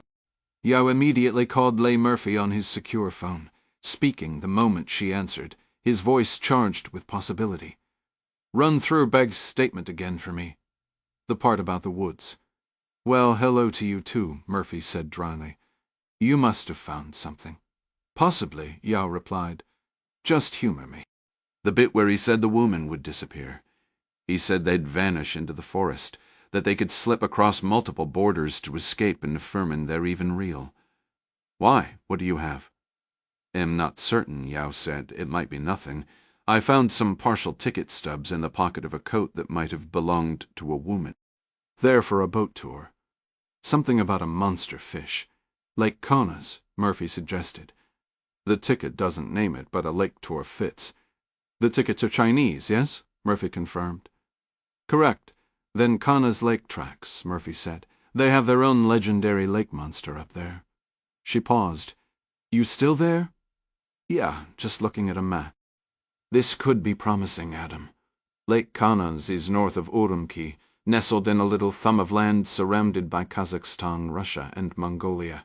It's extremely remote with plenty of borders for a quick escape and vast forests. Exactly what Erkeshbeg described. It's a thin thread, Yao admitted. But it's more than I had an hour ago. I owe you one. No problem, Murphy said. So when are you visiting Albania, so I can give you the grand tour? We desperately need someone with a brain running the station here. Rask reamed me out for interview in Beg without his precious approval. I told him I wasn't at liberty to say who asked me, which really set him off. Sorry about that, Yao said. I'll make a few calls and secure some backup for you. Until then, keep the Lake Kanaz link completely quiet. Understood? Absolutely, Chief. Don't call me that, Adam replied with a light laugh. I'm not exactly leadership material. Stay in touch, Murphy said. Real friends are hard to come by. In this line of work? Murphy let out a weary breath. In any line of work, Adam. At his desk, CIA Station Chief Frederick Rask was seething, his fingers hammering the keyboard as he composed a furious message. This was unacceptable.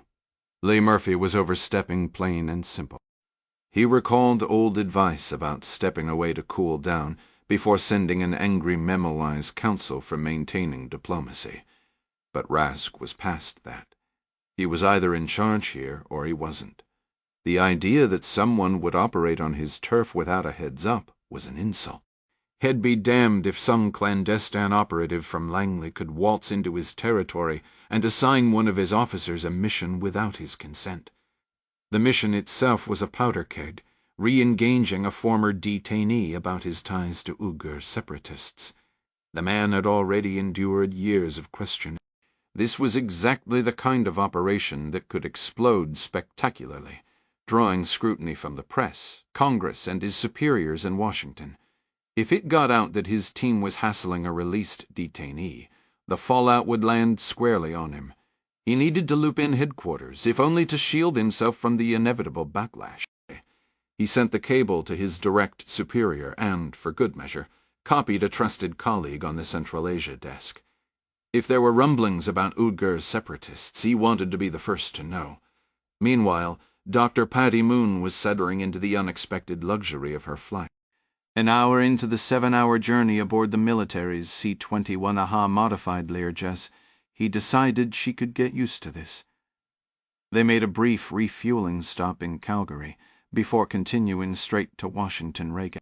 She had the cabin to herself, aside from the two confident pilots who enjoyed demonstrating the jet's aggressive takeoffs, joking that it was a fighter plane in business attire.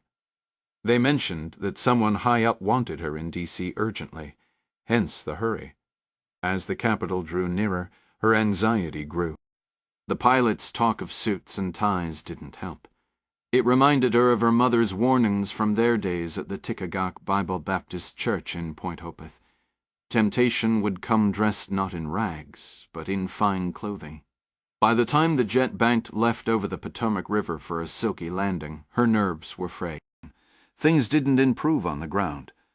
A tall man in navy khakis met her at the Signature Flight's support lobby and introduced himself as Commander Roby Forrestal, a national security advisor to the president. Old habits nearly took over, and she almost identified herself by her former rank, Petty Officer First Class Moon.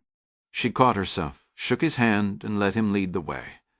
A meeting with a national security advisor was daunting, but she had essentially invited it by pushing the recording up the chain of command. The Marine helicopter had fetched her that morning, and though the travel time was short, the time zone shift meant it was now evening. Commander Forrestal escorted her to a black Lincoln Town car, offered a bottle of water, and tried to take her bag, but she declined, keeping it securely on her lap. The George Washington Memorial Parkway was a relentless river of crimson brake lights, and glaring headlamps a jarring assault on Mohn's senses after the vast, silent solitude of the Arctic where she'd lived for years.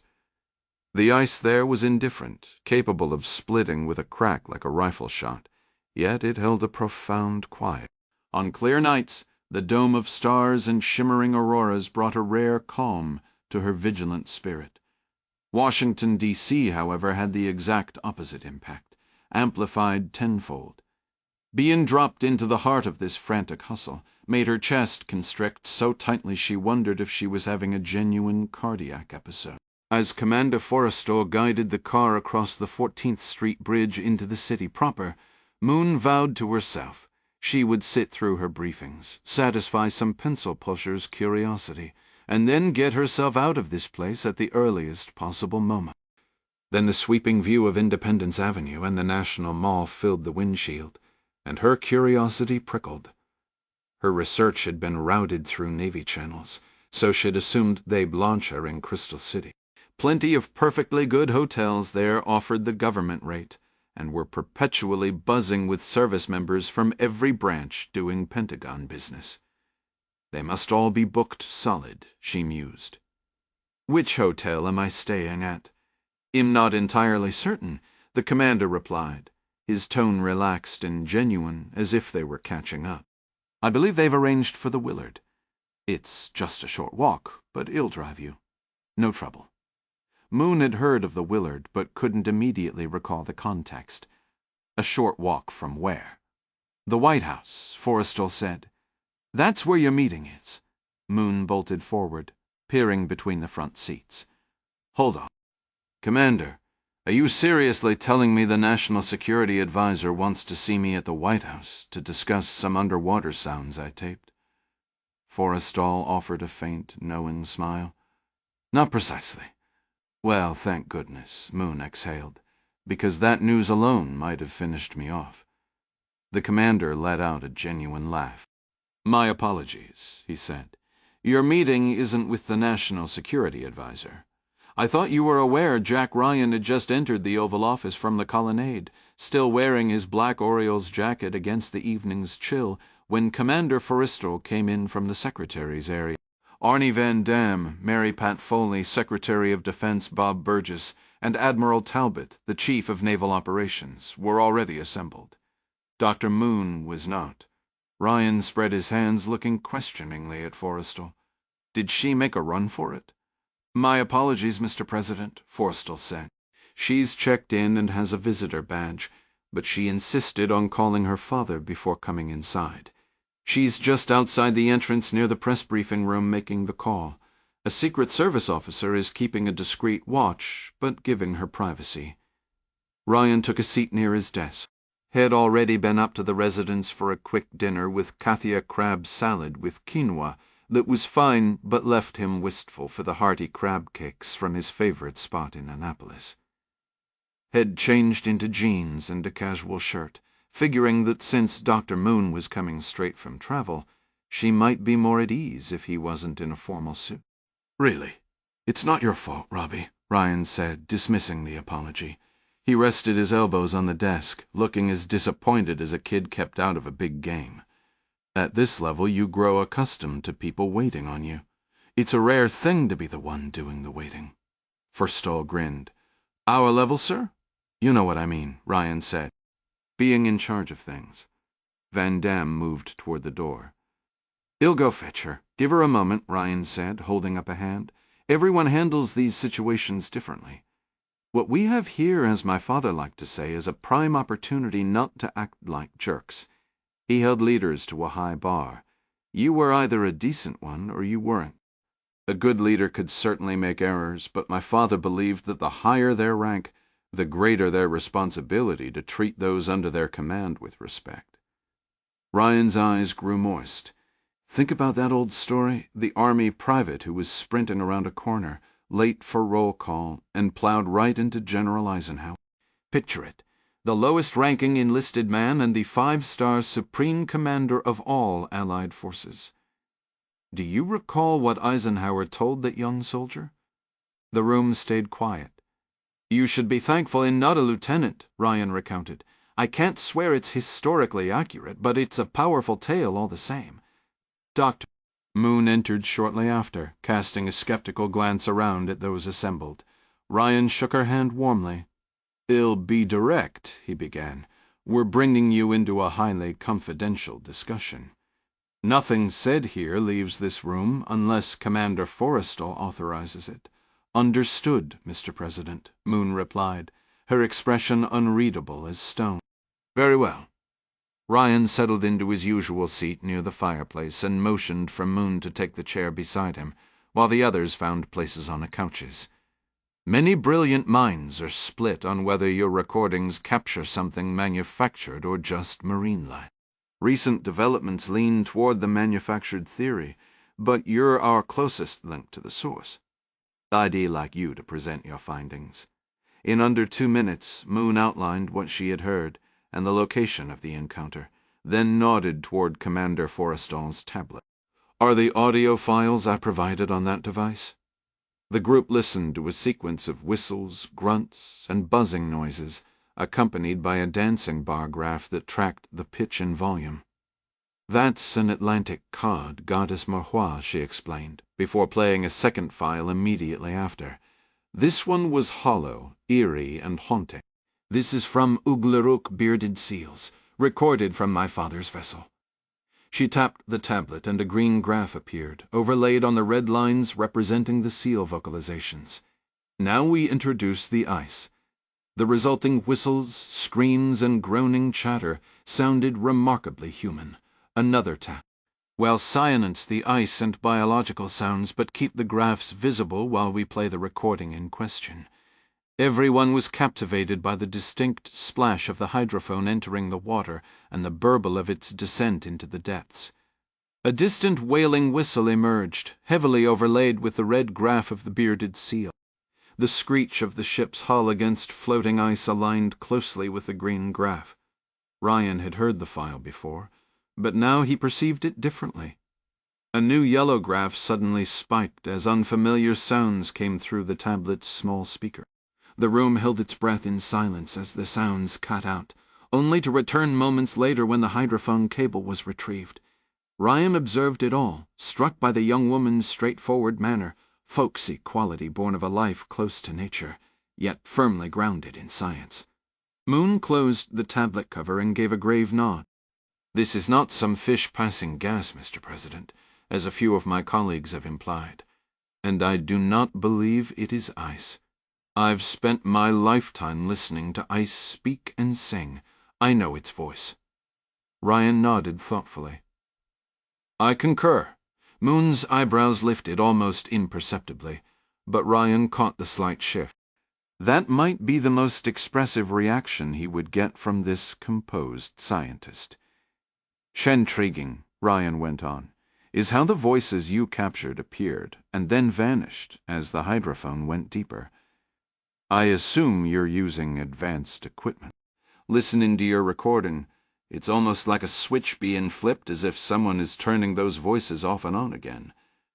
Why wouldn't the sounds fade as the hydrophone moved further away? I've considered that, Moon replied. Our understanding of the Arctic Ocean and its neighboring waters remains incomplete. For a long time, decades, honestly certain charts have shown phantom shallows that don't appear on others. A Navy sonar might detect a submerged reef sharp enough to tear a ship apart, while another vessel passes over the same spot and finds nothing but open water reaching down hundreds of fathoms. Some researchers attribute these readings to biological phenomena-dense schools of fish, vast clouds of plankton, or even gatherings of giant squid. Others point to magnetic irregularities or simple charting errors. The reality, Mr. President, is that the Arctic holds its mysteries close. That's precisely why my work is there. We probably have a better map of the lunar surface than we do of the terrain beneath the polar ice. Submarines are collecting more data constantly, but it's a vast and secretive place. What we do understand is that the Chukchi borderland region is rugged. The seafloor is a mess of ridges and cliffs, some of which climb to within a few fathoms of the surface.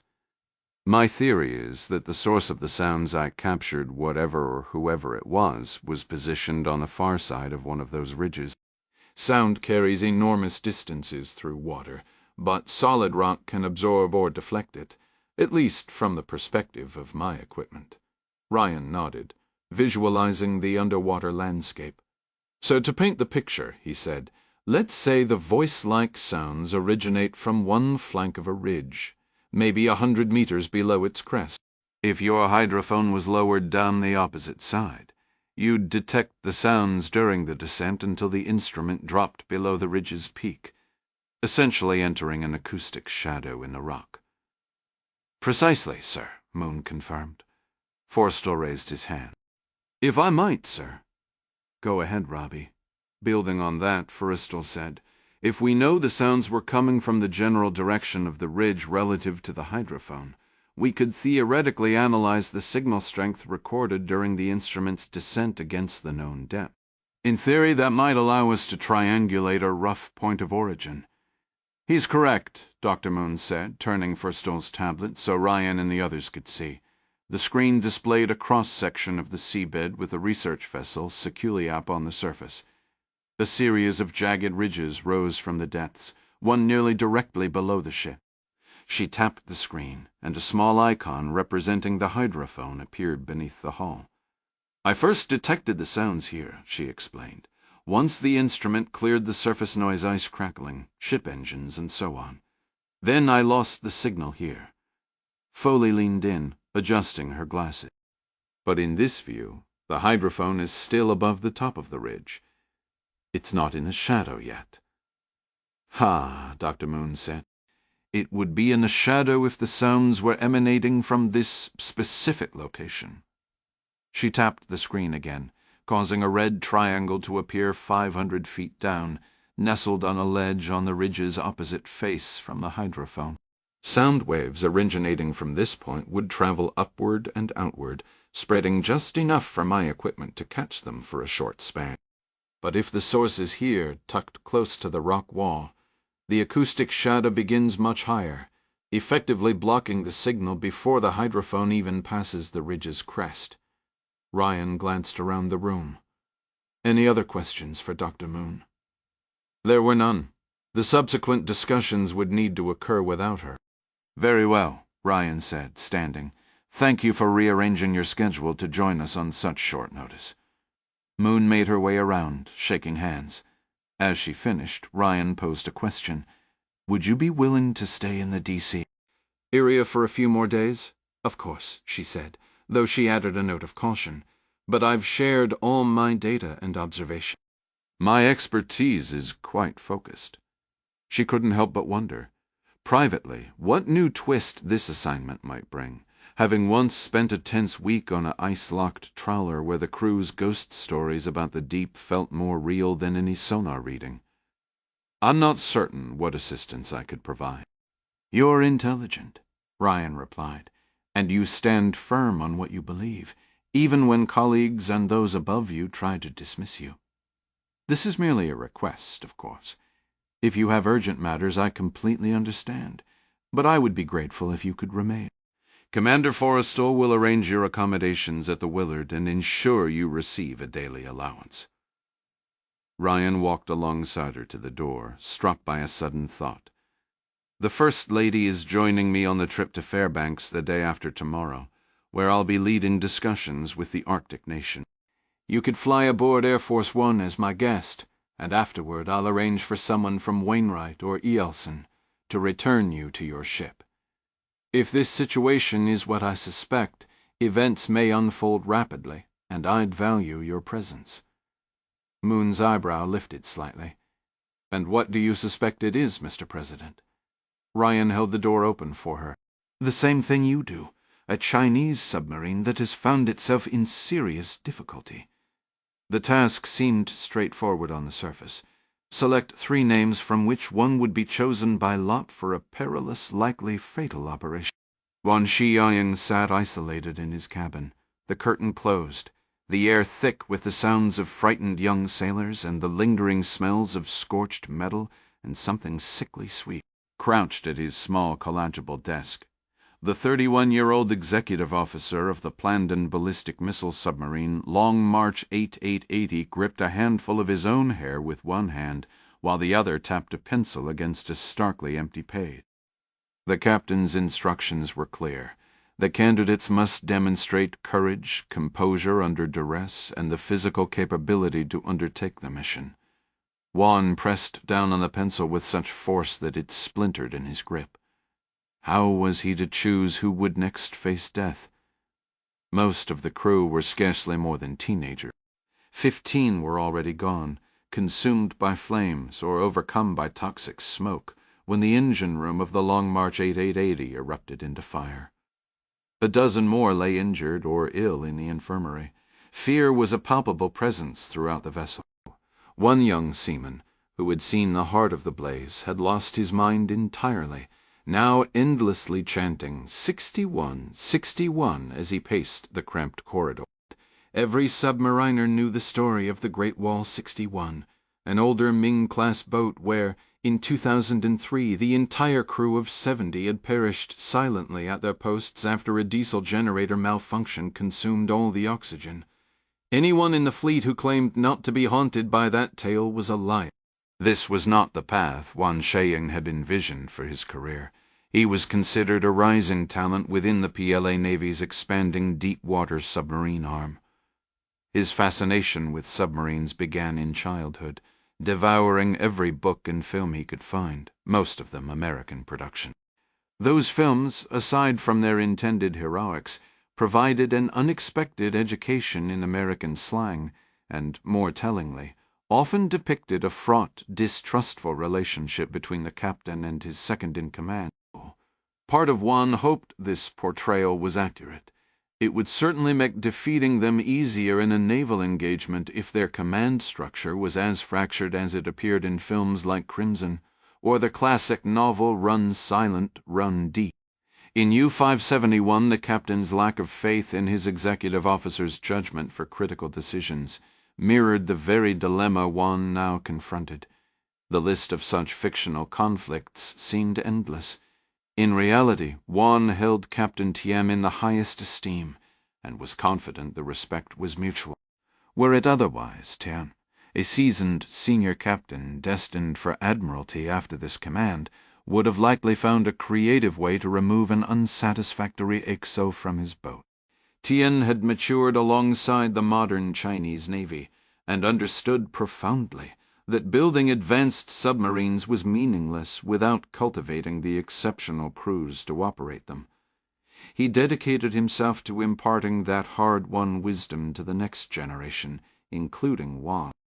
The weight of that mentorship made the blank sheet of paper on the desk feel like a betrayal. From the moment Commander Juan stepped onto the submarine, he understood Captain Tien's reputation for ironclad discipline. Tien was a commander obsessed not just with running his boat, but with forging his executive officer into a leader ready for his own command. That future, however, had just evaporated in a cloud of acrid smoke. The experimental Mirage silent drive was now a smoldering, unrecognizable wreck. The catastrophe had claimed 15 lives, among them the ship's medic, in agonizing fashion. A dozen more crewmen were so badly burned they were out of action. The most devastating blow was to engineering. The chief and 3 of his 5 mates were gone. The 2 survivors were barely out of their teens, recruits from rural provinces where farming still relied on oxen. Fresh from Sognurner School in Qingtao, their specialized training on this very propulsion system was supposed to happen during the voyage. Now faced with the mangled remains of an experimental system they'd never fully understood, they could only stand by helplessly, wrenches in hand, muttering to each other like a pair of kids who'd just totaled their dad's prized truck and had no clue where to even start. When the blaze was traced to the propulsion unit, Captain Tien had weighed an emergency blow forcing the sub to the surface with compressed air. Both American and Russian intelligence periodically mapped the ice above, detailing fractures, leads, and polonias, those rare pockets of open water. But the ice here was a treacherous, shifting maze, with jagged underwater spires hanging like guillotine blades. An uncontrolled ascent risked shearing the 880 in two. On a slightly brighter note, the nuclear reactor located forward of the ruined drive remained operational along with most of its pumps. According to their charts and grim calculations, the 880 now rested on a rocky shelf 170 meters down, pressed against the flank of a submerged mountain.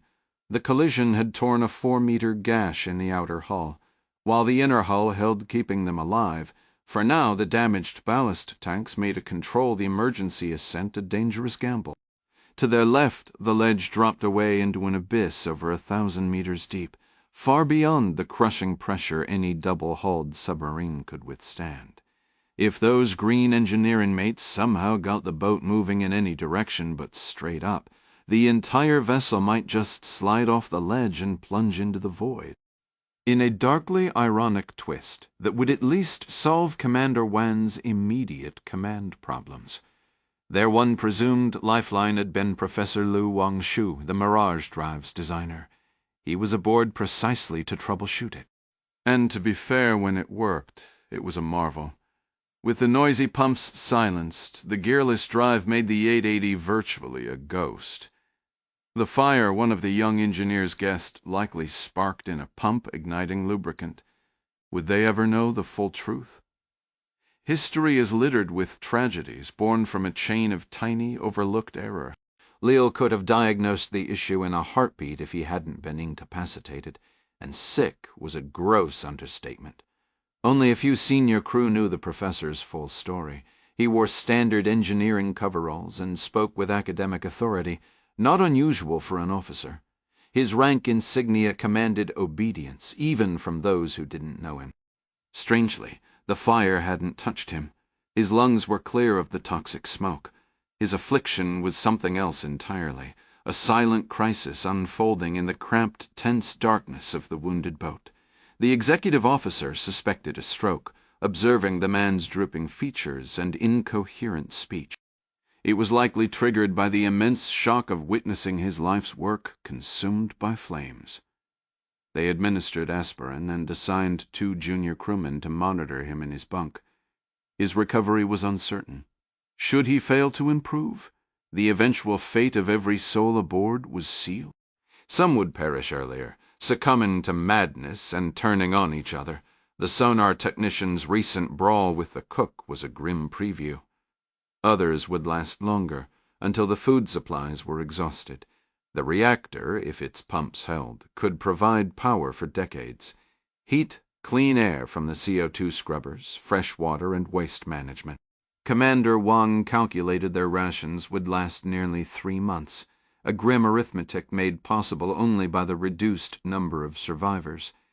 Trapped in their isolated metal world, starvation was their probable end. There was, however, another option, known only to the captain and Wang.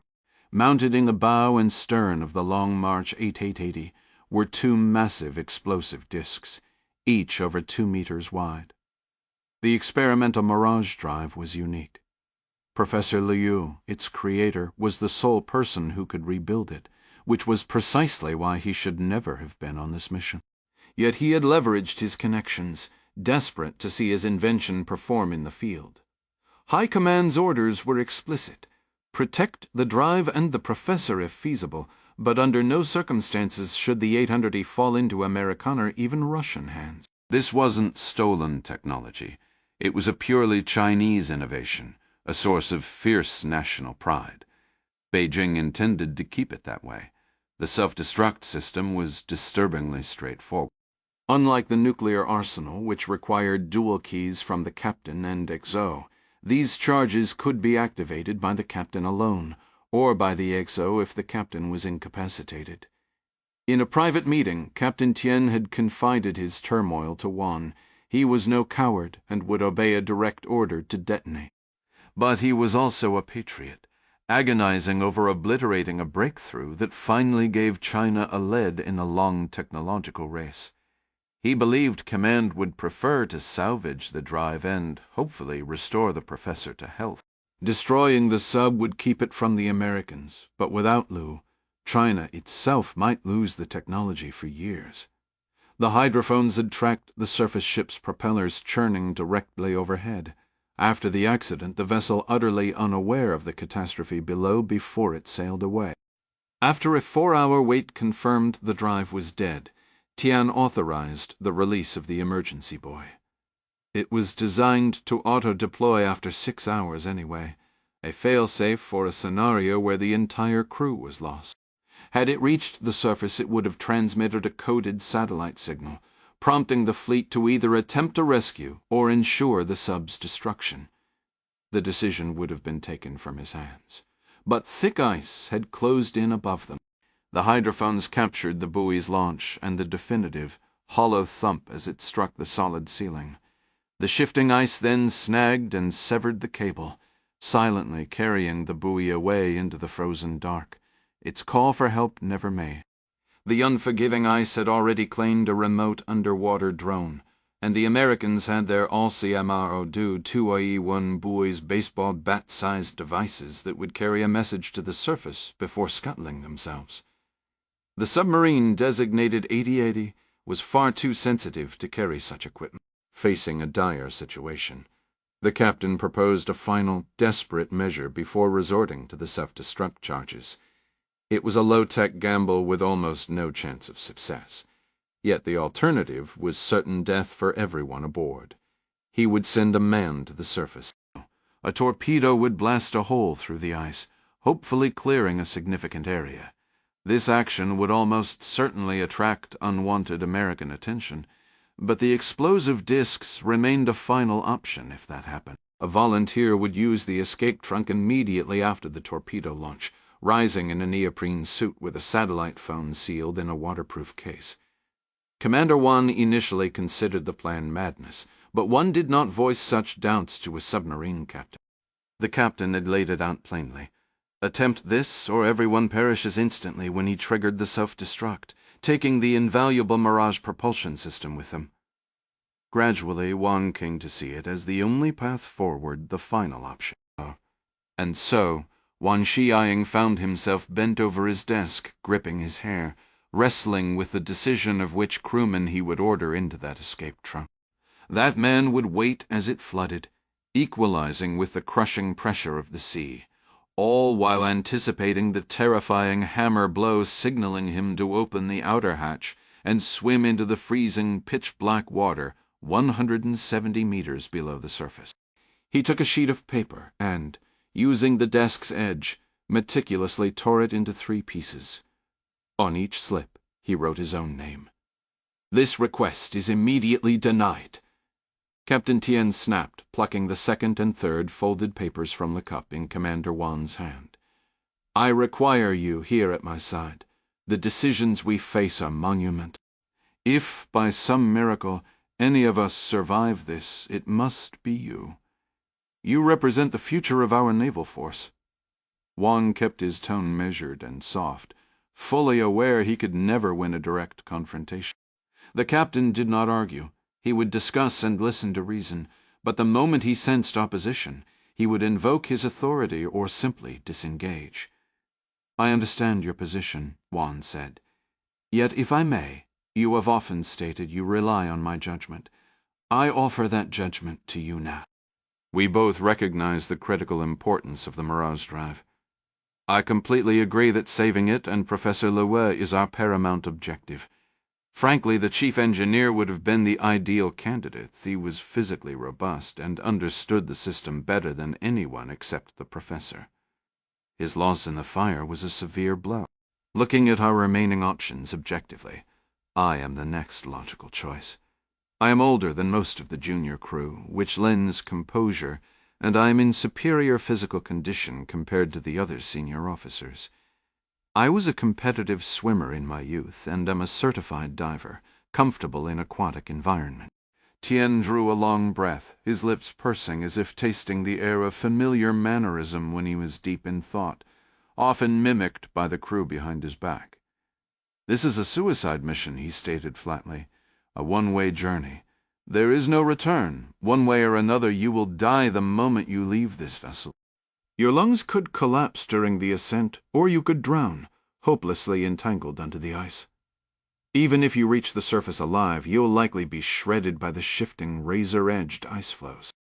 If by some slim chance you manage to haul your injured form onto the ice and place that call, help might reach the ship, but the odds of anyone getting to you in time are practically zero." "So," Wan said with a faint smile, "there's still a possibility?" You will ultimately succumb to the cold. If we take no action, everyone perishes. It would be my profound honor to offer my life for this crew and for our nation." He gave a slight shrug, aiming for modesty over arrogance. "Besides, I've heard freezing to death isn't so bad. They say it's like drifting off to sleep." "A peaceful end, certainly, unless your nap is disturbed by a wandering polar bear," the captain replied, his lips tightening once more.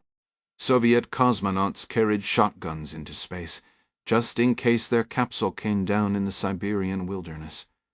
A visible shudder ran through him as a grim memory surfaced. "I once came across a man's remains in Siberia, partially consumed by a bear. The animal had snapped his neck and then devoured his kidney." "I am convinced he was still conscious when, with all respect, Captain," Juan interrupted, his smile unwavering, "I would prefer to face death itself than dwell on such dreadful images." The captain gripped him firmly by both shoulders, eyes glistening with proud tears, and used his given name. Serving as your captain has been one of the highest honors of my career. Thank you, sir." Tian stepped back, his expression turning brisk. "But if we are to proceed, we must act now. I regret there is no more time for preparation." "I assure you, Captain," Commander Juan said, "delay is the last thing I desire." I was ready the moment I signed my name to the mission papers. The planned Submariner Academy in Qingdao had drilled every cadet in escape procedures. Juan vividly recalled the training, securing the full-face mask and the bulky horse-collar flotation device, crawling into the modified torpedo tube and waiting for the chamber to flood. After 3 distinct clangs of a hammer against the hatch, he'd pushed open the flooded tube and kicked his way through several feet of chilly water to the surface, where instructors in scuba gear waited to assist if needed. This would be nothing like that. The cumbersome orange suit he now wore was a Chinese-produced version of the Submarine Escape Immersion Equipment, or PSI, originally designed by RFD Beaufort Limited and used by forces like the U.S. Navy. The process was simple in theory. He would enter the lockout trunk wearing the suit, connect its tube to an air supply that would, when activated, inflate the enclosed hood to provide both buoyancy and breathable air during his ascent. The trunk's function mirrored the training tube back in Qingdao, except this one was considerably larger, built to accommodate multiple Special Forces divers if a mission required it. No such divers were aboard this voyage, or one of them would have claimed this duty. Given the unpredictable nature of the ice overhead, if the torpedo even managed to fracture it, the plan was for Commander Juan to enter the lockout trunk as the U-6 torpedo was fired. Coordinates were set, and the submarine's fire control guided the weapon via its trailing wire, steering it as directly above them as possible. Sweating heavily inside the waterproof suit, Juan opened the escape trunk's inner hatch. He offered a solemn salute to the crew members crowded into the forward torpedo room, then slung the rubber pack containing the satellite phone around his neck, securing it to his belt to prevent it from snagging. Captain Tian approached, handing him another pack holding a shortened shotgun. "The chief cut down the barrel to make it easier for you to manage," Tian said, his lips pursing once more as he gave Juan's shoulder a firm pat. "I would truly hate for you to have an encounter with a bear." With that, the captain nodded to the assistant medic, whose training was minimal, learned mostly through hands-on experience. Juan accepted the long steel needle from the seaman, whose hand trembled slightly. The young sailor had mumbled something about a medical manual recommending submariners perforate their eardrums before a rapid ascent to prevent a violent tear from pressure changes. "Very well," Juan replied. He reasoned that a controlled puncture was preferable to being rendered incapacitated by agony when he reached the surface and needed his wits about him. Pushing back the hood of his A-suit, he exposed his ears. The seaman stammered, clearly expecting Juan to perform the act himself. With a reassuring smile, Juan took the needle.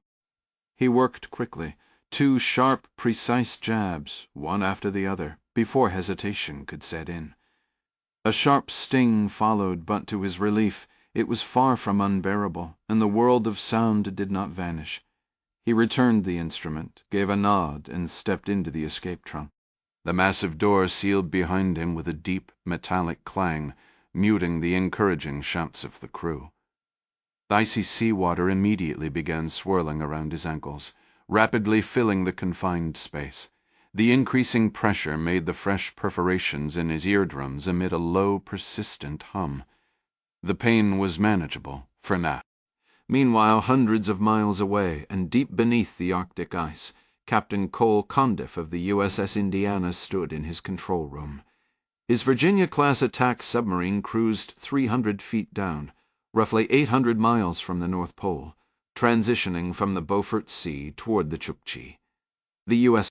Navy's biennial Arctic War Games, Ice-X, had officially ended a week prior, with the Seawolf-class USS Connecticut heading home. Condiff, however, had chosen to linger, running extra drills. He knew the Russians were always watching these exercises, and he figured they'd be lurking on the periphery, waiting for the American boats to leave. The thought sparked his competitive instinct. Let the Connecticut draw out any spectators, he'd decided. The Indiana would then slip in behind them, turning the journey home into a covert hunt. They'd been under the ice for 6 days, cut off from the world. Massive ice keels, like submerged daggers, prevented them from deploying their F antenna for communication. Condiff anticipated open water by the end of the watch, where they could finally receive order. Until then, his sonar teams stared at their screens, watching the cascading green waterfall display for the distinctive acoustic signature of a Russian sub. He took a sip from his reusable bottle, the ever-present scent of the Brata unique blend of machine oil, recycled air, and human habitation that landlubbers found downright fauna imperceptible to him. His wife, back in Virginia, had a strict ritual. His uniforms went through 3 wash cycles the moment he walked in, and were then banished to sealed plastic bins in the garage until his next deployment. Leaning against a console, he chatted with a new crew member, Sonar Taken, second-class Ramirez, while Lieutenant Loudermilk, a freckled officer from Nebraska who still had the earnest look of a farm boy, managed the deck. The training was continuous, a quiet professionalism masking the tense weight in the frozen dark. The modern Virginia-class submarines, like the Indiana, had streamlined their control stations. Gone were the separate posts for dive, helm, and outboard.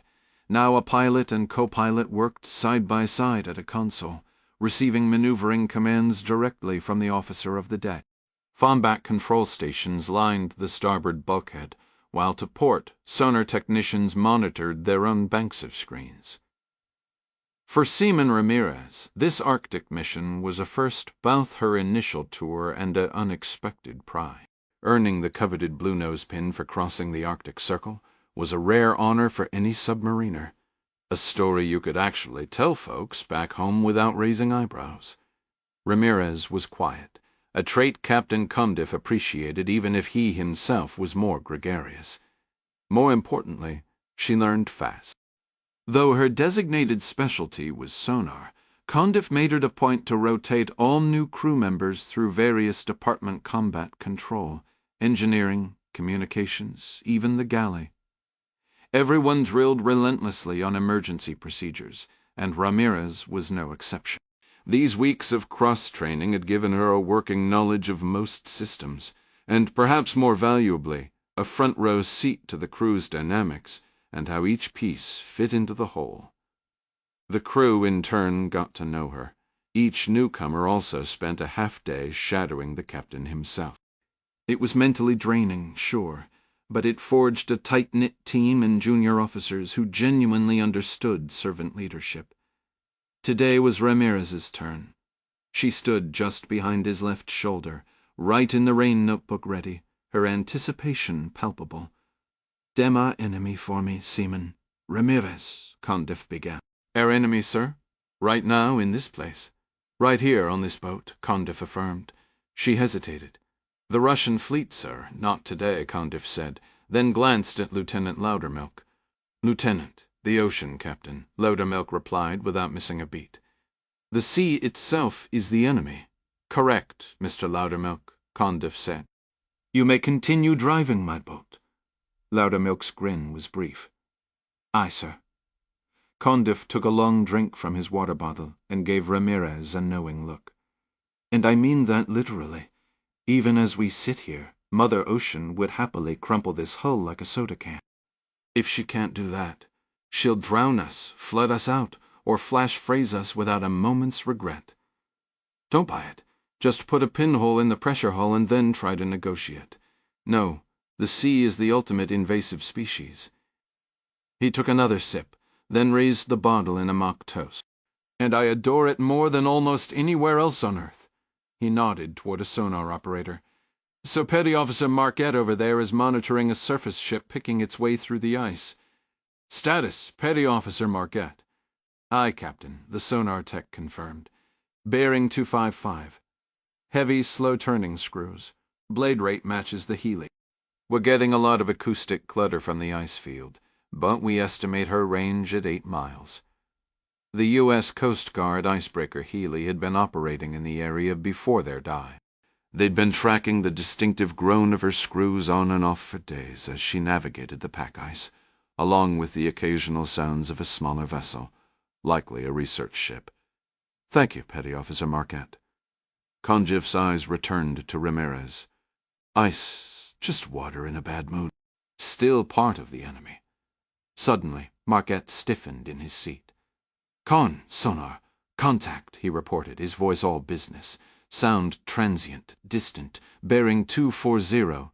It's an explosion." "Sir, I believe it was a torpedo." "I have the Condiff announced, stepping forward. "Captain has the con." Loudermilk moved aside smoothly, guiding Seaman Ramirez back with him.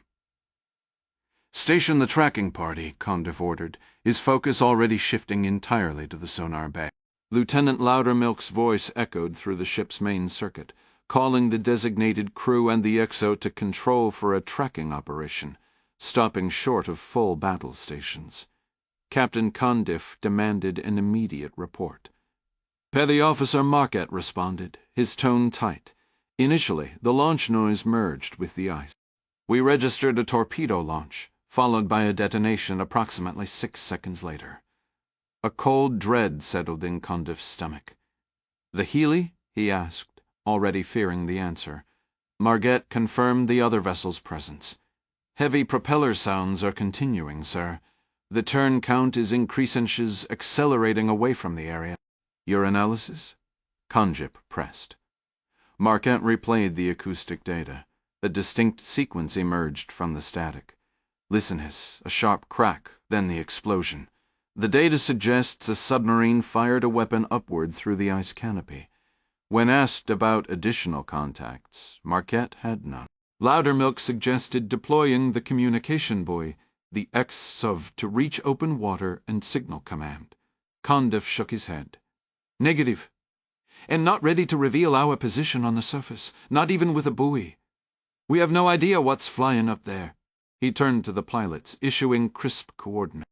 "Steer us toward the origin of that engagement meanwhile in a secure facility."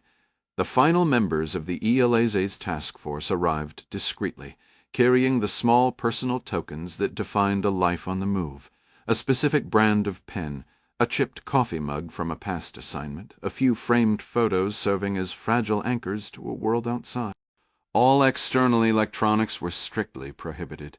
Hendricks, Wallace, and Lee had sifted through dozens of candidates, presenting 9 names to the Director of National Intelligence for approval. After Foley's endorsement, each recruit was personally approached with an invitation to a special project requiring exhaustive vetting process. One recruit later joked felt more invasive than a marathon physical exam. The leadership team worked tirelessly to complete the background check. While the assignment's duration was initially unknown, the revelation that it was a mole hunt cemented their commitment for the long term. Monica Hendricks took her seat at the head of a polished oak table, flanked by David Wallace of the FBI and her longtime colleague, retired Rear Admiral Peter Lee. With the last 2 team members moments away, she directed everyone to settle in. She had prepared the room with 12 yellow legal pads and a dozen government issue pens. The old adage said it took a spy to catch a spy, but Monica harbored a different view. It took a spy to catch a rat.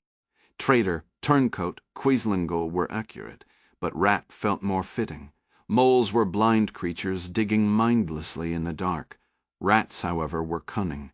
They moved with purpose through the shadows, contaminating everything they touched, driven by greed rather than ideology.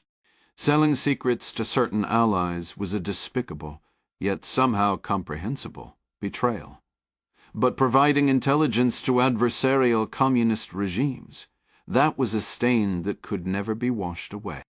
The assembled ELAI's team reflected a deliberate cross-section, 7 women and 5 men, with diverse racial, ethnic, and religious backgrounds represented, from Southern Baptist to agnostic, a mosaic assembled for a singular grim purpose. The room was filled with individuals who each spoke at least 2 languages, with over half including every Mormon present fluent in Mandarin. Nearly all held advanced degrees. Among them were a Harvard law graduate, 2 former police officers, and 2 former high school teachers. 9 were parents, and 3 were grandparents who would eagerly share countless photos, though none ever appeared on social media. This was a remarkably diverse assembly, yet despite their varied backgrounds, every member of ELAI's shared a profound and fiery disdain for communism. To them, socialism was merely a different label for the same destructive ideology. Each person had traveled extensively and seen with their own eyes the suffering communist governments inflicted upon their citizens.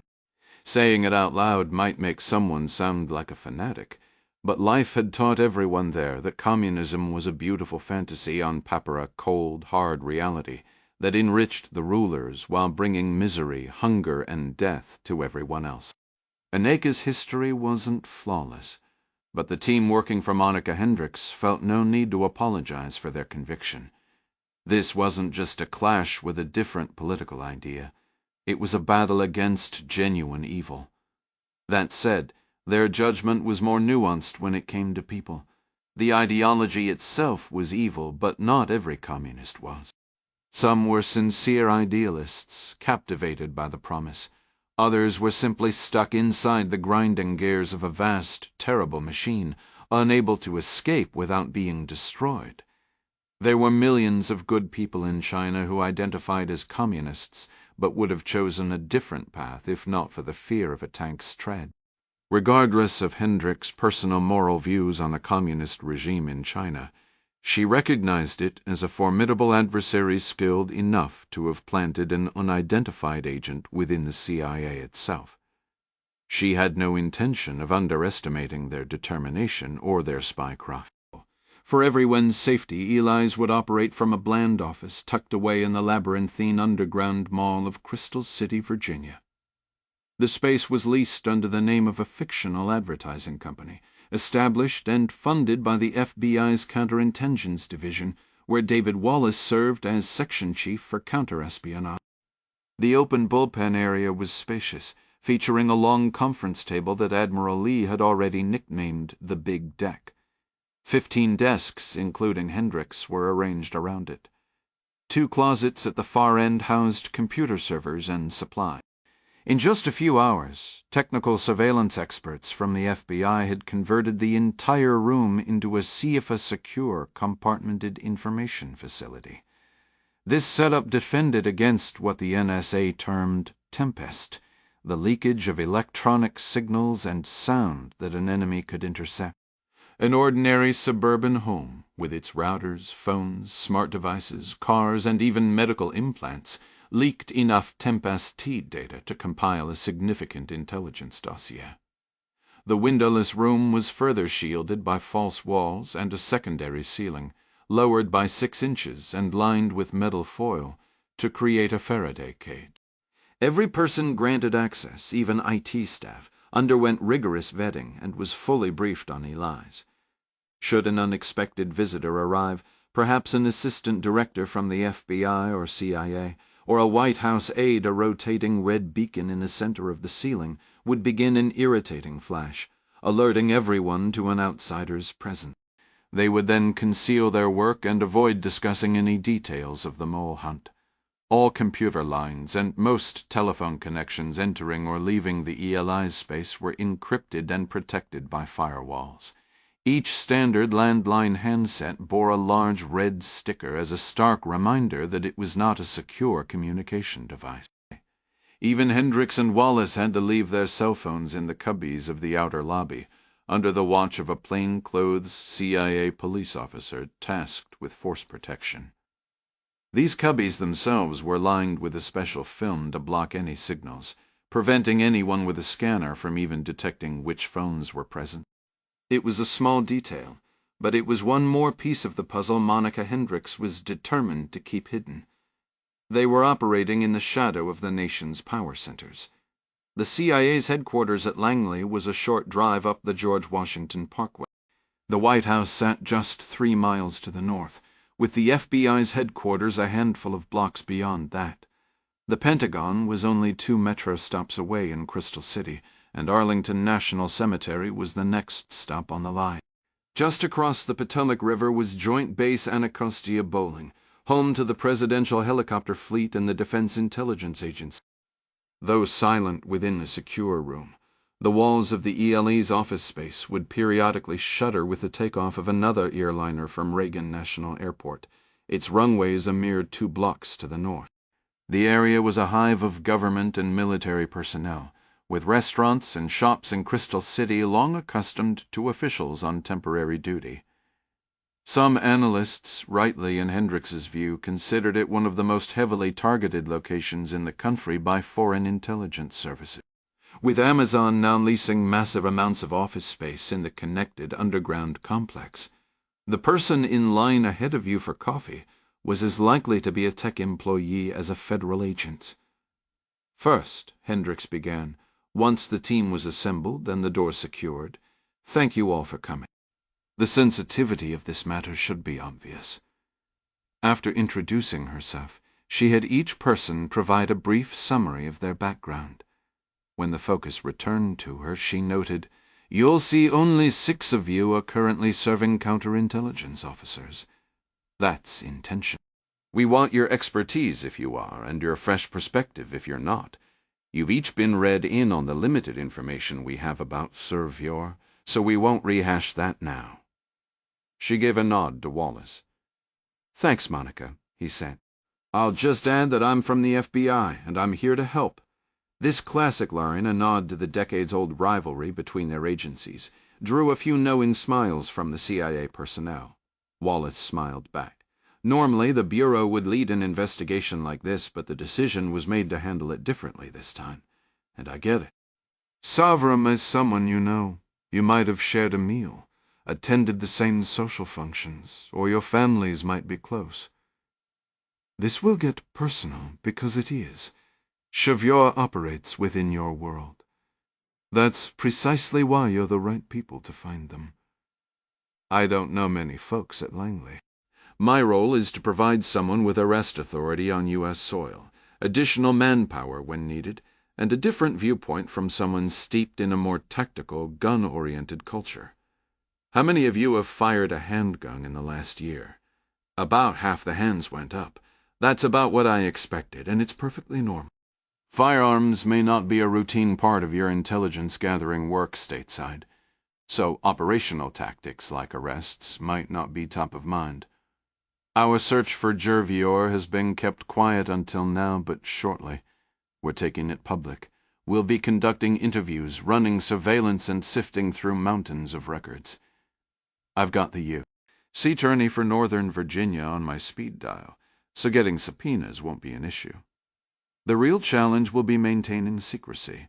We'll conduct most interviews and polygraphs in off-site hotel rooms, keeping them away from Langley and Delaz offices.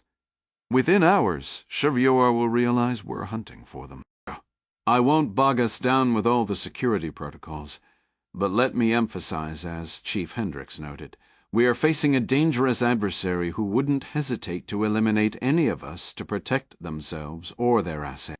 Securing Survior is a massive win for them, and they will defend that prize at any cost. Wallace looked down at his notepad, tapped it thoughtfully with his fingertips, and offered a faint smile. You know how we FBI folks are. Once we start talking, it's hard to stop us. But that's all from me for now. All right, Hendricks said, rising to her feet and giving a soft clap of her hands. As my oldest son likes to say, that was the drum roll mum now, where's the main show? Everyone, time is not on our side. It is no exaggeration to say lives hang in the balance. Because of that, we need to think unconventional. I want each of you to take 10 minutes and write down the names of agency personnel who simply rub you the wrong way. Don't overanalyze it. Trust your instinct. Maybe you feel this person has the moral flexibility to betray their country, or maybe they just give off a strange vibe. You don't need evidence. A few of the younger case officers shifted uncomfortably at the suggestion. Hendricks raised a calming hand and tilted her head in a knowing, almost maternal gesture. I understand this sounds subjective and unscientific, but numerous studies confirm our intuition, our gut feeling is right more often than we admit. Jean Vertefiel and Sandy Grimes employed this exact method when they began searching for the mole, who we later learned was Rick Ames. Aldrich Rick Ames, a CIA officer for over 3 decades, was convicted of espionage in 1994.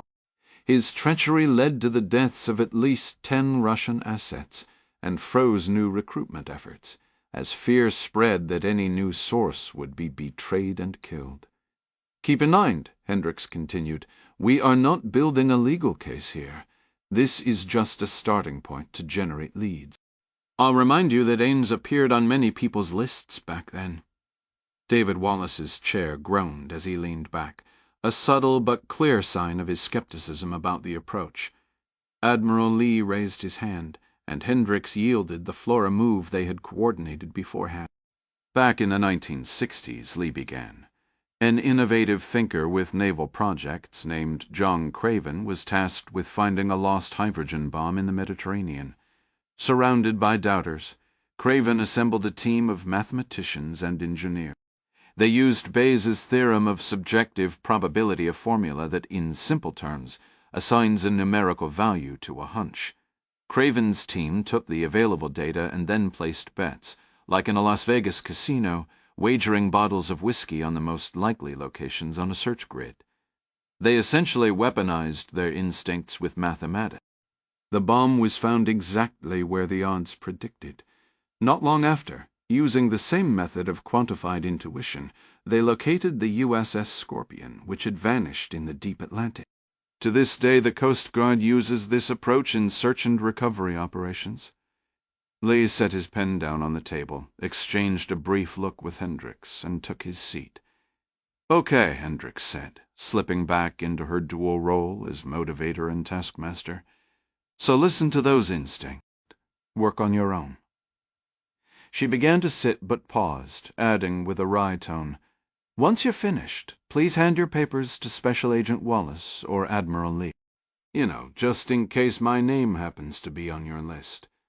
What Hendricks chose not to share was the existence of 2 additional ELIC members, a secret known only to her, Wallace, and Foley. CIA officer Tim Meyer never set out to become a traitor.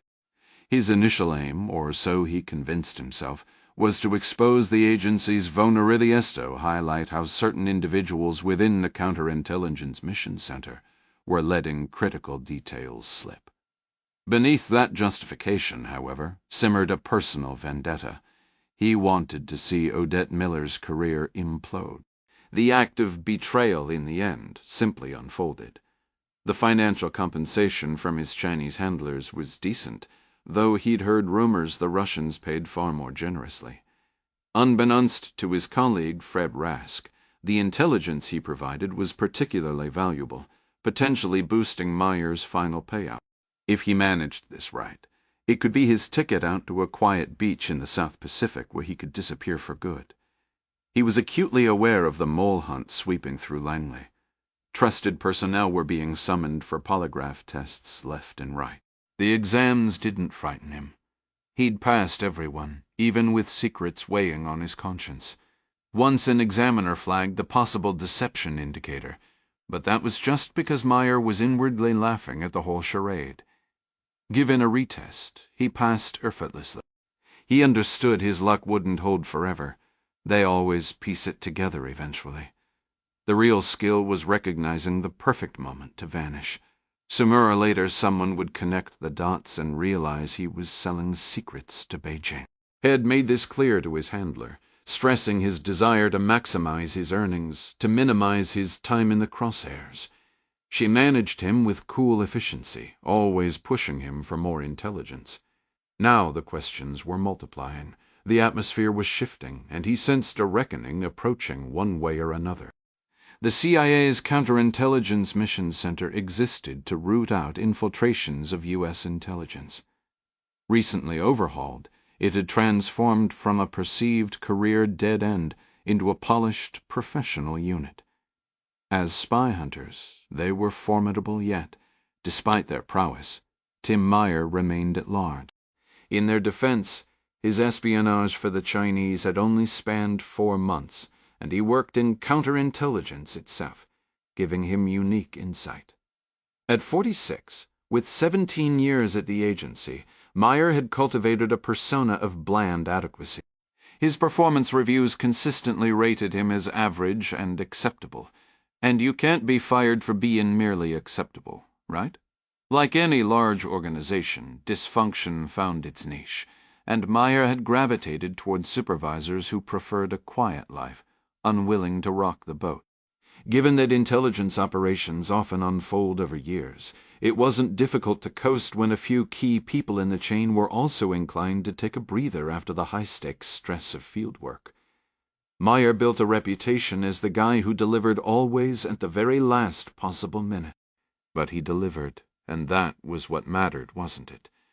He generally got along with his colleagues, though he'd once been reprimanded for an inappropriate joke in the break room relic, from a time before everything became so cautious and politically sensitive.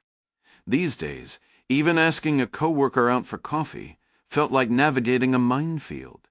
One misstep and your career could be in her hands. Meyer had witnessed it happen. Fortunately, he was a quick study and a highly functional sociopath, adept at masking his true intentions behind a veneer of harmlessness. People found him difficult to read, a quality he thoroughly enjoyed. On a personal note, he'd recently taken up deep-sea fishing on the Chesapeake Bay, a solitary hobby that provided a convenient cover for long, unaccounted-for hours and a stark contrast to the tension of his double life. He had gone out with an analyst from counter-proliferation for a few months, and Shed struggled to put it into words.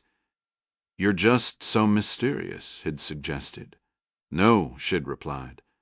"That's not quite it, but it likely was. In any case, being hard to read was a valuable trait at the CIA."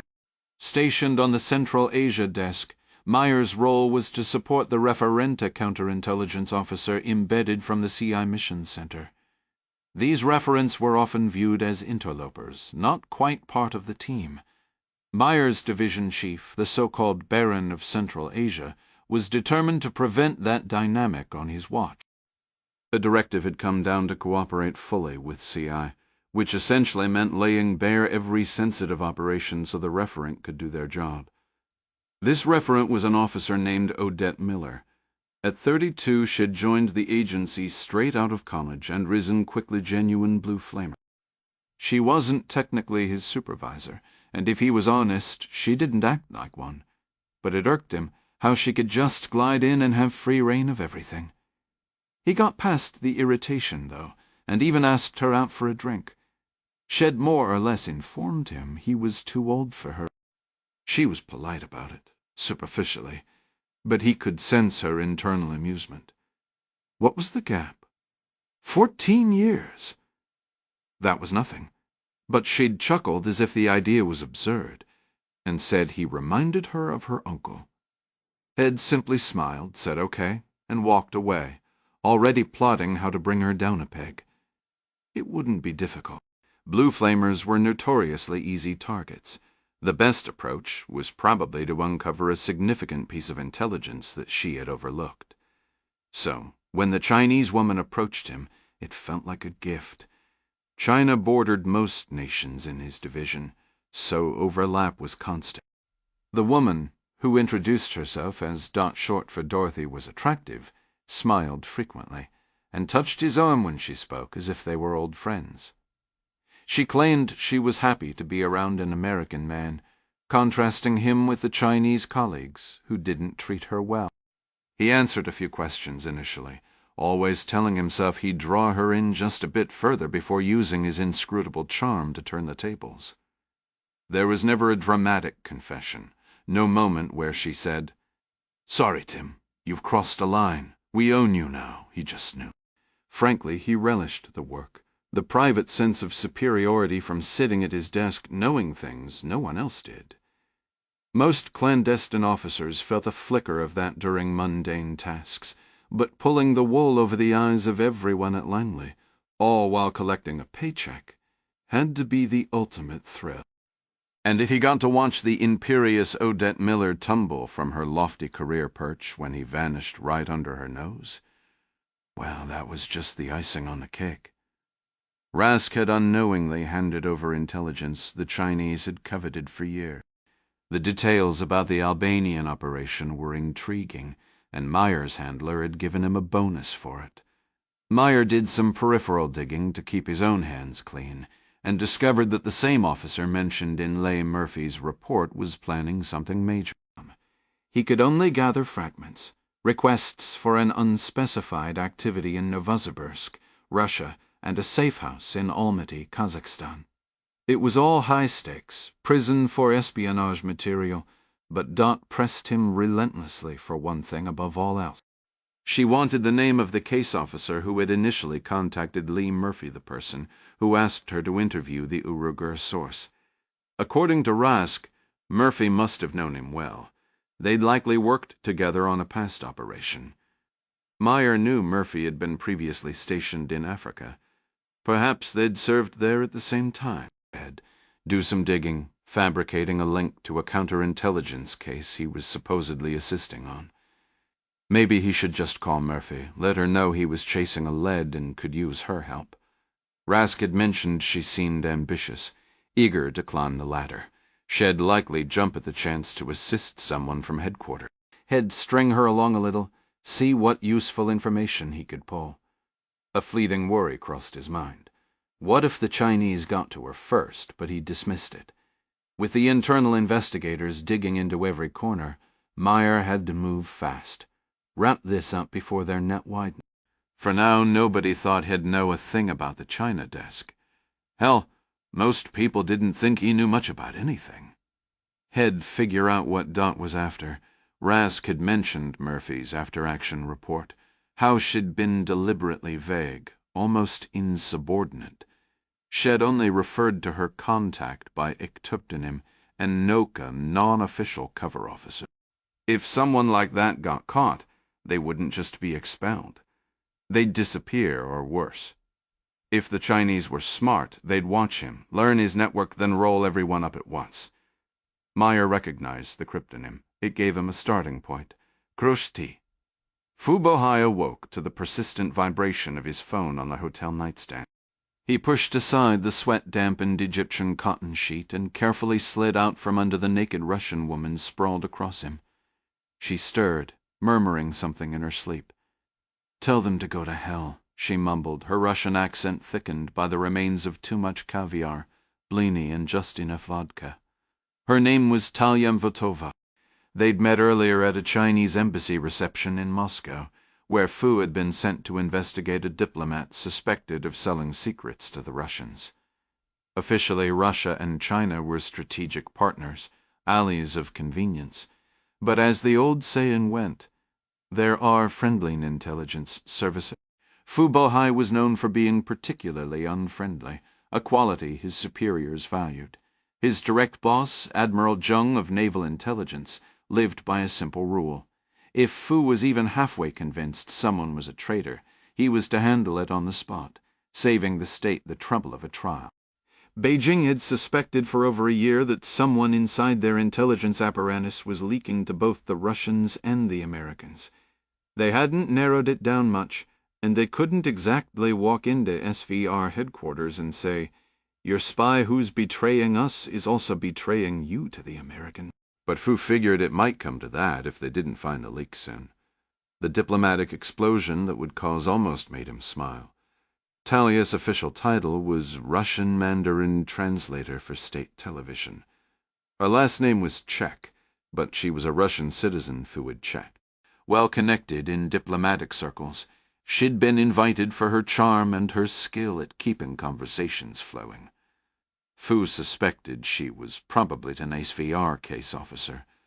Being new to the embassy, he was an obvious target for her attention, and he played along willingly. It didn't hurt that he stood over 6.5 feet tall, had a deceptively youthful face hardened by 42 years of experience, and could bench press well over 300 pounds. He had happily accepted her invitation for a walk in the park, across from the embassy on Drosby Street. The Moscow spring air was bitingly cold, and Talia looked strikingly Russian wrapped in her silver fox coat and sable hat. She admired his fedora. He praised the rosy chill in her cheeks. They found themselves back at his hotel room, where she looked strikingly Russian without a stitch on. When she tried to curl back toward him, he pushed her away more firmly this time, creating space. With a frustrated snort, she flopped onto her back, making no move to cover herself while he lifted his hat to retrieve the phone beneath it.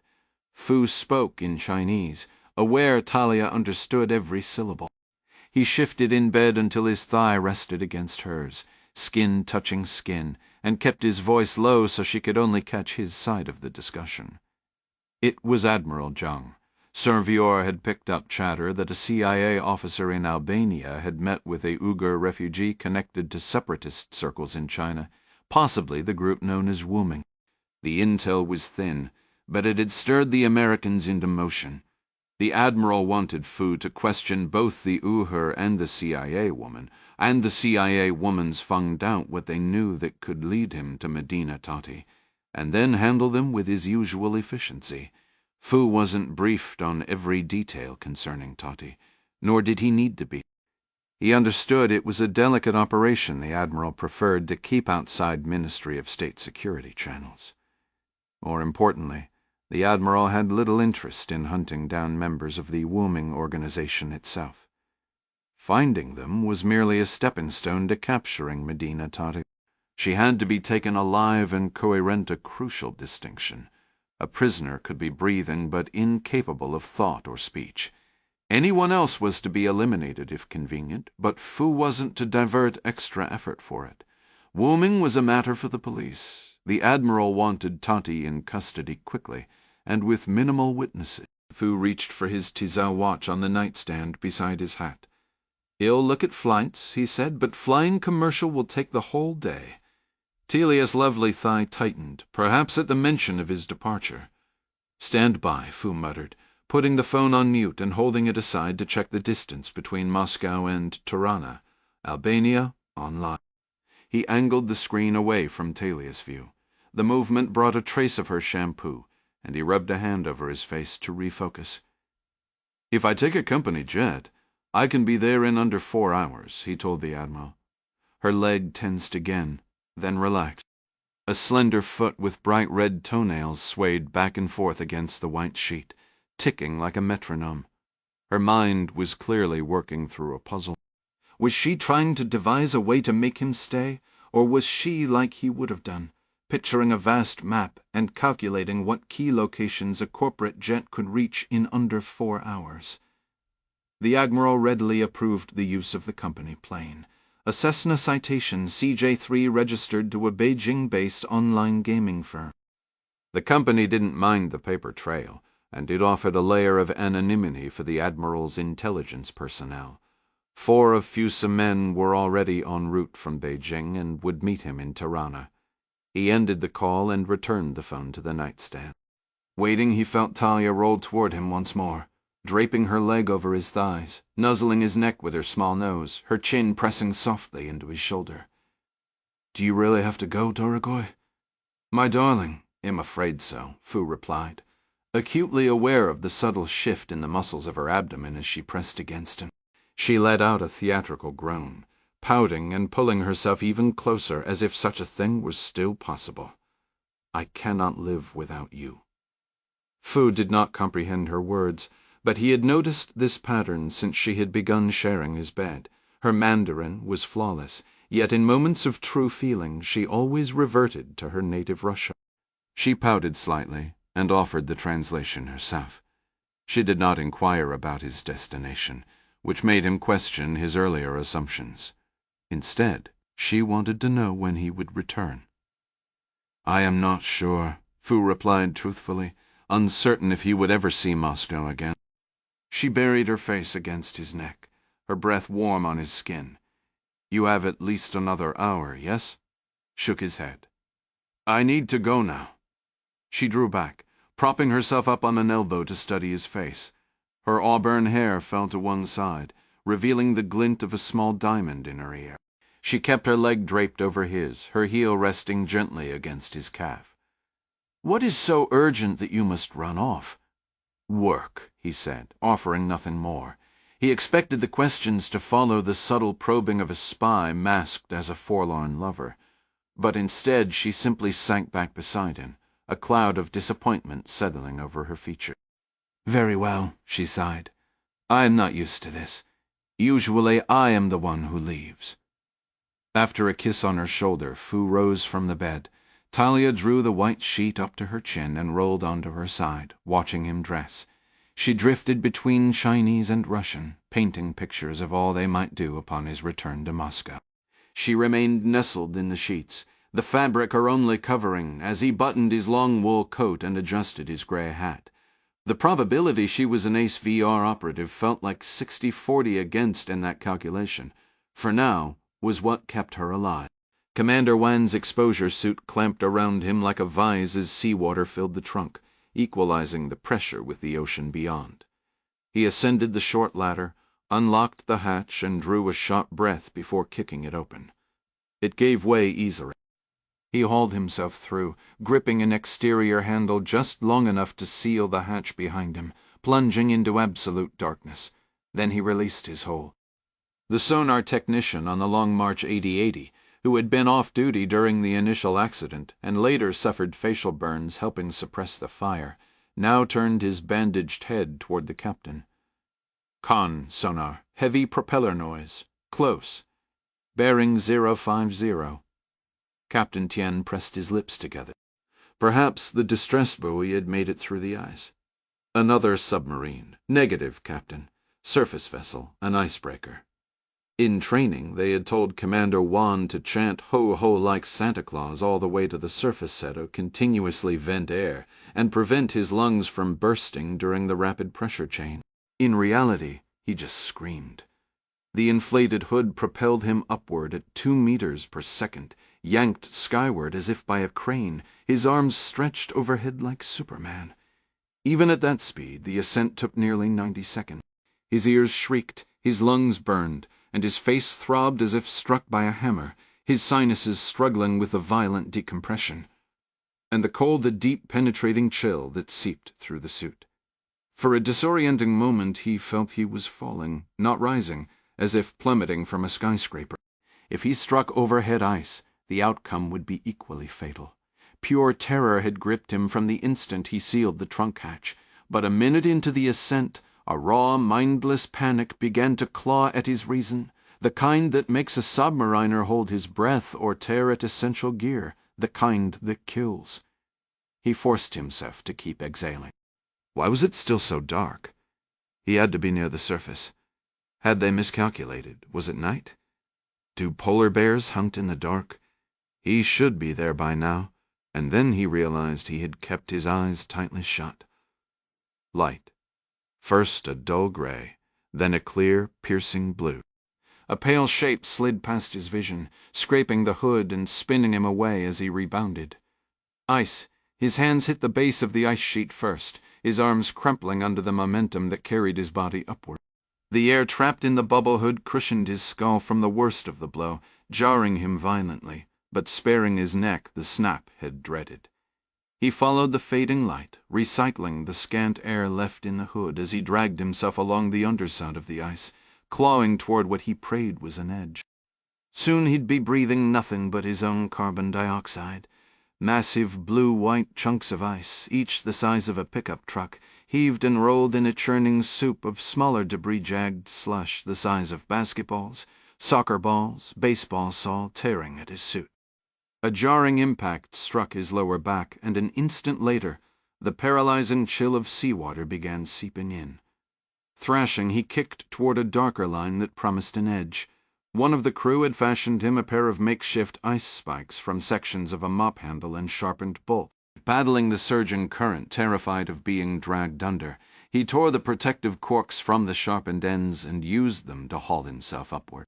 Kicking in the cumbersome suit was a monumental effort, but he drove himself up only to be rolled off the opposite side, when what he'd believed was a stable shelf revealed itself to be a small, unstable iceberg. The freezing water began flooding his suit once more.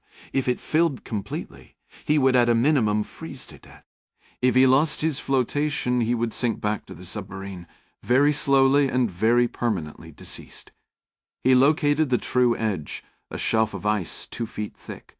It was far too high to get a proper purchase with the ice spikes without removing the suit, which was absolutely not an option. He swam along the perimeter, searching, shoving back each time a swell tried to pull him under. His nose bled freely now, speckling the clear face of the hood with every ragged breath. Overcome by cold and utter fatigue, he caught himself wondering which would arrive first: total exhaustion, or the blindness that would come from not being able to see through the blood and ice. A burgee bit roughly the size of his dad's old station wagon nudged him from behind, first startling him, then sparking a desperate idea. The first chunk had supported him briefly before tipping him off. If he could scramble onto this one, he might use it as a stepping stone. We definitely did not talk about this part, Juan muttered inside his bubble hood as he fought. Drowning? Sure. Being mauled by a bear? Discuss. But nobody mentioned the utterly insurmountable wall of ice summoning every last reserve. He finally hauled and kicked his way out of the water, collapsing onto the ice shelf. He rolled to his side, his fingers trembling uncontrollably, as he unzipped the hood. The sudden slap of frigid air stole what little breath he had left. A blinding white moonscape of ice, glittering under the sun, stretched to the horizon in every direction. The sheer absurdity of it made him bark a laugh into the stillness. Had fought so desperately only to haul himself onto a different patch of frozen desolation to die. Commander Juan's suit had already begun to freeze to the ice by the time he remembered he had one last duty. The satellite phone. Right. Call in the report, and then whatever came next would come. His hands were useless claws, his teeth chattering violently as he fumbled with the bag containing the phone. The simple squeeze buckles felt like an impossible puzzle. He had to tuck his hands under his armpits for long minutes just to coax feeling back into them. He finally got the bag open, only to pour a steady stream of seawater onto the ice. He couldn't spot a tear, but it had flooded regardless. The phone was a dead plastic brick. The neoprene bag with the shotgun still hung around his neck. He could use that if it came to it, if freezing to death wasn't as peaceful as they claimed, or if a polar bear found him. He stared at the plastic buckles, then at his own blue, unresponsive fingers, and shook his head. The bag might as well have been a locked bank vault. However he died, the shotgun would play no part in it. Juan rolled onto his back. An overwhelming, profound sadness washed through him as he gazed up into the vast, impossible blue of the sky. The men of the doomed Atihiti, his crew, would never see the sky again, lost 500 feet beneath the ice. A peculiar vibration traveled through the frozen expanse hours after Wan Shaoyang fell. He sensed the tremor before the sound reached him. The violent shivering had ceased, replaced by an oppressive warmth. The survival suit was too effective. He actually considered shedding it for relief.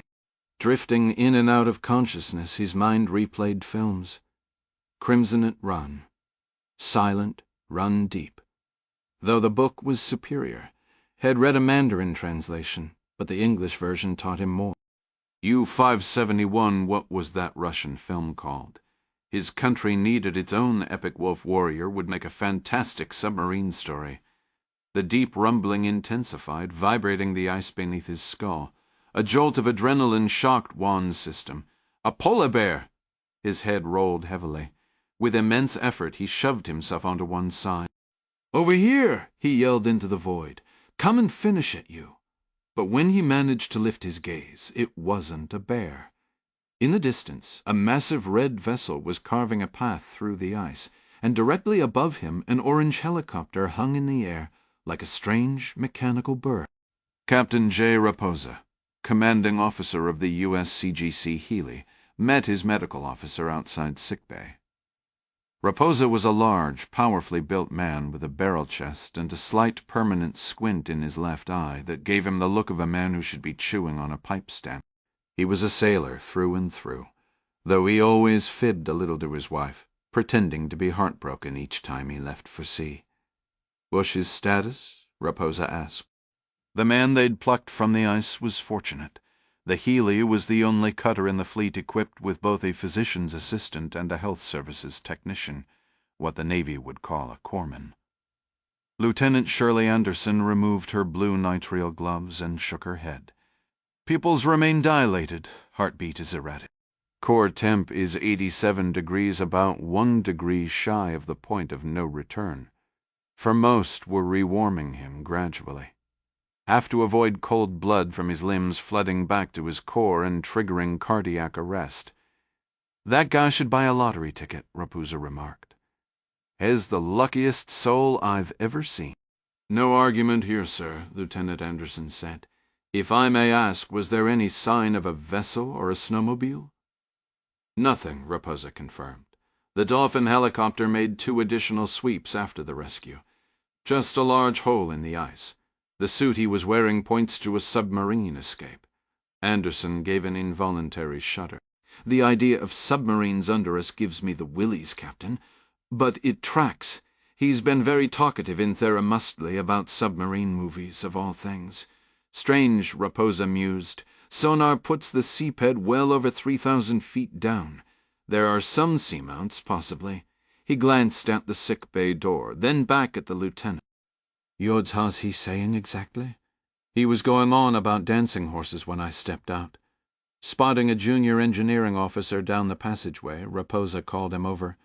"Find Chief Cho and send him to me." "Aye, Captain," the ensign said. "Right away. I just saw him." Chief Rex Cho arrived less than a minute later, his cover in hand. "Captain," he said, standing at attention. The entire crew knew they were steaming toward an unidentified radio signal, likely a Chinese sub, and everyone had heard about the lone Asian man in the exposure suit recovered from the ice, though details were scarce. "I have to be up front, Captain," Cho said.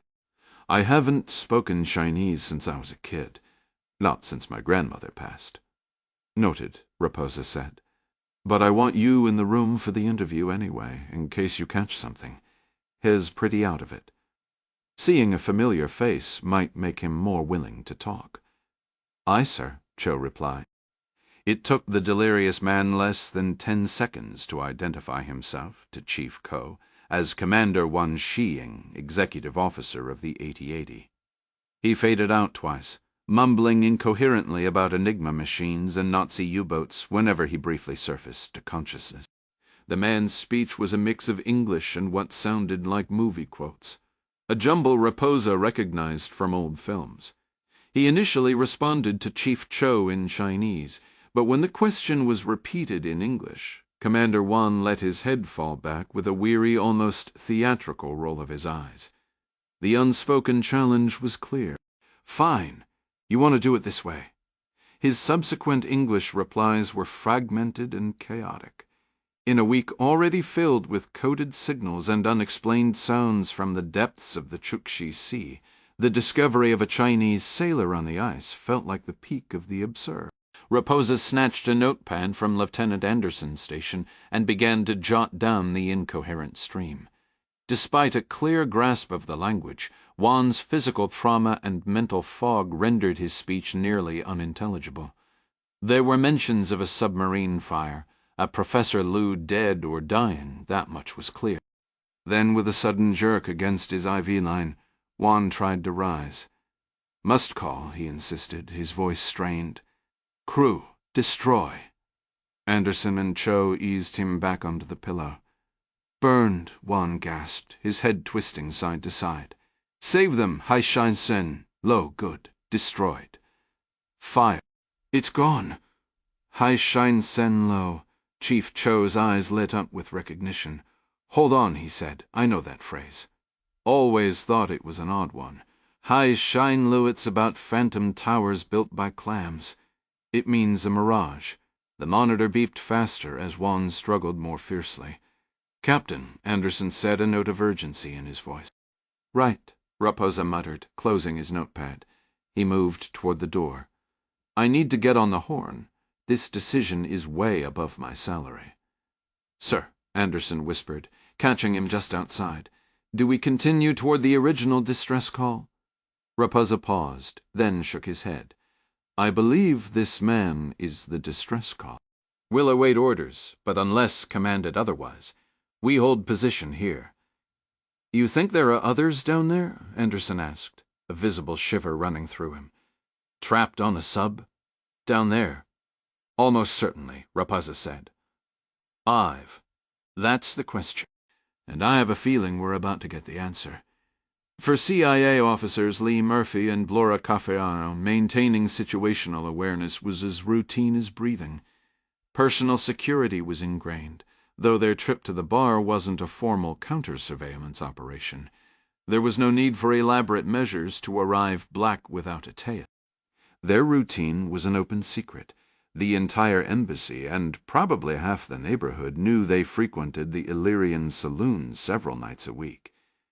Predictable, perhaps, but options were limited within walking distance of the embassy, and the Illyrian just past the Air Albania Stadium was a reliable spot.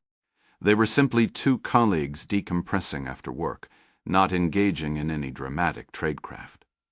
Youth lent a sense of invincibility. Murphy noticed the tall man in the gray fedora as she left Serendipity, heading to meet Vlora at the bar near the southern edge of the Bieloko district. Dining alone had left her in a quiet mood, and the man blended into the chilly spring evening where hats were common. He'd been lingering by a corner newsstand. Vlora had spotted him, too. Both trained observers noted the same details. Tall, attractive, likely of Chinese descent. Neither mentioned it, and the thought evaporated as they stepped into the bar's warm, noisy embrace. Laura, skipping dinner, ordered kebabs and swayed to the live band in a shadowy corner, her dark hair secured with a yellow pencil. Murphy sipped her coca beyond, letting the music wash over the strange, lingering feeling she couldn't quite name. The wooden walls and parquet floor absorbed some of the noise from the crowd and clinking bottles, but the live music still made conversation a challenge. For the first hour, both women were happy to simply sit and absorb the atmosphere, decompressing after a long day, one that had been particularly brutal for Murphy. It took a couple of drinks for them to loosen up enough to accept they'd be hoarse tomorrow from shouting over the band all night. The group was tearing through a powerful cover of Metal Aqua's Welcome Home Sanitarium, and the lead guitarist looked the part of a barbarian king with his enormous black beard and a crested bronze helmet that seemed better suited for a battlefield than a stage. When she brought Murphy's fourth bottle of Corca, their waitress, who had a habit of sharing bits of Albanian history, mentioned that Ptolemy's writings referenced the Illyrian Albani tribe. Pride in that warrior heritage was displayed all over the bar's walls, something Murphy, a regular, knew by heart. She appreciated the aggressive decor, the helmets, the short swords, the images of broad-chested spearmen. Back in her Boston middle school, a PE teacher had once called her pugnacious. She'd looked it up on her father's computer and decided it was a compliment. Maybe that explained her affinity for Albania and her stubborn tolerance for a station chief like Frederick Rask. Vlora finished her kebabs and swirled her glass of plum rakia, eyes fixed on the drummer. "His cute," Lee announced, raising her bottle toward the swarthy musician. Vlora nodded to the beat. "You know what they call a drummer in a suit?" Murphy shook her head. The defendant, Vlora said, laughing at her own joke. She turned toward Lay. But him not looking for romance too much bureaucratic hassle. He'd have to file an outside activity report with Rask, and I don't want that jerk knowing anything about my personal life. Murphy lifted her beer and offered a toast in Albanian, Gizwar. She stared at the bottle, suddenly feeling the weight of her exhaustion and the alcohol. Speaking of the delightful Freddie Rask, Vlora said, leaning in, you all right? It looked like he was dissecting you alive today. Probably earned it, Murphy admitted. I should have told him what my friend asked me to do. I was just scared head refuge. Which he absolutely would have, Vlora said. Guys like Rask say no by default. It's less work for them. She took a sip of rakia and leaned closer. So, who is this mystery man? He's one of us. Do I know him? How do you know it was a guy? Murphy asked. Lyra sighed. What exactly do you think my job entails? Whatever, Murphy brushed it off. We're just friends. Life's messy enough as it is, for now anyway. She drained the last of her corka, considered another, then remembered her morning run. A glance at her watch made her groan. Damn, it's almost 2. Vora shrugged. Let me get this straight. This unnamed prince sends you on a covert up to debrief a Ueda fighter and nearly gets you fired, all without Lupin and your boss. What a charmer, handing you something that hot without backup. Most of what we do is hot, Lay countered. He needed the help. They all need help, honey, Vlora said, finishing her drink and signaling the waitress for a refill. The waitress shook her head, a gesture that in this part of the world signaled agreement. Murphy pushed back from the table. I'm calling it a night. You sticking around? For a little while longer. Laura let out a weary breath, her gaze drifting back to the drummer on the small stage. I'm actually reconsidering my stance on filing that outside activity report. She looked up, the rakia lending a philosophical edge to her tone. Try not to let Rask get under your skin too much. Sure, he's a jerk, but don't you carry the weight of his character. You'll find a Freddie Rask in every corner of the Globbe. They just wear different faces and go by different names. I'm aware, Murphy replied. I just didn't appreciate the spectacle. Keeping his office blinds wide open for the whole floor to watch my professional execution. I'm not some green recruit fresh from the farm. He knows exactly who I am. Flora tapped her empty glass on a wooden table, a signal to the passing server. In this country, it is good to kill an admiral from time to time, she quoted, her voice dry, for the encouragement of the others. The night air was sharp and still when Murphy left the warmth of the Illyrian saloon. A young couple emerged behind her, their laughter and whispered affection a stark contrast to the hollow feeling in her own chest. Laura was a solid companion for a drink, but their friendship was built on shared office space and a common disdain for their boss, not deep personal connection.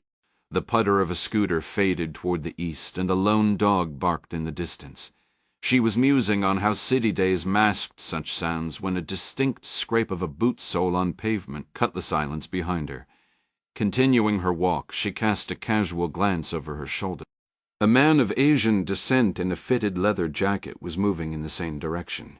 He was compact, perhaps no taller than she was, but with a weightlifter's build that strained the seams of his jacket. His sudden quiet presence reminded her of the Pukwudgie stories her father told. Those eerie little creatures of New England folklore meant to keep a curious child from wandering too far into the woods. She'd been too distracted, too relaxed to notice his approach. Amateur hour. Even if he posed no threat, letting someone get that close unnoticed was a basic failure. Then she recalled the Asian man in the hat idling on the corner earlier. A coincidence? Unlikely. Adam had just directed her to a sensitive meeting with a Uighur contact who might have leads on the woman. Her pace instinctively quickened, a small comfort found in the familiar weight of her Glock 43, secured at the small of her back. Her normal route home would have been a left turn onto Sami Frasheri, leading to her apartment overlooking the Grand Park. But if this Pukwudgie was connected to a state intelligence service, leading into her doorstep was the last thing she should do. Protocol screamed for her to return to the bar and Vlora, but that felt like an overreaction. This was probably nothing. She looked back again. He was still there, now lighting a cigarette, making no attempt at concealment, yet steadily reducing the gap between them. She abruptly turned left onto the broader avenue, behind the University of Tirana, a street that didn't lead directly to her residence. Fumbling her phone from her pocket, she used voice dial to call Vlora. It rang 3 times before dropping to voicemail. Fantastic. Behind her, she heard the confirming footfalls as he made the same turn. She considered dialing a 112 POLV, but if this was a confrontation, it would be over long before any local police could arrive. She shoved the phone back into her jacket, wanting her hands free. 20, maybe 15, steps behind her. Pukwudgie coughed. It was a loud, theatrical sound, the kind you make when you want to announce your presence in an occupied restroom stall. She had no chance to look back before another figure, also Asian, appeared from the cross street ahead and began closing the distance. This one was lankier, wearing glasses and a bulky gray winter coat. To her left, a narrow service alley cut between a weedy, fenced-off lot and a dilapidated apartment building. The darkness there was complete, but she knew these streets. This was Tirana, her city. Pukwudgie and his companion thought they could trap her on her own running route. She could duck into that alley, emerge near the market, then turn left and sprint north all the way back to the Illyrian, where Laura was likely still flirting with the drummer. She pivoted, dodging a parked car, and accelerated into the shadows. A primal warning flared in her gut a fraction of a second before she registered the man in the fedora. He materialized from a recessed doorway to her right, not 30 feet away. She faltered, her mind racing to process the threat. Her hand went to her gun as he struck a match to light a cigarette. His movements were deliberate, almost casual. The flare illuminated the sharp angles of his face beneath the hat's brim. Then he tilted the flame, casting a ghoulish light into the alcove beside him and onto the still form of Joey Shoup. Murphy's breath seized in her chest. She stumbled, her draw slowing when it should have been a blur. They had anticipated her. They had herded her from the bar to this precise, predetermined spot. A crushing weight smashed into her right knee just as her fingers found the Glock. Agony, white and electric, shot through her entire frame. Her left leg instinctively pushed her away from the attack. She lurched sideways, fighting for balance as she tried to raise the weapon toward her assailant. The metal Bera collapsible baton, she guessed, swung again in the gloom, this time connecting with the top of her forearm, a direct hit to the nerves. The pistol was torn from her grasp. Simultaneously, a crushing blow landed between her shoulder blades. With her knee shattered and her arms screaming, she threw out her left hand to break her fall. The sickening crack of her wrist was audible. A choked cry escaped her as a wave of sickening, pain-induced nausea washed over her. Rolling onto her back, she drew up her good leg, prepared to launch a desperate kick at anyone who came near. She screamed again, the sound raw and torn from a throat already sore from the bar smoke. The tall man in the hat observed her dispassionately, as if bored by the spectacle, while the other two closed in from opposite directions. Injured and disoriented, fighting both was impossible. She sensed movement and turned her head just as Pukwudgie drove a large syringe into the side of her neck. A cold detachment seeped into her veins, pulling her consciousness away from the wreckage of her body. This was very bad. The searing pain in her knee and wrist began to recede.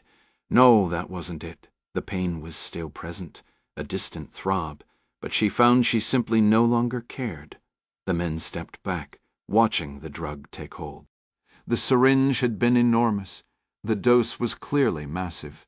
Then the spiders came, hairy with glittering black eyes and obsidian fangs that dripped venom. They streamed from every crack in the pavement, a skittering, advancing tide. She tried to scramble back, but her limbs were useless, and she collapsed again right into their path. A light flicked on in an apartment window above. A muffled shout in Albanian, distorted and watery, reached her ears. In her drugged haze, the words were meaningless. "It's all right." The man in the hat called out in clear, calm English. "My friend has had a bit too much to drink." A black van screeched to a halt in the alley. They hauled her up and tossed her face first onto the cold metal floor, abandoning Joey's body without a second glance. Pressed against the grimy surface, she tasted blood and inhaled the stale odors of vomit and urine. The world spun violently. Her lungs felt like they were filled with wet concrete. This was the place where Joey had died. Laden Airfie drifted back to consciousness in stages, first fighting to open her eyes, then flinching as the icy metal floor of the van seared against her bare skin. She was completely exposed, hog-tied with zip ties securing her wrists and ankles behind her back, then cinched together. The position arched her spine painfully, sending waves of agony through her shattered wrist and injured knee. Whatever they'd dosed her with, her system burned through it fast, likely a ketamine dart to the muscle, which explained the delayed collapse. Her memory of the ambush was full of black holes, but the spiders shed remember those forever. Yeah, definitely ketamine. The van jolted and swayed over uneven pavement, which told her little half the roads around Tirana seemed perpetually under construction.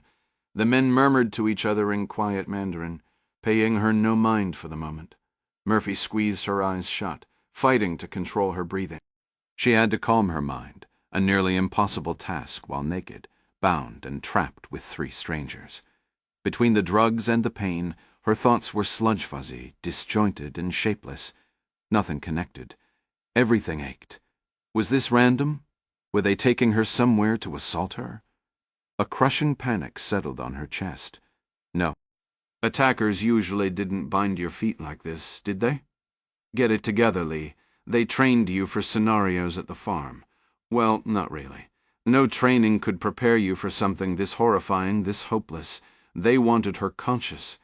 That meant they wanted answers. She blinked, struggling to recall Adam. They'd want to know about Adam. The man in the gray felt hat was perched on an upturned bucket behind the driver. He reached down and patted her cheek, almost tenderly at first, then slapped her hard enough to make her teeth click when she flinched.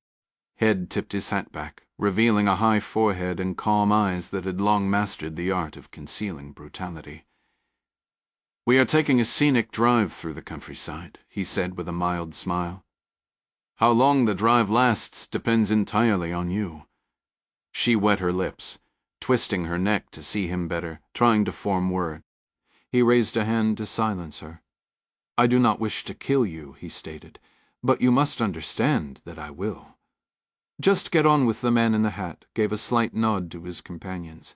The shorter one Pukwudgiorled her onto her side and planted his boot on her damaged knee, pressing down slowly and deliberately, like extinguishing a cigarette.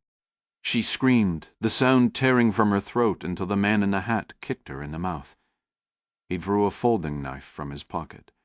It was compact, with a distinctive Wharncliffe blade. The needle-fine point and razor edge were designed for precision work. "Pay close attention," he said. "I am going to ask you some questions about your discussion today with Berkesh Beg, the Uyghur gentleman. If you lie, I will make a small cut somewhere on your body. The location is undecided. If you refuse to speak, I will do the same." He let out a long, weary sigh and leaned back on the bucket, crossing his legs, tapping the knife handle absently against his thigh. "In my experience, this method is more effective when performed slowly, allowing more time for reflection between cuts. Regrettably, my schedule is tight. How did you come to know of Berkesh Beg?" Murphy began to weep. I don't know who that is." The man's hand struck like a snake, the blade slicing cleanly through the skin above her left eyebrow. It stung sharply, though the pain was less overwhelming than Shed feared. Blood streamed from the cut, scalding her eye, a relentless, warm trickle reminding her of the violation. He nudged her with his boot. "I have numerous questions and very little time." He moved the blade in a slow arc over her body. "It is a pity to mar such lovely skin." With her head slumped, cheek pressed to the cold steel floor, Lee Murphy clenched her eyes shut. Tears welled beneath her lashes, blending with the blood. Pukwudgie prepared another syringe. Lee Murphy trembled violently, her body convulsing with sobs. "Oh, Adam, you shared too much." "I might have a location," Fubuhai reported to Admiral Jung over the phone 4 hours later. The CIA officer had shown remarkable resilience. She endured the pain mostly in silence, lasting far longer than previous subjects subjected to the same methods. Ultimately, no one can withstand the combination of pharmaceuticals and agony. The mind simply surrenders. The Admiral became excited on the line as Fu relayed the information she had divulged. "You must leave immediately," the Admiral said. His voice quickened. "Take as many personnel as necessary. Eliminate the Wuming scum and the Americans, or don't. It is irrelevant. But you must deliver Medina Toti to me alive and unharmed. I cannot emphasize that enough. I require her lucid and communicative. Go now. Take the corporate jet." "I want you at this enigmatic lake as quickly as possible. Uner would be preferable." "I understand," Fu replied. "However, what is it?" "Forgive my presumption," Fu said, "but please trust my experience in these matters. Even the most resolute individual will eventually speak, but the stronger their will, the more likely their breakdown results in incoherence." Admiral Jung dismissed the concern with a scoff. "Do not trouble yourself with that. Simply bring Medina Toti to me. Your expertise is not required beyond locating her and delivering her to my office." "Brutal measures will be unnecessary. Her daughter and sister are in Kashgar. Their well-being will provide all the motivation she requires to cooperate." Clark's eyes snapped open at the sound of scuffling foots, too substantial to be erodent. The room was dim, filled with the pale gray light of a cloudy dawn filtering through the small window. He moved gradually, feeling the familiar morning stiffness and joint pops, a sensation present even after sleeping in a proper bed. A plume of white breath misted before his face. The sound echoed off the earthen walls, making its origin hard to locate. He detected motion in the shadows, tensed, then relaxed slightly, settling back into his blanket as Hala's form came into view, her small face encircled by the white faux fur trim of her coat. "You all right, John?" The tension in her voice jolted him fully awake. He sat up quickly, pushing the blanket aside. "What's wrong?" he whispered, his voice still rough from sleep. Hala moved to the window, rising on her toes to peer out. She jerked her head back almost instantly. "He's coming!" Clark got to his feet and drew the girl close so she could explain in a hushed tone. "Who's coming?" "I'm sorry," she repeated, a fresh wave of guilt in her eyes. "I needed to use the bathroom. A man was driving past on the road. I believe he had also stopped. I didn't think he noticed me at first, but then he shouted, 'I'm so sorry. It was a mistake.'" "It's okay," Clark assured her. "Is he a police officer?" She shook her head. "No, I don't think so." "Is he alone?" She nodded. "I saw his vehicle. There was no one else." "Perhaps he is." A cautious voice called from outside the walls of the caravanserai. She was correct. The man was Ur, and he was nearby. Clark raised a hand to quiet her as the man spoke, then leaned down so she could whisper a translation into his ear. He wants to know what I am doing out here alone." The man outside called again, louder now, more confident and insistent. Hala gasped and began to tremble at his words. "What did he say?" Clark asked. "He knows the Bingchuan are searching for a runaway child," she said, her voice small. "He said he will not report me if I do not resist him." She looked up at Clark, her eyes wide. "He is a terrible man." "Yes, he is," Clark stated flatly.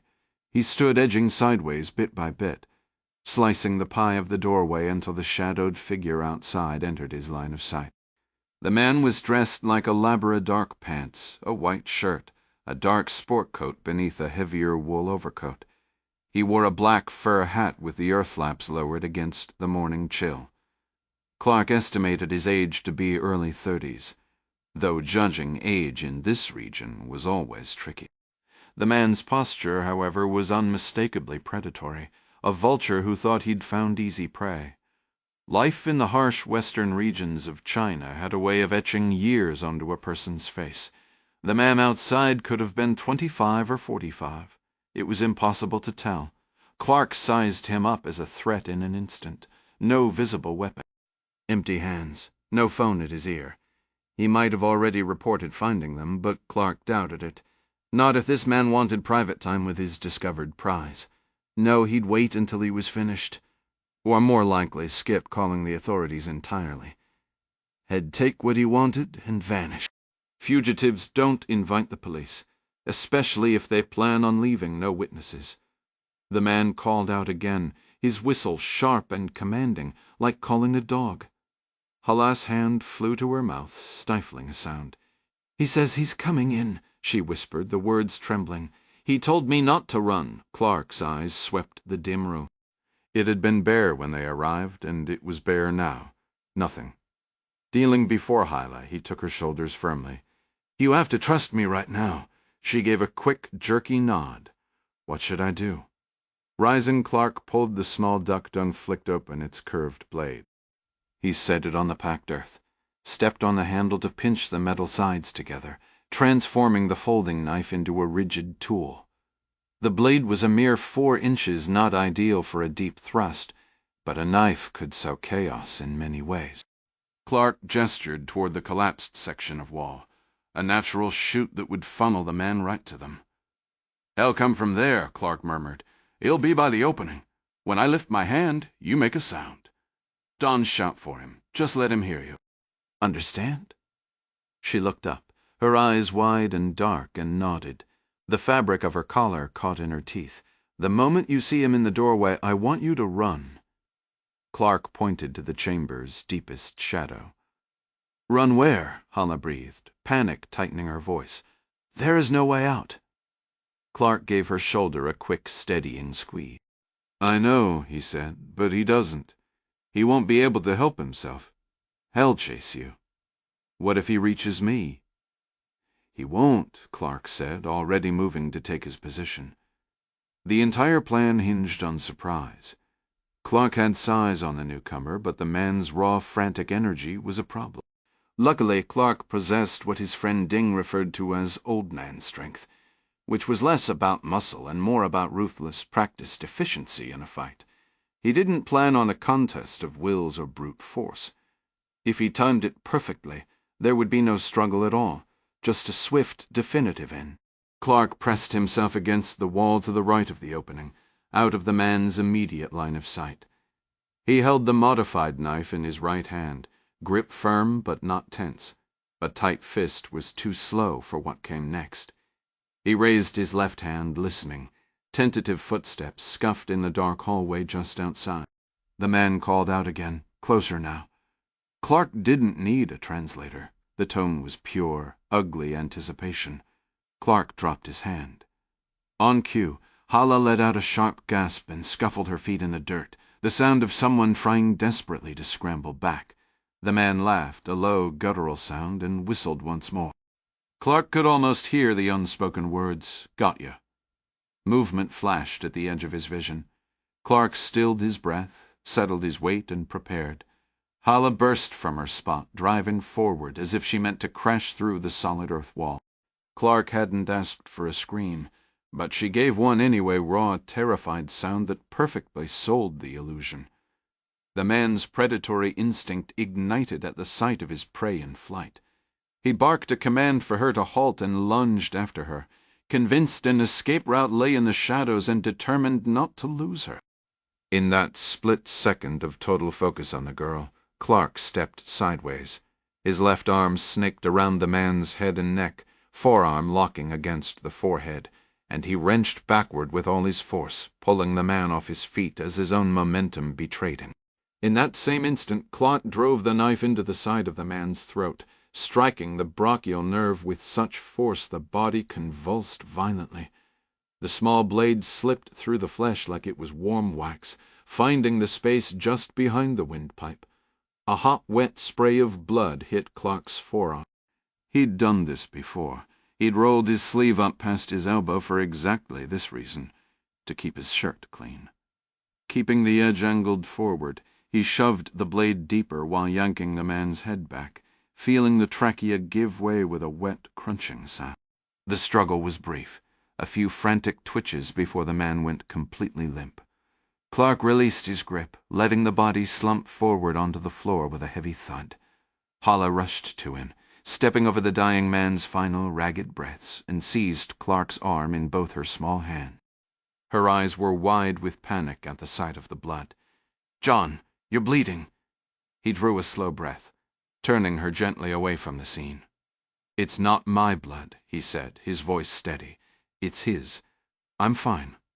"Are you sure?" she panted, lifting his arm to inspect it closely, her small fingers probing. He shifted the open knife to his other hand to keep the blade away from her. "I'm sure," he said firmly. "It's okay."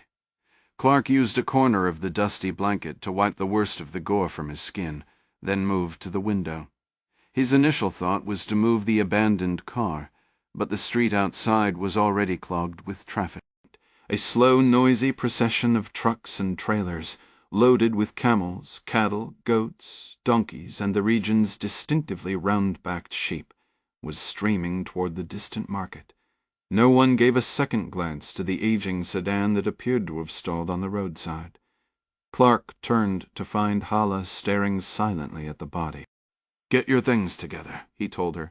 "We need to find somewhere else to wait. It's only 6:30. We have over 2 hours before the meet. We can't be here if someone else shows up." She remained frozen until he placed a hand on her shoulder and guided her into the hallway. "I'm sorry you had to see that," he said quietly. She leaned against him, letting out a shaky sigh. When she spoke, her voice was strangely calm and mature, belying her years. "It was terrible," she admitted. "But if you weren't here, it would have been far more terrible for me."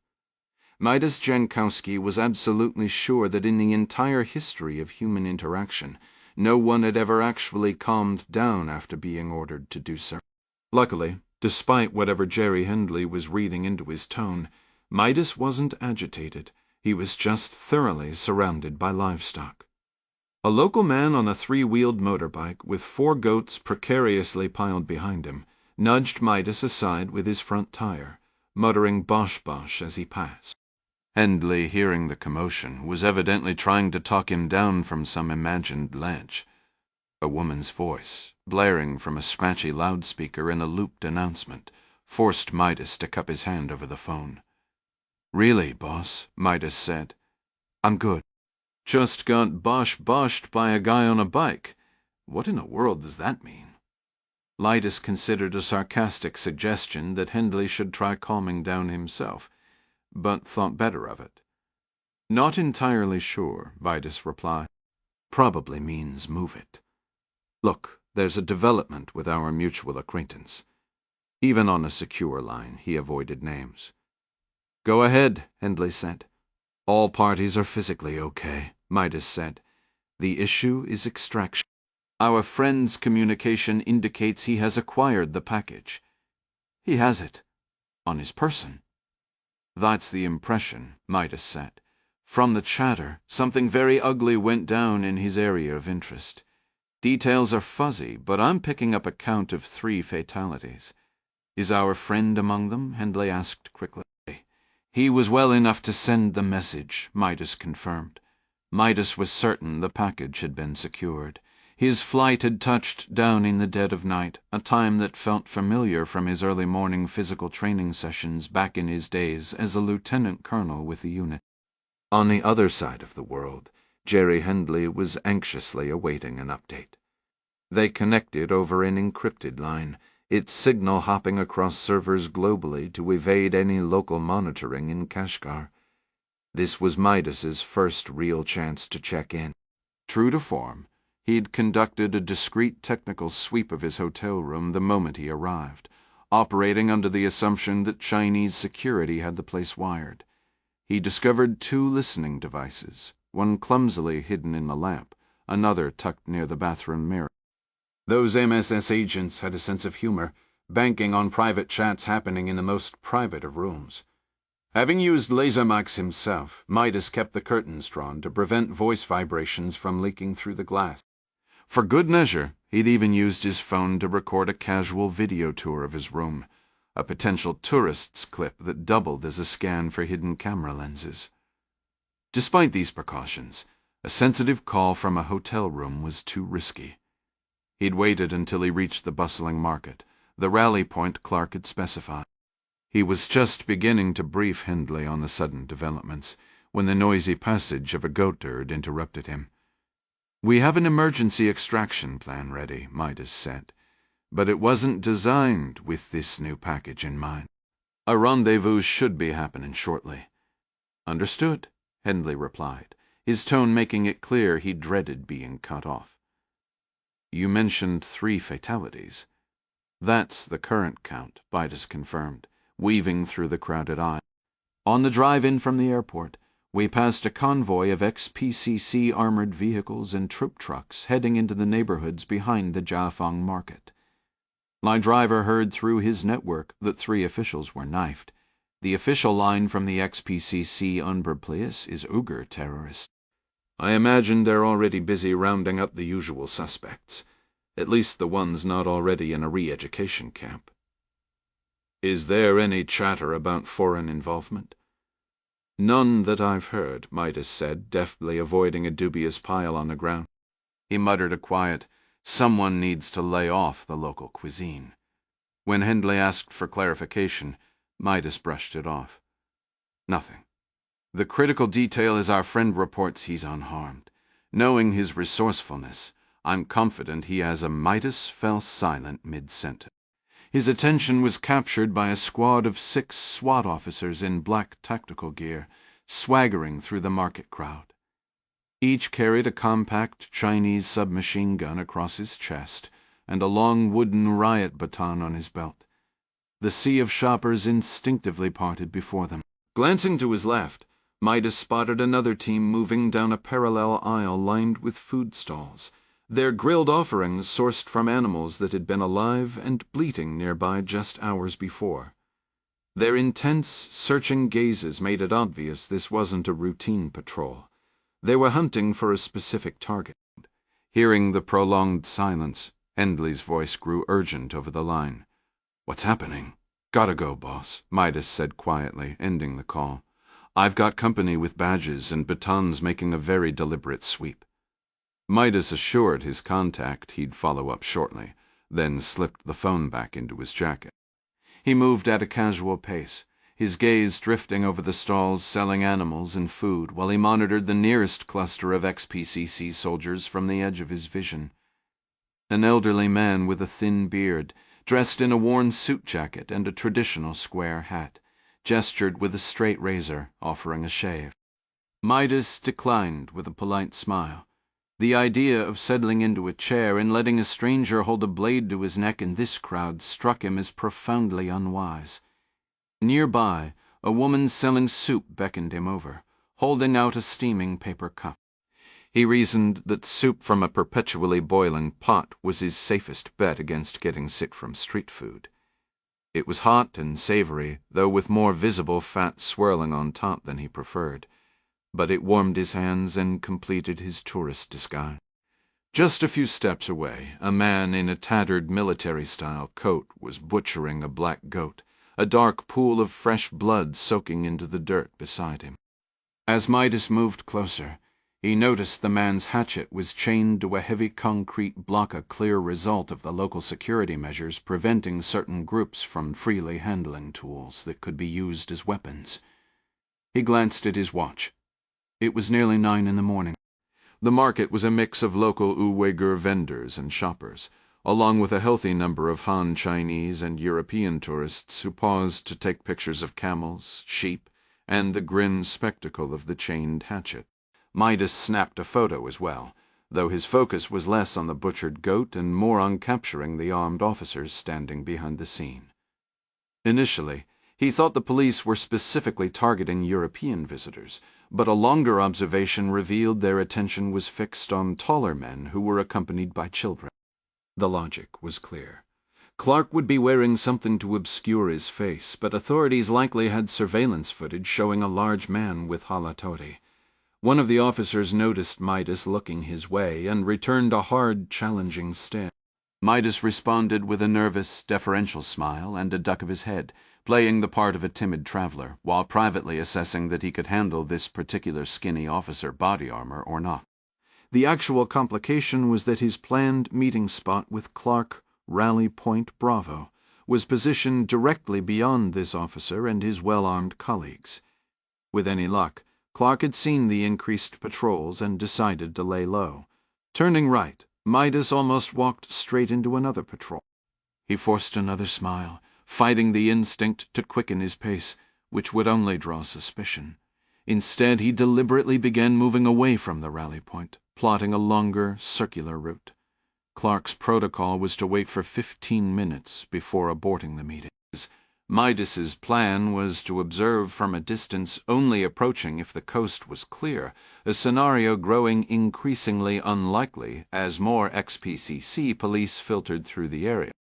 He paused at a stall displaying stacks of brightly colored passenger scarves as two more officers ambled past, chatting casually as if they were on a leisurely stroll rather than part of a security cordon.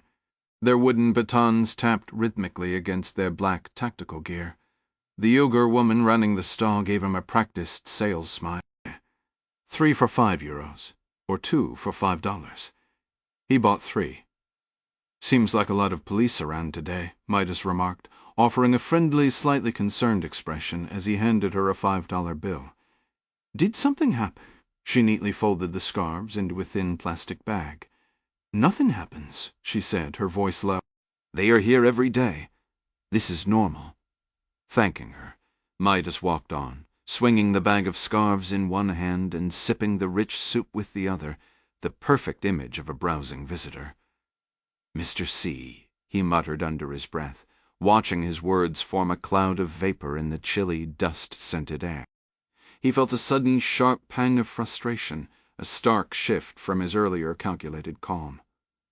All this security theater over a simple meeting, he thought bitterly. They parade around like they own the very air, turning a market into a stage for their intimidation. The grim reality of the place settled on him, no longer just a backdrop for his mission, but a vivid display of controlled existence. It hardened his resolve, cutting through the pretense. He wasn't just a tourist anymore. He was a man with a job to do, and this oppressive display only clarified the stake. Clark nudged Hala, signaling for her to follow as he moved away from the meeting spot. Midas was now 20 minutes overdue, forcing them to postpone until 2 o'clock. The livestock market was crawling with police, making it too risky to stay put, especially with the body they'd left behind at the old caravanserai. His phone was about to die, leaving him in the dark about whether Midas was moving freely through the city or if he was being followed. Compromise was always a possibility, but Clark would deal with that if it happened. For now he decided to seek out Adam Yao's local asset, a carpet seller known as Chow. Her stall was the very reason he'd chosen this market as a rendezvous. Since the authorities seemed focused on searching for an adult with a child, Clark whispered their destination to Hala and had her walk ahead, blending seamlessly into the flow of shoppers.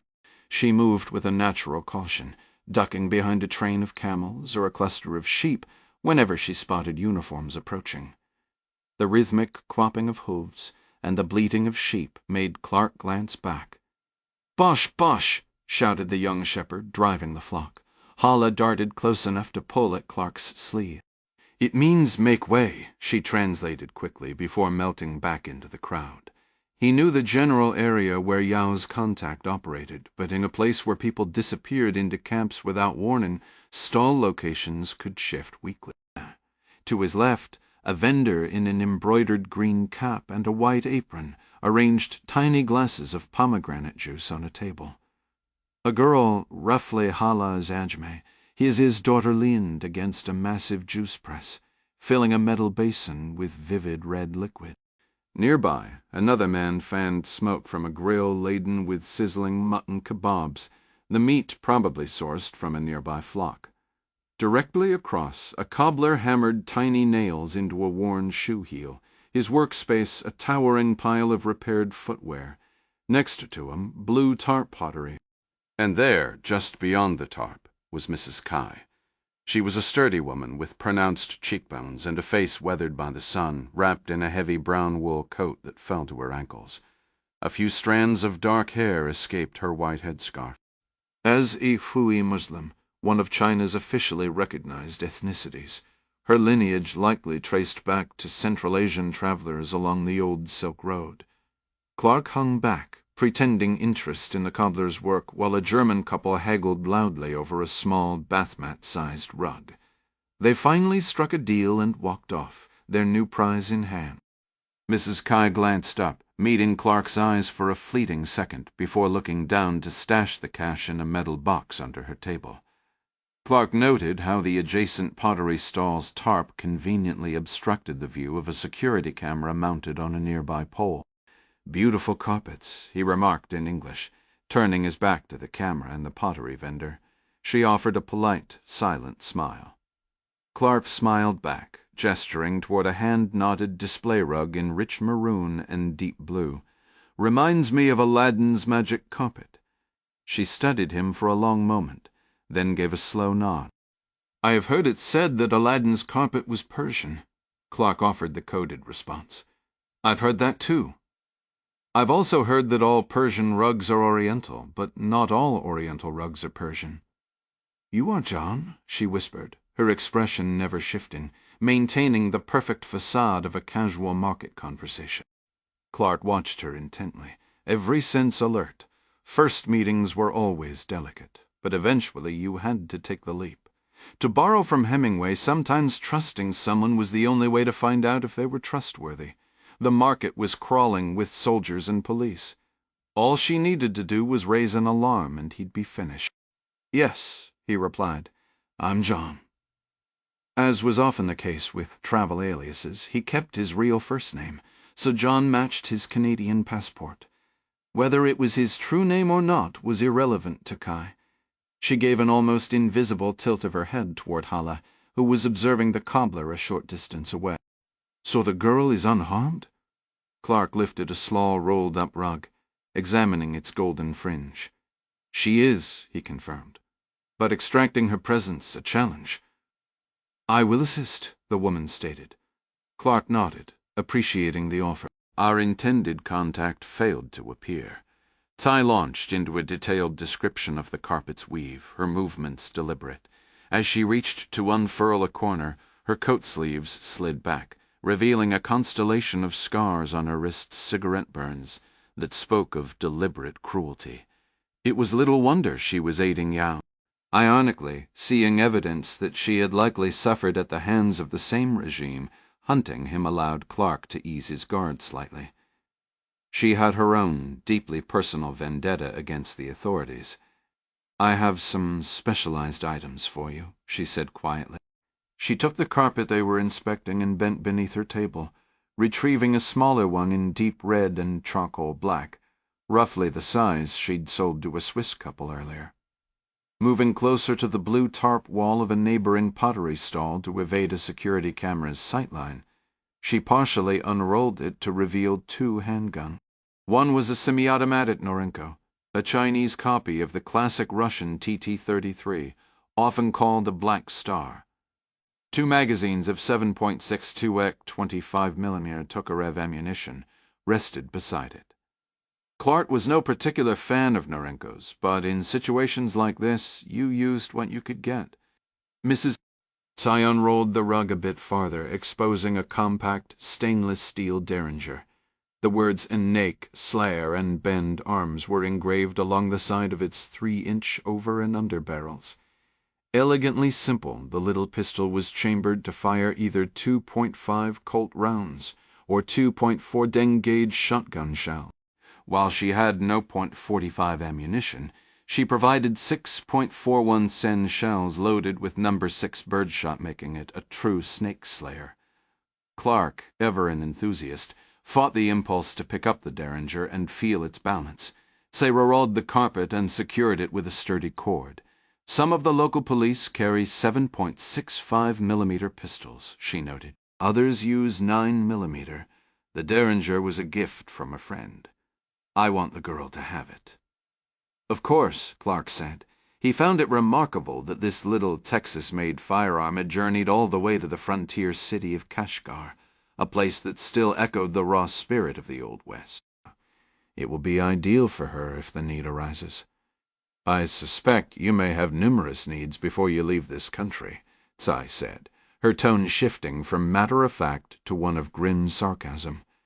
These guns are modest but potent. Perhaps they can serve as a down payment for acquiring more substantial tools.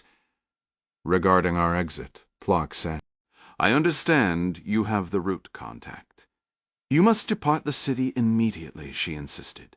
There are too many cameras here. They are circulating the girl's photo claiming she was kidnapped.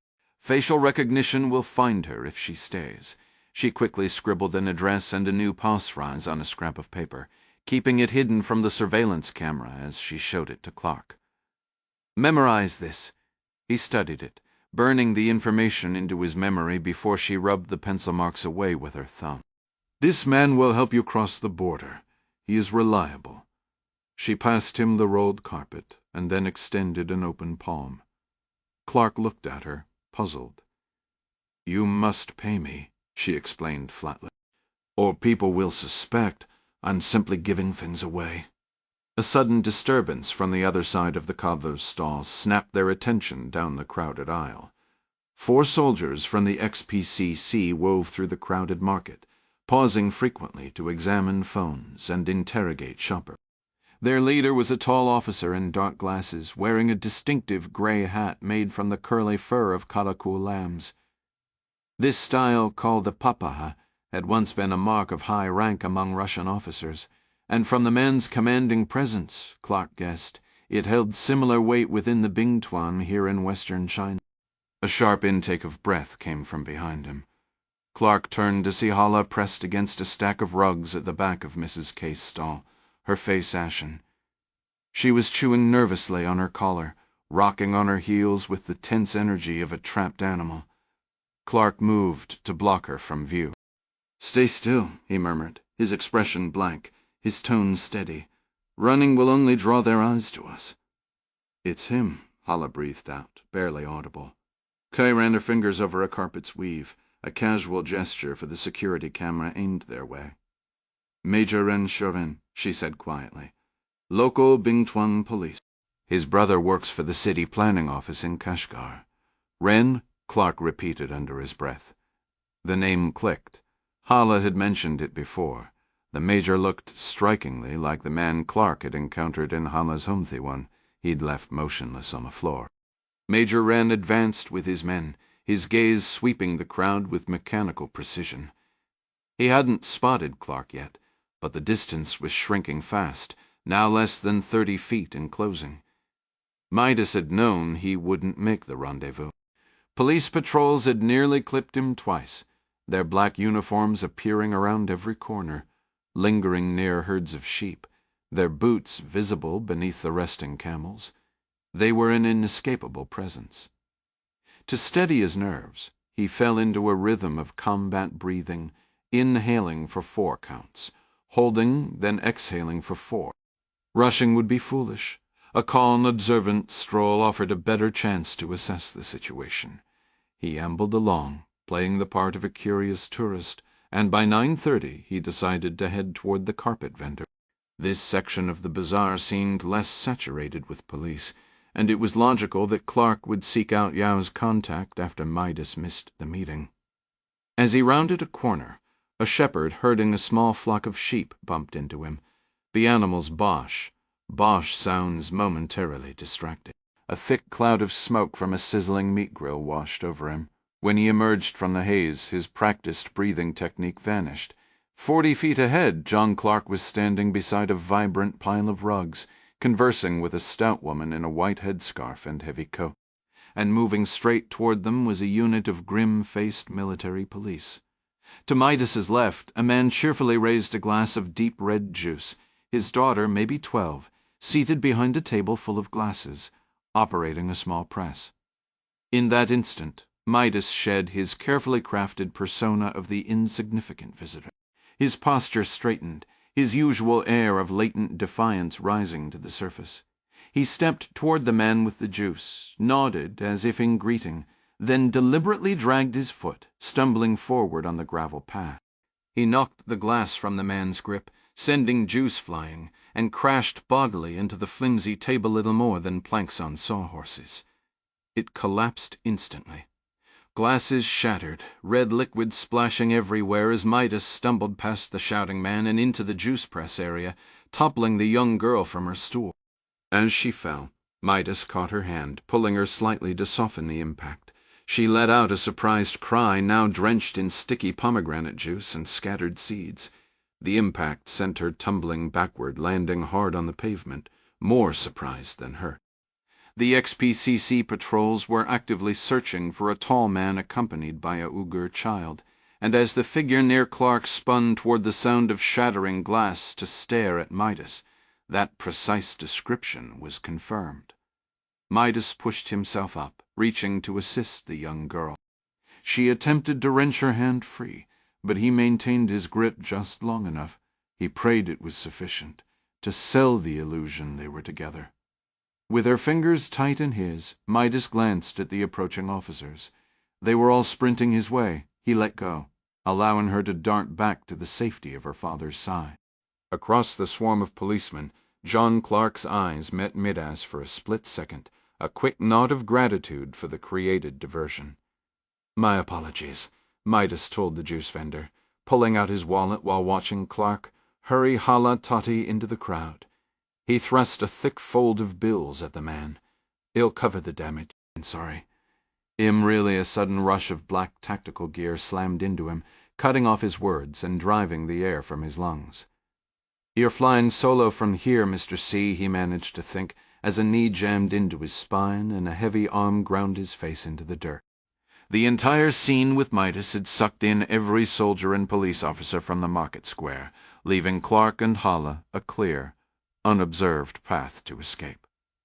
Clark spotted a potential vehicle at the parking area's distant edge, a weathered Toyota flatbed with the keys, unbelievably, still dangling in the ignition. Even the local farmers had been drawn by the commotion, rendering the area nearly empty. Their destination was a sheep farmer, a contact of KS located another 10 kilometers outside the city. He had been told to expect them, which meant the meeting could easily be an ambush. Clark figured if Cy had intended to betray him, she could have done it right there in the market, unless she wanted to pin the blame elsewhere to preserve her arrangement with Adam Yao. Unless it was dangerously easy to spiral into paranoia about potential outcomes. That constant uncertainty was among the heaviest burdens of field work. Deception was the universal currency. Some lied for self-preservation, others to guard secrets secret-kept a 10-year-old Uyghur girl. Some lied for profit or to settle old bitter scores. Historically, Hui and Uyghur communities had their tensions, each sometimes viewing the other as interlopers. Yet the Uyghur man at the caravanserai had shown him that character transcended ethnicity. He couldn't entrust Hala's safety to someone based solely on shared background. By the same token, he couldn't dismiss Mrs. Kai simply because hers was different. Field operatives constantly found themselves relying on strangers in unfamiliar territory. Repeatedly, these individuals were nothing more than a friend of a friend or, more perilously, the enemy of a mutual enemy. No matter how fragile the link, some kernel of trust was essential to advance any operation. And then there was the lingering threat of the mole, hidden somewhere within the U.S. intelligence apparatus. Yo's contacts in the Kashgar region weren't necessarily corrupt themselves. They could just be compromised a situation that would plunge everyone into immediate peril. The driver's door of the old pickup protested with a loud creak and groan as Clark yanked it open. No turning back now. He didn't bother checking if the noise had drawn attention. He motioned for Hala to climb in first. She scrambled swiftly across the worn bench seat and hunched down low as he shut the door. The truck's interior carried the distinct scent of cheap tobacco and lanolin, the familiar smells of a shepherd. Curious, Hala popped open the glove compartment and discovered a partial loaf of bread and a can of apple juice. "Lunch," she announced, holding them up. A small patch of drool had dampened her shirt collar, but she was grinning now instead of chewing on it, breathless and thrilled by their narrow escape. Clark shared her relief, though his experience warned him it could all evaporate in an instant. Midas would be okay, provided his cover identity held. Clark turned the key, and the engine sputtered to life. The engine turned over smoothly, and he guided the truck onto the highway, heading east. The vehicle rattled away from the town, leaving behind the dusty livestock market and the grim scene at the sagging roadside, in a reminder of the lawless elements that still haunted these old trade routes. Crossing illegally into a country on high alert was a delicate operation. Adam Yao meticulously evaluated each potential entry point for moving the campus team across the border. In an era where holograms and embedded biometrics had made fake passports nearly obsolete, stolen ones remained viable, provided the issuing nation hadn't reported them missing. The Finnish passports Yao supplied were real, complete with accurate biometric data and valid barcodes. To sell the story, his asset inside Russian intelligence, Veger, had secured genuine Russian entry and exit stamps, which Yao carefully applied to each visa. The logic was sound. Travelers with some passport history typically drew less attention. Thanks to a contact in Beijing, the last-minute Chinese tourist visas were also arranged, or so he hoped. Trust was a gamble.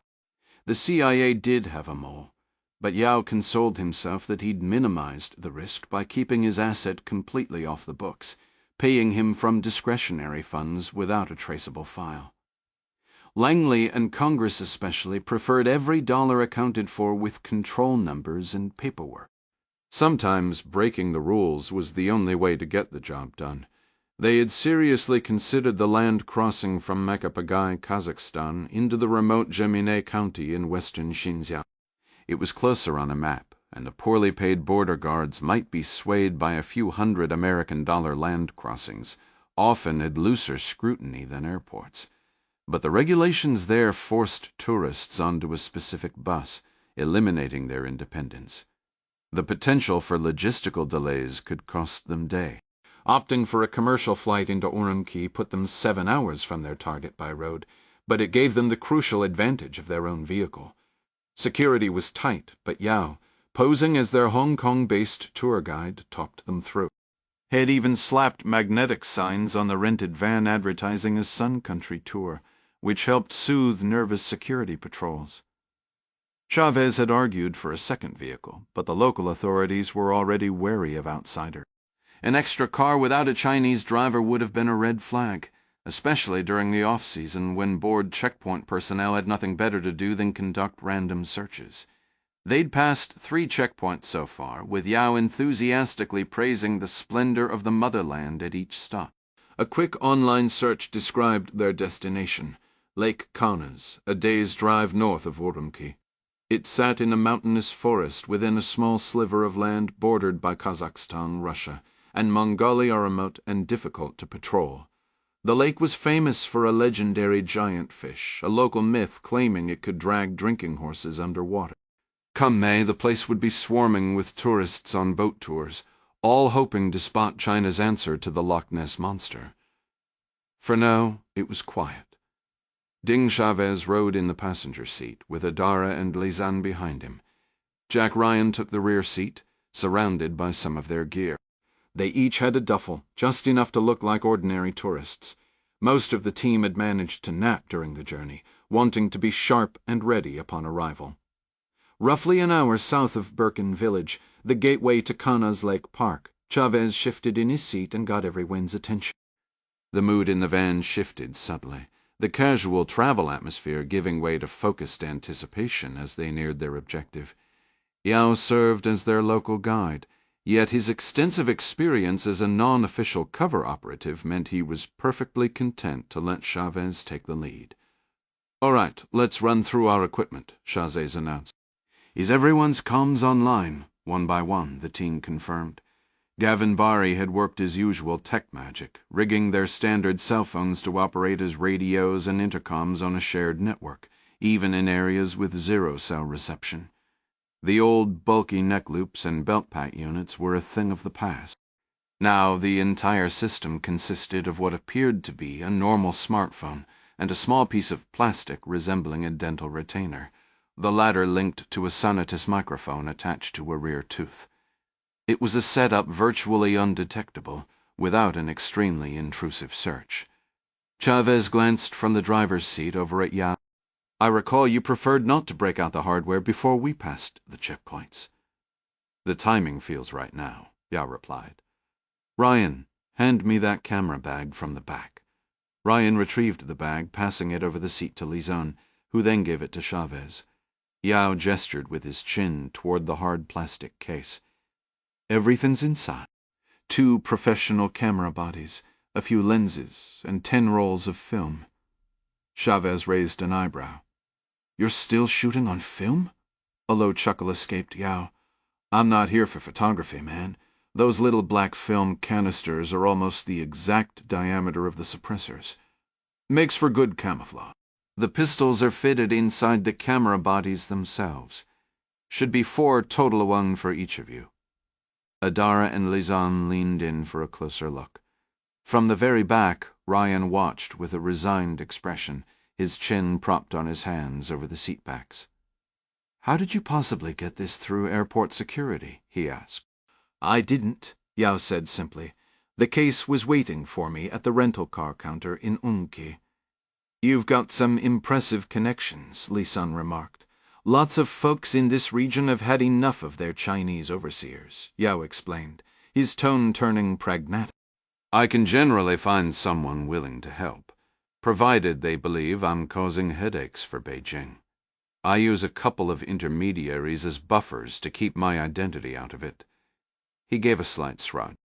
"Besides, a noble cause paired with a duffel bag full of cash tends to open more doors than a noble cause by itself." Chavez popped open one of the camera bodies. "You have got to be kidding me." He held up a compact black Beretta Bobcat semi-automatic. "You armed us with pop guns?" A groan came from the back. "You remember what Colonel Jeff Cooper said about the .25 auto, right?" Ryan chimed in, his voice dripping with sarcasm. "He advised against carrying one because if you actually had to shoot someone with it, they might just notice they'd been shot. And that realization might seriously annoy them." "Or something along those lines." "Shows what you know," Yao countered, a hint of amusement in his voice. "These bobcats are chambered in .22. Aeon slumped back against his seat with a theatrical sigh. "Well, that is just absolutely fantastic news." "I feel so much safer now." Chavez passed one of the small black pistols over the seat for Adara and Lizan to inspect. Lizan pressed the lever on the side, tipping up the barrel a clear sign she was familiar with the weapon. "My mom carried one like this. The tip-up barrel meant she could chamber a round without racking the slide. Pretty clever design, honestly." "I'm with Ryan on this one," Chavez said, shaking his head. "I'll take stopping power over clever any day. But I guess beggars can't be choosers."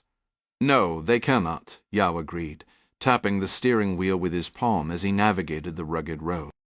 The landscape outside was a stark expanse, dotted with wild horses and the occasional camel. "We're operating in the Wild West out here, people. Adapt and overcome." He nodded again toward the case, his eyes on the rough terrain ahead.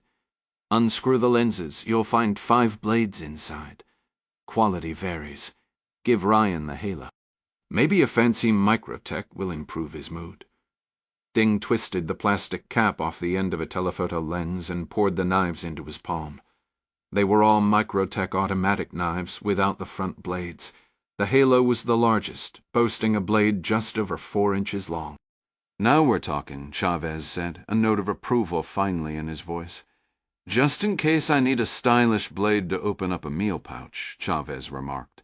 Yao gestured toward a stack of containers. "You'll find the real prize right beside those film cases I mentioned. It wasn't easy securing those little treasures. Every person along the chain kept trying to snatch them for themselves."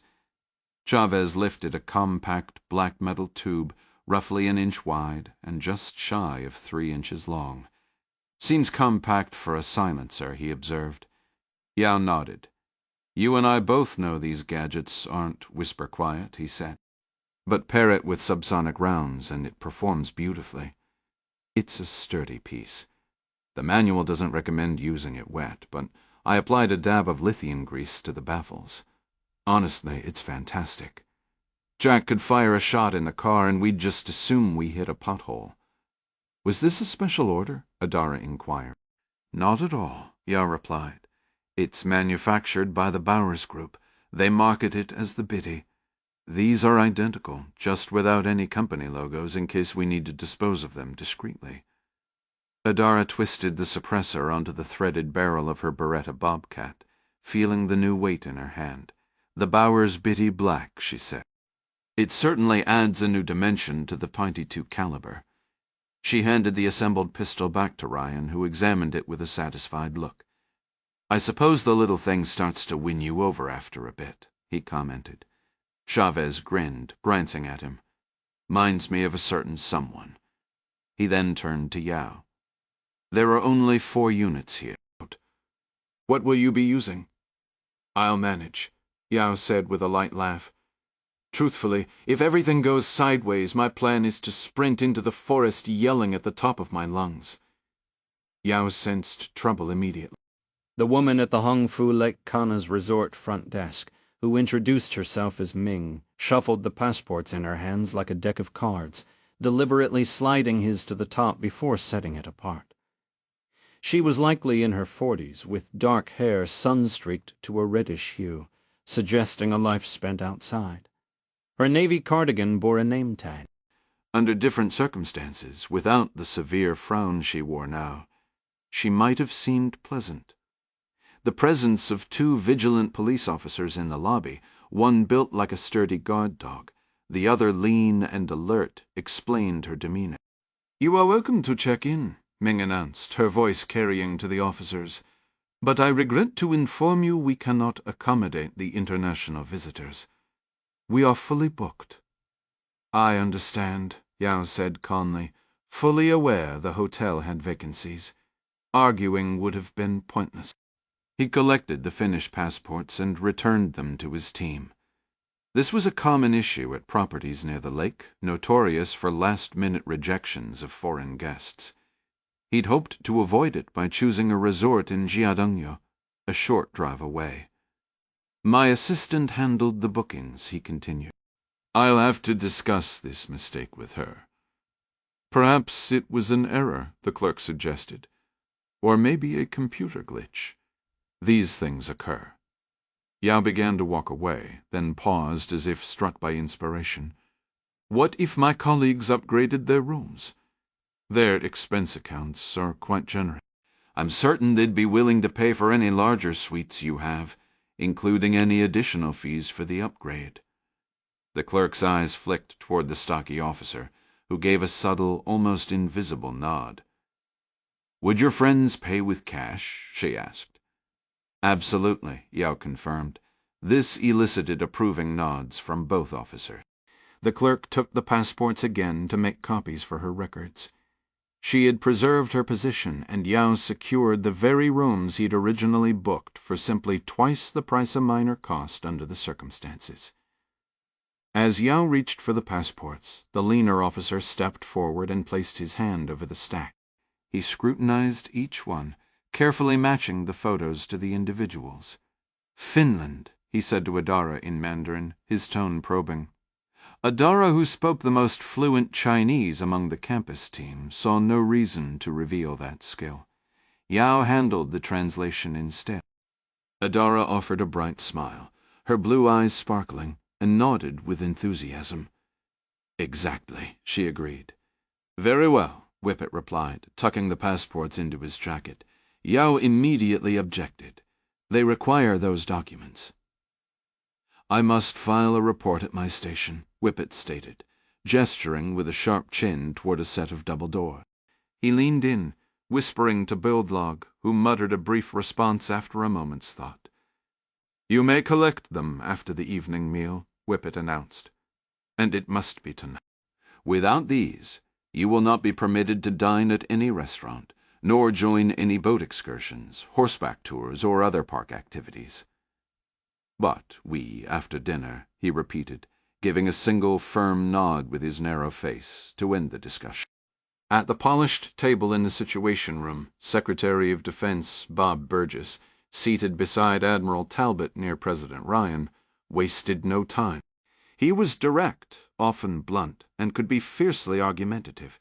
But as a historical leader once said of a determined general, when he is present, things progress. Ryan did not always align with Burgess's aggressive stance, yet it was valuable to have a strategy clearly laid out. Ryan's father had advised him to determine in advance what was worth defending and how to do it. So when moment arrived, no time was lost on those fundamental choices. Burgess provided the military alternatives, saving Ryan the effort of searching for them himself. The room, never particularly spacious, was filled to capacity. Along with Arnie Van Dam, Foley, Forstall, and Coast Guard Commander Carter, over a dozen military personnel and their aides were present. Carter had just finished briefing the group on the Healy's unexpected new arrival and the concerning proximity of the Chinese icebreaker Xue Long's Z-9 helicopter, which was now circling dangerously close as the vessel steadily closed the distance. Carter moved to leave, but Ryan asked him to remain, wanting every experienced maritime mind available in the room. "Mr. President," Burgess continued, "we assess this submarine designated 880 is the Long March 8080, a Chinese Type 094 Jin-class nuclear ballistic missile submarine that participated in the Snow Dragon exercises. Last year, President Zhao addressed the Central Committee, highlighting a revolutionary propulsion system for their submarines that would make them as silent as any in our fleet. Zhao called it a new dawn for their navy, enabling operations far beyond coastal waters and underwater Great Wall capable of protecting Chinese interests globally while remaining undetected." Burgess signaled to an aide across the room. Shortly, 2 satellite images appeared side by side on the screen, and Admiral Talbot began his explanation. "These are both believed to be the Long March 8080. The vessel on the left appears shorter," Ryan observed. "By roughly 12 feet, Talbot confirmed. "We interpret this as evidence of the new propulsion module, analogous to our own pump jet technology." To the dismay of his naval commanders, President Zhao even publicly named the system Hai Shi Shen Le Mirage. Ryan glanced toward Commander Carter. The individual rescued by the Healy used that identical term. "He did, Mr. President." "Is there any possibility the Chinese are aware we have Commander One?" Ryan asked. Carter shook his head. "Highly unlikely. Captain Raposa's helicopter was significantly closer. His crew recovered the commander a full 20 minutes before the Xue Long's helicopter arrived on scene. Raposa later dispatched the bird again for reconnaissance, so from the Chinese perspective, we are likely just as puzzled by the situation as they are." Van Dam interjected. "This one also referenced a professor during his initial debrief of the missing Professor Liu?" Ryan asked. "That's right," Burgess confirmed. "He's among their leading propulsion specialists. It's a reasonable assumption that Liu is aboard the disabled submarine. The individual they described appears to have suffered a cardiac event or another severe medical crisis. Commander One has become considerably less communicative since he regained his core temperature." "Captain Raposa handled that exceptionally well," Ryan noted, "initiating contact while the man was still suffering from hypothermia." He settled back into his chair. "Regardless, if Liu is on board and in critical condition, the chances of repairing the Type 880 systems become vanishingly small." "A staggeringly fortunate break," Arnie remarked. "The remaining crew members are incredibly lucky the Healy recovered their man, considering their own rescue assets are searching in the entirely wrong sector." Burgess, Talbot, and Ryan exchanged a glance before their attention shifted to Van Dam. "What?" the Chief of Staff said, feeling suddenly targeted. "Arnie," Ryan began, his tone measured. "Those approaching submarines aren't coming to assist. They're coming to ensure we never gain access to that vessel, even if that means scuttling it themselves," Van Damme interrupted. "I suppose this cancels your planned trip to Fairbanks, a ballistic missile submarine off the Alaskan coast." "That is precisely where you do not need to be right now. The icebreaker Shuelong will rendezvous with the Healy in approximately." Ryan looked toward Carter. 6 hours, sir, Carter supplied. "There it is," Ryan said, "and their Yuan-class submarine will arrive 3 times faster. This entire situation will be resolved one way or another in a matter of hours." He turned to the Secretary of Defense. "Bob, I want to avoid unnecessary escalation, but with the Shuelong's helicopter already harassing the Healy, let's dispatch a pair of F-35s from Mielce. It will signal to Captain Raposa that he isn't standing alone out there on the ice." "You know," Deng Chavez said, his breath forming a cloud in the frigid air, "that might just be the single most ill-conceived plan ever devised in the entire annals of bad planning." The sight of his own vapor trail made this native of East Los Angeles tug his wool hat firmly over his ears. He closed his eyes, drawing in the sharp scent of pine and a distant whisper of wood smoke a world away from the oppressive mix of cigarette fumes, exhaust, and decay that had permeated the Chinese city. The wind coming off the mirror-like lake, cradled by snow-dusted peaks, was painfully clean and bitingly cold. The setting could have been lifted from the Rockies. The sun, sinking behind the icy western ridges, painted the sky in hues of rose and violet, reflecting on the deep blue water. Everyone had bundled up the moment they'd exited the vehicle. Behind his binoculars, Yao made another attempt. "I'm only pointing out that it's our sole viable, terrible idea," Chavez stated flatly. "We'll devise an alternative." Adara Sherman lowered her own binoculars slightly, and fixed Yao with a skeptical look, a wind-induced tear tracing a path down her flushed cheek. "For the record, I'm with Deng on this one." "Fine." A flotilla of tour boats rocked gently alongside a lengthy wooden dock running parallel to the shoreline. 3 separate piers, extensions of the hotel's boardwalks, provided access. Several vessels, including one issuing tickets identical to the stubs Yao had obtained from the Kazakh contact, were just returning from their daily excursions. The tourist season hadn't yet begun, but each boat carried a smattering of visitors and local crew. Their focus was a vessel named the Xiantao, which Yao translated as Eternal Peach. Chavez gauged it to be roughly 55 feet long, featuring an enclosed cabin with large windows and an open aft deck. An evocative name, Jack Ryan Jr. observed, training his binoculars on the boat. "Quite typical here," Yao explained. In mythology, the Jade Emperor's wife, the Queen Mother of the West, guards the Xiantao the peaches of immortality. Consuming them is believed to grant the gods their longevity. "I wouldn't mind a peach right now," Adara murmured under her breath. "I'd settle for a hot coffee," Jack replied. Chavez stamped his boots on the frozen ground to restore circulation and pulled his watch cap down tighter. The chill in the air was a stark reminder that they were far from Southern California. His aunt's old advice, "Feet cold, put on a hat," echoed in his mind, and right now he wished for a much bigger one. Snow still clung to the distant peaks, and the vast lake had shed its icy cover only recently. The seasonal shift was underway, with visitors transitioning from their awkward single-pole skiing excursions to boat tours, all hoping for a glimpse of the legendary lake monster, a creature most experts dismissed as an oversized, landlocked salmon. The Chinese government had stamped this place as a premier destination, pouring significant resources into promoting this remote slice of wilderness that felt more akin to the Russian forests than to typical Chinese landscapes. The prevalence of binoculars and cameras among the tourists made blending in for surveillance relatively simple. The real issue was that they had no clear picture of who they were looking for. The sole photograph of their person of interest was so faded and indistinct it could have been a blurry still of any actress in a scarf. Adara pressed her fists to her mouth as she slowly swept her binoculars across the water. "Let's think this out," she murmured. "We believe our contacts are connected to the Eternal Peach. but they could just as easily be on any other vessel. We have no descriptions. No head count. Yao let out a short laugh, his breath forming a cloud. Which is precisely why I suggested my plan earlier. Adara didn't acknowledge him.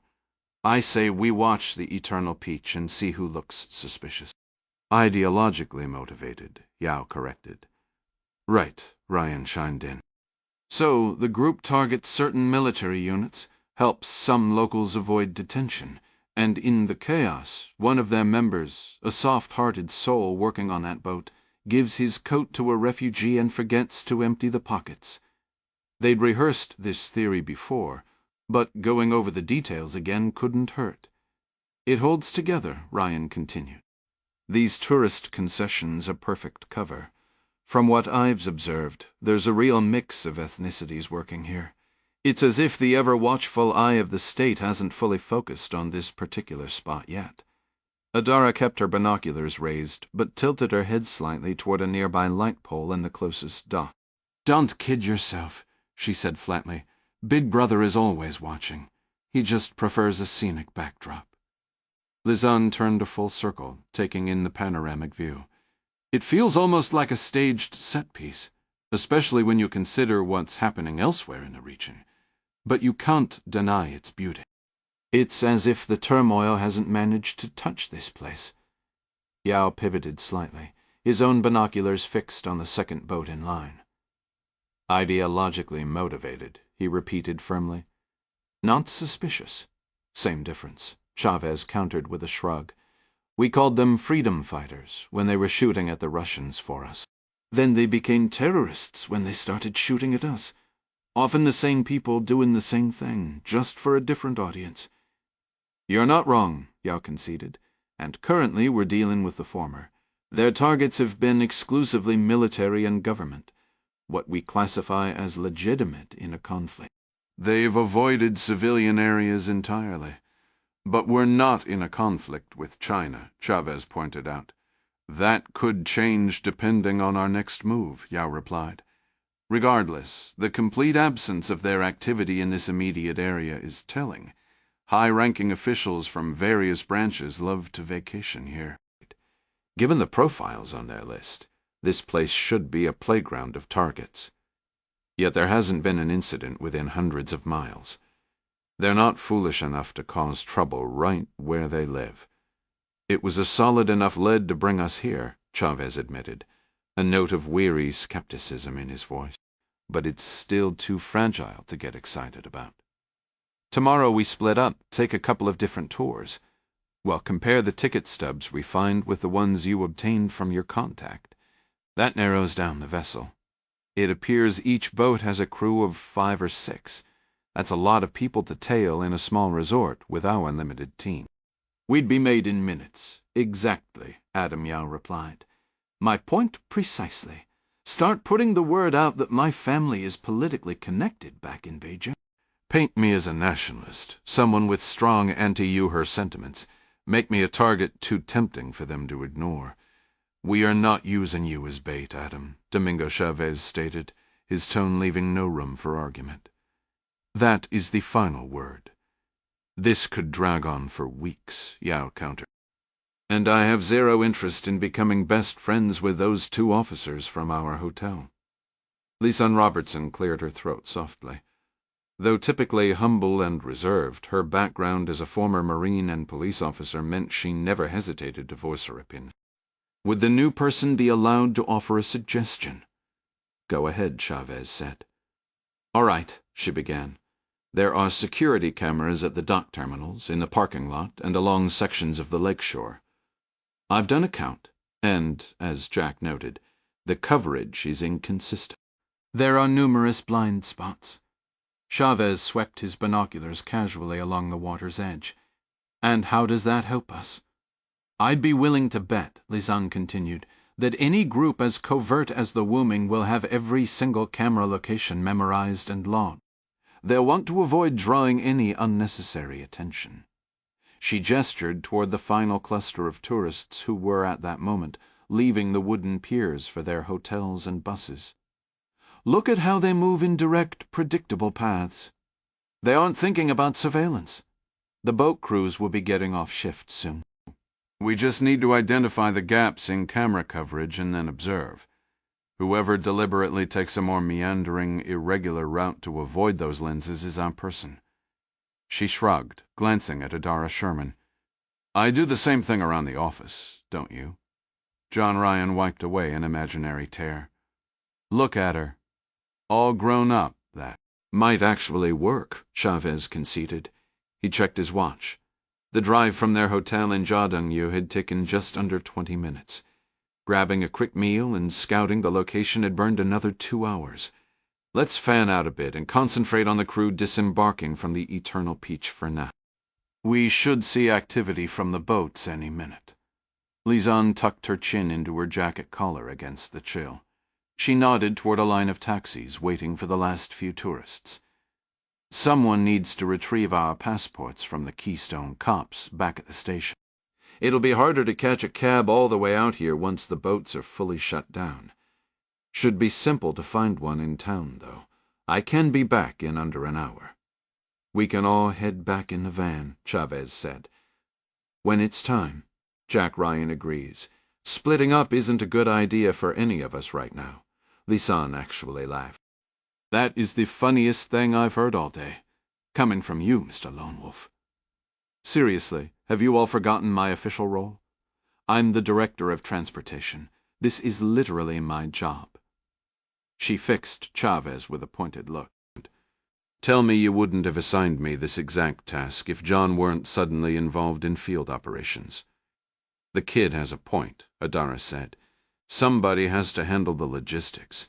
We can't all have the thrilling job of freezing out here for 2 hours staring at an empty dock." "I still don't like it," Ryan said.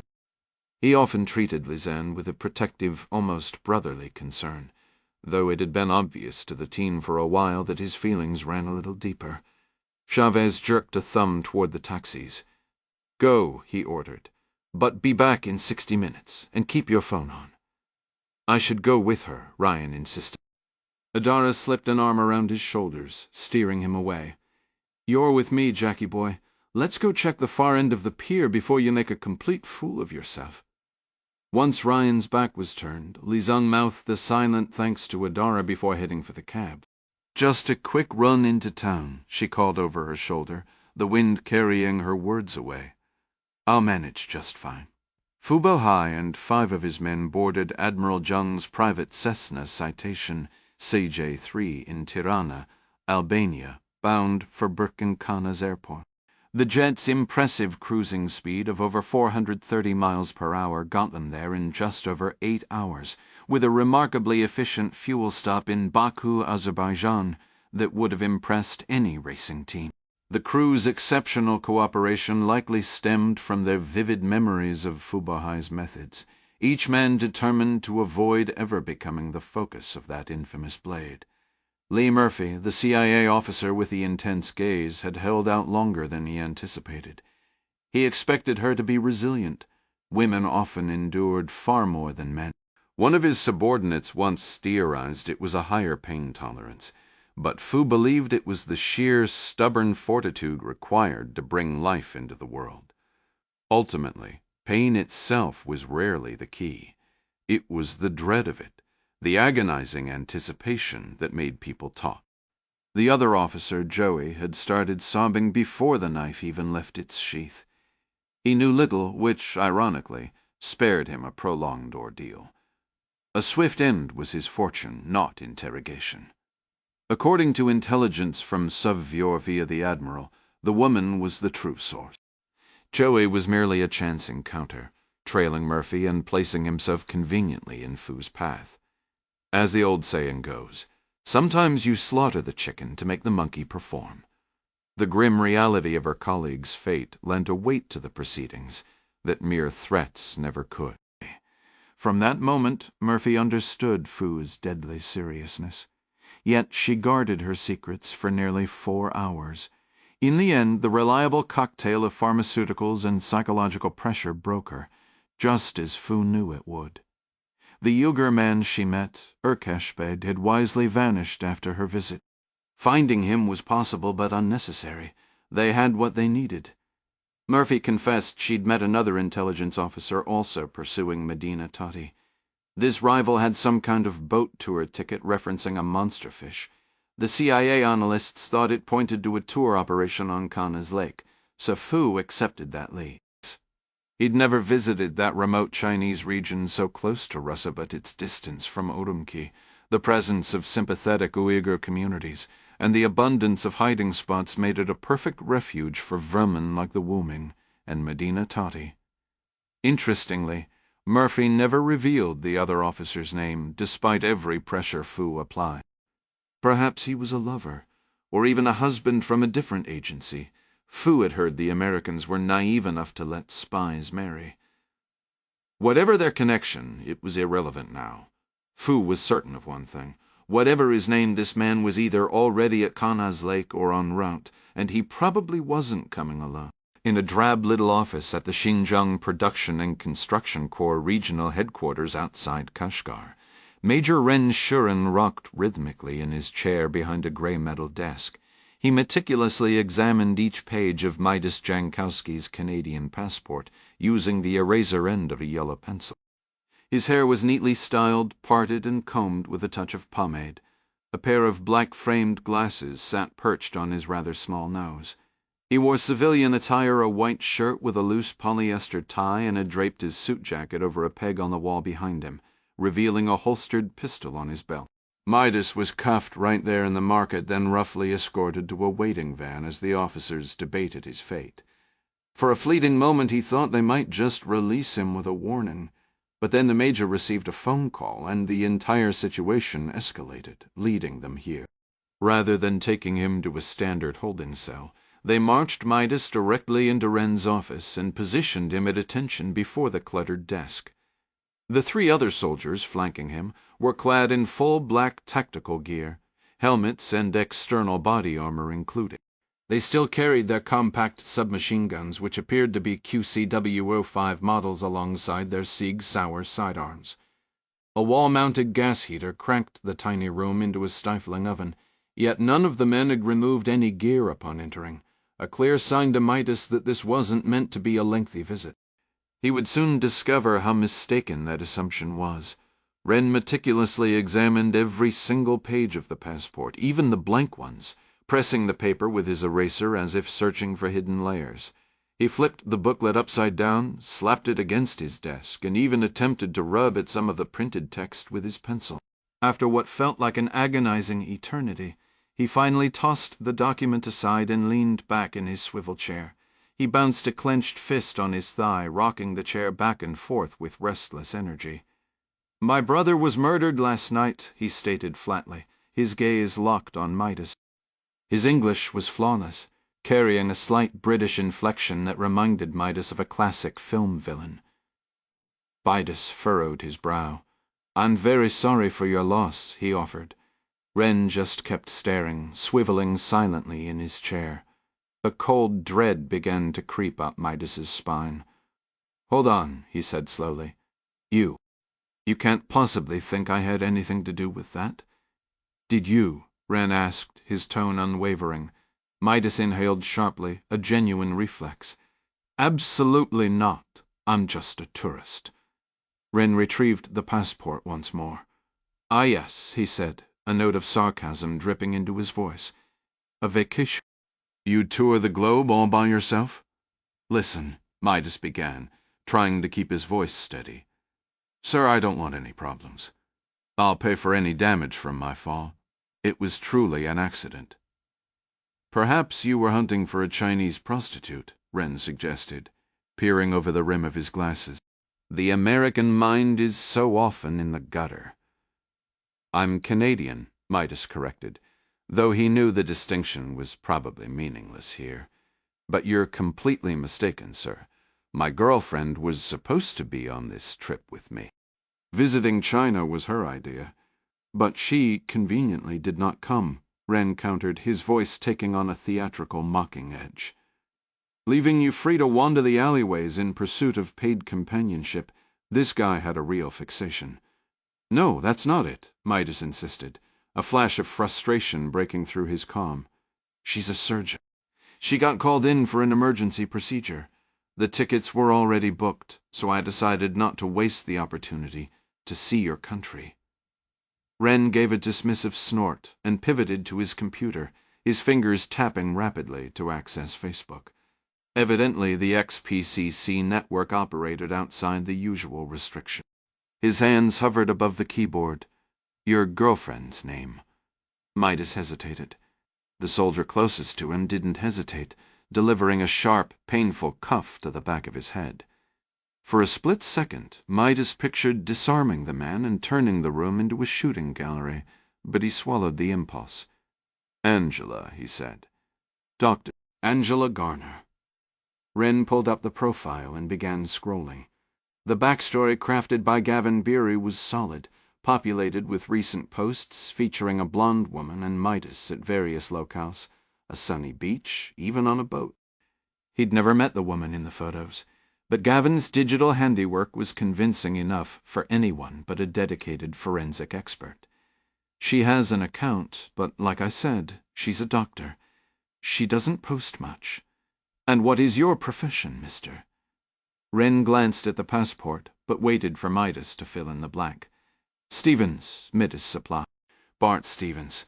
I served in the Canadian forces, but I'm currently between jobs."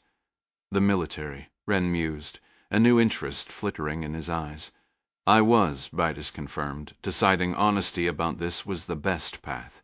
"PPR, 1st Battalion out of Edmonton." Trying to hide his bearing was pointless. It was better to acknowledge it. Better to let it become part of his story. "What does PCAPLA stand for?" "Princess Patricia's Canadian Light Infantry," Midas replied. "Had served alongside a few of their soldiers in Afghanistan years ago, before he joined his current unit." "Reliable man," Major Wren gave a dismissive sniff. "How utterly fearsome," he said, his voice thick with mockery. "It sounds incredibly formidable." "Like a new boot, sir," Midas said. "They call us the Vicious Patricias." "And you claim your affluent girlfriend financed your journey to China?" Wren peered over his glasses, shaking his head slowly. "You have a term for that." "What is it?" "A sugar mama, I suppose that's accurate," Midas said. "I simply saw no point in letting the ticket go to waste." "And you would submit to a polygraph test affirming that?" Midas gave a non-committal shrug, praying it was an empty threat. He despised polygraphs. The most effective ones left you feeling wretched, and he suspected this one would come with its own unique brand of pressure. "Absolutely." Major Wren tapped his fingers on the desk for a long moment, lost in thought, before finally picking up his phone. He barked a series of rapid commands in Mandarin and slammed the receiver down with the same abrupt, jerky motion that characterized all his action.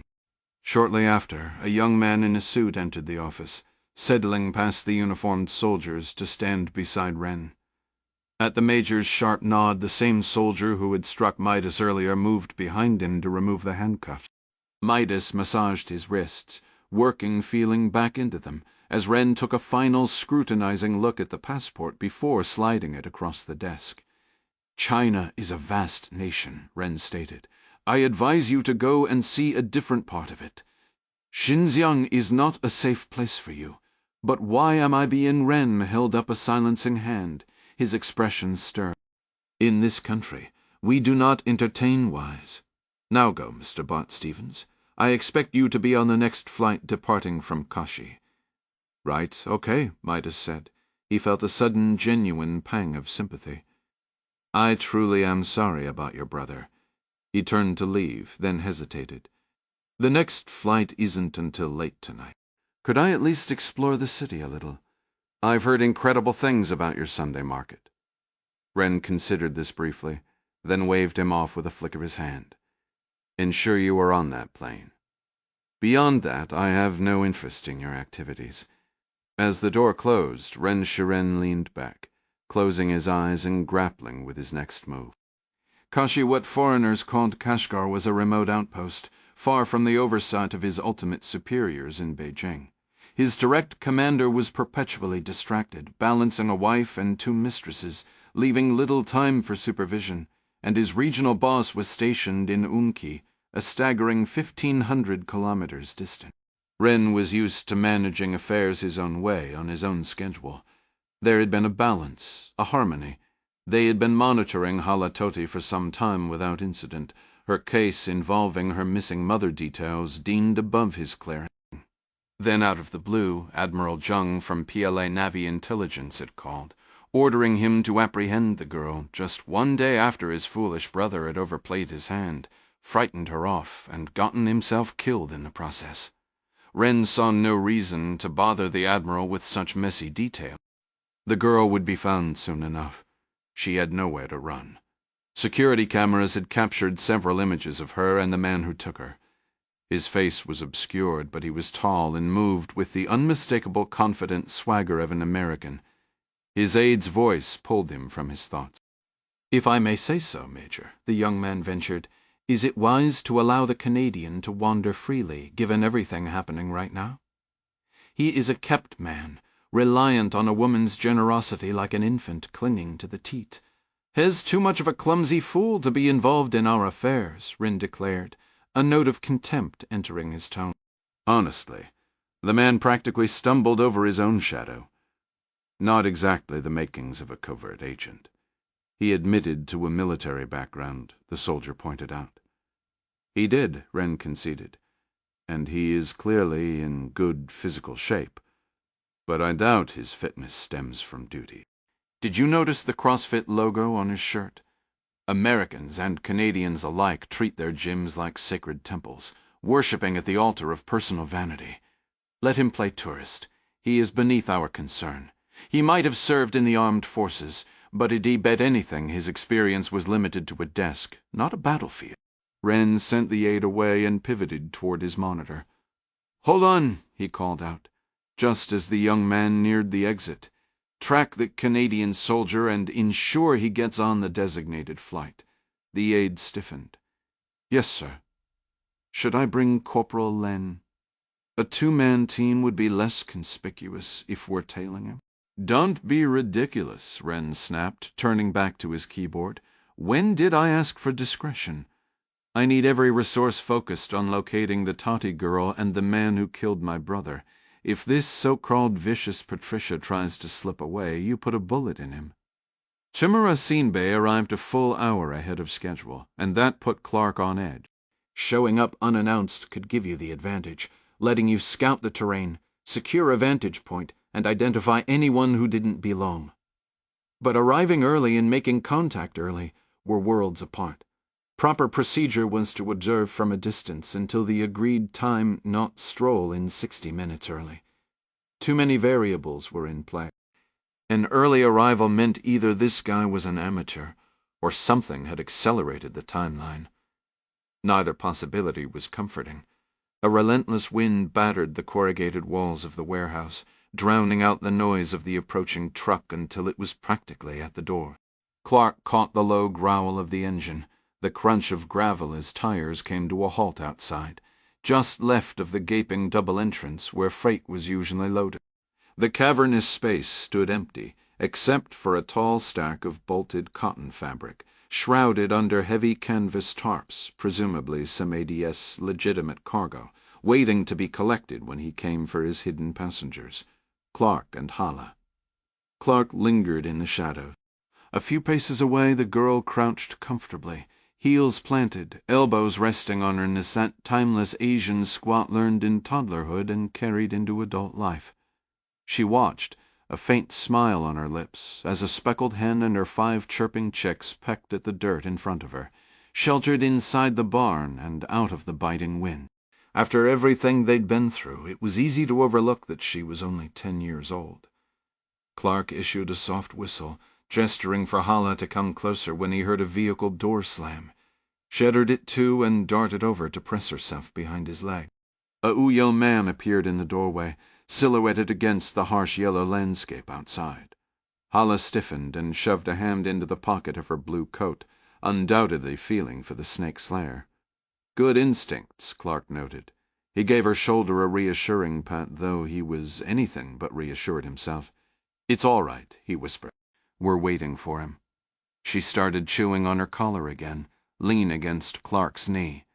They'd already gone over. "How to handle the Bond arms, Derringer?" With the weapon unloaded, she had shown she could thumb back the hammer, adjust her grip, and squeeze the trigger. She wouldn't be winning any quick draw contests, but that wasn't the point.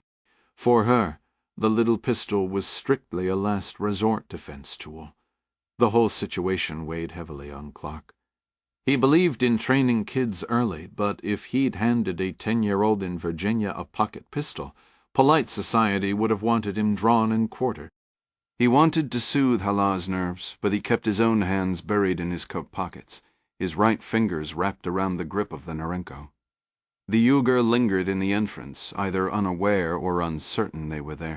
He peered into the warehouse interior seemingly unconcerned that he'd made himself a perfect target in that deadly funnel of a doorway. That didn't make him safe, it just made him careless.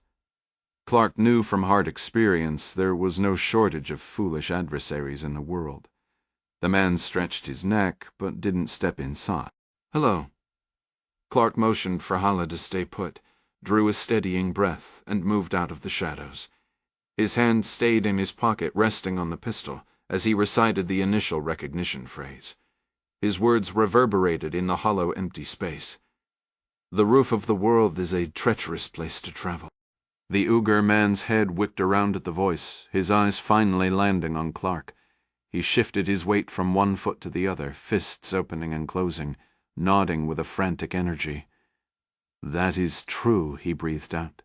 "Very true. Devils are everywhere in those mountains." The parse-rise hadn't included very, but the man's jittery state was plain, so Clark let it slide. "And angels," Clark offered, completing the code. "Angels as well," the man confirmed, bobbing his head again. Clark closed the distance across the concrete floor. "Shadow?" He extended a hand, using the gesture to gauge the man's steadiness. Yes, I am Samade," the man said, his handshake firm but abruptly withdrawn. "I am the one who gets you out." It sounded more like a hopeful query than a statement. Sinabi stood roughly at Clark's height, wiry and lean, with hollow cheeks and restless, dark eyes that flickered incessantly around the room.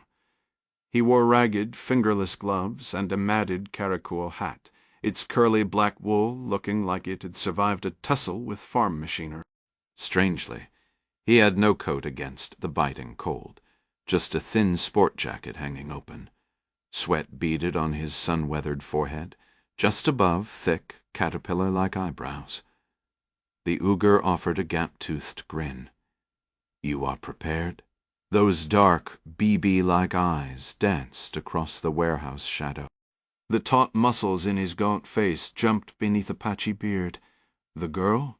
Is she ready? Clark sidestepped the questions. "Walk me through the route."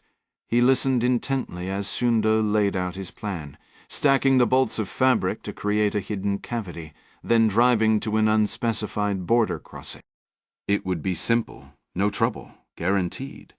Simbo's cavalier attitude about the border, the most perilous leg of any journey here, while he was literally sweating through his clothes in a freezing warehouse, set off alarms in Clark's mind. Clark lived by a rule of threes. One oddity could be coincidence, two warranted caution, but three meant abort. Samaido's early arrival, the slightly off passphrase, this nervous sweating ache could be rationalized alone, but together they painted a worrying picture. Hala emerged from the gloom, the cuff of her shirt held between her teeth. "Come now, little one," Samite said, his demeanor suddenly brighter. "We must leave." He turned back to Clark, slightly less twitchy, but still glistening with sweat. "You will help with the loading." "Absolutely," Clark said, allowing a slow, controlled exhale. He relaxed a fraction, but still trailed same die outside to ensure the man made no suspicious calls while maneuvering his battered truck into the bay. The loading proceeded swiftly, with Samban mostly giving orders. The ride would be short, so the hollow space carved into the center of the textile stack was just sufficient for Clark and Hala to sit crouched. Samida secured the interior bolts with sharpened wooden pegs. He'd clearly done this before. Once finished, Clark hoisted himself out using the rear bumper and turned, only to find himself staring down the barrel of a black Makarov pistol. Sina made a grab for Halla's coat, but she twisted free and darted to Clark's side. Clark raised his hands, palms open. "Easy now," he said, his voice a low calm for the girl. He tilted his head toward Sanday. "Is there an issue we need to address?" "No issue," Simiv said with a shrug. The Makarov held rock steady, his bony finger resting on the trigger, ballistically sitting between a Trin 380 and a 9mm Luger. The compact 918 was more than enough to end Clark's mission permanently. They were 5 feet apart, too far to lunge without endangering Halla. Sindai jabbed the air with the muzzle for emphasis. "You pay $100,000. Then I drive. Simple. No issue." Clark kept his right hand raised, but drew Halla closer with his left, his hand settling protectively behind her hood. "We can negotiate this. Like professionals." "There is no negotiation," Sinte stated flatly. $100,000. "Then it seems we do have a problem after all," Clark replied, his voice dropping to a steely calm. "I can't get that kind of cash until we're out of China," Clark said, his voice tight. "That sounds like a you problem," Samad shot back unmoved. "Not mine." Halla trembled beside him. A wave of searing anger rose in Clark's chest, but he forced it down with a slow breath, saving it for later. "You're scaring her," he stated, deliberately moving his raised hand to acclimate the man to motion. "I'm being straight with you. I don't have that amount on me." The pistol lowered slightly, then steadied. "How much you got?" Clark stifled a groan, wondering if this guy's stupidity was a blessing or a curse. "Around 500. He started to lower his right hand toward his coat. Simba barked a warning. "Don't move." "I know about the gun in your pocket." "I'll shoot the girl, I swear it." Clark's hand went back up. "All right, easy." "Do you want the 500 or not?" Sweat beaded on Simbe's brow, dripping into his eyes. He squinted, trying to wipe it with his free hand while the pistol remained fixed on Clark. The Uyghur man chewed on the proposition, then jerked his chin toward Halla, his lip curling. "The girl will fetch a good price somewhere else. I'll take your money and turn you over to the Bing Tuan." He snapped his fingers, commanding Halla to come to him. The Makarov still trained on Clark. "Come here, chap." "I won't hurt you." Clark held on to the back of Halla's coat, keeping her close. "Yeah," he said flatly. "That's not happening." Halla spat out her shirt collar, her voice breathless with a sliver of hope. "I have money," she offered, digging into her coat pocket. Simi laughed, a dry, harsh sound. "I can take your money anyway. Now come." "You might as well shoot me now," Clark said, drawing Seabays away as Halla's hand closed around the snake-slayer derringer in her pocket. Her arm swung behind her back, fumbling to cock the small pistol. Clark gave her neck a reassuring pat. Oblivious, Sima waved his Makov, emboldened enough to shove a half-step closer. "You'd be worth more alive," he sneered. "But I will shoot you. I promise." A genuine sob escaped Halla. "I'm scared, John." Her shoulders shook violently, tears streaming, and Clark feared she'd drop the weapon. Sindan took another impatient half-step, fingers snapping. Clark crouched as if to comfort her, his right hand still raised. His left slid down her back, taking the derringer. He calculated the distance a mere 4 feet. "It's going to be okay," Clark said, his tone calm but loud enough to carry. "Do exactly as I say. I won't let him hurt you, I promise." Halla gave a shaky nod. C snapped his fingers again. Clark cocked the pistol. "Run!" Clark shouted. Sinepoy's head jerked up, stunned. His eyes flicked to Halla for just a second long enough. Clark lunged forward inside the man's reach, bringing up the snake-slayer. He fired instantly. The point-blank blast struck Sinbei in the mouth, the force and spray of pellets obliterating his lower jaw. The Makarov fell from his grasp. He stood there blinking, then collapsed into the dust. Clark quickly scooped up the Makarov, checked the chamber, and safely stowed it in his coat pocket opposite his own pistol. Confident the derringer had done its job, he kept it in hand as he guided Halla away from the scene. He knelt before her with a low groan. "You okay?" She nodded, her small frame shuddering with sobs. "What do we do now?" Clark let out a long, weary breath. "Honestly, I have no clue. But you were incredible back there. You saved us." She buried her face in his chest, crying in earnest now. Clark patted the back of her head, his mind racing. "We'll figure something out," he said, trying to believe it for both of them. The distant wail of a police siren, a new and urgent detail, echoed faintly through the alley, hastening their need to vanish. "Why don't you wait in the truck for a minute while I handle something?" She pulled back, her wide eyes looking up at him. "Do you need to hide him?" He gave a single nod. "Can I go see the baby chickens?" Clark hauled the body of Simon to a shadowy corner behind a metal desk, the best option in the sparse warehouse. Kneeling, he patted the man down for a spare magazine for the Makarov pistol, but found nothing. He then opened the wallet. The identification card was in Chinese, displaying a Uyghur name spelled phonetically with Arabic script below. Clark's Arabic was out of practice, but if he were reading it right, this man was named Yunus Sainbai, not the Timura Seibeh he was supposed to meet. He left the wallet open on the chest, a staged robbery for whoever found it. The sound of Hala chattering to the chickens reached him. He bent to look beneath the truck's chassis and stopped cold. Hala was kneeling in the dust on the far side, smiling and relaxed, utterly oblivious to the figure standing motionless less than 10 feet behind her. With the Derringer ready, Clark used the truck for cover and moved swiftly to the doorway. He risked a glance outside, thinking the man near Hala might not be alone. He appeared to be by himself. The stolen Toyota was parked out back, hidden from the road. The only other vehicle in the lot was a hulking Czech-made Praga 10-wheeler that resembled an old U.S. Army deuce-and-a-half with a mangled front end.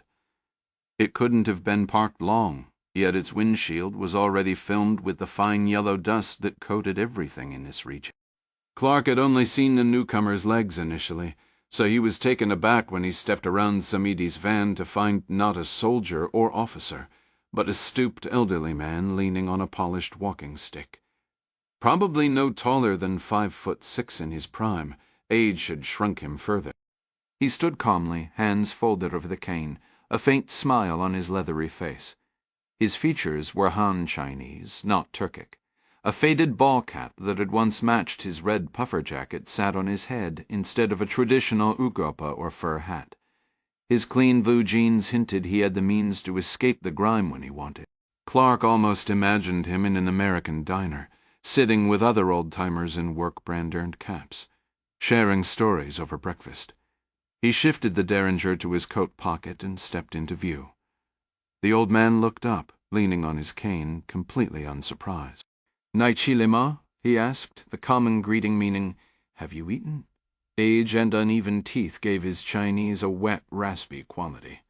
Hala whirled around in the dirt, scrambled up, and ran to Clark by the truck. He drew her close with one arm and returned the greeting. The old man gave a slight nod, both hands still on his cane, and began to speak. Clark's Chinese was decent, but he tapped Hala's shoulder, asking for a translation to be sure he missed nothing. "He knows I am the Tati girl," she whispered.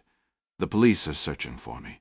They say I was taken by a European or American man. There is a reward, 7,000 yuan. A little over $1,000. Not exactly top of the FBI's list," Clark mused, "but it was more than many local farmers made in half a year." "All right," Clark said, his fingers tightening on the pistol in his pocket. "Ask him what he intends to do." The old man hunched over his cane, listening. When Hala finished, he launched into a long explanation, one hand steadying the stick, the other gesturing around the warehouse to punctuate his tale. Hala translated in a low voice as he spoke. "He says we are not his concern. He does not want the Bingtuan reward money. His name was Wang Niu, though most people knew him as Xiao Nu." The man offered a wide grin, his eyes meeting Clark's. "He wants you to know Xiao Nu translates to Little Ox Brown," he explained. Clark gave a slight nod, giving his name as John.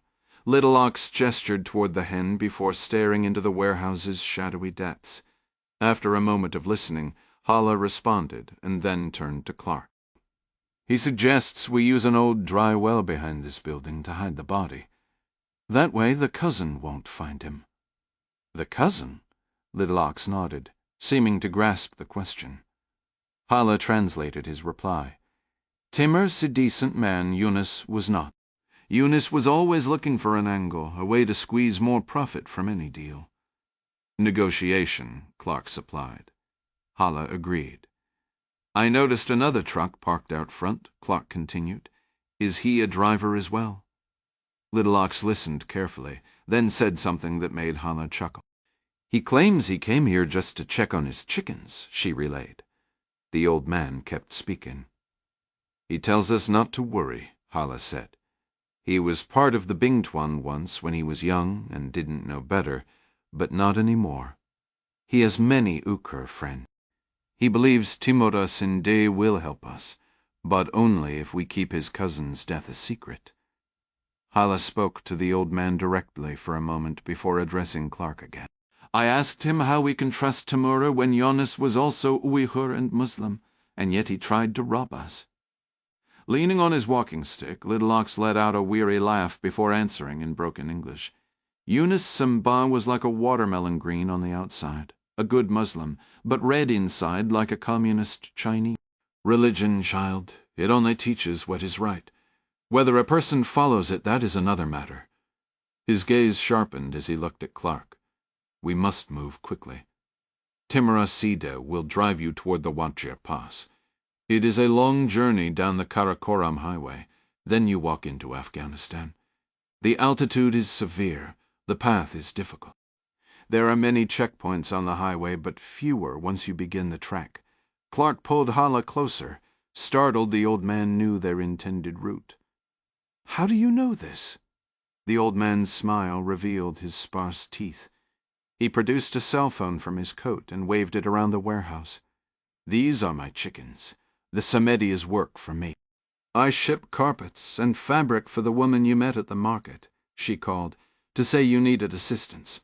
My trucks cross borders constantly, into Pakistan, Tajikistan, Kyrgyzstan. The Bingtwen and the border guards know all my drivers. Even my Ugra drivers are rarely searched." Clark rubbed his forehead, a deep frown forming. "Rarely isn't the same as never," he pointed out. "And it feels like half of Kashgar knows we're trying to leave." After Hala translated, the old man shrugged. "Only the people who can help you know," he said in English. "As I said, the police know my trucks. We pay them good bakshish to grease the wheels to get a wave through the checkpoint. It is unlikely anyone would suspect you of leaving that way." Unlikely. That word again. These were not the kind of odds Clark would typically bet on. He weighed his severely limited options.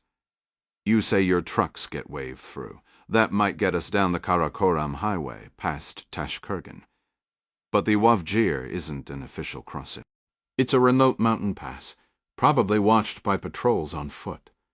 "True," Little Ox conceded, his lips pressed together in thought. "Much opium comes over that pass.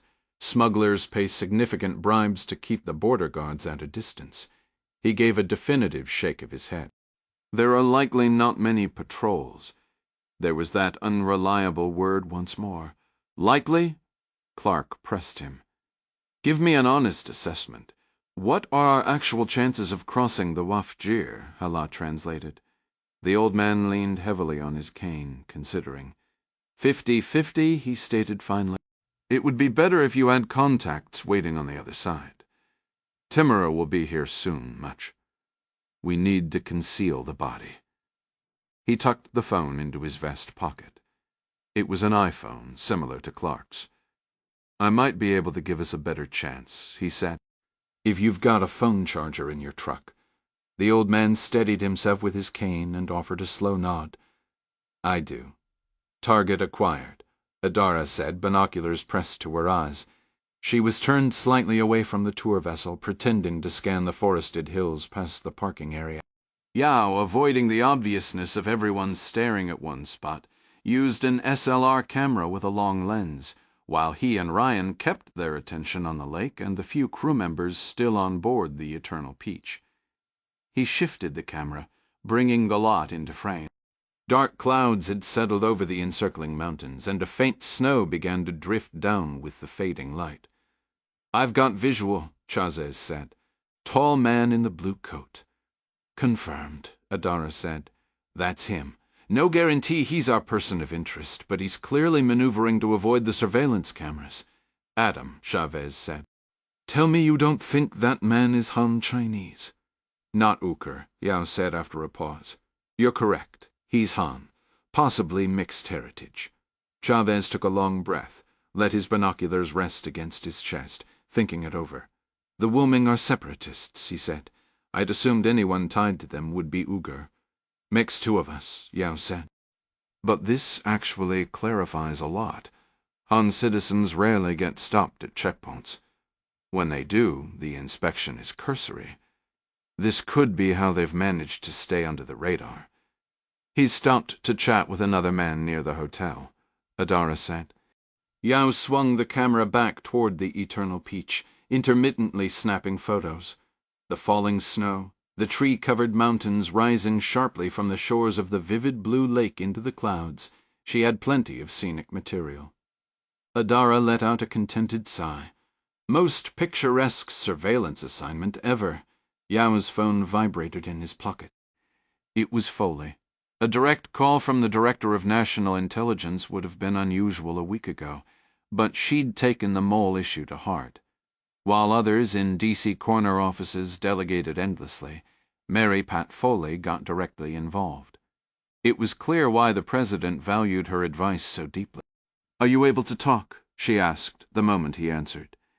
"Yes, ma'am," Yao said, mouthing Foley's name to Chavez to signal the call's importance, even mid-surveillance. "Just enjoying the view. Might have a lead on one of the individuals we wanted to locate." The line was secure, but Yao spoke vaguely from habit. Foley did not. "You're in a blind spot?" she asked. "No one can see your face right now." "No, ma'am." A heavy breath came over the line. "Adam, Lee Murphy is dead." She gave him a moment to process it, then continued. "I read the operational report you filed yesterday. We have to consider the strong likelihood." "No, the probability that Lie's death is connected to your current activity." Yao dragged a hand down his face, feeling his pulse hammer in his throat. "A robbery?" he asked, already knowing it wasn't. "I'm sorry, Adam," Foley said. "Another officer was also murdered, Joey Shoup. Police found his body in the city. We believe at the location where Lee was taken. A couple of teenagers found her in one of those abandoned Soviet-era artillery bunkers." Yao stared out across the water, a wave of nausea making him dizzy. "Damn it!" He shook his head.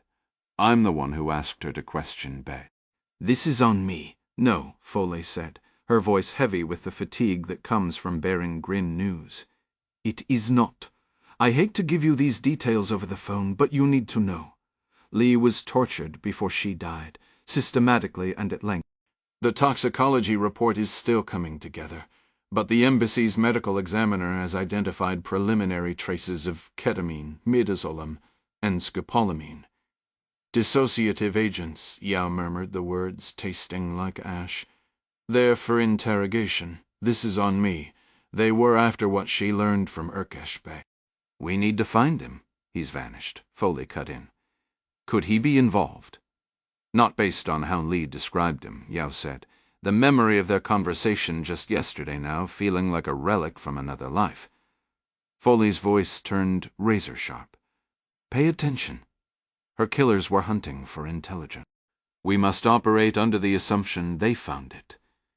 Yao bit down on his lip, fighting to compartmentalize the surge of grief and guilt. Every person breaks under enough pressure. Training was about buying time, not providing superhuman endurance, especially against chemical coercion.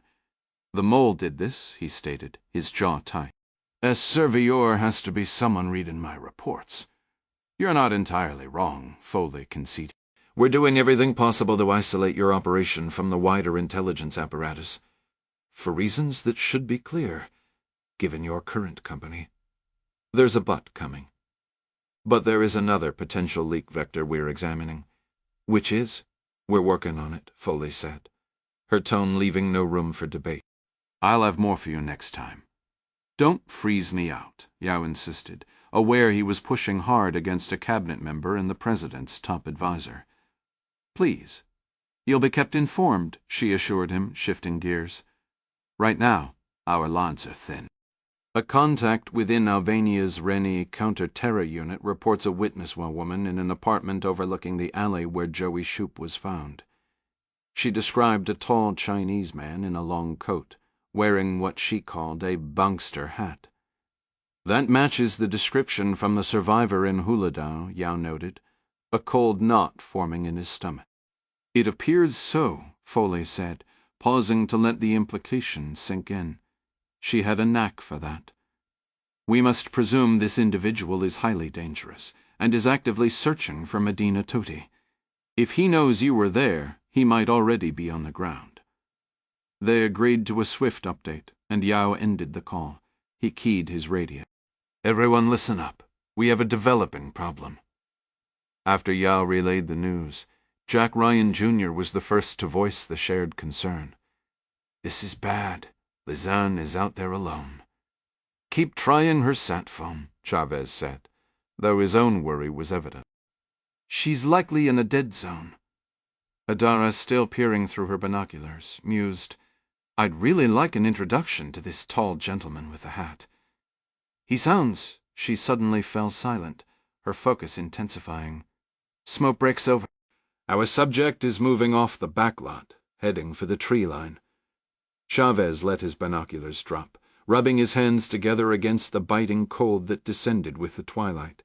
Their target was only a couple 100 yards out, but the deepening shadows along the forest edge were swallowing him whole. Yao was visibly wrestling with the news about his friend. Chaz understood the thirst for immediate justice. It was a natural human reaction.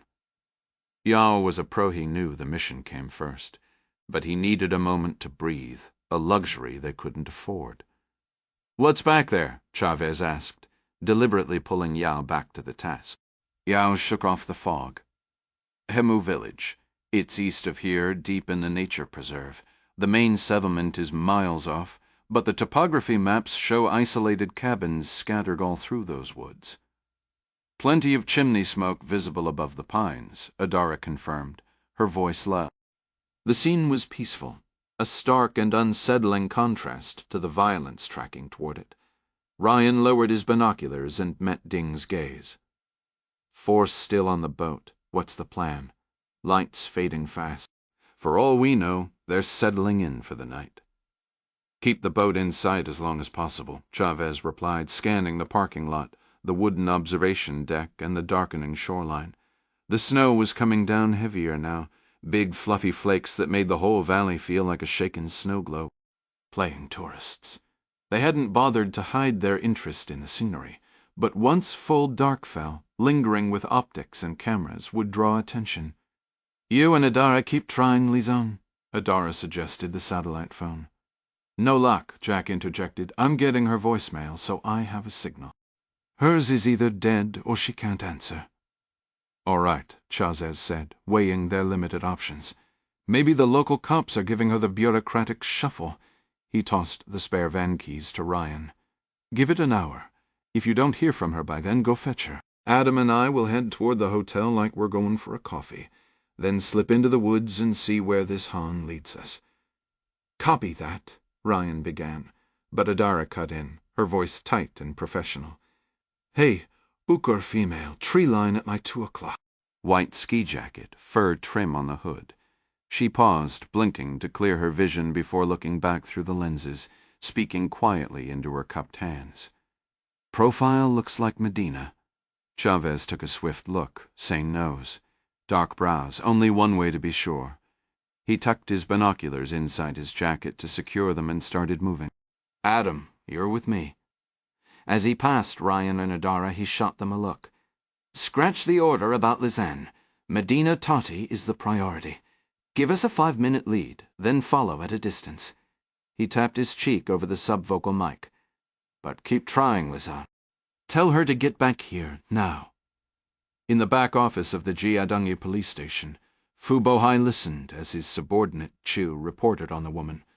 The local police sergeant, a gaunt man with deeply sunken eyes, tapped a few keys and pulled up the lobby camera feed. "Ah, yes," the sergeant said. "One of the 4 Finnish tourists. She came to collect her group's passports. I spoke with them earlier at their hotel. I believe their Chinese guide has taken the others to see the lake. You say they are Finnish?" Fu watched the monitor as the woman exited the front door. He flicked his fingers, prompting the sergeant to switch to an exterior camera. "Do you receive many European visitors here?" "Oh, yes," the sergeant said, puffing with local pride. "Tourists from all over the world come to see our magnificent park. Russians, Japanese, even Americans. Our scenery is quite pop." Fu raised a hand, silencing the man, and leaned closer to the screen. The sergeant switched cameras, tracking the woman as she moved down the street, weaving between other tourist groups on their evening walks.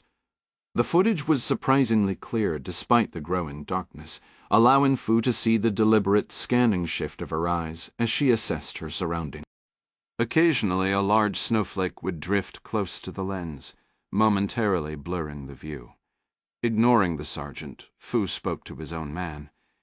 "Notice how she pauses," he said. She turns toward a shop window as if looking inside. But there she steps into a store only to come right back out, checking to see if she picked up a tail. A sudden heavy gust of wind outside rattled the station's window, a stark reminder of the worsening weather she was navigating alone. What kind of tourist practices counter-surveillance in a scenic park? Fu rose, taking his hat from a sergeant's desk. "Tail her," he instructed. "The rest of us will inspect the tour boats. On it, boss." Chu gave a sharp tug on the hem of his snug leather jacket, the fabric snapping audibly, his habitual gesture upon receiving an order. Fu had come to see it as a personal salute, and he appreciated the flair. Contrary to the dramatic Hollywood portrayals of rivalry between the military and the CIA, Captain Alan Brock, leader of Operational Detachment Alpha 03112, actually enjoyed a solid working relationship with Roy Grant, his counterpart from that other agency. Based at Camp Vance, just a short distance from Bagram Air Base in eastern Afghanistan, Brock commanded a U.S. Special Forces A-Team. Their designation ODA 03112 broke down to the 10th Special Forces Group, 3rd Battalion, Alpha Command specifically, the second team within that company, specializing in mountain and equestrian operation. It was Grant who had hastily assembled this mission, bursting into Brock's team room less than an hour earlier with that infectious, secretive urgency he was known for. The man had a talent for stirring excitement while revealing precisely nothing. All he'd offered so far was that they were heading up to recon the Wakhan, playing on the rhyme as he said it. Ever since the global war on terror began, television commentators loved to paint Afghanistan as an unconquerable graveyard for armies, pointing to Soviet entanglements, British imperial failures, and even Alexander the Great's struggles. Brock knew the history was more nuanced. Alexander's forces held the region for a couple of centuries, as respectable run for any empire. The Soviets withdrew for a host of reasons, significantly due to the CIA's effective support of the Mujahideen, though America would later fight the descendants of those very fighters. 19th century Britain did suffer terrible losses in Afghanistan, but ultimately secured its strategic goal, a buffer zone. This was the Wakhan Corridor, a slender strip roughly 220 miles long and 40 miles wide, squeezed between the towering Pamirs to the north and the Karakoram Range to the south, ending at the Chinese border. So remote were its valleys that many local tribes remained unaware a war was happening elsewhere. This area, part of the old Silk Road, still saw the occasional opium smuggler navigating its high passes, though easier routes into China existed than braving the so-called roof of the world.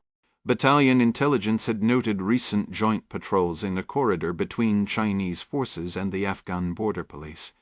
Senior ABP officials denied any cooperation, but isolated border units were vulnerable, and a persuasive Chinese contingent showing up to assist with counterterrorism could be hard to refute. Brock had conducted multiple insertions into the Wakhan for reconnaissance and training missions. It was a breathtaking, untamed place, reminiscent of a scene from an old adventure novel. Now Roy Grant wanted another recon, his reasons still cloaked. He cited concerns about leaks and possible moles, promising a full briefing on the helicopter and ordering them to pack for 3 days. Anyone else would have been pinned down for more details, but Grant operated by his own rule. Rather than the standard issue BDUs or the tactical pants and polo shirts, favored by many of the Saksok operatives under their body armor, Grant was dressed in a tan shalwar kameez, the loose-fitting traditional Afghan trousers and long shirt. Brock and his team would adopt similar local attire when an operation demanded it, but they generally stuck with reliable American load-bearing equipment. Truly blending in, however, required more than just clothing. It meant forgoing a shower now and then, and even carrying a local cleansing stick. Brock was a firm believer in the comforts of toilet paper, but Grant had embraced the local customs entirely, stick included. You couldn't fault him for it. The man operated solo so frequently that disappearing into the Afghan landscape was a necessity.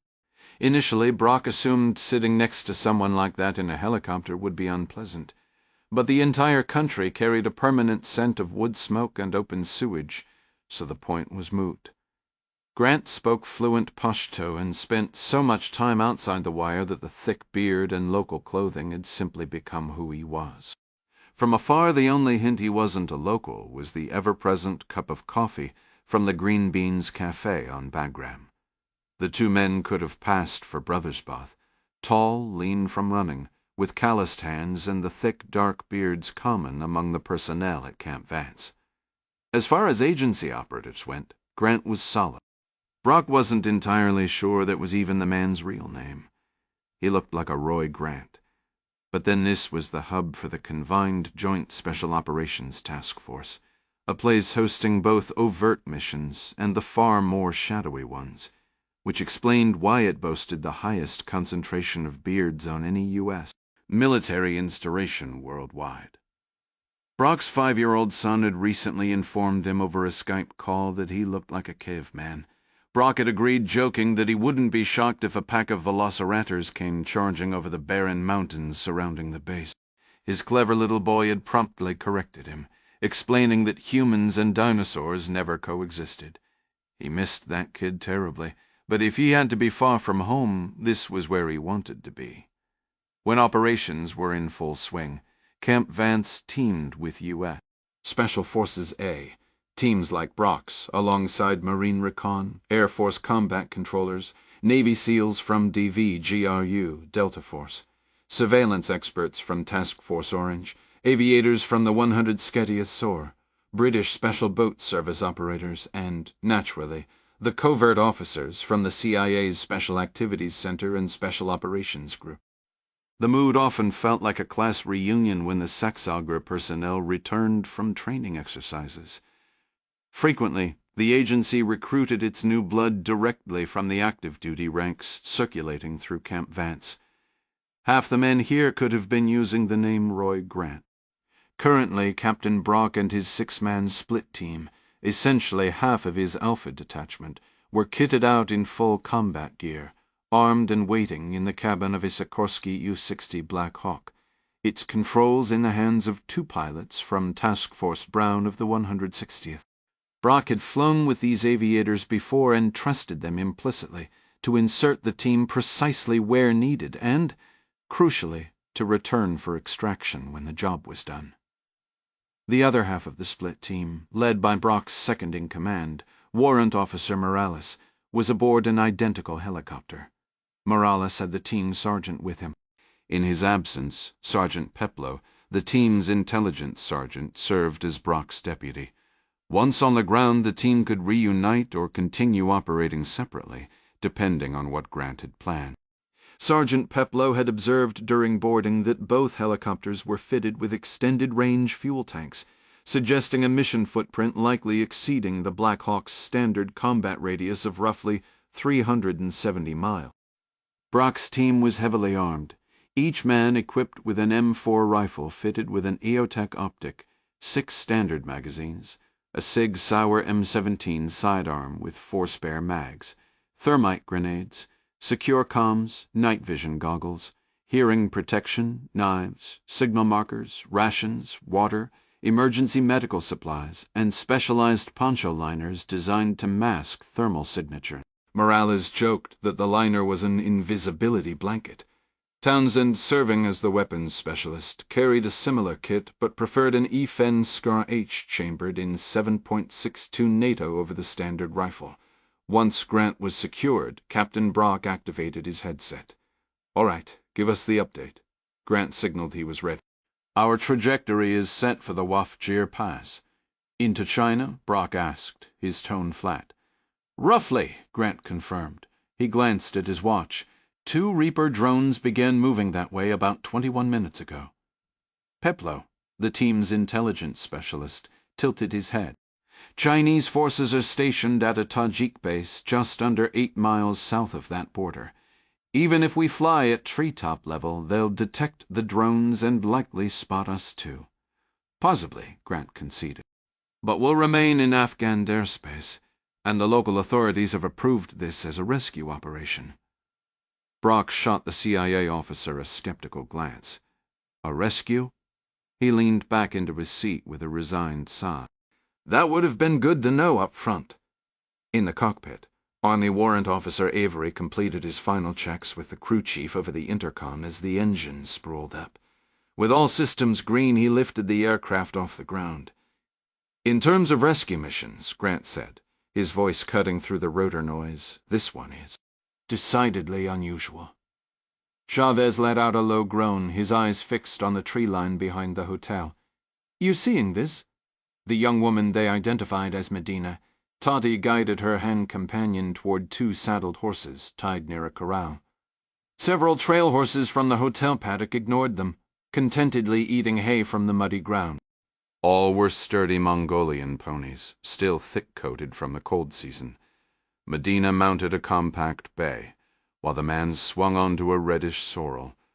He talked incessantly as they moved off, gesturing emphatically with his hands. Medina listened intently, the fur-trimmed hood of her parka cocked to one side, absorbing his every word as the horses plodded down the muddy path and vanished into the shadowy woods. Chavez exhaled sharply, his breath a visible cloud in the cold air. "I was never in the cavalry." Yao moved toward the corral the instant the riders disappeared. "Didn't you ever go to summer camp as a kid?" "I grew up in East Los Angeles," Chavez said. "Our version of summer camp was avoiding trouble on the way to the convenience store." "These are trail horses," Yao noted. "Getting them to move with any urgency might be a challenge." The animals appeared cared for and settled for the evening, the wranglers having already departed. The saddles were locked away, not that it mattered they had no time for proper task. "Mounted operations," Chavez muttered to himself, selecting what seemed the calmest horse, a gray with a fuzzy muzzle that gave it a wise grandfatherly look. Yao fashioned a lead rope into makeshift reins for a sturdy dun-colored pony.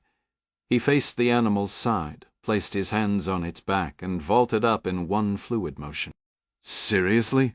Chavez grumbled, attempting to mimic the move, but ultimately having to use the fence rails to haul himself onto the shorter horse. "There's a technique to it," Yao said, already nudging his horse forward. "No kidding," Chavez replied, longing for any form of transportation that involved an engine instead of a heartbeat. Chavez wrestled the gray horse around in 2 tight circles before finally lining it up beside Yao's mount. After several minutes of bumping along the muddy trail, Yao lifted a closed fist, signaling a halt. He sat listening, shoulders hunched against the chill. Chavez drew his horse up short, though the animal showed no desire to leave its companion. "What do you hear?" Chavez asked. A light spring snow sifted through the pines, vanishing into the damp earth. The tracks ahead were clear and fresh, moisture only just beginning to fill the impression. "You think they're running some kind of mounted counter-surveillance?" Yao sat relaxed in the saddle, legs loose, one hand absently stroking his horse's neck. No, they're just heading home. But we're gaining on them. Our horses want to catch up. He nudged his mount forward with a flick of the rope he was using as a rein. You smell that? Chavez inhaled, catching the scent of wood smoke and the distinct, sweet odor of livestock. A homestead, he said. He'll admit you're ruining all my old Western movie notions. Yao's gaze remained fixed ahead through the trees. Don't know a thing about herding cows, he murmured, his low voice carrying a dry, almost cinematic call. Well, close the distance on horseback, then proceed the rest of the way on foot. Agreed, Chavez said. Still nothing from Lizan. I want to reach Medina as soon as we get an update from town. Right, Yao said, still testing the air. He'll check in about our boat. He gave his horse another pat. I was hoping for word from Clark about the girl. We'll need some leverage to keep Medina Toti from greeting us with a shotgun. John Clark felt the truck decelerate, the brakes groaning in protest. He and Hala swayed with emotion, bracing as the vehicle shuddered to a stop. Another security checkpoint the second in an hour. In most places, this frequency would suggest a major manhunt, but here in Xinjiang, such stops were routine, often visible from one another. It was pitch black in the cramped space they'd fashioned beneath, stacks of carpets and bundled cloth. Clark had given Hala a small flashlight for the journey, but he made her switch it off whenever they halted. Now, with the truck idle, he could hear her shallow, nervous breaths. He wondered how it felt for her, a little girl, trusting her safety to an old man shed known for barely a day. The rear doors creaked open. Muffled conversation filtered in from outside. Clark tightened his arm around Hala's shoulders, and both held perfectly still. After a prolonged exchange, the doors banged shut. Hala trembled as the truck rolled forward again. She clicked the light back on, squinting in the sudden glow. Once they were moving, her fear seemed to melt away. She became a child again, sweeping the beam playfully across the uneven stacks of fabric and the swaying carpet fringes in their hidden nook. Clark rested carefully against the outer wall of carpets, watching her small smile. The road ahead was still long, and Hala wasn't the only one depending on the kindness of strangers. Meanwhile, Omar Alim's wife had phoned the People's Armed Police Station in Kashgar to report her husband missing after another taxi driver spotted his abandoned cab near the old caravanserai south of the livestock market. A missing Uyghur man near a Uyghur market to the authorities. It was just another local issue. It took the officers nearly 6 hours to respond to the scene. Major Wren had little faith that the local patrols would have taken any initiative, had he not personally issued a directive to every outpost. His message stressed that 2 high-ranking officials had been assassinated, and the killers were still on the loose, making even the smallest irregularity worthy of scrutiny. Thankfully, the officers who finally responded possessed enough basic competence to trace the footprints from the deserted vehicle into the old roadside inn. The scene of slaughter inside was impossible to overlook. Wren arrived soon after, summoning a tracking dog from an XPCC unit stationed on the outskirts of Kashgar. The animal, a German shepherd recently transferred from Beijing, was more useful for inspiring fear than for its olfactory skills.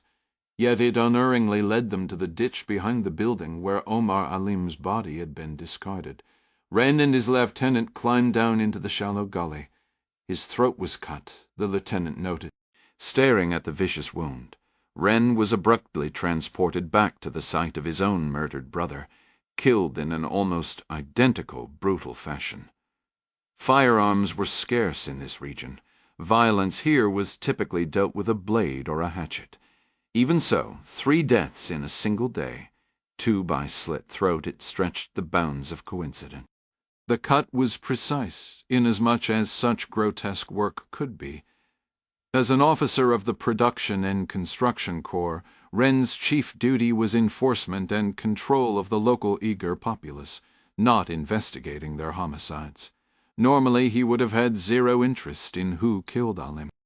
That messy business would fall to the local People's Armed Police. who would most likely classify it as a case involving uncivilized individuals, just another Ugar crime. Pulling a handkerchief from his pocket and holding it to his nose, Wren bent closer. The torn flesh on Elamim's neck glistened under the gray sky, and green flies, undeterred by the chill, were already gathering, drawn by the metallic scent of death. This wasn't a random act. It was the work of someone cornered, someone flaying someone with experience. "The Canadian," Wren said abruptly, causing his lieutenant to jump. "You watched him board the plane?" "Yes, Major," the lieutenant confirmed. "Bound for Beijing. To Urumqi first," the lieutenant corrected. "With a connection to Beijing." "Naturally," Wren muttered. He felt a cold certainty settling in his gut. And there were no other Westerners on that flight. "None that I saw." "They will try to escape the country," Wren stated, "to cross the border. Issue an alert to all border stations. They are to inspect every vehicle with extreme care, particularly any containing a young girl. Transmit the photograph of Hala Toti. Also notify the Czech major," the lieutenant interrupted, holding up his phone. "We have a report from the border guards at Tashkurgan. American military aircraft are making an incursion." Wren inhaled sharply. Into Chinese airspace? That would be an act of war. "Not across the line, sir," the lieutenant clarified, reading the update, "but approaching it at high speed as if they intend to." "Two remotely piloted aircraft, assessed as NQ-9 Reapers, passed near our joint base with Tajik forces near the Afghan border 8 minutes ago. Radar is also detecting 2 intermittent contacts moving west to east in the Wakhan corridor. Based on speed and estimated altitude, they are believed to be helicopters." Drones Wren mused, his mind racing. "Heading for the Wagir Pass?" "It appears so, Major." A theory, wild yet chillingly plausible, clicked into place. "I've read intelligence briefings," Wren said, a note of grim amusement entering his voice. "The Americans, in their endless theatricality, have developed rescue pods that attach to the hardpoints on those Grand Thebe-Sane mounts used for missiles.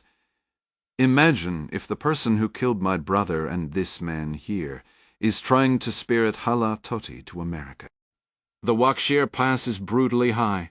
Traversing it with a child would be a monumental struggle. But what if you didn't have to cross on foot? What if you could just climb into one of these fancy pods and get whisked back to a cozy U.S. base in Afghanistan?" "With respect, Major," the lieutenant ventured, skepticism plain on his face. "Does that not sound somewhat far-fetched?" Wren's smile was thin and humorless. "The Americans adore their dramatic schemes. They have a flair for the improbable." He stared toward the distant, formidable mountains, as if he could already see the outline of drones against the peaks. The hunt had just escalated from a ground pursuit to an aerial chess match. Major Wren was convinced the Americans saw themselves as the heroes in their own action film. He ordered an immediate alert to the checkpoint at Tashkurgan, demanding they halt all Travis Ferry truck, every taxi. He punctuated his command with a sharp gesture. "Nothing gets through, not even a donkey cart, without a complete and intrusive search. Instruct the border patrols to intensify their sweeps along the approaches to the mountain pass." "Understood, Major," the lieutenant replied. "It strikes me as reckless for them to position those pods where their defensive weapons normally are. It leaves their aircraft utterly vulnerable." "Consider the ghost readings," Wren countered. "Those helicopters fading in and out of radar coverage. They are undoubtedly providing cover. We will be ready for that, too. On that note, secure a helicopter for me at once. I intend to be on the ground when we capture this assassin and recover Hala Toti." Despite the CIA's culture of secrecy and compartmentalization, news of the internal investigations spread like wildfire. Within 2 hours of Monica Hendricks and her team beginning their interviews, whispers of a mole hunt had reached nearly every corner of Langley and numerous overseas stations. Experienced officers had sensed the shift. Access to certain files had been abruptly restricted overnight, hampering routine work. In the shadowy world of espionage, sometimes the mere suggestion of a traitor could be as damaging as a real one, causing an adversary to waste critical energy chasing phantoms. Past counterintelligence purges had nearly paralyzed operations against the Soviet Union. Director Foley's directive for LIs was explicit. Find the leak, but don't burn the whole house down in the process. Hendricks knew secrecy was impossible the moment she started. She watched carefully for anyone trying to slip away. Almost everyone she knew had something they preferred to keep hidden. A sudden wave of mandatory polygraph appointments sent the entire building on edge. In each preliminary interview, Monica posed the same provocative question. If you were going to spy for China, how would you do it? The responses fell into two starkly different categories. The first was eager cooperation. This is a disaster for the agency. Tell me how I can help. The second was indignant outrage. How dare you suspect me after all my years of service? Her final meeting of the day was with a veteran chief from the Near East Division, a red-headed grandmother Hendricks had known for 20 years. The woman offered a polite smile, fluttered her lashes, and said sweetly, "Monica, I'd tell you exactly where you could stick that question." Interestingly, balanced answers were rare. One analyst, J.T., laid out a detailed hypothetical plan, citing security flaws and suggesting cryptocurrency payments to avoid traditional spycraft. Hendricks and her partner Lee debated whether he was a cunning operative outlining a real scheme, or simply a straightforward analyst answering a direct question too literally. They placed him in a tentative maybe category, alongside others who were almost too helpful. Hendricks trusted neither camp's performance of emotion. She remembered that the Soviet mole Rick Ames had once volunteered to assist the very team, hunting him. In normal police work, a firm denial might signal innocence, but CIA officers were trained at the farm to deceive or to lie convincingly to anyone outside the agency. Passing a polygraph was just another skill in the toolbox. Egos were bruised, but the hunt for the mole remained at a standstill. Then came the murders of Dewey Shoup and Lee Murphy. Hendricks, aware of Murphy's recent contact with Adam Yau, directed Elis to scrutinize anyone with operational knowledge of Albania. A recent complaining cable from Fred Rask about territorial violations was already circulating among the 7th floor brass. Most dismissed it as another Rask writ, a melodramatic memo akin to something from an old western. A few, however, were less amused by Murphy's perceived freelancing. These were bosses with their own domains to protect, and they didn't appreciate being locked out of operations. Seeking specifics, Hendricks called Foley. She learned Yao had contacted Murphy to debrief the Uyghur source. Foley offered no details on the interview's content, only that it was enormously productive and had so infuriated Rask that he'd fired off his angry dispatch. Hendricks had crossed paths with Rask several times, most recently in Tokyo. There, a counterpart from Japanese intelligence had privately noted Rask had sanpaku eyes, where the white of the sclera was visible around 3 sides of the iris. Crazy eyes. Hendricks had seen it too, along with his belligerent demeanor and his habit of casting himself as the indispensable hero in every after-action report. Frankly, Freddie Rask was solidly in her top 3 of most irritating agency colleagues. Instead of starting with him, she called Laura Caffaro, the case officer who'd been with Murphy the night she died. The secure video telecrons connected, with Admiral Peter Lee present, but off-screen. Caffaro, clearly devastated, looked like she'd slept in her wrinkled clothes. Her eyes were heavy, and she swayed slightly in her chair, fighting exhaustion and, Hendricks suspected, a bit of a hangover. Yet beneath the fatigue, the young officer was transparent and cooperative, secure in her own innocence. She was also fiercely determined, vowing swift and brutal vengeance once Murphy's killer was identified. Hendricks understood the sentiment. She'd briefly mentored Murphy during a rotation at the farm. Murphy had been a promising, well-liked recruit. Caffaro's loyalty was palpable. For a full 2 minutes she detailed her graphic plans for retribution, punctuating her rant with a scornful assessment of her own chief of station, whom she labeled a useless, overweight bastard. Exhaustion was a powerful truth serum, and Cafaro was too tired to filter a single thought. Hendricks caught Lee's subtle head shake in the background. She placed both palms on the desk. "Thank you, Vlora. I have one request before you get some well-earned rest." Later, Hendricks jotted notes on her legal pad as another SVTC call connected. The Chief of Station for Albania, Fred Rask, glared into the camera with palpable irritation, as if he could physically reach through the screen. He dragged a hand down his face, his expression twisting into a scowl of pure disdain. "Monica, I'm extremely busy. Let's keep this brief." Hendricks offered a perfunctory nod, but remained silent, continuing to write. Let him simmer. He made a show of standing up.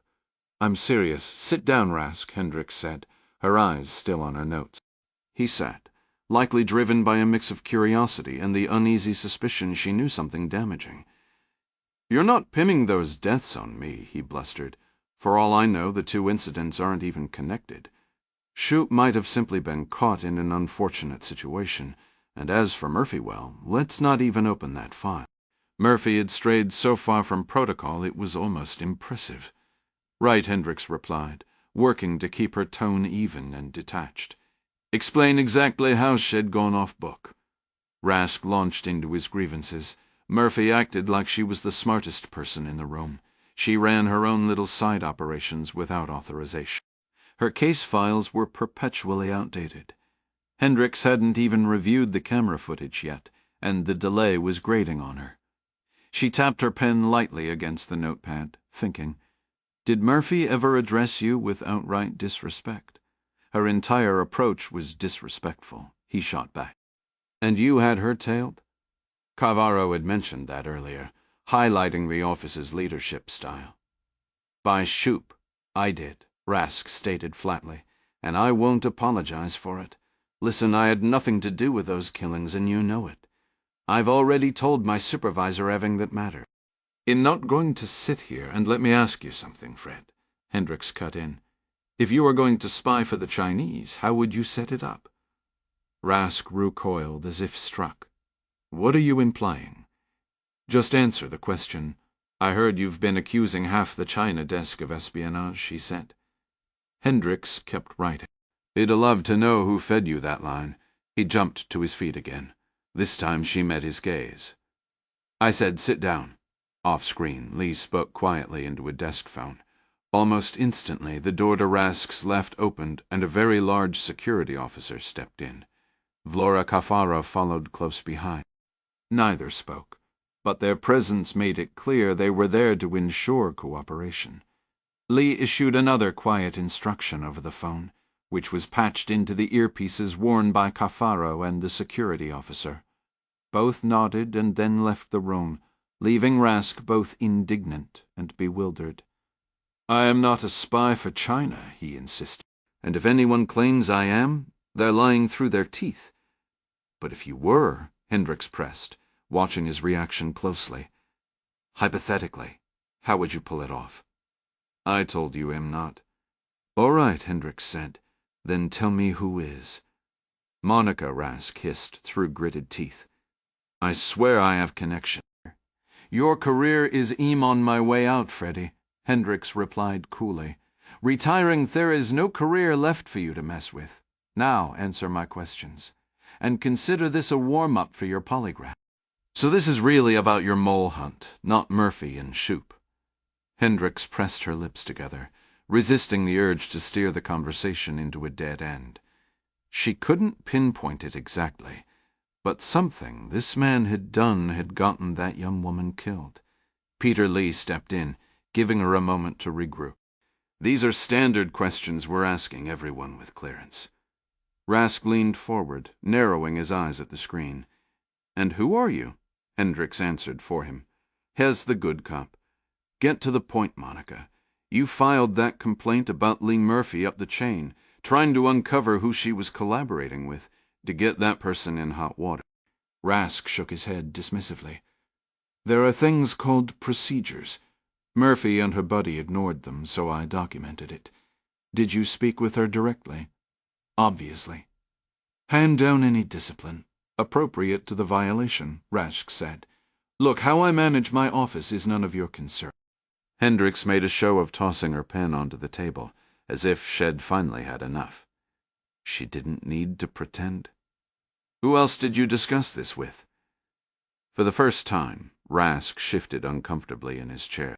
He knew perfectly well that discussing operational details outside a strict need-to-know circle violated those very protocols he cherished. No one. Hendricks let out a short, derisive laugh. Give me a break, Fred. You were angry because this agent didn't bow to your authority or ask for your blessing. Deep down, even you had to suspect your demands were petty and pointless.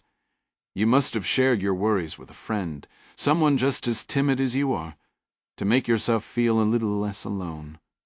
It's a solitary feeling, being the only one who's out of step. Rask folded his arms. This conversation is over. Not even close, Fred, Hendricks replied. Peter Lee spoke quietly into his headset. Vlora Cafaro and the security officer stepped back into the room, taking positions behind Rask's chair. Hendricks leaned in, moving the cursor to click the invitation. A moment later, Mary Pat Foley's face appeared on the split screen. She wore a silk blouse with the top button open. Her makeup was flawless, and a strand of pearls rested just below her collarbone, as if she'd been pulled away from a formal dinner with her husband or an important meeting at the White House. Madam Director, Rask said, attempting to rise. The security officer placed a firm hand on his shoulder, holding him down. Just 10 minutes earlier, this same officer would have referred to him as my security officer. We haven't met, Mr. Rask, Foley began, her tone cool. But I can see you're a slow study. You should remain seated. I need the name of the person you confided in about your issues with Ms. Murphy. Ma'am, I can connect the president if that would help clarify the situation, Foley interrupted. But let me be frank, that would erase any last shred of your career. Frederick Rask crumbled. He gave up the name of his confidant, a case officer on the Central Asia desk named Tim Meyer. It was a logical connection. Events in China and Russia inevitably cast long shadows across that region. The historic Silk Road had been a thoroughfare for merchants and intelligence operatives for centuries, and some things never change. Hendricks ordered him to board the next flight to Dulles. Vlora Cafaro would escort him to ensure he made no contact along the way. The security officer confiscated his cell phone, sealing it in a signal-blocky Faraday bag. Rasp looked on the verge of tears. Cafaro, however, smiled brightly. Tired or not, she was more than willing to chaperone her soon-to-be former boss all the way back to Virginia. Rask's video feed went dark, leaving only Hendricks and the Director of National Intelligence on screen. Foley glanced down at the legal pad where she'd taken notes during Rask's confession. Do you believe this is Savior? Hendricks pressed her thumb and forefinger against her temples, trying unsuccessfully to push back a throbbing headache. Peter Lee wheeled his chair closer, so they were side by side. There's a strong possibility we've identified him, ma'am. Monica is too modest to say it, but this individual has been at the top of her watch list since we activated ELIs. We simply weren't aware he had the necessary access. Foley tapped the table beside her notepad. All right, then we need to catch him in the act. I have a concept, Lee said. It carries some risk, but if it succeeds, we'll have him. Foley moved to end the secure video call but hesitated. Bring David Wallace into the loop. Work out the specifics and report back so I can brief the president. In the meantime, I need to make a call and warn a friend that his cover might be completely blown. The call ended. Hendricks retrieved a bottle of ibuprofen from her desk drawer and took 4 tablets, what Marines often call grunt candy. She washed them down with a gulp of cold, stale coffee and leaned back in her chair, gazing up at the acoustic tiles overhead. Could it actually be this straightforward? I wouldn't exactly call what we've been through easy, Lee remarked. I anticipated it taking months. Lee gave a slow nod. We still have to catch him committing espionage. That could take months. The sudden silence from Rask might spook him. True, Hendricks said. In reality, she'd regretted voicing that optimistic thought almost as soon as the words left her mouth. I should have subpoenaed his phone records, combed through his emails, identified everyone he spoke to during that period. We'll need to fabricate a believable cover story. Even then, Sevier is already paranoid. He'll sense a trap. Hendricks's phone rang, cutting her off. Matteo, the analyst assigned to the Elays project, was on the line. His voice trembled with an eager energy, like someone who'd just landed a starring role. "Where are you?" "At Illis headquarters," Hendricks replied. "Don't move," Matteo insisted, the words tumbling out. "I'm 10 minutes away and you have to see this." He was supposed to hang up, but the discovery was too big to hold back. It's a mountain of bank records for an account under a deceased relative's name. 27 deposits over 2 years, each just shy of the $10,000 reporting limit.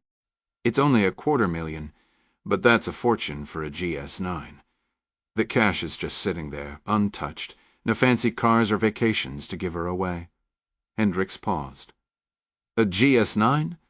In their world, FBI, special agents, and CIA officers typically reached journeyman status at GS13. "Yeah," Matteo said, his earlier excitement dimming. "That's her grade." "I thought you'd be thrilled. We found her. Gretchen Pack has to be Sevier." Gretchen Pack, the analyst from the director's briefing team? Matteo, now stepping into the LS bullpen, gave a firm, confirming nod. "Didn't she just have a baby?" "She did," Matteo confirmed. "And here is the kicker. I lined up the deposits with her maternity leave. Nothing." The payments stopped completely. Then 2 weeks after she returned to duty, they started again, regular as a heartbeat. From his desk, Peter Lee glanced up from his own lid. Playing devil's advocate. "What else do we have?" "It can't just be the money. I was hoping you'd asked," Matteo said. "You know how the PRC often recruits people with connections to the homeland." "My grandparents were from China," Lee noted. "I've had a couple of approaches myself." "Exactly," Matteo continued. "Gretchen Pack's husband is Chinese-American. His father arrived from Fuzhou as a boy, brought over by a smuggler. Their surname was originally Pot. He changed it to Pack thinking it sounded more American." Hendricks called up Pak's file on her screen. "How did we miss this?" "The agency didn't," Matteo clarified. "She disclosed it all during her background check. It's right there in her SF-86. We, the LS team, just didn't connect the dots. Though for what it's worth, she was on Colin Ragsdale's list of potential suspects." Peter Lee leaned back, his chair creaking. "You know, if this is true, it's a tragedy, but it also gives us a sudden chance to make Tim Meyer think the heat is off. If we point to Gretchen Pack as the mole, he might get comfortable and slip up." Matteo's head jerked up. "Wait, Tim Meyer? What does he have to do with this?" Hendricks quickly outlined their theory. "Holy hell," Matteo breathed, the pieces crashing together. "That means Javier isn't a single asset." Hendricks massaged her temples, calculating when she could take more pain reliever. "I know," she said, her voice weary. "It's a network." Timur Simbine took his eyes off the winding road for only a second to watch the military helicopter roar past overhead, and nearly plowed his truck into a cluster of Bactrian camels. He swore violently, wrenching the wheel to avoid the slow-moving animals, surely shifting his cargo in the bed. The camels stood their ground, all wide eyes and prominent teeth, gazing upward at the aircraft that followed the highway's path, flying so low it felt within reach. Helicopters were a common sight along the Karakoram highway, where China's borders brushed against Kyrgyzstan, Afghanistan, Tajikistan, and Pakistan within a few hundred miles. There were always frontiers to watch. Simin knew nothing about aircraft. He'd never flown in one, trusting the earth beneath his feet. This one was a deep green, large enough to carry a squad of soldiers. He let out a held breath as it continued down the highway toward the Kunjarab Pass in Pakistan. Relaxing his white-knuckled grip on the wheel, he flexed his stiff fingers. The next security checkpoint wouldn't be until Tashkurgan, nearly 60 miles ahead. He had time to unwind. On his right, the cold, clear expanse of Karakul Lake shimmered under the vast skies. The lake's waters, typically a vivid emerald or brilliant sapphire, now mirrored the evening's heavy slate clouds. Surrounded by 3 towering mountain ranges and multiple peaks soaring beyond 23,000 feet, this high-altitude expanse sat over 2 miles above sea level. Across the grey surface, the massive forms of Kongur Tag and Muztag Ata pierced the cloud layer. Nearby, Kyrgyz's women from the clustered yurts offered steaming tea and skewers of sizzling goat meat. Sami usually paused here, but not this evening. Tashkurgan was his urgent destination. As he recovered from the earlier camel encounter, a garishly decorated truck festooned with the bells and trinkets favored by Pakistani drivers clattered past heading north. A kilometer ahead, the helicopter executed a sharp banking turn over the lake, swinging back northward. It descended, skimming the surface and kicking up spray, startling a flock of sheep grazing between 2 white yurts near the shore. Samai slowed, a knot of dread tightening in his gut as the aircraft hovered, then settled squarely on the pavement, completely blocking the highway. He couldn't be sure, but the plods mounted on its sides looked ominously like rocket launchers, all seemingly aimed at his truck. 6 helmeted operators in black tactical gear burst from the side doors before the skids fully settled, rifles at the ready, advancing towards sea in a low crouch. The rotor blades whined with stop, and a 7th man emerged, clad not in uniform but in a crisp business suit, clearly the official in charge. Simba brought his truck to a crawl, heart-pounding. Who else could they be here for? He was the only vehicle on the road. They certainly hadn't come for the sheep. 5 rifles leveled at his windshield while the 6th officer gestured forcefully for him to pull over. Simba raised his hands above the steering wheel. "Hands out the window!" the team leader shouted. "Open your door from the outside. Keep your hands where we can see them, or we will fire." 2 riflemen maintained their aim as the others rushed to the rear of the truck, their boots pounding on the asphalt. Watching in his mirrors, Samida saw them take positions targeting the cargo doors. "Exit the vehicle." "Now, do it slowly," the leader barked again. Seed complied, stepping out with his hands raised. The man in the suit approached, the tactical team fanning out to keep their sightlines clear. "I am Major Wren of the Corps," he stated, peering over the rims of his dark glasses. "And you are?" Sime's throat clenched, making his initial attempt to speak a strained, silent effort. "You seem unusually apprehensive, Mr. Samai," the major observed coolly. "What exactly are you transporting?" Inside the truck, Clark felt the vehicle slow and tapped Hala's arm, a signal to kill her flashlight. He pressed a hand to his ear, listening intently, but heard only the faint sound of Hala nervously gnawing her coat collar. This halt felt interminable. He checked his watch's glowing dial. 3 minutes. Muffled voices, then a shout. The truck began to roll slowly, then stopped again briefly before resuming its journey. Hala switched her light back on. "What's happening?" she whispered. Clark drew a steadying breath and gave her arm a reassuring pat. "I don't know," he admitted, just as the truck slowed once more, turned right, and stopped. The rear doors groaned open. Boots thudded on the metal floor, followed by the distinct tap and shuffle of someone using a cane. As Little Ox rolled back a section of carpet and peered into their hiding space, Clark turned the light upward. "Welcome to Kyrgyzstan," Little Ox said, his English thick and wet. Hala stared up, eyes wide with a mix of fear and relief, then slumped against Clark, utterly drained. She released the sodden collar from her mouth as tears began to fill her eyes. Little Ox shook Clark's hand, a wide grin on his weathered face. "We are not in Xinjiang anymore," Clark confirmed, his voice low. "We are not even in China." He glanced at his phone, relieved to see a signal in this remote border town. Hala took a slow, deliberate breath beside him. "Are we safe now?" she asked. Clark nodded, already dialing. "We are safe," he said, his eyes meeting hers just as the call connected. 30 miles from the Chinese border. Warrant Officer Avery turned in his seat aboard the Black Hawk. "Mr. Grant," he said over the intercom, "you're supposed to call that number. You know the one." "Copy," Grant replied. He plugged a satellite phone into his headset, running a cable to an external antenna on the window, effectively creating a private bubble away from Captain Brock and the rest of ODS 03112. The conversation lasted mere seconds. Grant ended the call, a satisfied smile hidden beneath his thick beard. He reconnected to the intercom. "Change of plans, gentlemen. We're heading back to base." Captain Brock leaned forward against his harness. "I was under the impression this was an active rescue." "It was," Grant said simply. Brock's eyes narrowed. "So we were just decoys, decos," Grant affirmed, "and a contingency."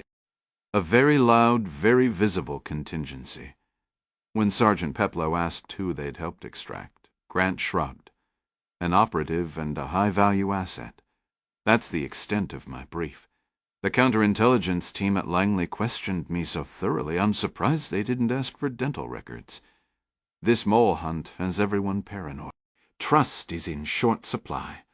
"Imagine that," Brock muttered, the sarcasm thick. "Spooks not trusting each other." Grant leaned back and closed his eyes, the roar of the engines a familiar comfort. "We did necessary work tonight. Sometimes the knife strikes. Sometimes it's just drawn from the sheath to make a point. Either way, it must be ready." Back at the lake, Major Wren was seriously considering shooting the smugglers and die on general principle. Carpets. Nothing but carpets. Wren had been so sure. They had stopped every viable vehicle between Kashgar and Tashkurgan. Siinde's truck was the final possibility. He stalked toward the water's edge, then spun around, barking at his lieutenant. "What about a hidden compartment? Did you check the undercarriage?" "We checked everywhere, Major," the lieutenant said. "There is nothing. They must have slipped past us," Wren insisted, a cold dread beginning to form. "Perhaps they are already beyond Tashkurgan." "Contact the border guard at Urkestam immediately." The lieutenant made the call on his satellite phone. When he hung up, his expression was grim. "The American aircraft are moving west. They appear to be returning to their base." "How is that possible?" Wren snapped, striking his palm with his fist. "They couldn't have made the pickup so fast. They must have crossed the border. We need to inform Beijing, Major," the lieutenant interrupted carefully. "It appears the aircraft never landed. They flew to within about 25 miles of the border, then turned around." Wren stared, his mind racing. "It makes no sense. Unless—" A terrible suspicion dawned.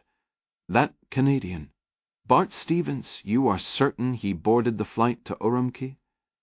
"I watched him board myself, sir. He was to connect to Beijing from there. Call the airline." "Verify it." The lieutenant made the call, and the pained look returned. Mr. Stevens changed his ticket upon arrival in Urumqi. He caught a flight to Bishkek, Kyrgyzstan, that same evening. "Kyrgyzstan." Wren whispered the word, his gaze drifting across the dark, placid lake. A sudden profound chill settled deep in his bones, colder than the mountain air. They had been watching the wrong exit the entire time. The lieutenant moved in, his voice dropping to a near whisper meant only for Wren. "Sir," he murmured, "what are your orders regarding the driver?" "Let him go." Wren gestured vaguely toward the south, a knot of nausea tightening in his gut. The Canadian's involvement in his brother's killer's escape was undeniable, though the mechanics of it were a mystery. He was beginning to doubt the man's nationality entirely. The most bitter pill, however, was the impending report to Admiral Jung. Explaining how a 10-year-old Uyghur girl had vanished right under his nose was a prospect that turned his stomach. Chavez secured his dappled gray horse to the trunk of a stunted fir, the falling snow thickening around them. He paused for a moment, his hand resting on the animal's flank, drawing a sliver of comfort from its steady warmth. In the windless quiet, each muffled hoof-fall seemed to echo through the pines. Nearby, Yao deftly tied his own mount, using what he termed a getaway not single sharp tug would set it free. The deepening dusk cloaked their advance, but also stole the light, forcing them to crouch low as they navigated the tangled undergrowth. Once clear of any potential surveillance, Chavez retrieved a compact PVS-14 night vision monocular from his coat. The lightweight tube could be helmet-mounted or weapon-mounted, but he preferred it handheld for this kind of work. If Chinese authorities searched him, the device would be a red flag, but he suspected the suppressed pistol he carried would command their full attention. The monocular transformed the murky twilight into a ghostly green tableau, though it offered no magnification. Some 50 yards ahead, through a screen of pines, the Han-Chinese man vanished into a rustic log cabin. Chavez estimated it was a simple 20-foot square, with a small front porch and a stone chimney on one side. A narrow path led from the muddy drive to a plank outhouse nestled in the trees. The woman turned the horses loose in a split-rail corral beside the house, checked their water, and tossed them each a section of hay from a stack outside the fence. She lingered beside a bay horse, her hand stroking its shoulder as if in quiet conversation. Chavez watched, the damp cold from the ground seeping into his jacket. Finally he shifted and passed the monocular to Yao. "Your eyes are better," he said softly. "How confident are you that's Medina Toti?" Bracing his elbows on the mossy forest floor, Yao peered through the device. "The nose matches. Age, height, build, it all fits." "I'm confident." "Confident enough to walk up and introduce ourselves?" Yao lowered the monocular, giving Chavez a sidelong glance. "The alternative is to grab her later when she visits the outhouse." Suddenly, Yao flinched as if bitten. Chavez, who had a recent and painful memory of Indonesian hornets, went rigid. "You okay?" Yao nodded and pulled out his buzzing phone. Chavez's eyebrows rose. "Listen, Foley," Yao whispered. "Take the call," Chavez said. "I've got eyes on Medina." Yao scooted backward into the brush to talk without being overheard. Chavez swapped the night vision for his binoculars and edged toward a thicker clump of buckbrush for a clearer line of sight. The wisp of smoke from the chimney had grown into a steady plume, suggesting the cabin had been cold until its recent occupants stirred the fire. Then headlights cut through the tree. Chavez instantly lowered his binoculars to avoid a lens flash, ducking his head on instinct. He peered out again as the lights died, revealing a 4-door Great Wall pickup parked next to the cabin. At least 2 figures were visible inside, engaged in what looked like a heated discussion. After 2 minutes, the driver, who appeared Uyghur, or at least more so than the man inside with Medina, stepped out into the snow. Another Uyghur man stepped out from the passenger side. Chavez held his breath as this one methodically studied the tree line. A young woman in a black knit cap and a puffy down jacket leaned out from the back door, her eyes sweeping the area before she finally emerged. Their behavior was textbook paranoia, exactly what you'd expect from woman operatives. Yao slipped back through the brush, a grin spreading across his face. "Clark's clear," he whispered. "Has got the girl with him. Outstanding." Chavez let his forehead rest against the cold ground, a wave of relief momentarily pushing back the weight of everything else. He still had the rest of his team to extract, Medina to persuade, and the small matter of getting everyone out of China alive. But, as the old saying went, you eat an elephant one bite at a time. Any word from Li Song? Nothing. Yao nodded toward the cabin. "I saw lights inside. Watched the situation here, 3 new arrivals," Chavez said, handing him the night vision goggles. 2 men, 1 woman, all Uyghur, possibly Kazakh. Definitely not Han Chinese.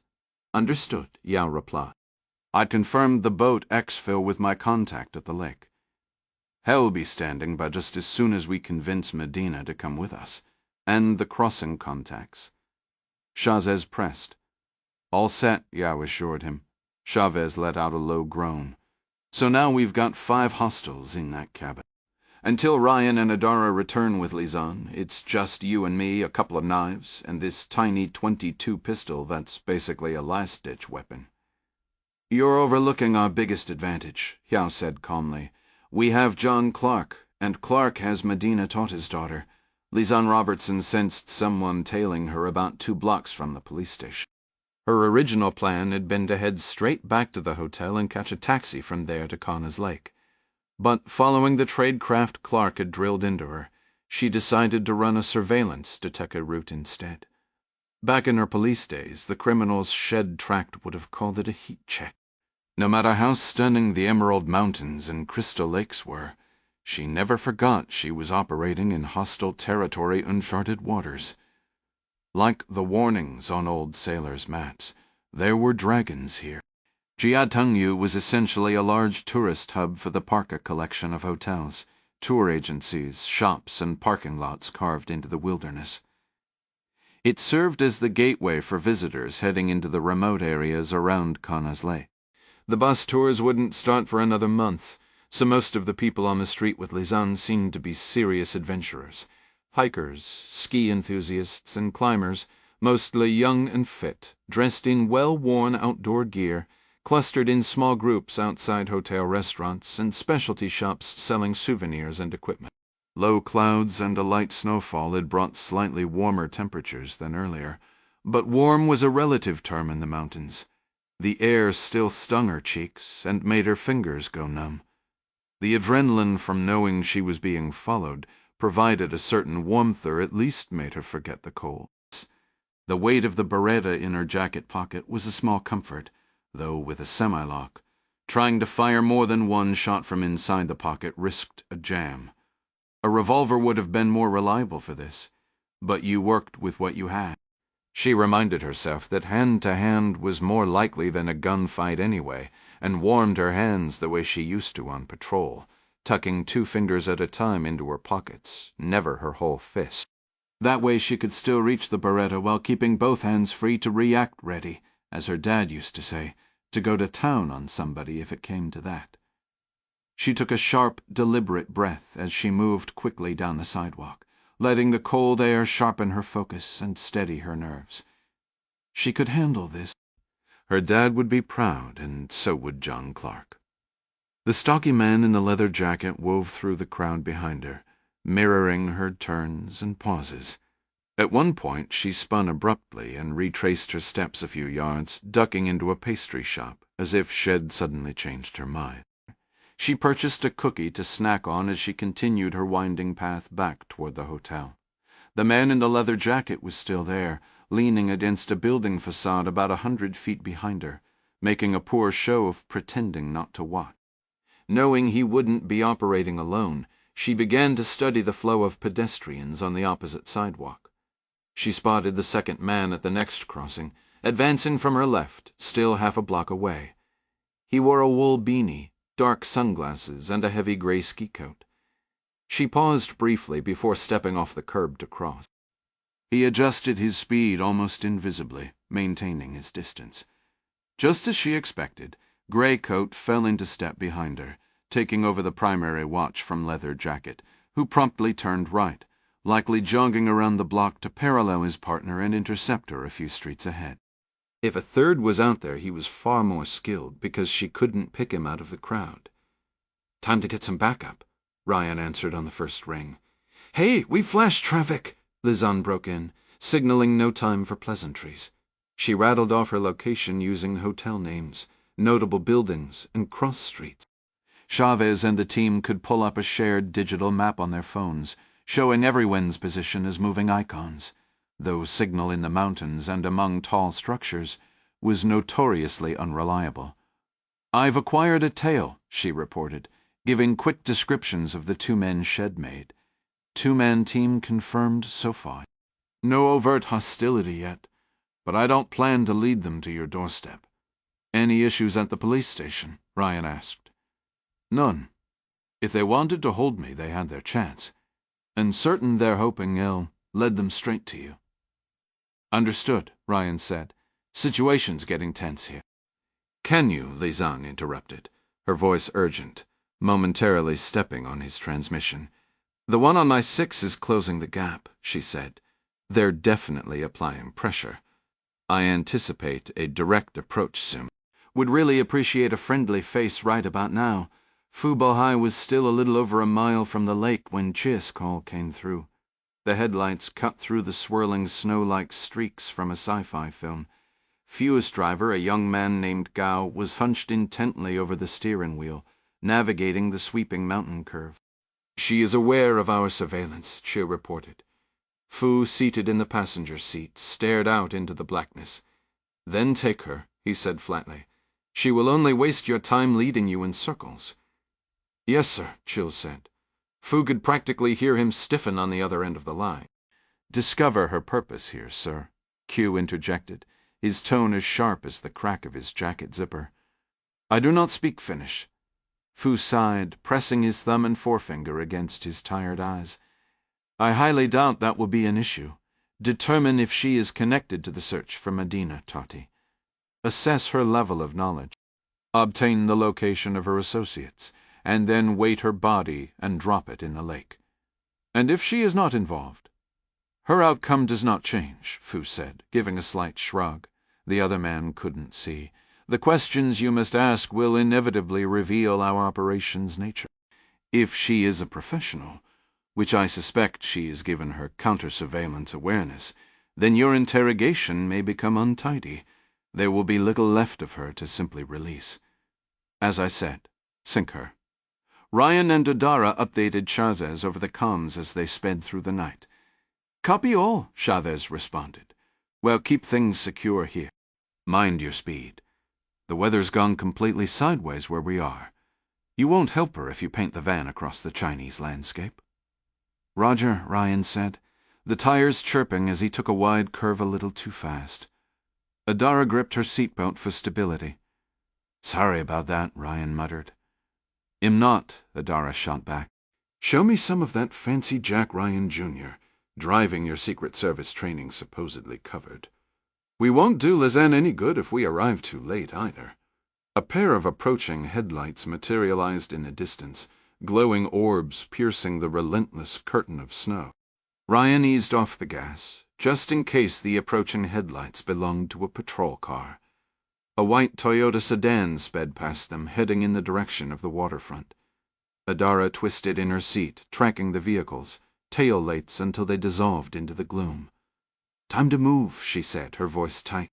You know how it goes. Hesitation doesn't get the job done. Keeping his hands steady on the wheel, Ryan flicked a questioning look her way. "The job? I'm not casting stones," Adara replied. "Just stating the obvious." "Right," Ryan muttered, downshifting just enough to maintain grip as he took a sharp curve, then punching the accelerator through the bend. He used every inch of pavement, clipping the apex where he could, stealing back fractions of seconds. Cell service was patchy at best and completely absent in long stretches. They still couldn't raise Lisanne. "Pull up the cop the second you get a bar," Ryan directed. The common operating picture would let the teams see each other's locations, provided they had a cellular or satellite link. "Trying," Adara said, her features washed in the eerie green light from the dashboard. "She's capable, Jack. Clark wouldn't have recruited her if she wasn't." "I'm aware," Ryan said, "but sending her in solo was a mistake." "She's still green. She's a Marine with commendations," Adara countered, "and a seasoned police officer." "You're not wrong," Ryan conceded. "It's just that I get it," Adara cut in softly. "Same here." She gave a quick, determined nod and then lifted her phone, screen glowing with a steady blue pulse. "I have her. We're 8 minutes away." Ryan tried to reach Lisanne over the comms. Silence. "Switch to a direct cell call instead of the radio," he said. Adara tapped her cheek near the concealed earpiece, then raised the phone again. Dialing now. After a long moment, she turned back to him. Nothing. "She's not answering." Ryan quickly updated Chavez over the net. "However you plan to persuade Medina, you need to do it now. Something tells me we'll be arriving in a hurry." Domingo Chavez was a sharp guy, and he knew it. Sure, his start hadn't been glamorous, scraping his way out of a tough neighborhood to join the army. He had become the first in his close family to earn a college degree, and later, guided by John Clark and Clark's brilliant daughter, he'd completed graduate school. Fluent in 3 languages and proficient in 2 others, he could navigate forensic accounting, had enough flight hours to put down a small aircraft in a pinch, or jury-rig a comms set with little more than spare parts and a gum wrapper. He was competent at many things, but his real talent lay in direct action. That likely explained his solid rapport with his father-in-law. Sadly, force wasn't an option here. He had to channel his more diplomatic side to coax a woman would thrown in with a group of extremists or freedom fighters, depending on who you asked into leaving with him voluntarily. Now another team was in the field, chasing the same leads Adamyao had uncovered. They were almost certainly the ones tailing Lizan, and they wanted a conversation with Medina Toti too. Given the trail of bodies they'd left in Huludao and Albania, their idea of diplomacy seemed permanently retired. Chavez had to reach her first. Managing that without taking fire would be delicate. The ground in front of the cabin had been stripped of cover, making a silent approach impossible. Chavez dismissed skirting around to the rear. It was probably cleared as well, and circling would cost precious time. "We ride in on the horses," Yao suggested. "They'll assume we're trail riders who took a wrong turn." "Might work," Chavez agreed, though he wasn't thrilled at the prospect of climbing back onto the shaggy little gray mare. The sudden voice from the dense brush made both men roll onto their back. Chavez let his binoculars drop, and his hand flew toward his Beretta, only to freeze when he saw Medina Toti and her ham companion, both with pistols leveled directly at them. Medina gave a slow, disapproving shake of her head at his movement, her own weapon unwavering. "He's right," the Han man said in flawless English. "If you'd tried to sneak up on the cabin, we would have shot you. That leaves us with a new question. What's stopping us from shooting you right now?" The man, whom Medina addressed as Ma, moved with the practiced efficiency of someone with military training. In moments he had secured both Chavez's and Yao's wrists behind their backs with plastic ties and conducted a thorough search. He examined the Beretta with particular interest, but remained silent. Once satisfied, he hauled the men to their feet and gave a sharp whistle, marching them roughly out of the clearing. The 2 men from the earlier arrived Great Wall pickup emerged from the cabin and took custody of the prisoners, shoving them inside. A woman was positioned at the rear window, her eye pressed to what appeared to be a Russian-made infrared scope. "No movement," she reported flatly. Though the group was Uyghur, everyone spoke Mandarin, a clear deference to Ma's leadership. The younger guard beside Chavez held up the cleared Beretta and its attached suppressor. "An assassin's tool, no question," he remarked. The guard next to Yao fiddled with one of the Microtech knives, pressing the button to snap the blade forward. Older and with several days of dark stubble, he sneered, "Assassins indeed." Ma took the Beretta, reinserted the magazine, and cycled the slide to chamber around before reattaching the suppressor. He tested its weight with a satisfied nod, aiming at the floorboards, then swung the muzzle to point directly at Adam Yao's face from 3 feet away. The Uyghur guard beside Yao stepped back hastily, as if familiar with Ma's methods. "Wait, hold on," Chavez blurted in English. "We're on your side." Ma kept the pistol aimed, but adopted an almost conversational tone. "On our side. If you manage to find me, then others won't be far behind. Now I only need one of you to talk." "I don't need both." He paused, tilting his head in thought. "One of you has 5 seconds to tell me how you found this place. I don't care which one." Yao spoke up, also in English. "Hala Toti," Medina gasped, lurching forward. "What did you say, please understand?" Yao said, locking eyes with Ma. "We have no quarrel with you." "We need to speak with Medina about her daughter." Ma's expression hardened, the pressure on the trigger turning his fingertip white. "So you bring an assassin's weapon." Medina's face went ashen. "What do you know about Hala?" "There are men searching for you," Chavez interjected. "Dangerous men who would use Hala to get to you." "Is she? She's safe," Chavez said firmly. "A friend of mine is protecting her." Ma shifted the pistol to Chavez, his voice thick with disgust. "Your friend is holding my niece prisoner?" "No," Chavez insisted. My friend extracted her from the threat. He got her away from the very men hunting for her. He looked directly at Medina. To get to you. Medina blinked rapidly, shaking her head as if physically struck. She. Where is my daughter right now? She's safe, Chavez repeated. Medina's neck tendons corded, her jaw clenched tight. Safe where? Currently she's in Kyrgyzstan, Chavez said.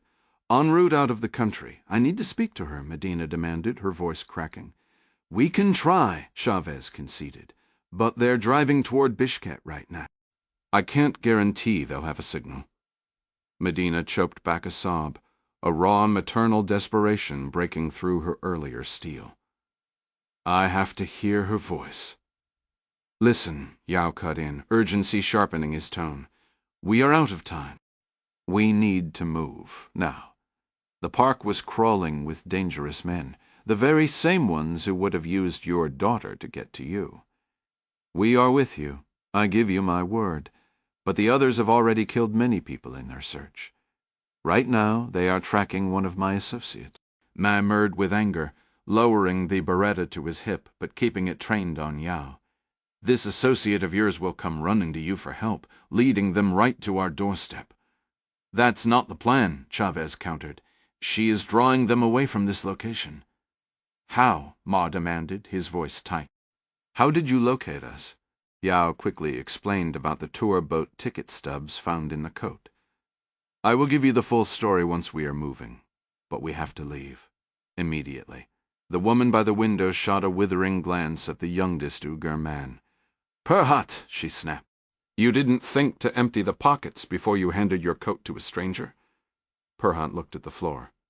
I just guess correct, Chavez said, his tone urgent. Every second we stay puts you in greater peril.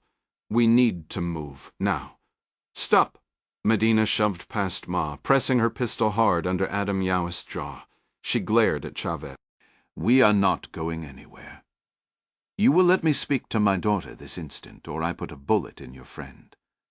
Lisanne quickened her steps, trying to create a gap between herself and the two men. They had fallen into step side by side, no longer bothering to conceal their pursuit. Her initial instinct was to duck into a cafe, but a glance through the window revealed families with young children. Turning back toward the police station crossed her mind, but she realized these men had probably come from there. That would be a fatal mistake. So she pressed on at a brisk walk, her hand closed around the small Beretta bobcat in her coat pocket. She felt, more than heard, the static burst on her molar mic. Jack and Adara were on the way. The lake was 15 miles off. With any luck, they would arrive before Leather Jacket and his partner in the gray coat decided to make their move. The static likely meant Jack and Adara were trying to reach her, just barely out of range. She turned left toward a grand hotel, glancing over her shoulder as she crossed the street. The men were now less than 50 feet back and gaining. Rounding the corner and slipping out of their view for a precious few seconds, Lisanne broke into a sprint. She darted down a narrow alley behind the hotel, weaving past 2 overflowing dumpsters before blending into a small group of elderly Chinese tourists ambling back to their lodgings after an evening meal. Adara's voice suddenly vibrated clearly through the sonatus molar Mick implanted in her jaw. You read me? 5 by 5, Lisanne gasped, trying to catch her breath. She took a quick right, believing it would lead to the hotel's main entrance. She had misjudged the layout. The grand lobby was at the opposite end of the building. What she thought was the rear was merely the side. The tourists had disappeared through a service entrance, and now Lisanne found herself alone on a deserted street, facing nothing but a dark line of trees. The sound of rapid footsteps on the pavement behind her grew louder. She turned to see the man in the gray coat jogging toward her, his hands open at his sides in a mock gesture of confusion. She spun to run the other way, only to find Leather Jacket blocking her path. Ed continued straight when she turned, sprinting around the building to cut her off. They've got me boxed in, she whispered into the mic, her eyes scanning desperately for an escape. I need backup now. Adara's voice buzzed inside her head again. How many? Still 2, Lisanne said. I'm pinned between a hotel and some woods, southeast part of town. Can't see the name. We have your position on the common operational picture, Adara said. Just hold on. We are 2 minutes out. 2 minutes. This would be over in seconds. Lizanne sidestepped into a shallow concrete alcove recessed into the hotel's wall as the men closed the distance. It was a box, putting her back against the wall, but at least they couldn't come at her from behind. A large rolling metal service door dominated the space. She tried the smaller personnel door beside it, but the handle refused to turn. It was locked tight. She considered banging on the door, but decided it was wiser to deal with this alone, without any onlookers. The man in the gray coat held his hands up, palms open. "Miss," he called out. "Hey, over here. We don't want to hurt you. We just want to talk." "Your team needs to move faster," she said into her comms, indifferent to whether the men heard her. "I've got 90 seconds," Adara confirmed over the line. Before she could reply, the one in the leather jacket charged. He slowed as he closed the distance, shifting his stance from side to side, deliberately pushing her backward into the corner exactly where she'd intended to go the moment she spotted it. The confined space would work to her advantage, funneling both attackers toward her front and preventing them from surrounding her. These types never liked being bested by a woman, and their confusion was palpable when she refused to simply surrender. "We're with the authorities," Leather Jacket declared, rolling his shoulders and puffing out his chest like a strutting rooster. "You need to come with us, miss." Neither Adara nor Jack could hear the men's words, but they were listening to her side of the conversation. "I'm not going anywhere with you," she stated firmly. "You're not police." "You're right about that," Grey Coat chuckled. "We're not police." "And you're certainly not from Finland." He gave a slight nod to his partner, who lunged forward. From her peripheral vision, Lizanne saw Grey Coat pull a large metallic syringe from his coat pocket, the kind you might use on a horse. Leather Jacket came in fast and low, aiming for a flying tackle. At the last possible second, she sidestepped, snatching a fistful of his leather collar as he passed, and using his own momentum to slam him head first into the concrete wall.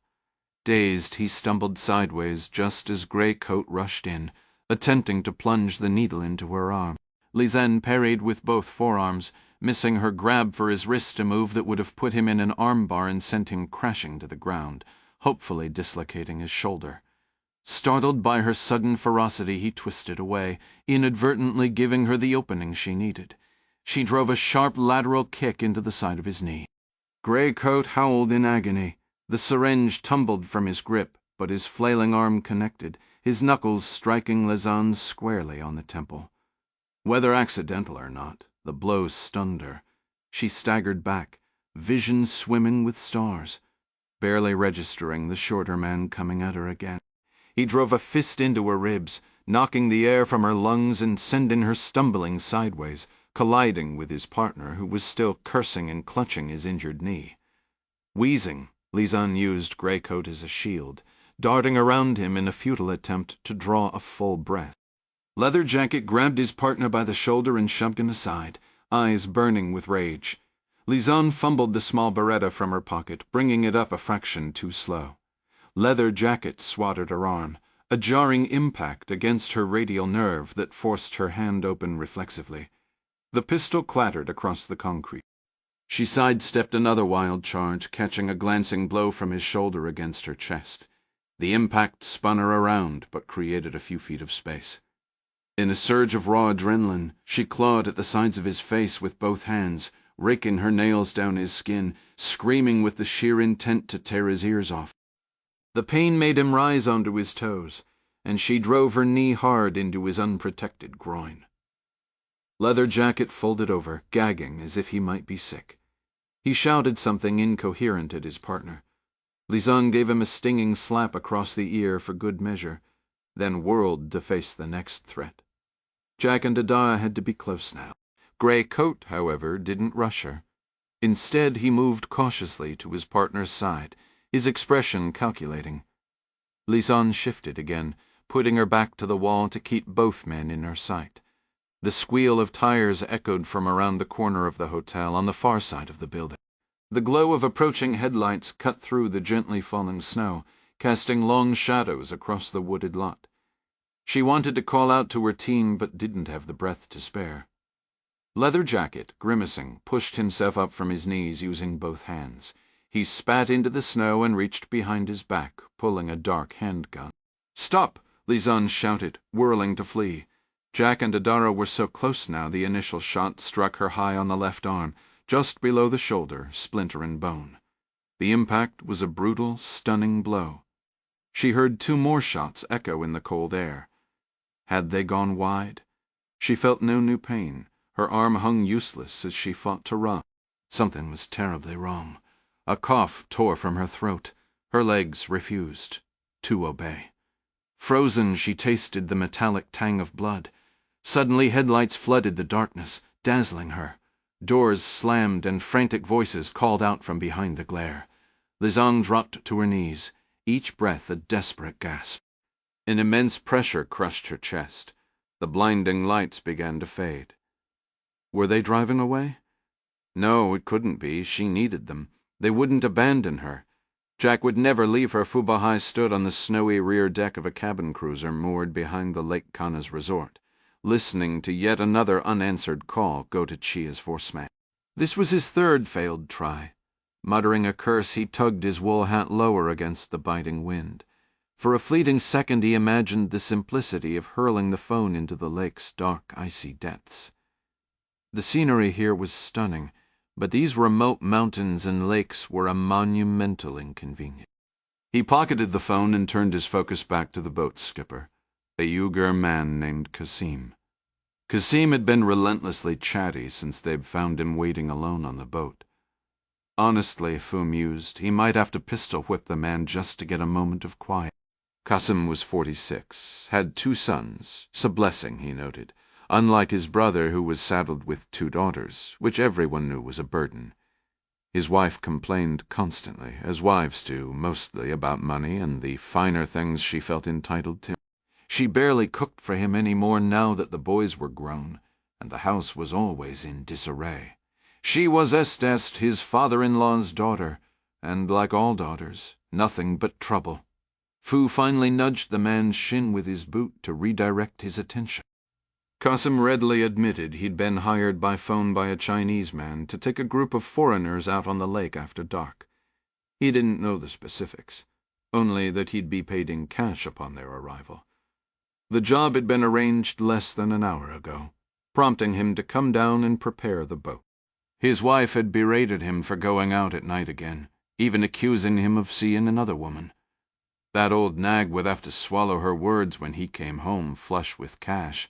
Fu gave his shin another tap. "Are nighttime trips like this usual?" Kasim shook his head. "Not usual, but it happened. Foolish foreigners believe they'll have a better chance of spotting the Lake Kana's monster in the dark. We took a TV crew out last autumn." He raised his eyebrows suggestively. "The producer was very pretty. My wife was convinced I was," his voice faded, finally wise enough to avoid another kick. "Where were you supposed to take these people?" Fu pressed. "I do not know," Kasim said with a shrug. "It's often like that. These monster hunters bring their own maps, claiming they've heard of sightings in this cove or that bay. I charge by the hour, so the destination means nothing to me." He couldn't suppress a grin. "Besides, it gets me away from my grating wife. But they are coming tonight." That is what the man said. "What time?" Fu asked. Kasim shrugged again. "Who knows? I brought tea and noodles. I am prepared to wait. He promised to pay for 10 hours, even if we only go out for 2. Fu gave a curt nod to one of his men. "Tie him up and gag him. Put him in the forward cabin where he won't be seen." "Please, sir," Kasim pleaded, "there is no need for ropes. I do not know these people. They mean nothing to me. If they've committed an offense, I am more than willing to assist in their apprehension." Fu disregarded the plea, giving another slight nod to his subordinate to proceed. "Might I at least telephone my wife?" Kasim implored. "She becomes anxious." Fu settled onto a bench seat and withdrew his knife. The blade had seen considerable action recently and was in need of attention. A welcome quiet fell over Cassim at the sight of the steel. An improvement, Fu remarked, allowing himself a moment to savor the Uigur's newfound silence. He placed his hat on a nearby chart table and retrieved a whetstone from his coat, drawing the edge along the stone in a rhythmic rasps as he spoke. Sometimes I prefer my bait to be vocal, to lure the quarry closer with its cries. The Uigur's tongue darted over dry lips, his eyes wide with dread. I can scream. There is no need to cut me. A thin smile touched Fu's lips. Tonight, he stated, I require silence. You will be gagged. The rats are drawn to stillness. Remain quiet, and you may yet live to see your tiresome wife again.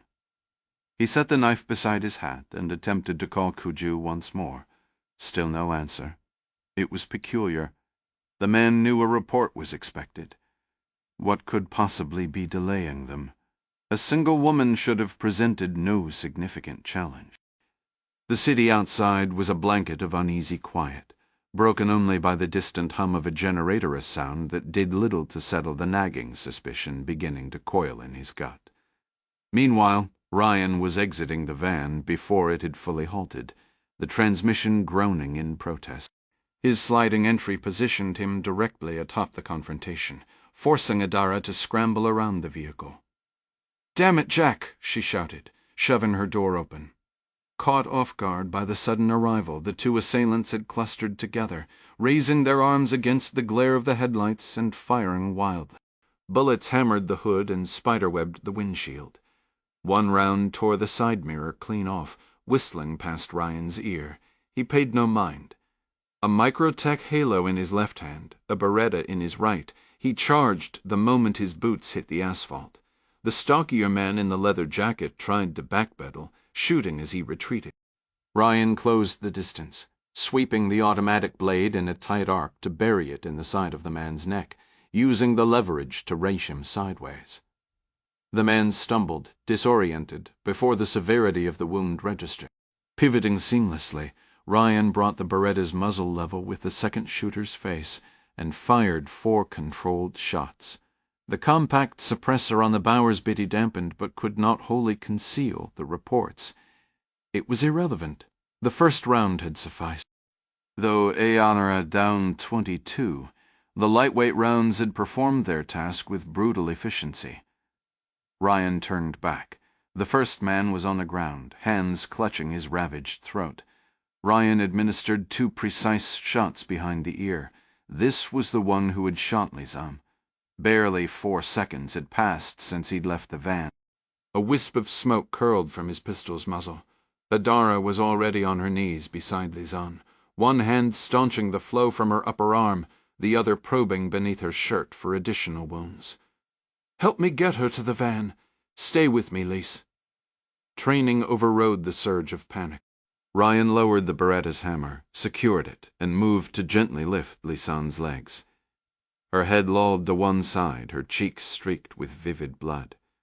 Adara supported her torso. The rising wail of sirens pierced the night.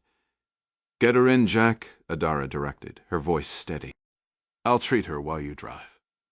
Ryan climbed backwards into the van, carefully settling Lizan onto the rear seat, her head and shoulders cradled in Adara's lap.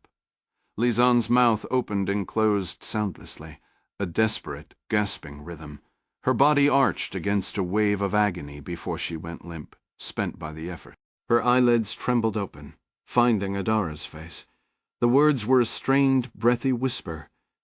"You actually came. Did you think we wouldn't?" Adara replied, her voice steady, a stark contrast to the turmoil churning inside Ryan. "You don't get to have all the excitement." Her fingers worked desperately through torn tissue and splintered bone, searching for the severed artery beneath Lizanna's arm. Ryan snatched the medical kit from the back, his hand brushing Lizanna's cold cheek. "She's got you. Just hang on." The wail of sirens swelled, now just streets away. Adara looked up, her hands, her face, the front of her jacket slick with crimson. "Jack," she shook her head, teeth clenched against a wave of emotion. As she spoke, she wound a rubber tourniquet high and tight under Lizanne's armpit. Handing her over might be her only real chance. Ryan gestured to the bodies sprawled on the pavement, men he'd been forced to end. Those were the authorities.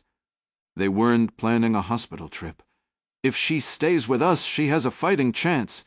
If we leave her here, that need to finish. Adara shook her head again, eyes glistening with the furious, helpless agony of potentially losing another member of their team. Jack, he understood completely. The brutal truth was that Lizanne Robertson was likely beyond saving, no matter their choice. Ryan shifted the van into drive, executing a sharp U-turn to avoid the approaching police cruisers, steering north toward Connor's Lake. If this was the end, at least she wouldn't be alone. The heavy dread settled in Yao's chest as Chavez ended the call with a grim shake of his head. Medina stood unraveled, a mother rendered powerless. With Chavez's Bluetooth off, Ryan's frantic transmission burst over the net for everyone to hear. Chavez moved to respond, but Ma silenced him with a raised finger. "Ding! Adam," Ryan's voice crackled again. "I'm not reading you. Transmitting blind. Lizanne's hit. It's critical. Ding." His voice faltered, thick with emotion. "I mean it. We're heading for extraction. Comms are dark for now, but who knows for how long. Hope this gets through." The words dropped to a near whisper. "You need to hurry. It's as bad as it gets." Yao pressed his jaw against the cool barrel of Minna's pistol. "If you're going to shoot, then shoot," he stated flatly. "The men hunting you have already tortured and killed a close friend of mine. Now they've nearly killed another." He'd spent a lifetime assessing people, but Medina's expression was unreadable granite. There was no choice left but to show his entire hand. He spoke rapidly. "Ryan would reach the boat before them if they didn't move in the next 5 minutes. Hyla is with one of the most capable men I've ever known." "My sister?" Medina breathed. "Listen," Yao snapped, the clock screaming in his head. "We have no time for questions. Your sister died saving Hala. My friend eliminated her killer. He extracted Hala from China. She is safe. The people after you are Chinese intelligence. They think you possess information leading to a missing scientist, Liu Wangshu." Medina's jaw went slack. "Professor Liu? What could I possibly know?" "Beijing is convinced you know his location," Yao said. "They are employing every resource to find you." "They know of your affiliation with Wuming. Why does this matter to you?" Ma interjected, skepticism sharp in his tone. "Ukor's struggles are hardly a priority for Washington." "Or for most Han Chinese," Yao acknowledged, nodding at Ma. "You know better than anyone these are human issues, not ethnic ones. But to be direct, I represent the U. Government. We also wish to locate Professor Liu." "For what purpose?" Medina demanded. Truthfully, Yao met her gaze. "Because Beijing wants him. We believe he is connected to a missing submarine." Medina's arms slowly lowered, the pistol pointing at the floor. "A Chinese submarine?" "Yes," Yao confirmed. "Now we truly must go." "My friend is in serious." Chavez's phone vibrated. Ma nodded for him to put it on speaker. The voice that came through was Clark's, clear and commanding as if he were standing in the room beside them, and Yao felt a surge of relief so potent it nearly buckled his knees. "Is that you, John?" Chavez's voice was tight. "All business. No time for a full debrief, but Hyla's mother is with me. She'd like a word." "Take it easy, Jack," Adara murmured, a low curse escaping her lips as Ryan sent the van sliding through a sharp turn, the back tires protesting loudly. "My apologies," Ryan muttered, his own gut lurching. He'd angled the mirror to watch the desperate scene unfolding behind him. Cradling Lizanne's head in her lap, Adara's hands were slick with blood, moving with frantic purpose. The first tourniquet, a compact strip of rubber she always carried, was on before Ryan had even found the medical bag. By the time they'd reached the town's outskirts, she'd secured a second windlass-style device over it, twisting it until Lizanne gasped in pain. It was easy for people to debate tourniquet safety from the comfort of a sofa, tossing around statistics. But here, bouncing down a mountain road in hostile territory with an artery pumping out life, those arguments meant nothing. Saving the arm was a problem for the next few hours.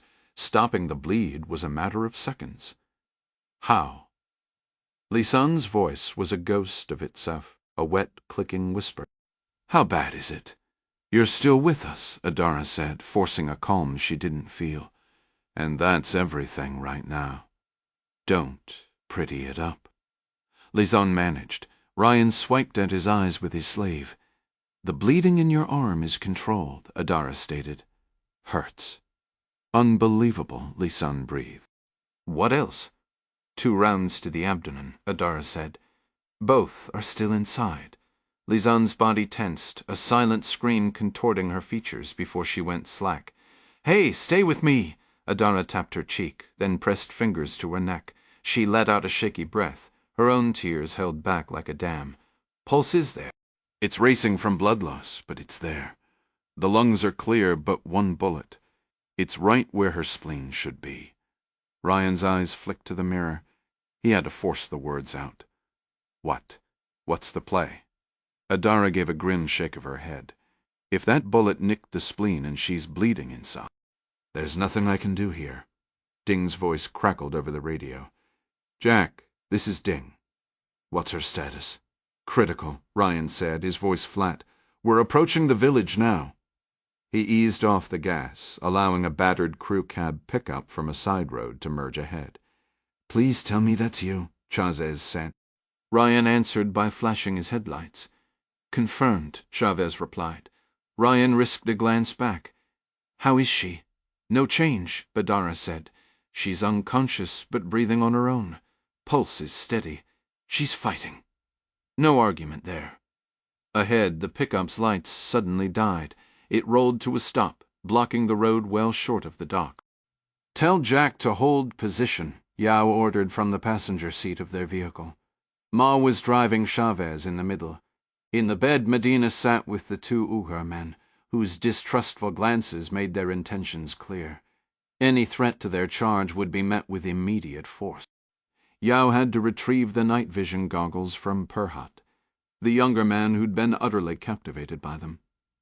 "This is wrong," Yao said, his voice tense. "The captain was supposed to be solo."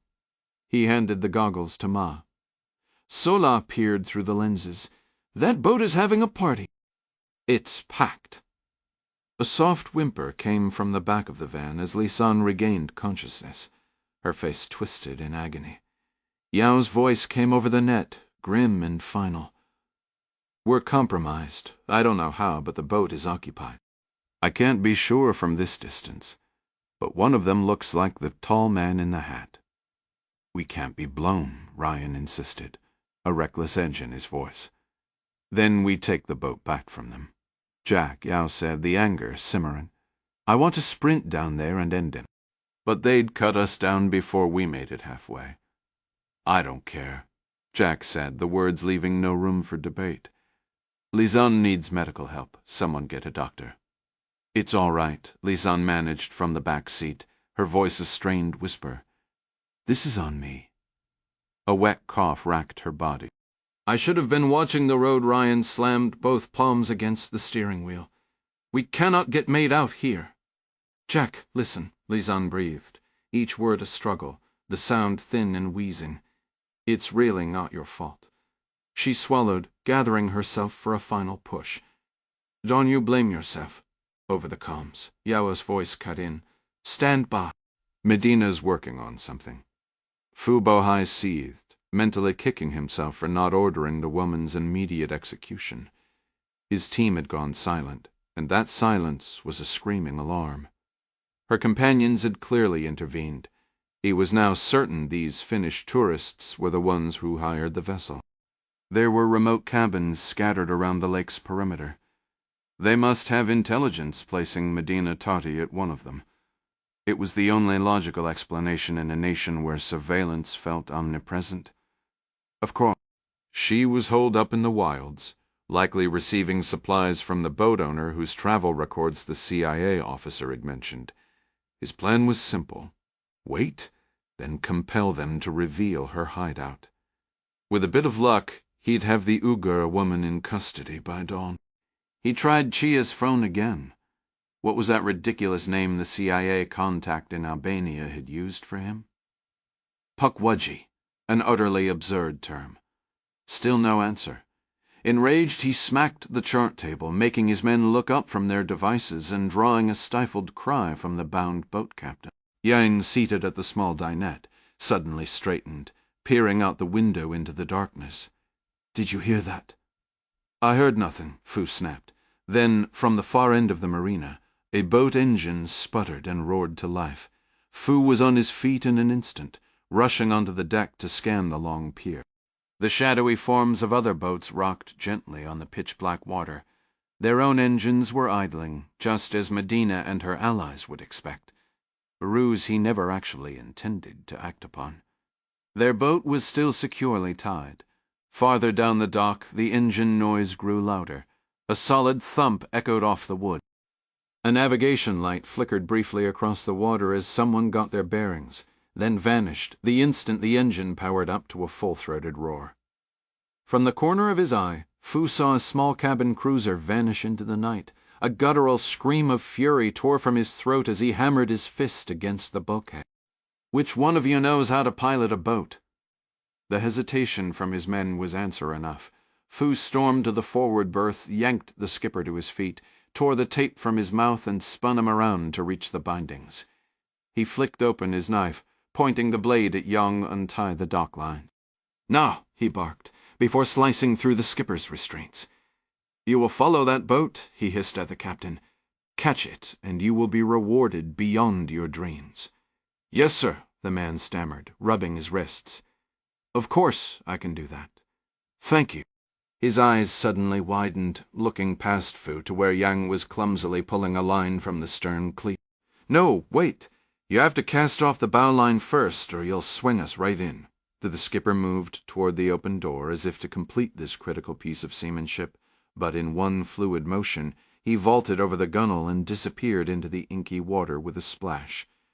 "Stop him!" Fu Bahai bellowed, then whirled on the man left inside the cabin. "Tell me you have operated a boat before. Any kind of boat." "Yes, boss," the man faltered. "But never anything this big." "You're driving," Fu commanded, his voice icy. "Yes, boss," the man repeated, cautiously sliding into the helm seat to study the control. The other man, pistol in hand, stuck his head back inside, breathing heavily from sprinting the length of the deck. "He's gone, boss. Swam under the dock." "Forget him," Fu snarled. "Are we free of the dock?" Yang gave a frantic nod. Fu began pounding the upholstered seat next to the captain's chair. "Then move. Go, go." The newly appointed driver pulled the twin throttle levers back. The boat lurched violently backward, its engines burbling in protest as it drifted awkwardly away from the pier. He spun the wheel sharply away from the dock, feeding the throttle forward to guide the boat into the lake's inky darkness. "I said go," Fu barked, leaning over to shove the levers all the way forward. "Boss," the driver pleaded, his knuckles bone white on the steering wheel. "I really need some light to see." "He's back there," Chavez shouted over the thunder of the twin outboards. "No doubt. His running lights just flicked on." Ding stood at the cabin's stern, watching the pursuing vessel's glow swell with every second. Ma had given him an old battered Stay-S rifle fare from Perfect, but better than a handgun. Yao was crouched on the deck below the transom, trying to stay hidden while making another call on the satellite phone.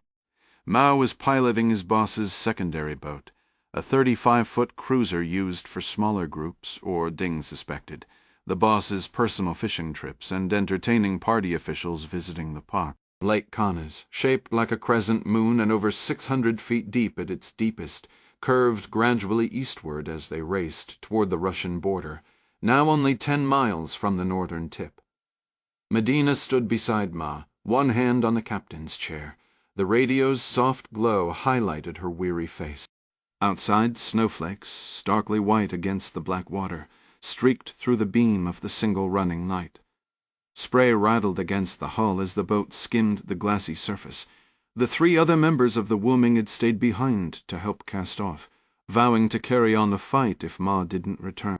Once Medina agreed to assist, there were no further arguments. Jack did what he could to help Adara. They'd fired up the propane heater in the cabin and made a bed for Lisanne on a padded bench along the starboard wall, securing her with life jackets and wool blankets from a storage locker. Beyond that, there was little to do but hold her hand and offer comfort. She drifted in and out of awareness, which Ding figured was probably for the best, given they had no pain medication. Medina, who seemed to have appointed herself the group's medic, produced a small kit with a saline bag and an IV line. The fluids helped a little, but Lisanne desperately needed blood a lot of it. Yao finished his crawl and brushed past Chavez into the cabin's relative warmth. "Are we set?" Chavez asked. Yao gave a curt nod and a yeah, which to Ding sounded less than fully confident. With Yao inside, Chavez raised the rifle, lining up the sights on the approaching light. If he couldn't take out the guy in the felt hat, he could at least blind their pursuit, shooting out the light to break their trail. "They're gaining fast," he yelled over the wind. "I'll take the shot when they're a bit closer. Make them duck." Roughly 9 minutes after leaving the dock, Ma pulled back on the throttles. The other boat was now a lumen presenceless than a quarter-mile back and closing quickly. "I'm sure you already know this," Yao said, raising his voice over the engine noise. "But if they're in shooting range, so are we." The beam from the pursuing boat flooded the cabin, casting wild, jumping shadows on the walls as both vessels bounced across the water. Ma turned the wheel hard to starboard, easing the throttles back further. The engine roar diminished sharply, and their speed dropped by half. Medina shot him a look. "It's too early for this." Yao checked the GPS map on his phone and moved forward, gripping handholds to keep his balance. "We haven't gone far enough." He held the screen down for Ma to see, tapping 2 specific points. "We're right here, Rotia. You have to stay right here." The second boat was nearly upon them now. Ma gave a sharp nod. He didn't reply, just kept spinning the wheel to starboard, only shoving the throttles forward when the pursuing craft was almost on their stern. Even at under 15 knots, the twin 150-horsepower engines were easily outpacing the running lights. Snow and blinding glare cut visibility to mere yards. Rounds from the chase boat smacked into the transom, just missing the outboards. Chavez shoved the cabin door open, firing the SKS toward the most piercing point of light with no visible result. He fired again anyway on the slim chance it might make them duck. Another burst splintered the doorframe near his shoulder, driving him back inside. "Got a particular reason we're letting these guys get so cozy?" Ma shot a look over his shoulder. "Brace yourself." Suddenly the windshield was full of downed timber, a line of pale reeds and sharp black rocks, all caught in a harsh beam of their single halogen lamp. Ma slammed the throttles forward and cranked the wheel hard to port. Fubohai's driver, unfamiliar with both the lake and handling a boat, had locked on to the vessel ahead with laser focus, mimicking its every move. Thick clouds blotted out even a sliver of moon. In the driving snow and spray, those incredibly bright running lamps were almost a liability, distorting depth and direction. "You must have hit a fuel line," the driver said as the fleeing boat began to lose speed. "Should I ram them?" "Absolutely not," Fu barked, standing braced beside the helm, one hand on the console, the other gripping an HK. "I do not want you to ram them. That would sink us both. Stay close." "He might accelerate again after he completes this turn." Fu glanced up at the chart plotter mounted overhead, surprised to see the digital triangle representing their boat hadn't caught up to their real-time position. Ma was clearly following the lake's sharp right-hand dogleg, but the screen insisted they were still 3 miles back from it. The driver swore. Ahead, the fugitive boat surged forward and practically stood on its side as it carved a vicious left turn, slicing a deep, frothing crescent in the water before roaring back down their own port side. "Close enough to reach out and touch. You idiot!" Fu screamed. He dropped the rifle to grab the console with both hands. Turn the boat now." They struck the mud bank at over 20 knots, hurling everyone violently forward. The driver was catapulted from his seat, his head striking the windscreen with a sickening crack, breaking his neck. Fu was flung sideways into the metal console, snapping his left arm in two distinct places. Agony and vertigo drove him to his knees. One engine still screamed, its exposed propeller grinding savagely against mud and stone. Fu was convinced the unearthly shrieking would shatter every pane of glass on board. Using his good arm, he dragged himself up just long enough to kill the ignition before collapsing again to the deck. The engines were silent, but battery-powered lights still glowed, for now. Icy air poured in through the shattered windshield. The acrid stench of fuel saturated everything. Fu coughed, igniting fresh, stabbing pains deep within his skull. A seething rage clouded his sight. A steady trickle of blood from his brows suggested a concussion, too. Yang hadn't fared much better with a shattered leg and a broken jaw. Fu didn't care about the man's injuries. Find the phone. The blinding pain in his head made him retch when he shouted. He forced his voice down to a venomous whisper. Now! The boat was canted sharply to port on its V-hull, sliding everything not bolted down into a heap on the left side. Yang located the phone buried under a pile of orange life jackets. Fighting to stay conscious, Fu dialed Birken Airport, 60 kilometers to the south. He invoked the name of Admiral Zheng from Naval Intelligence and demanded, his voice a strained rasp, to be connected to the duty officer for the XPCC 10th Division. Major Fu was patched through without delay, delivering a rushed summary of his critical mission, intercepting a high-value escape from the wooded perimeter of Kana's Lake. The officer on the other end, a captain whose voice sounded surprisingly young, was eager to assist but limited in his options. Air support this remote consisted of a few aging L-39 jets, relics from Czechoslovakia, tasked with border surveillance, and a pair of helicopters. These were Harbin H-425 models, civilian variants of the military Z-9W, produced domestically under a licensing deal with Eurocopter. The colonel snapped an order to scramble both aircraft and to reach out to the Xinjiang Corps helicopter brigade stationed in Onq. "Sir," the captain interjected cautiously, "those helicopters are configured for search and rescue. They carry infrared sensors, but no armaments." "That will suffice," Fu replied, fighting a wave of dizziness. "Dispatch them immediately." "The targets should be easy to spot. Their boat will be somewhere near the lake's northern shore." "One moment, Major." The captain's voice faded as he consulted with someone else. When he returned, his tone was more urgent. "Major, a J-14 radar installation near the Kazakh and Russian borders is reporting multiple contacts. They're less than 10 kilometers inside Russian airspace, near the Novosibirsk region. The profile suggests rotary wing aircraft, based on their speed and erratic flight patterns." The Russians, Fu muttered, his thoughts muddled and distant. What possible interest could they have here? "Unclear, Major," the captain answered. "But, given your situation, the timing seems significant.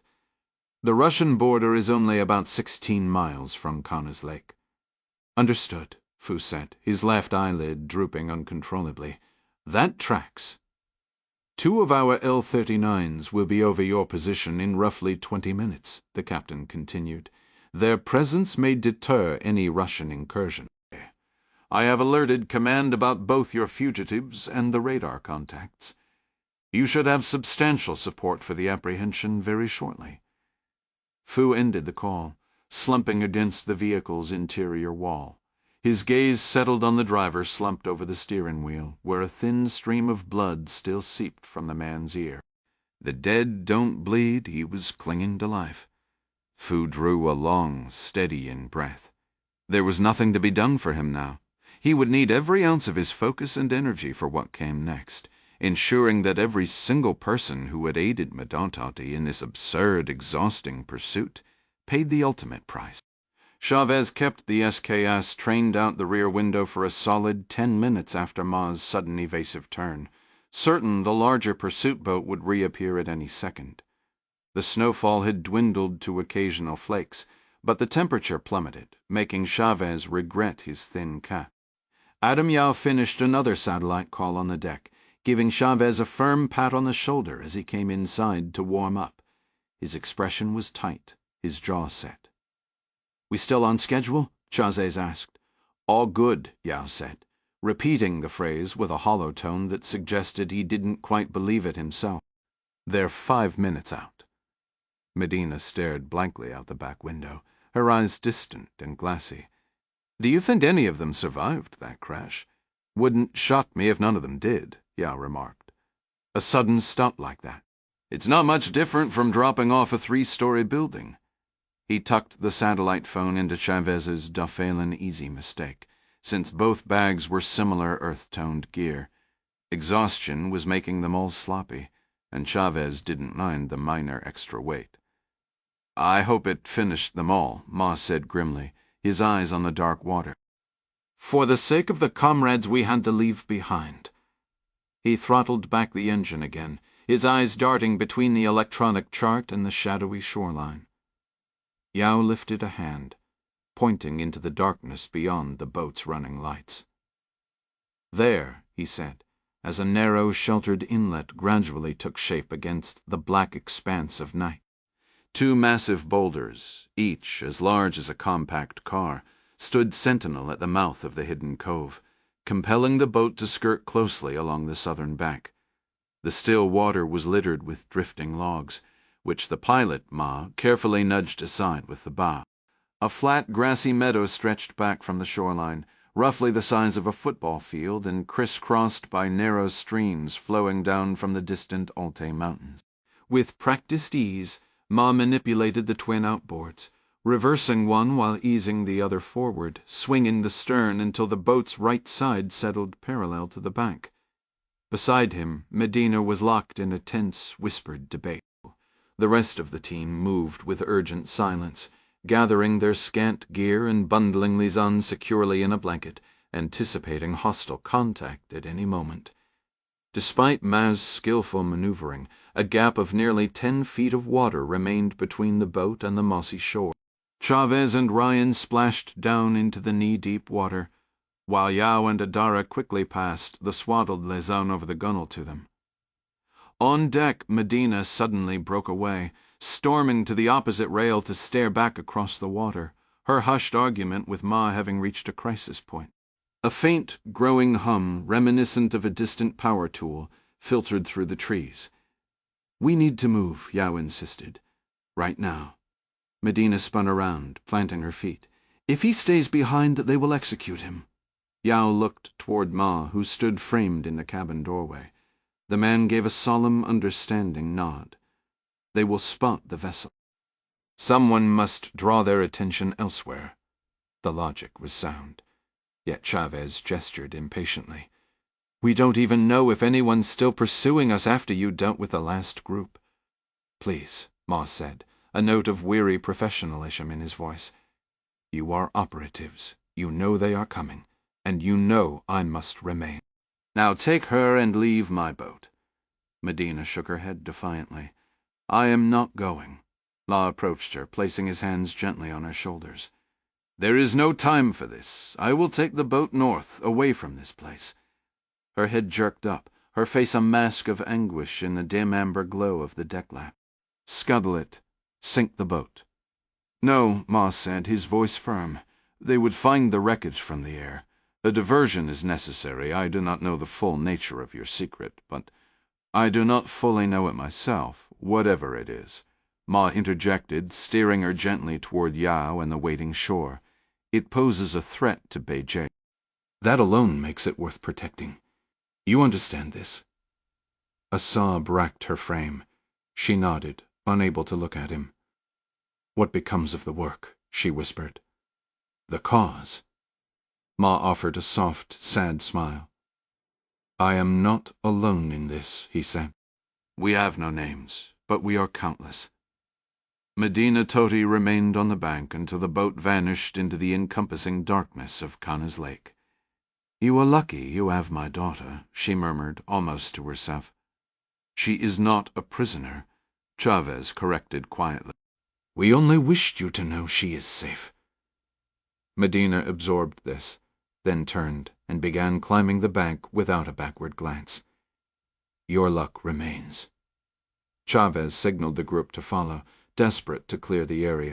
The faint mechanical hum suddenly swelled into a roar as a sleek, blacked-out Hughes 06 Cayuse helicoptera loach burst into the clearing.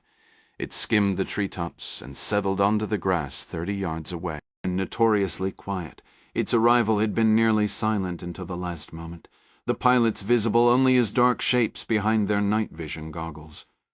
The sudden appearance of the aircraft, where seconds before there had been only the sound of the wind, sent a fresh jolt of adrenaline through the entire team.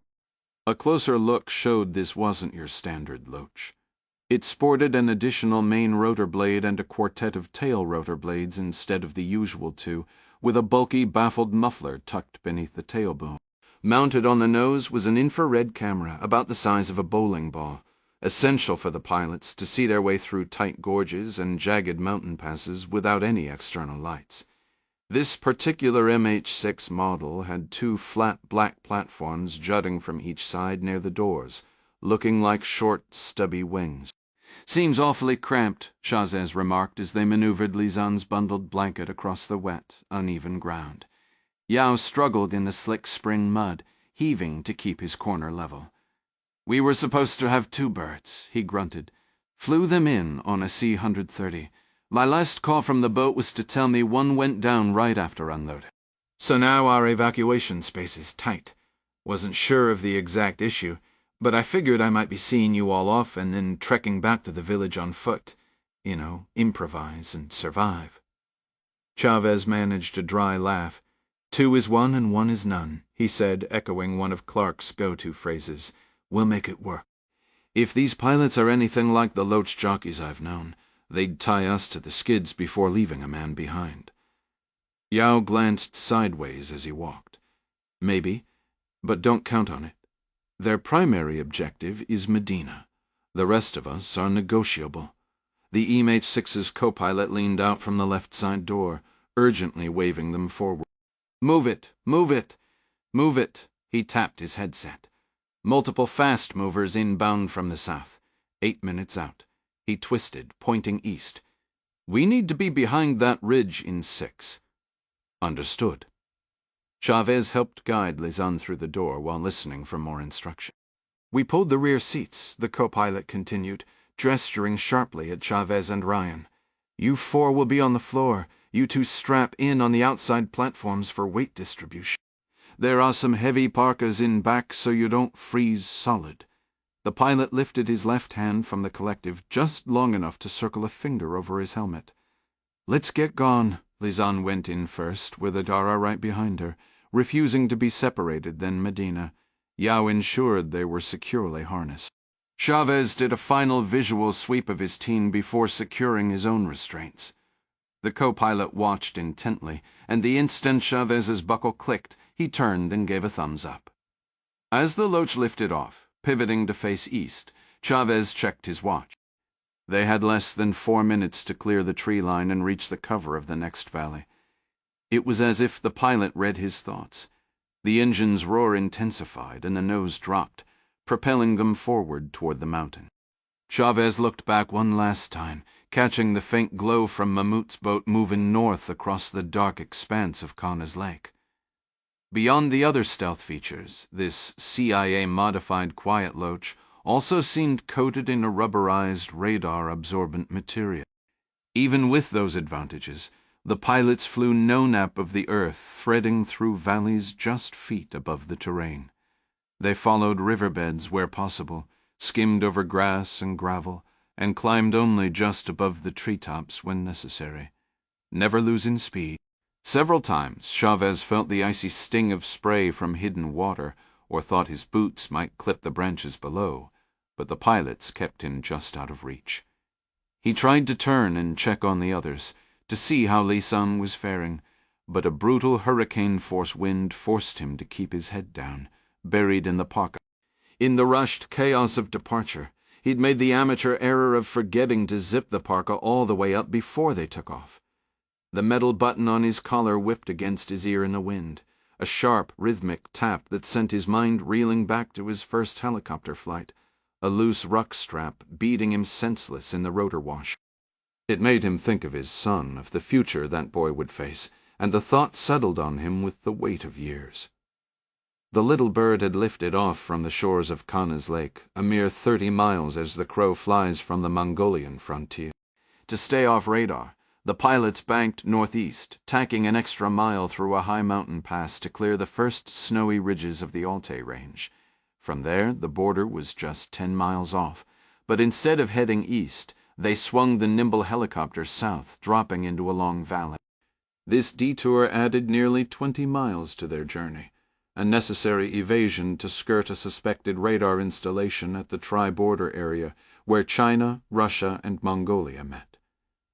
25 minutes after takeoff, the co-pilot, seated just a foot away on the platform, reached down and flashed a thumbs up.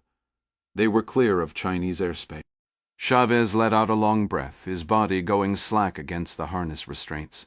The jagged mountains fell away behind them, giving over to an endless, treeless steppe that rolled like a frozen sea under the now clear sky. The cold outside was still biting, but the clouds had parted, revealing the vast, star-dusted expanse that would at sunrise prove why this land was called the country of the eternal blue sky. It was a stark, beautiful indifference to their frantic mission. 10 minutes later, the MH-6's landing lights stabbed the darkness, illuminating 3 large trucks parked in a triangle on a desolate gravel road, their headlights forming a rough landing pad. They looked like old military transports, but Chavez's eyes were watering so badly from the wind he could barely make them out. The landing was almost disappointingly smooth, the immediate threat of violence momentarily lifted. A Mongolian officer and 2 men Chavez pegged as CIA logistics crew helped them disembark, all except for Lazan and Adara. 2 Mongolian military doctors scrambled into the chopper to assess the wounded woman. Lizen drifted in a fog of consciousness, clinging to life but just barely. The doctors' faces were etched with grave concern. One of them thumped the pilot's seat urgently, signaling for an immediate departure. One of the cruel realities of covert work was the need for secrecy, even during a medical crisis. The very existence of the stealth helicopter was a closely guarded secret, and Ya was already pushing boundaries by directing it to fly Lisan toward the distant city of Kovd, 150 miles to the east. A military ambulance was racing to intercept them, 10 miles outside the city for a hurried transfer. From there, a Hawker air ambulance would carry her the final 700 miles to the capital, Ulaanbaatar. The sheer distance hammered home their isolation. The nearest major trauma center, if they ruled out turning back, was a staggering 900 miles away. The surgeons, after only a brief examination, were amazed Lisan hadn't already bled out. If she survived, they doubted she would keep her mangled arm. Both Jack and Adara fought the urge to go with her, but space was critically tight with the medical gear. Adara's extensive field medical training decided it. She stayed on the chopper, supporting Lisan's upper body in her lap. Jack, suddenly without a patient to tend, forced his focus back to the mission with a reluctant swiftness, helping Medina toward the waiting truck. Its canvas-covered bed, warmed by a propane heater, was arranged as a makeshift command post with a folding table, chairs, and a pair of lanterns casting a warm glow. "Mongolia," Chavez said to Yao, shaking his head in a mix of awe and exhaustion, as they stood by the lowered tailgate, waiting for the other. He jerked a thumb over his shoulder toward the vanishing MH-6 Cayuse as it dissolved into the vast, consuming darkness. "I was under the impression all the quiet ones were scrapped after Vietnam," Chavez remarked. He'd been meaning to bring it up sooner, but the moment hadn't presented itself. The CIA's so-called quiet ones were a pair of OA-6A helicopters, heavily modified for stealth under a program coden named Monstreet. Their test flights occurred at the legendary Area 51, fueling countless black helicopter rumors before the whisper-quiet aircraft were transferred to the CIA's proprietary airline, Air America. Even among stealth technology experts, The consensus was that no modern helicopter had ever matched the near-silent profile of those NST-modified Loaches. Yao let out a short, dismissive laugh. If you were the CIA and you'd created the quietest rotorcraft ever to fly, would you really throw it on the scrap heap after one covert mission over North Vietnam? Probably not, Chavez conceded. Anyway, Yao said, hoisting himself into the truck cab, my official stance is, what black helicopter? I have no knowledge of any black helicopter. Before the team boarded the remaining vehicles, the Mongolian military liaison, a general named Batar, formally welcomed them to his country. He delivered a brief speech emphasizing Mongolia's view of the United States as its most crucial third neighbor, pledged his full support, and then, with a note of pragmatic urgency, strongly suggested they depart his nation as swiftly and discreetly as possible, to avoid drawing the attention of the dragon or the bear, his very real and powerful neighbors. Once everyone was seated around the small table inside the moving truck, which was, like the others, headed for the airport of Medina, Totty spoke up, her face still flushed from the transition out of the frigid night air. I do not understand, she said, the exhaustion evident in her voice. How did the Chinese not see us when we flew away? I know we flew very low, but they must have been searching.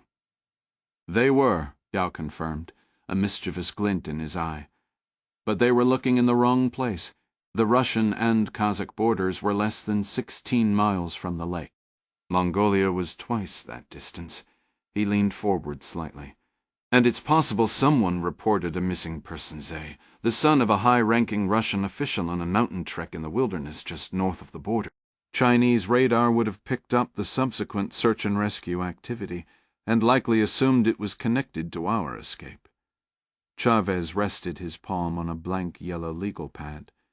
In fact, he added, they probably still believe that. I would like to call my daughter again, Medina said quietly. Chavez retrieved the satellite phone from his duffel bag. Yao had clearly stashed it there when he feared he might be left behind. Of course, Chavez said, sliding the phone across the table before stifling a yawn. It's entirely your decision, but it's the middle of the night for her, just like it is here. I'm sure she's asleep. Medina hesitated, then pushed the phone gently away. All right. Then tell me what you need to know. It concerns Professor Liu Wangshu, Yao stated. Why is Beijing so desperate to find you? What is your connection to him? Chavez nodded in agreement. That's the question. Why you, I am certain I do not know, Medina replied. I was one of his engineering students for a period. I served as what you would call his teaching assistant. Forgive my bluntness, Yao said, but I am aware of the prevailing attitudes among the Han majority toward Oud people.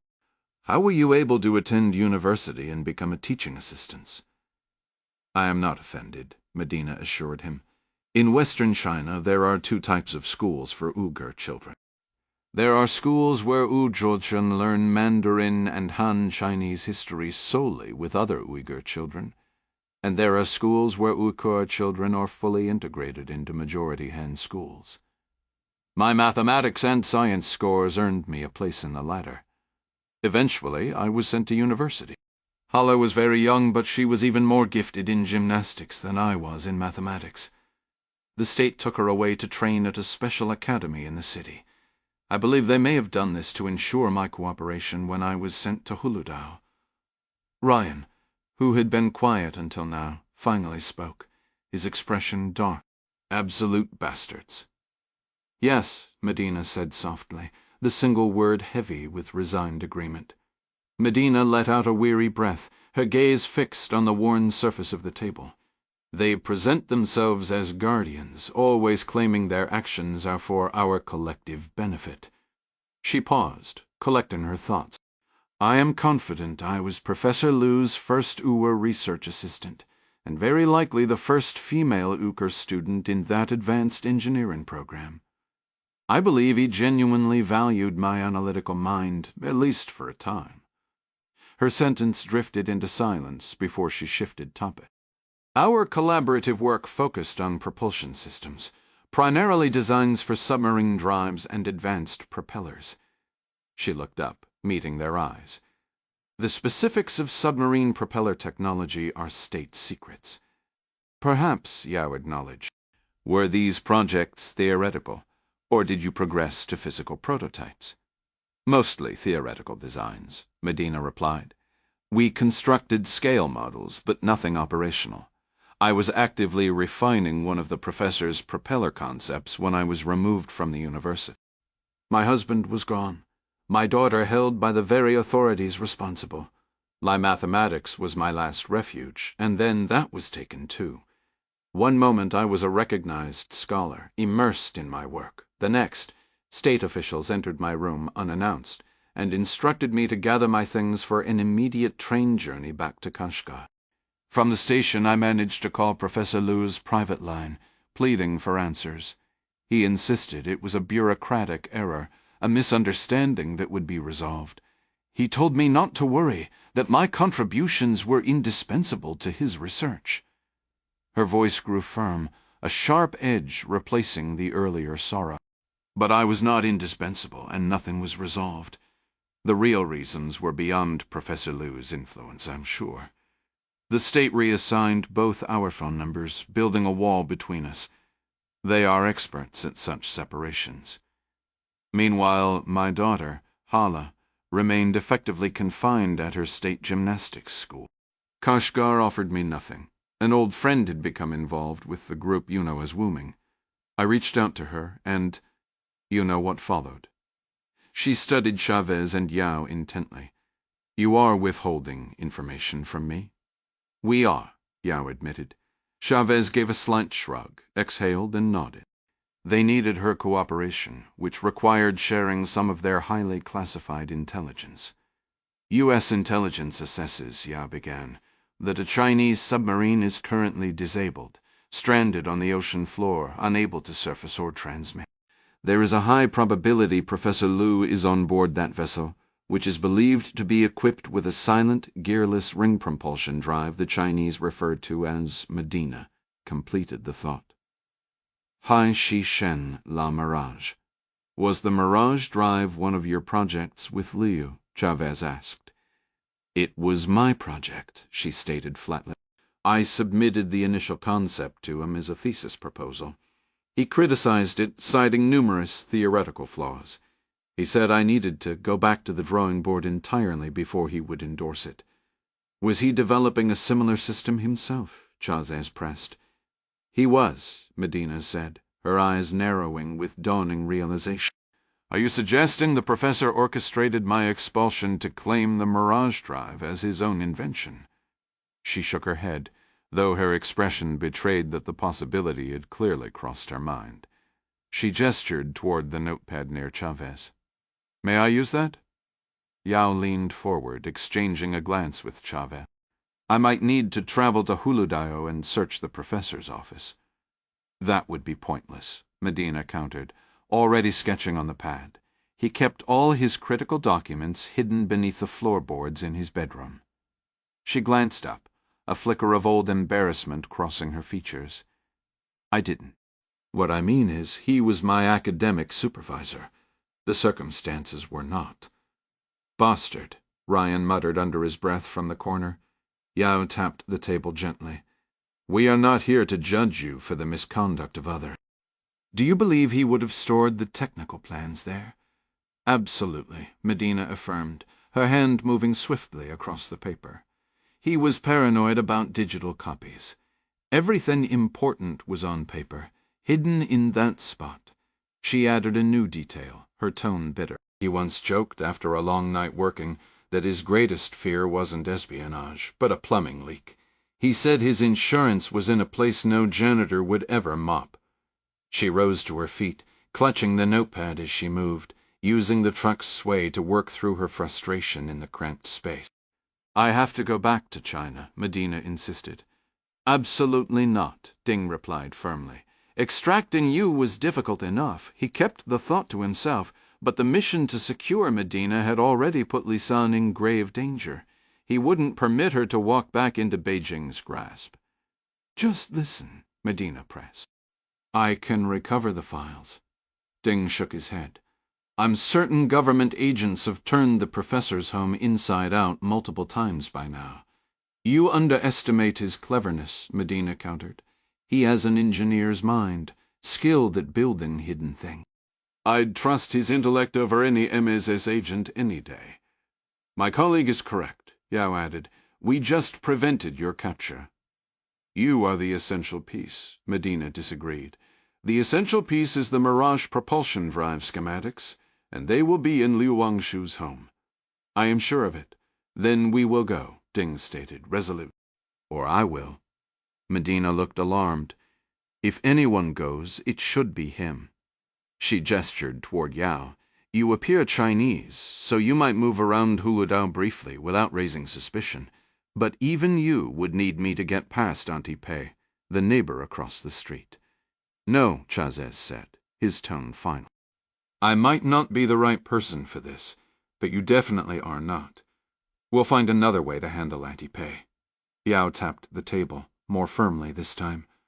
Hold on, he interjected. How quickly were you expelled after you submitted your Mirage Drive design assignment? That same night, Medina answered.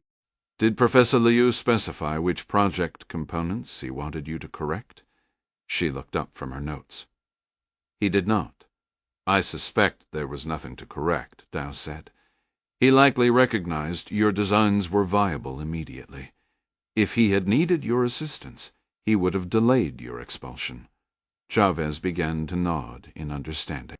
So if the professor is incapacitated on that submarine and the Mirage Drive is damaged, then they want Medina so she can repair it.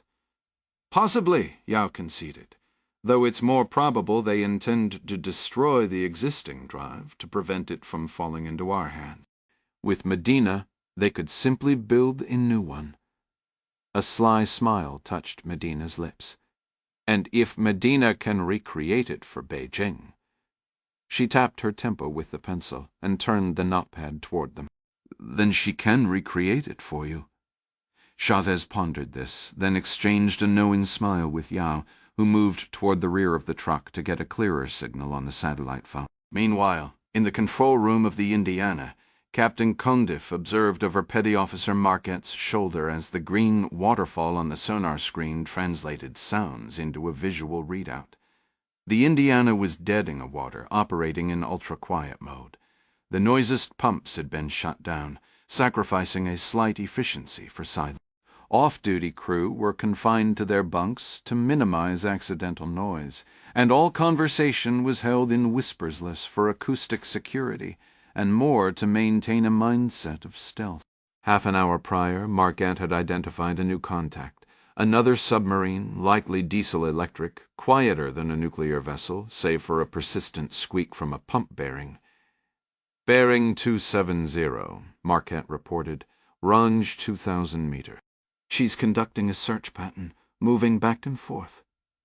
Captain, the communications technician aboard the USS Indiana called out. We have an incoming transmission on deep siren. In the Healy's control room, the lead F-35 pilot's voice crackled over the radio. Looks like your uninvited guest has decided to return to base. We'll remain on station a while longer if you require support. Captain Raposa allowed himself a quiet chuckle. It was hardly a shock when the Chinese icebreaker's small Z-9 helicopter chose to head back, especially with a pair of American fighter jets making an impromptu visit to the Healy. The two vessels, the Healy and the Shuilong, were locked in a tense stalemate, both halted and facing one another on a precarious sheet of ice. A network of open cracks spread across the frozen surface around them, while drifting ice chunks thudded against their hull. A biting northern wind whipped across the deck, forcing both ships to fight against a steady southern drift amidst the shattered ice floes. Over the radio from the aft deck came the voice of Petty Officer Lilly, a native of the bayous outside New Orleans, whose drawl always reminded Captain Raposa of someone talking around a mouthful of gumbo. Captain, we have a communication buoy on the surface, he reported. The Healy had reached out to the Indiana using deep siren, Raytheon's specialized low-frequency underwater paging system. While not standard across the fleet, It was a logical piece of gear for one of the few U.S. ships that routinely operated in icy waters where submarines might be lurking. If the Indiana was down there, as Pacific Command assured him she would be, she'd get the message and reply. She did exactly that, releasing a tethered device known as an X-sub communication buoy to establish a two-way link. The submarine, having a far clearer picture of the Healy's position than the Healy had of hers, guided the buoy to surface just 20 yards off the port side of the afterdeck, where it bobbed, barely visible in the dark water. "Understood," Raposa said, giving a curt nod to his executive officer. "Patch me through to Captain Condiff," the petty officer acknowledged. "Line is open, Skipper." "Captain Condiff," Raposa began, "I have been instructed to inform you to stand by for a call from the President of the United States." "President Zhao," Jack Ryan said. "Do I have your permission to speak candidly?" There was a pause on the line as an interpreter conveyed the question in Mandarin. "Naturally, Mr. President," Zhao replied in flawless, polished English. The two leaders had a past, and it was a volatile one. It would wound Zhao's pride to acknowledge it, but Ryan and his team had once thwarted a nearly successful plot on Zhao's life. Ryan pointedly did not bring it up. A Chinese leader stripped of his dignity was effectively powerless, a lesson tragically underscored by his predecessor's fate. Zhao was growing more confrontational as he tightened his grip, but for the moment at least the lines of communication were open. "Better the devil, you know, Mr. President," Ryan continued. "I would be grateful if you and I could convert. How should I phrase this completely off the record?" More translation followed, which Ryan knew served dual purposes, ensuring accuracy and giving Zhao a moment to formulate his responses. The man had no real need for an interpreter. Some matters, Ryan said, appealing to Zhao's sense of importance, are not meant for the ears of subordinates. "You have my word that I will send everyone from my room and speak with you alone. I ask you to extend the same courtesy. It prevents either of us from misspeaking in front of our staff and suffering embarrassment. We can speak man to man and preserve our honor."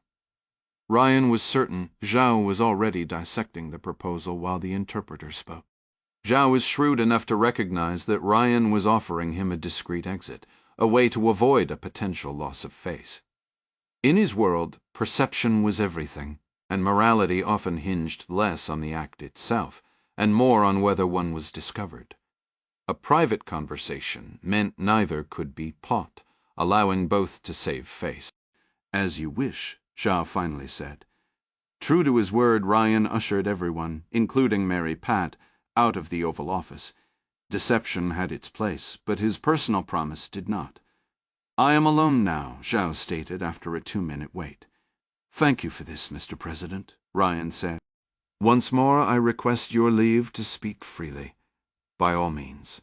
For the next 5 minutes, Ryan meticulously outlined what he knew concerning the submarine, carefully omitting any reference to Professor Liu. He detailed the strategic concerns, the delicate positioning of forces, and the shared interest in stability, all while steering the conversation with the precision of a seasoned diplomat navigating a field of diplomatic landmines. President Zhao praised the courageous efforts of Commander Wan, the executive officer of the 8080, and the brave crew who remained trapped below. "How exactly did you locate them?" Zhao inquired. "My search teams were scanning an area many miles away." "It was pure chance," Ryan explained.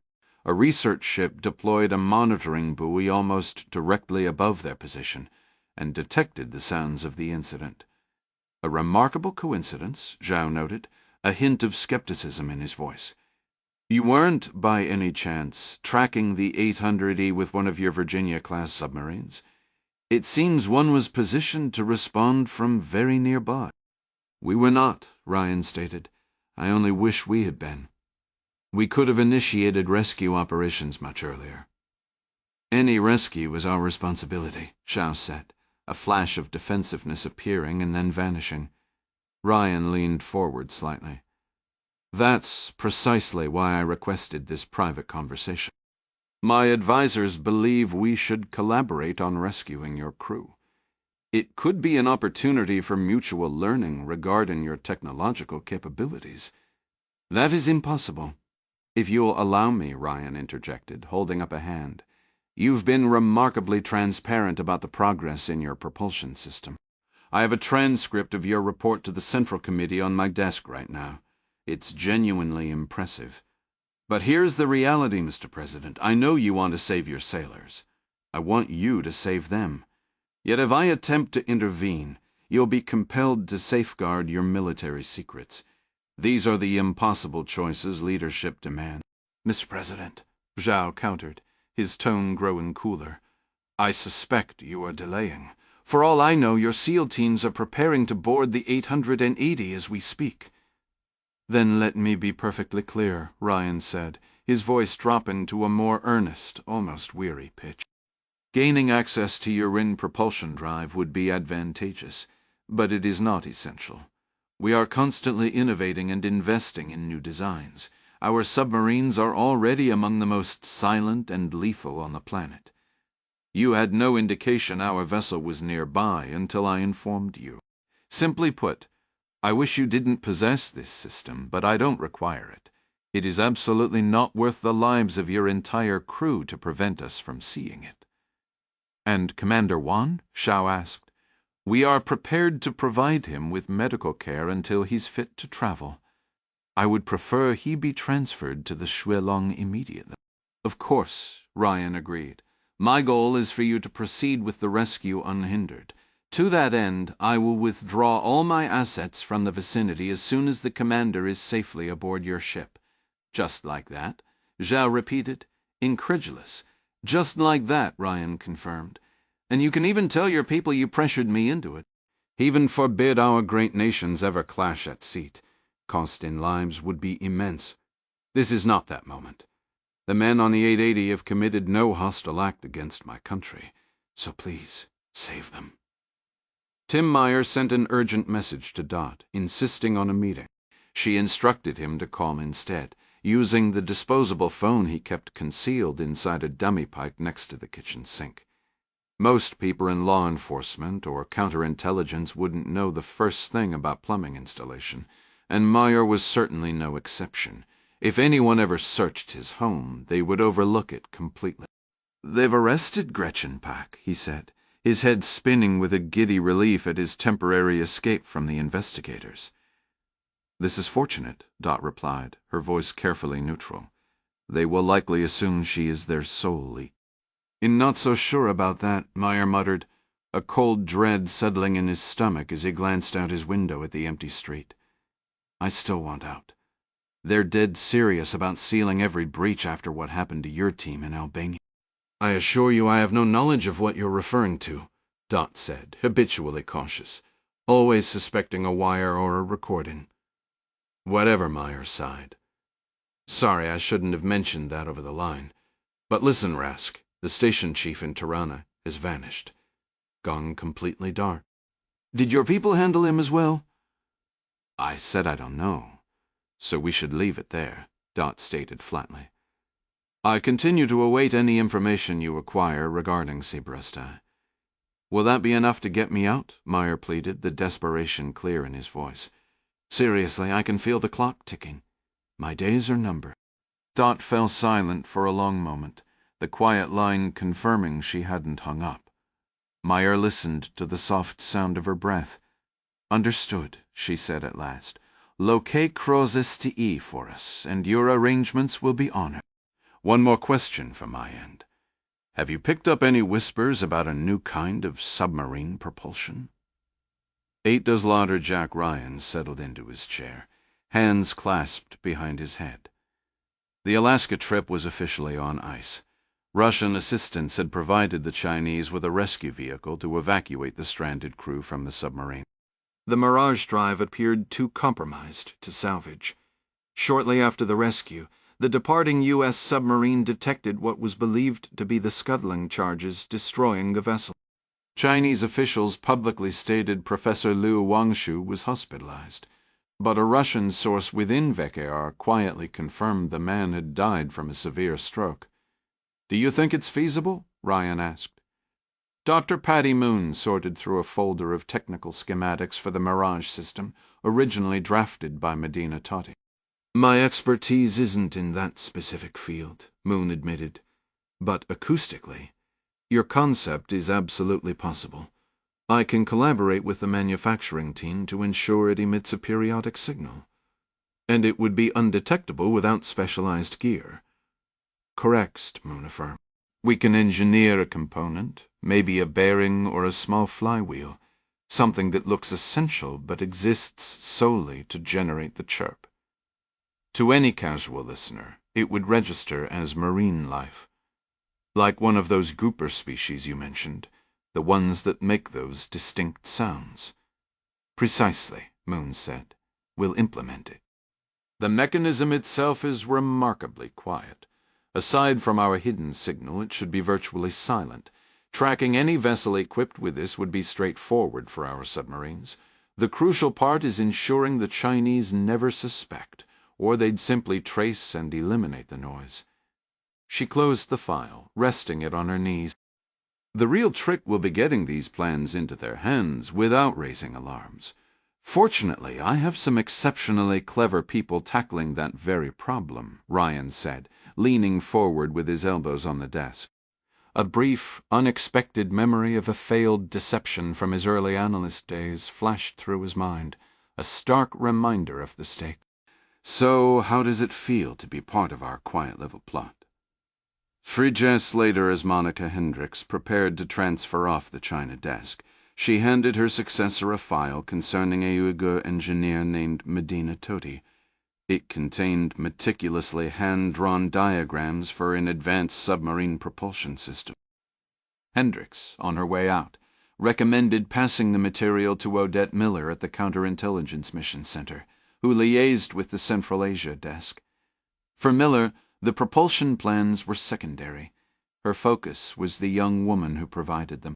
Totti was currently under CIA protection with her daughter, but Hendricks suspected she might be a plant for Chinese intelligence, or simply inflating her own importance to secure asylum. While Totti had emerged from China, her purported family connections were in Kazakhstan, falling under Miller's purview. Perhaps opening a counterintelligence case to scrutinize her background was prudent. Better to dig a little before the Navy committed significant resources to what might just be an asylum scheme. The Uyghur woman was persuasive, but in this business, certainty was a luxury. It warranted a closer look. Monica's replacement secured the plans and the nascent case file in a restricted cabinet, accessible to Miller. It took 3 days for this information to circulate naturally to Tim Meyer through official channels. It took him just 2 hours to fabricate a reason to enter that file room with a concealed camera. Monica Hendricks stood with her team inside the secure Eli's facility in Crystal City, offering her gratitude. Mary Pat Foley was also in attendance. Beyond a tight group of advisors to the president, the individuals gathered here were the sole keepers of the secret. He was the one who ordered Leigh Murphy's killing, Matteo stated, his voice thick with emotion. I get the necessity, but that doesn't make it sit right with me. Shaviola has more than a single death on his conscience, Hendricks replied, avoiding the use of his actual name.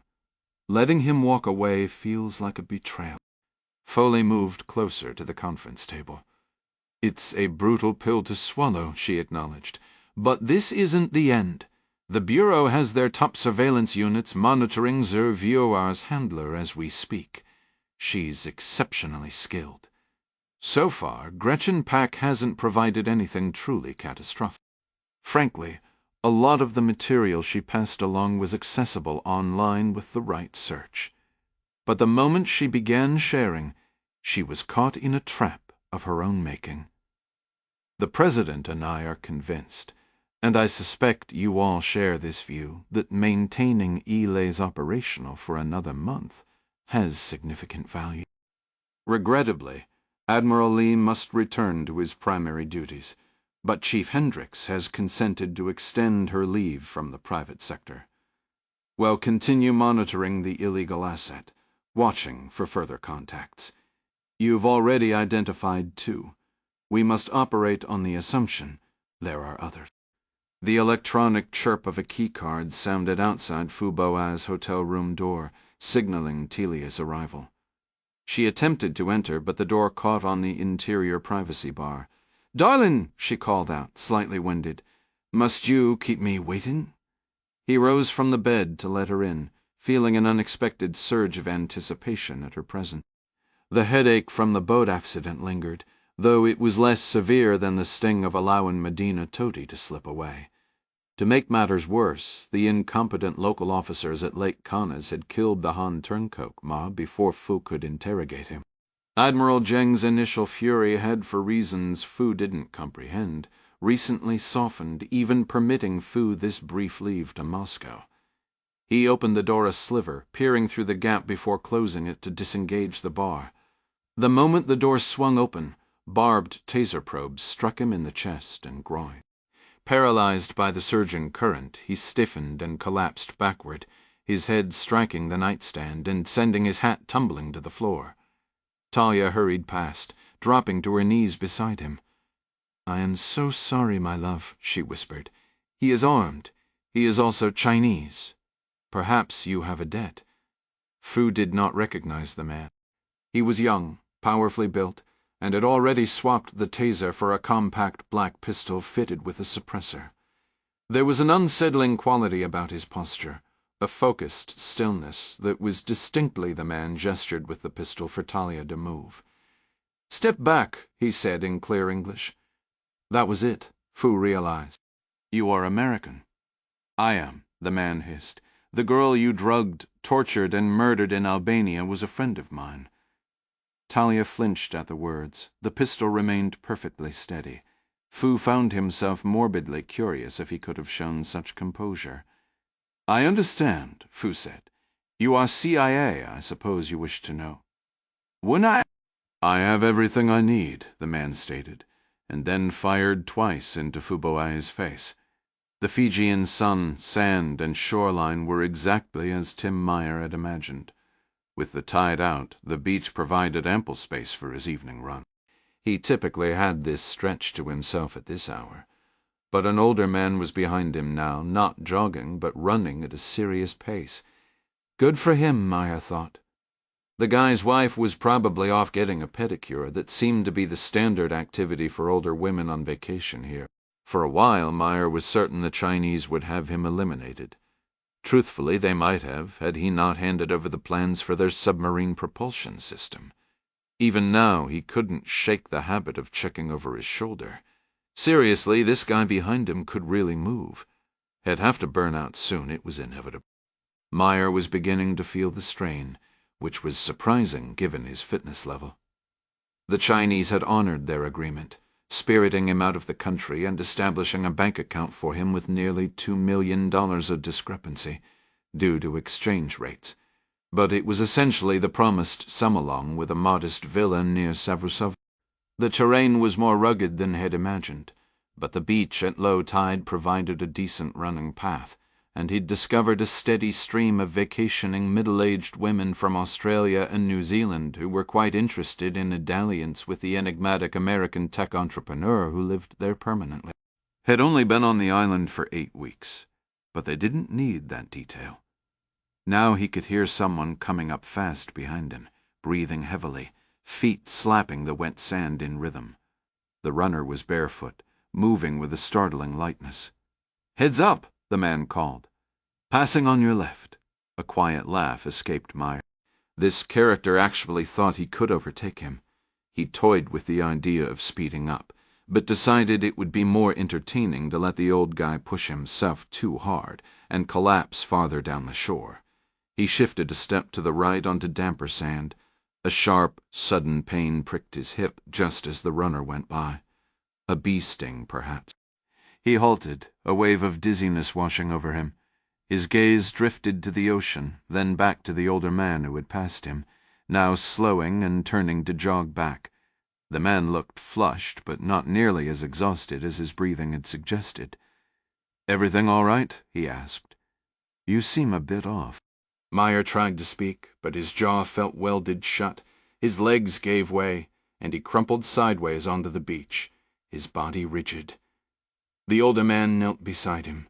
Meyer desperately wanted to ask if they knew each other, but no sound emerged. The man gave a slow, almost pitying shake of his head. "Just relax, Tim," he said. That was a dose of succinylcholine. A rather large one, in fact, since hitting a vein on the move was impossible. It acts a bit slower when injected into muscle. It leaves the system rapidly. By the time anyone examines you, there won't be a trace. I could give you the whole explanation, but it's unnecessary. In certain, you understand precisely why I'm here." Mayer produced a faint, strangled groan. He couldn't even blink. The sensation was devoid of pain, but utterly horrifying. "Anyway," the old man said, giving Meyer's shoulder an almost companionable tap before rising and strolling away, leaving him alone with the sound of the waves. "Jack Ryan, Jr.," suggested the elevator, but Lisanne was adamant about using the stairs. "She'd lost an arm," she pointed out, "not a leg, and even if she had, she'd still prefer the stairs." Ryan could hear the lively conversation from the floor above. The rich aroma of lamb from a shepherd's pie made his stomach growl. He offered Lisanne an encouraging smile as they reached a landing and began the next flight, pacing themselves. It had only been a few months. She was still pale, the faint sheen of sweat on her brow. By any reasonable measure, she should not have survived. Her life was saved by a childhood horseback riding accident that had required the removal of her spleen. Without that organ to intercept them, the bullets had passed through, miraculously avoiding major arteries, except for the one in her arm. Adara's quick actions had undoubtedly saved her. "Feeling anxious?" Ryan asked. Lisanne shot him a look of playful disdain. "Why would I be? Is this supposed to be our first official date?" "Not that," Ryan said as they reached the top of the stairs and turned into the west sitting hall. Cassie Ryan greeted them at the entrance to the private dining room, dressed in jeans and a USMC sweatshirt with a dish towel draped casually over her shoulder. Ryan's father appeared behind her, holding a folded copy of the Wall Street Journal. "Mom, Dad," Ryan said, "he'd like you to meet Lisanne Robertson, a very good friend from work."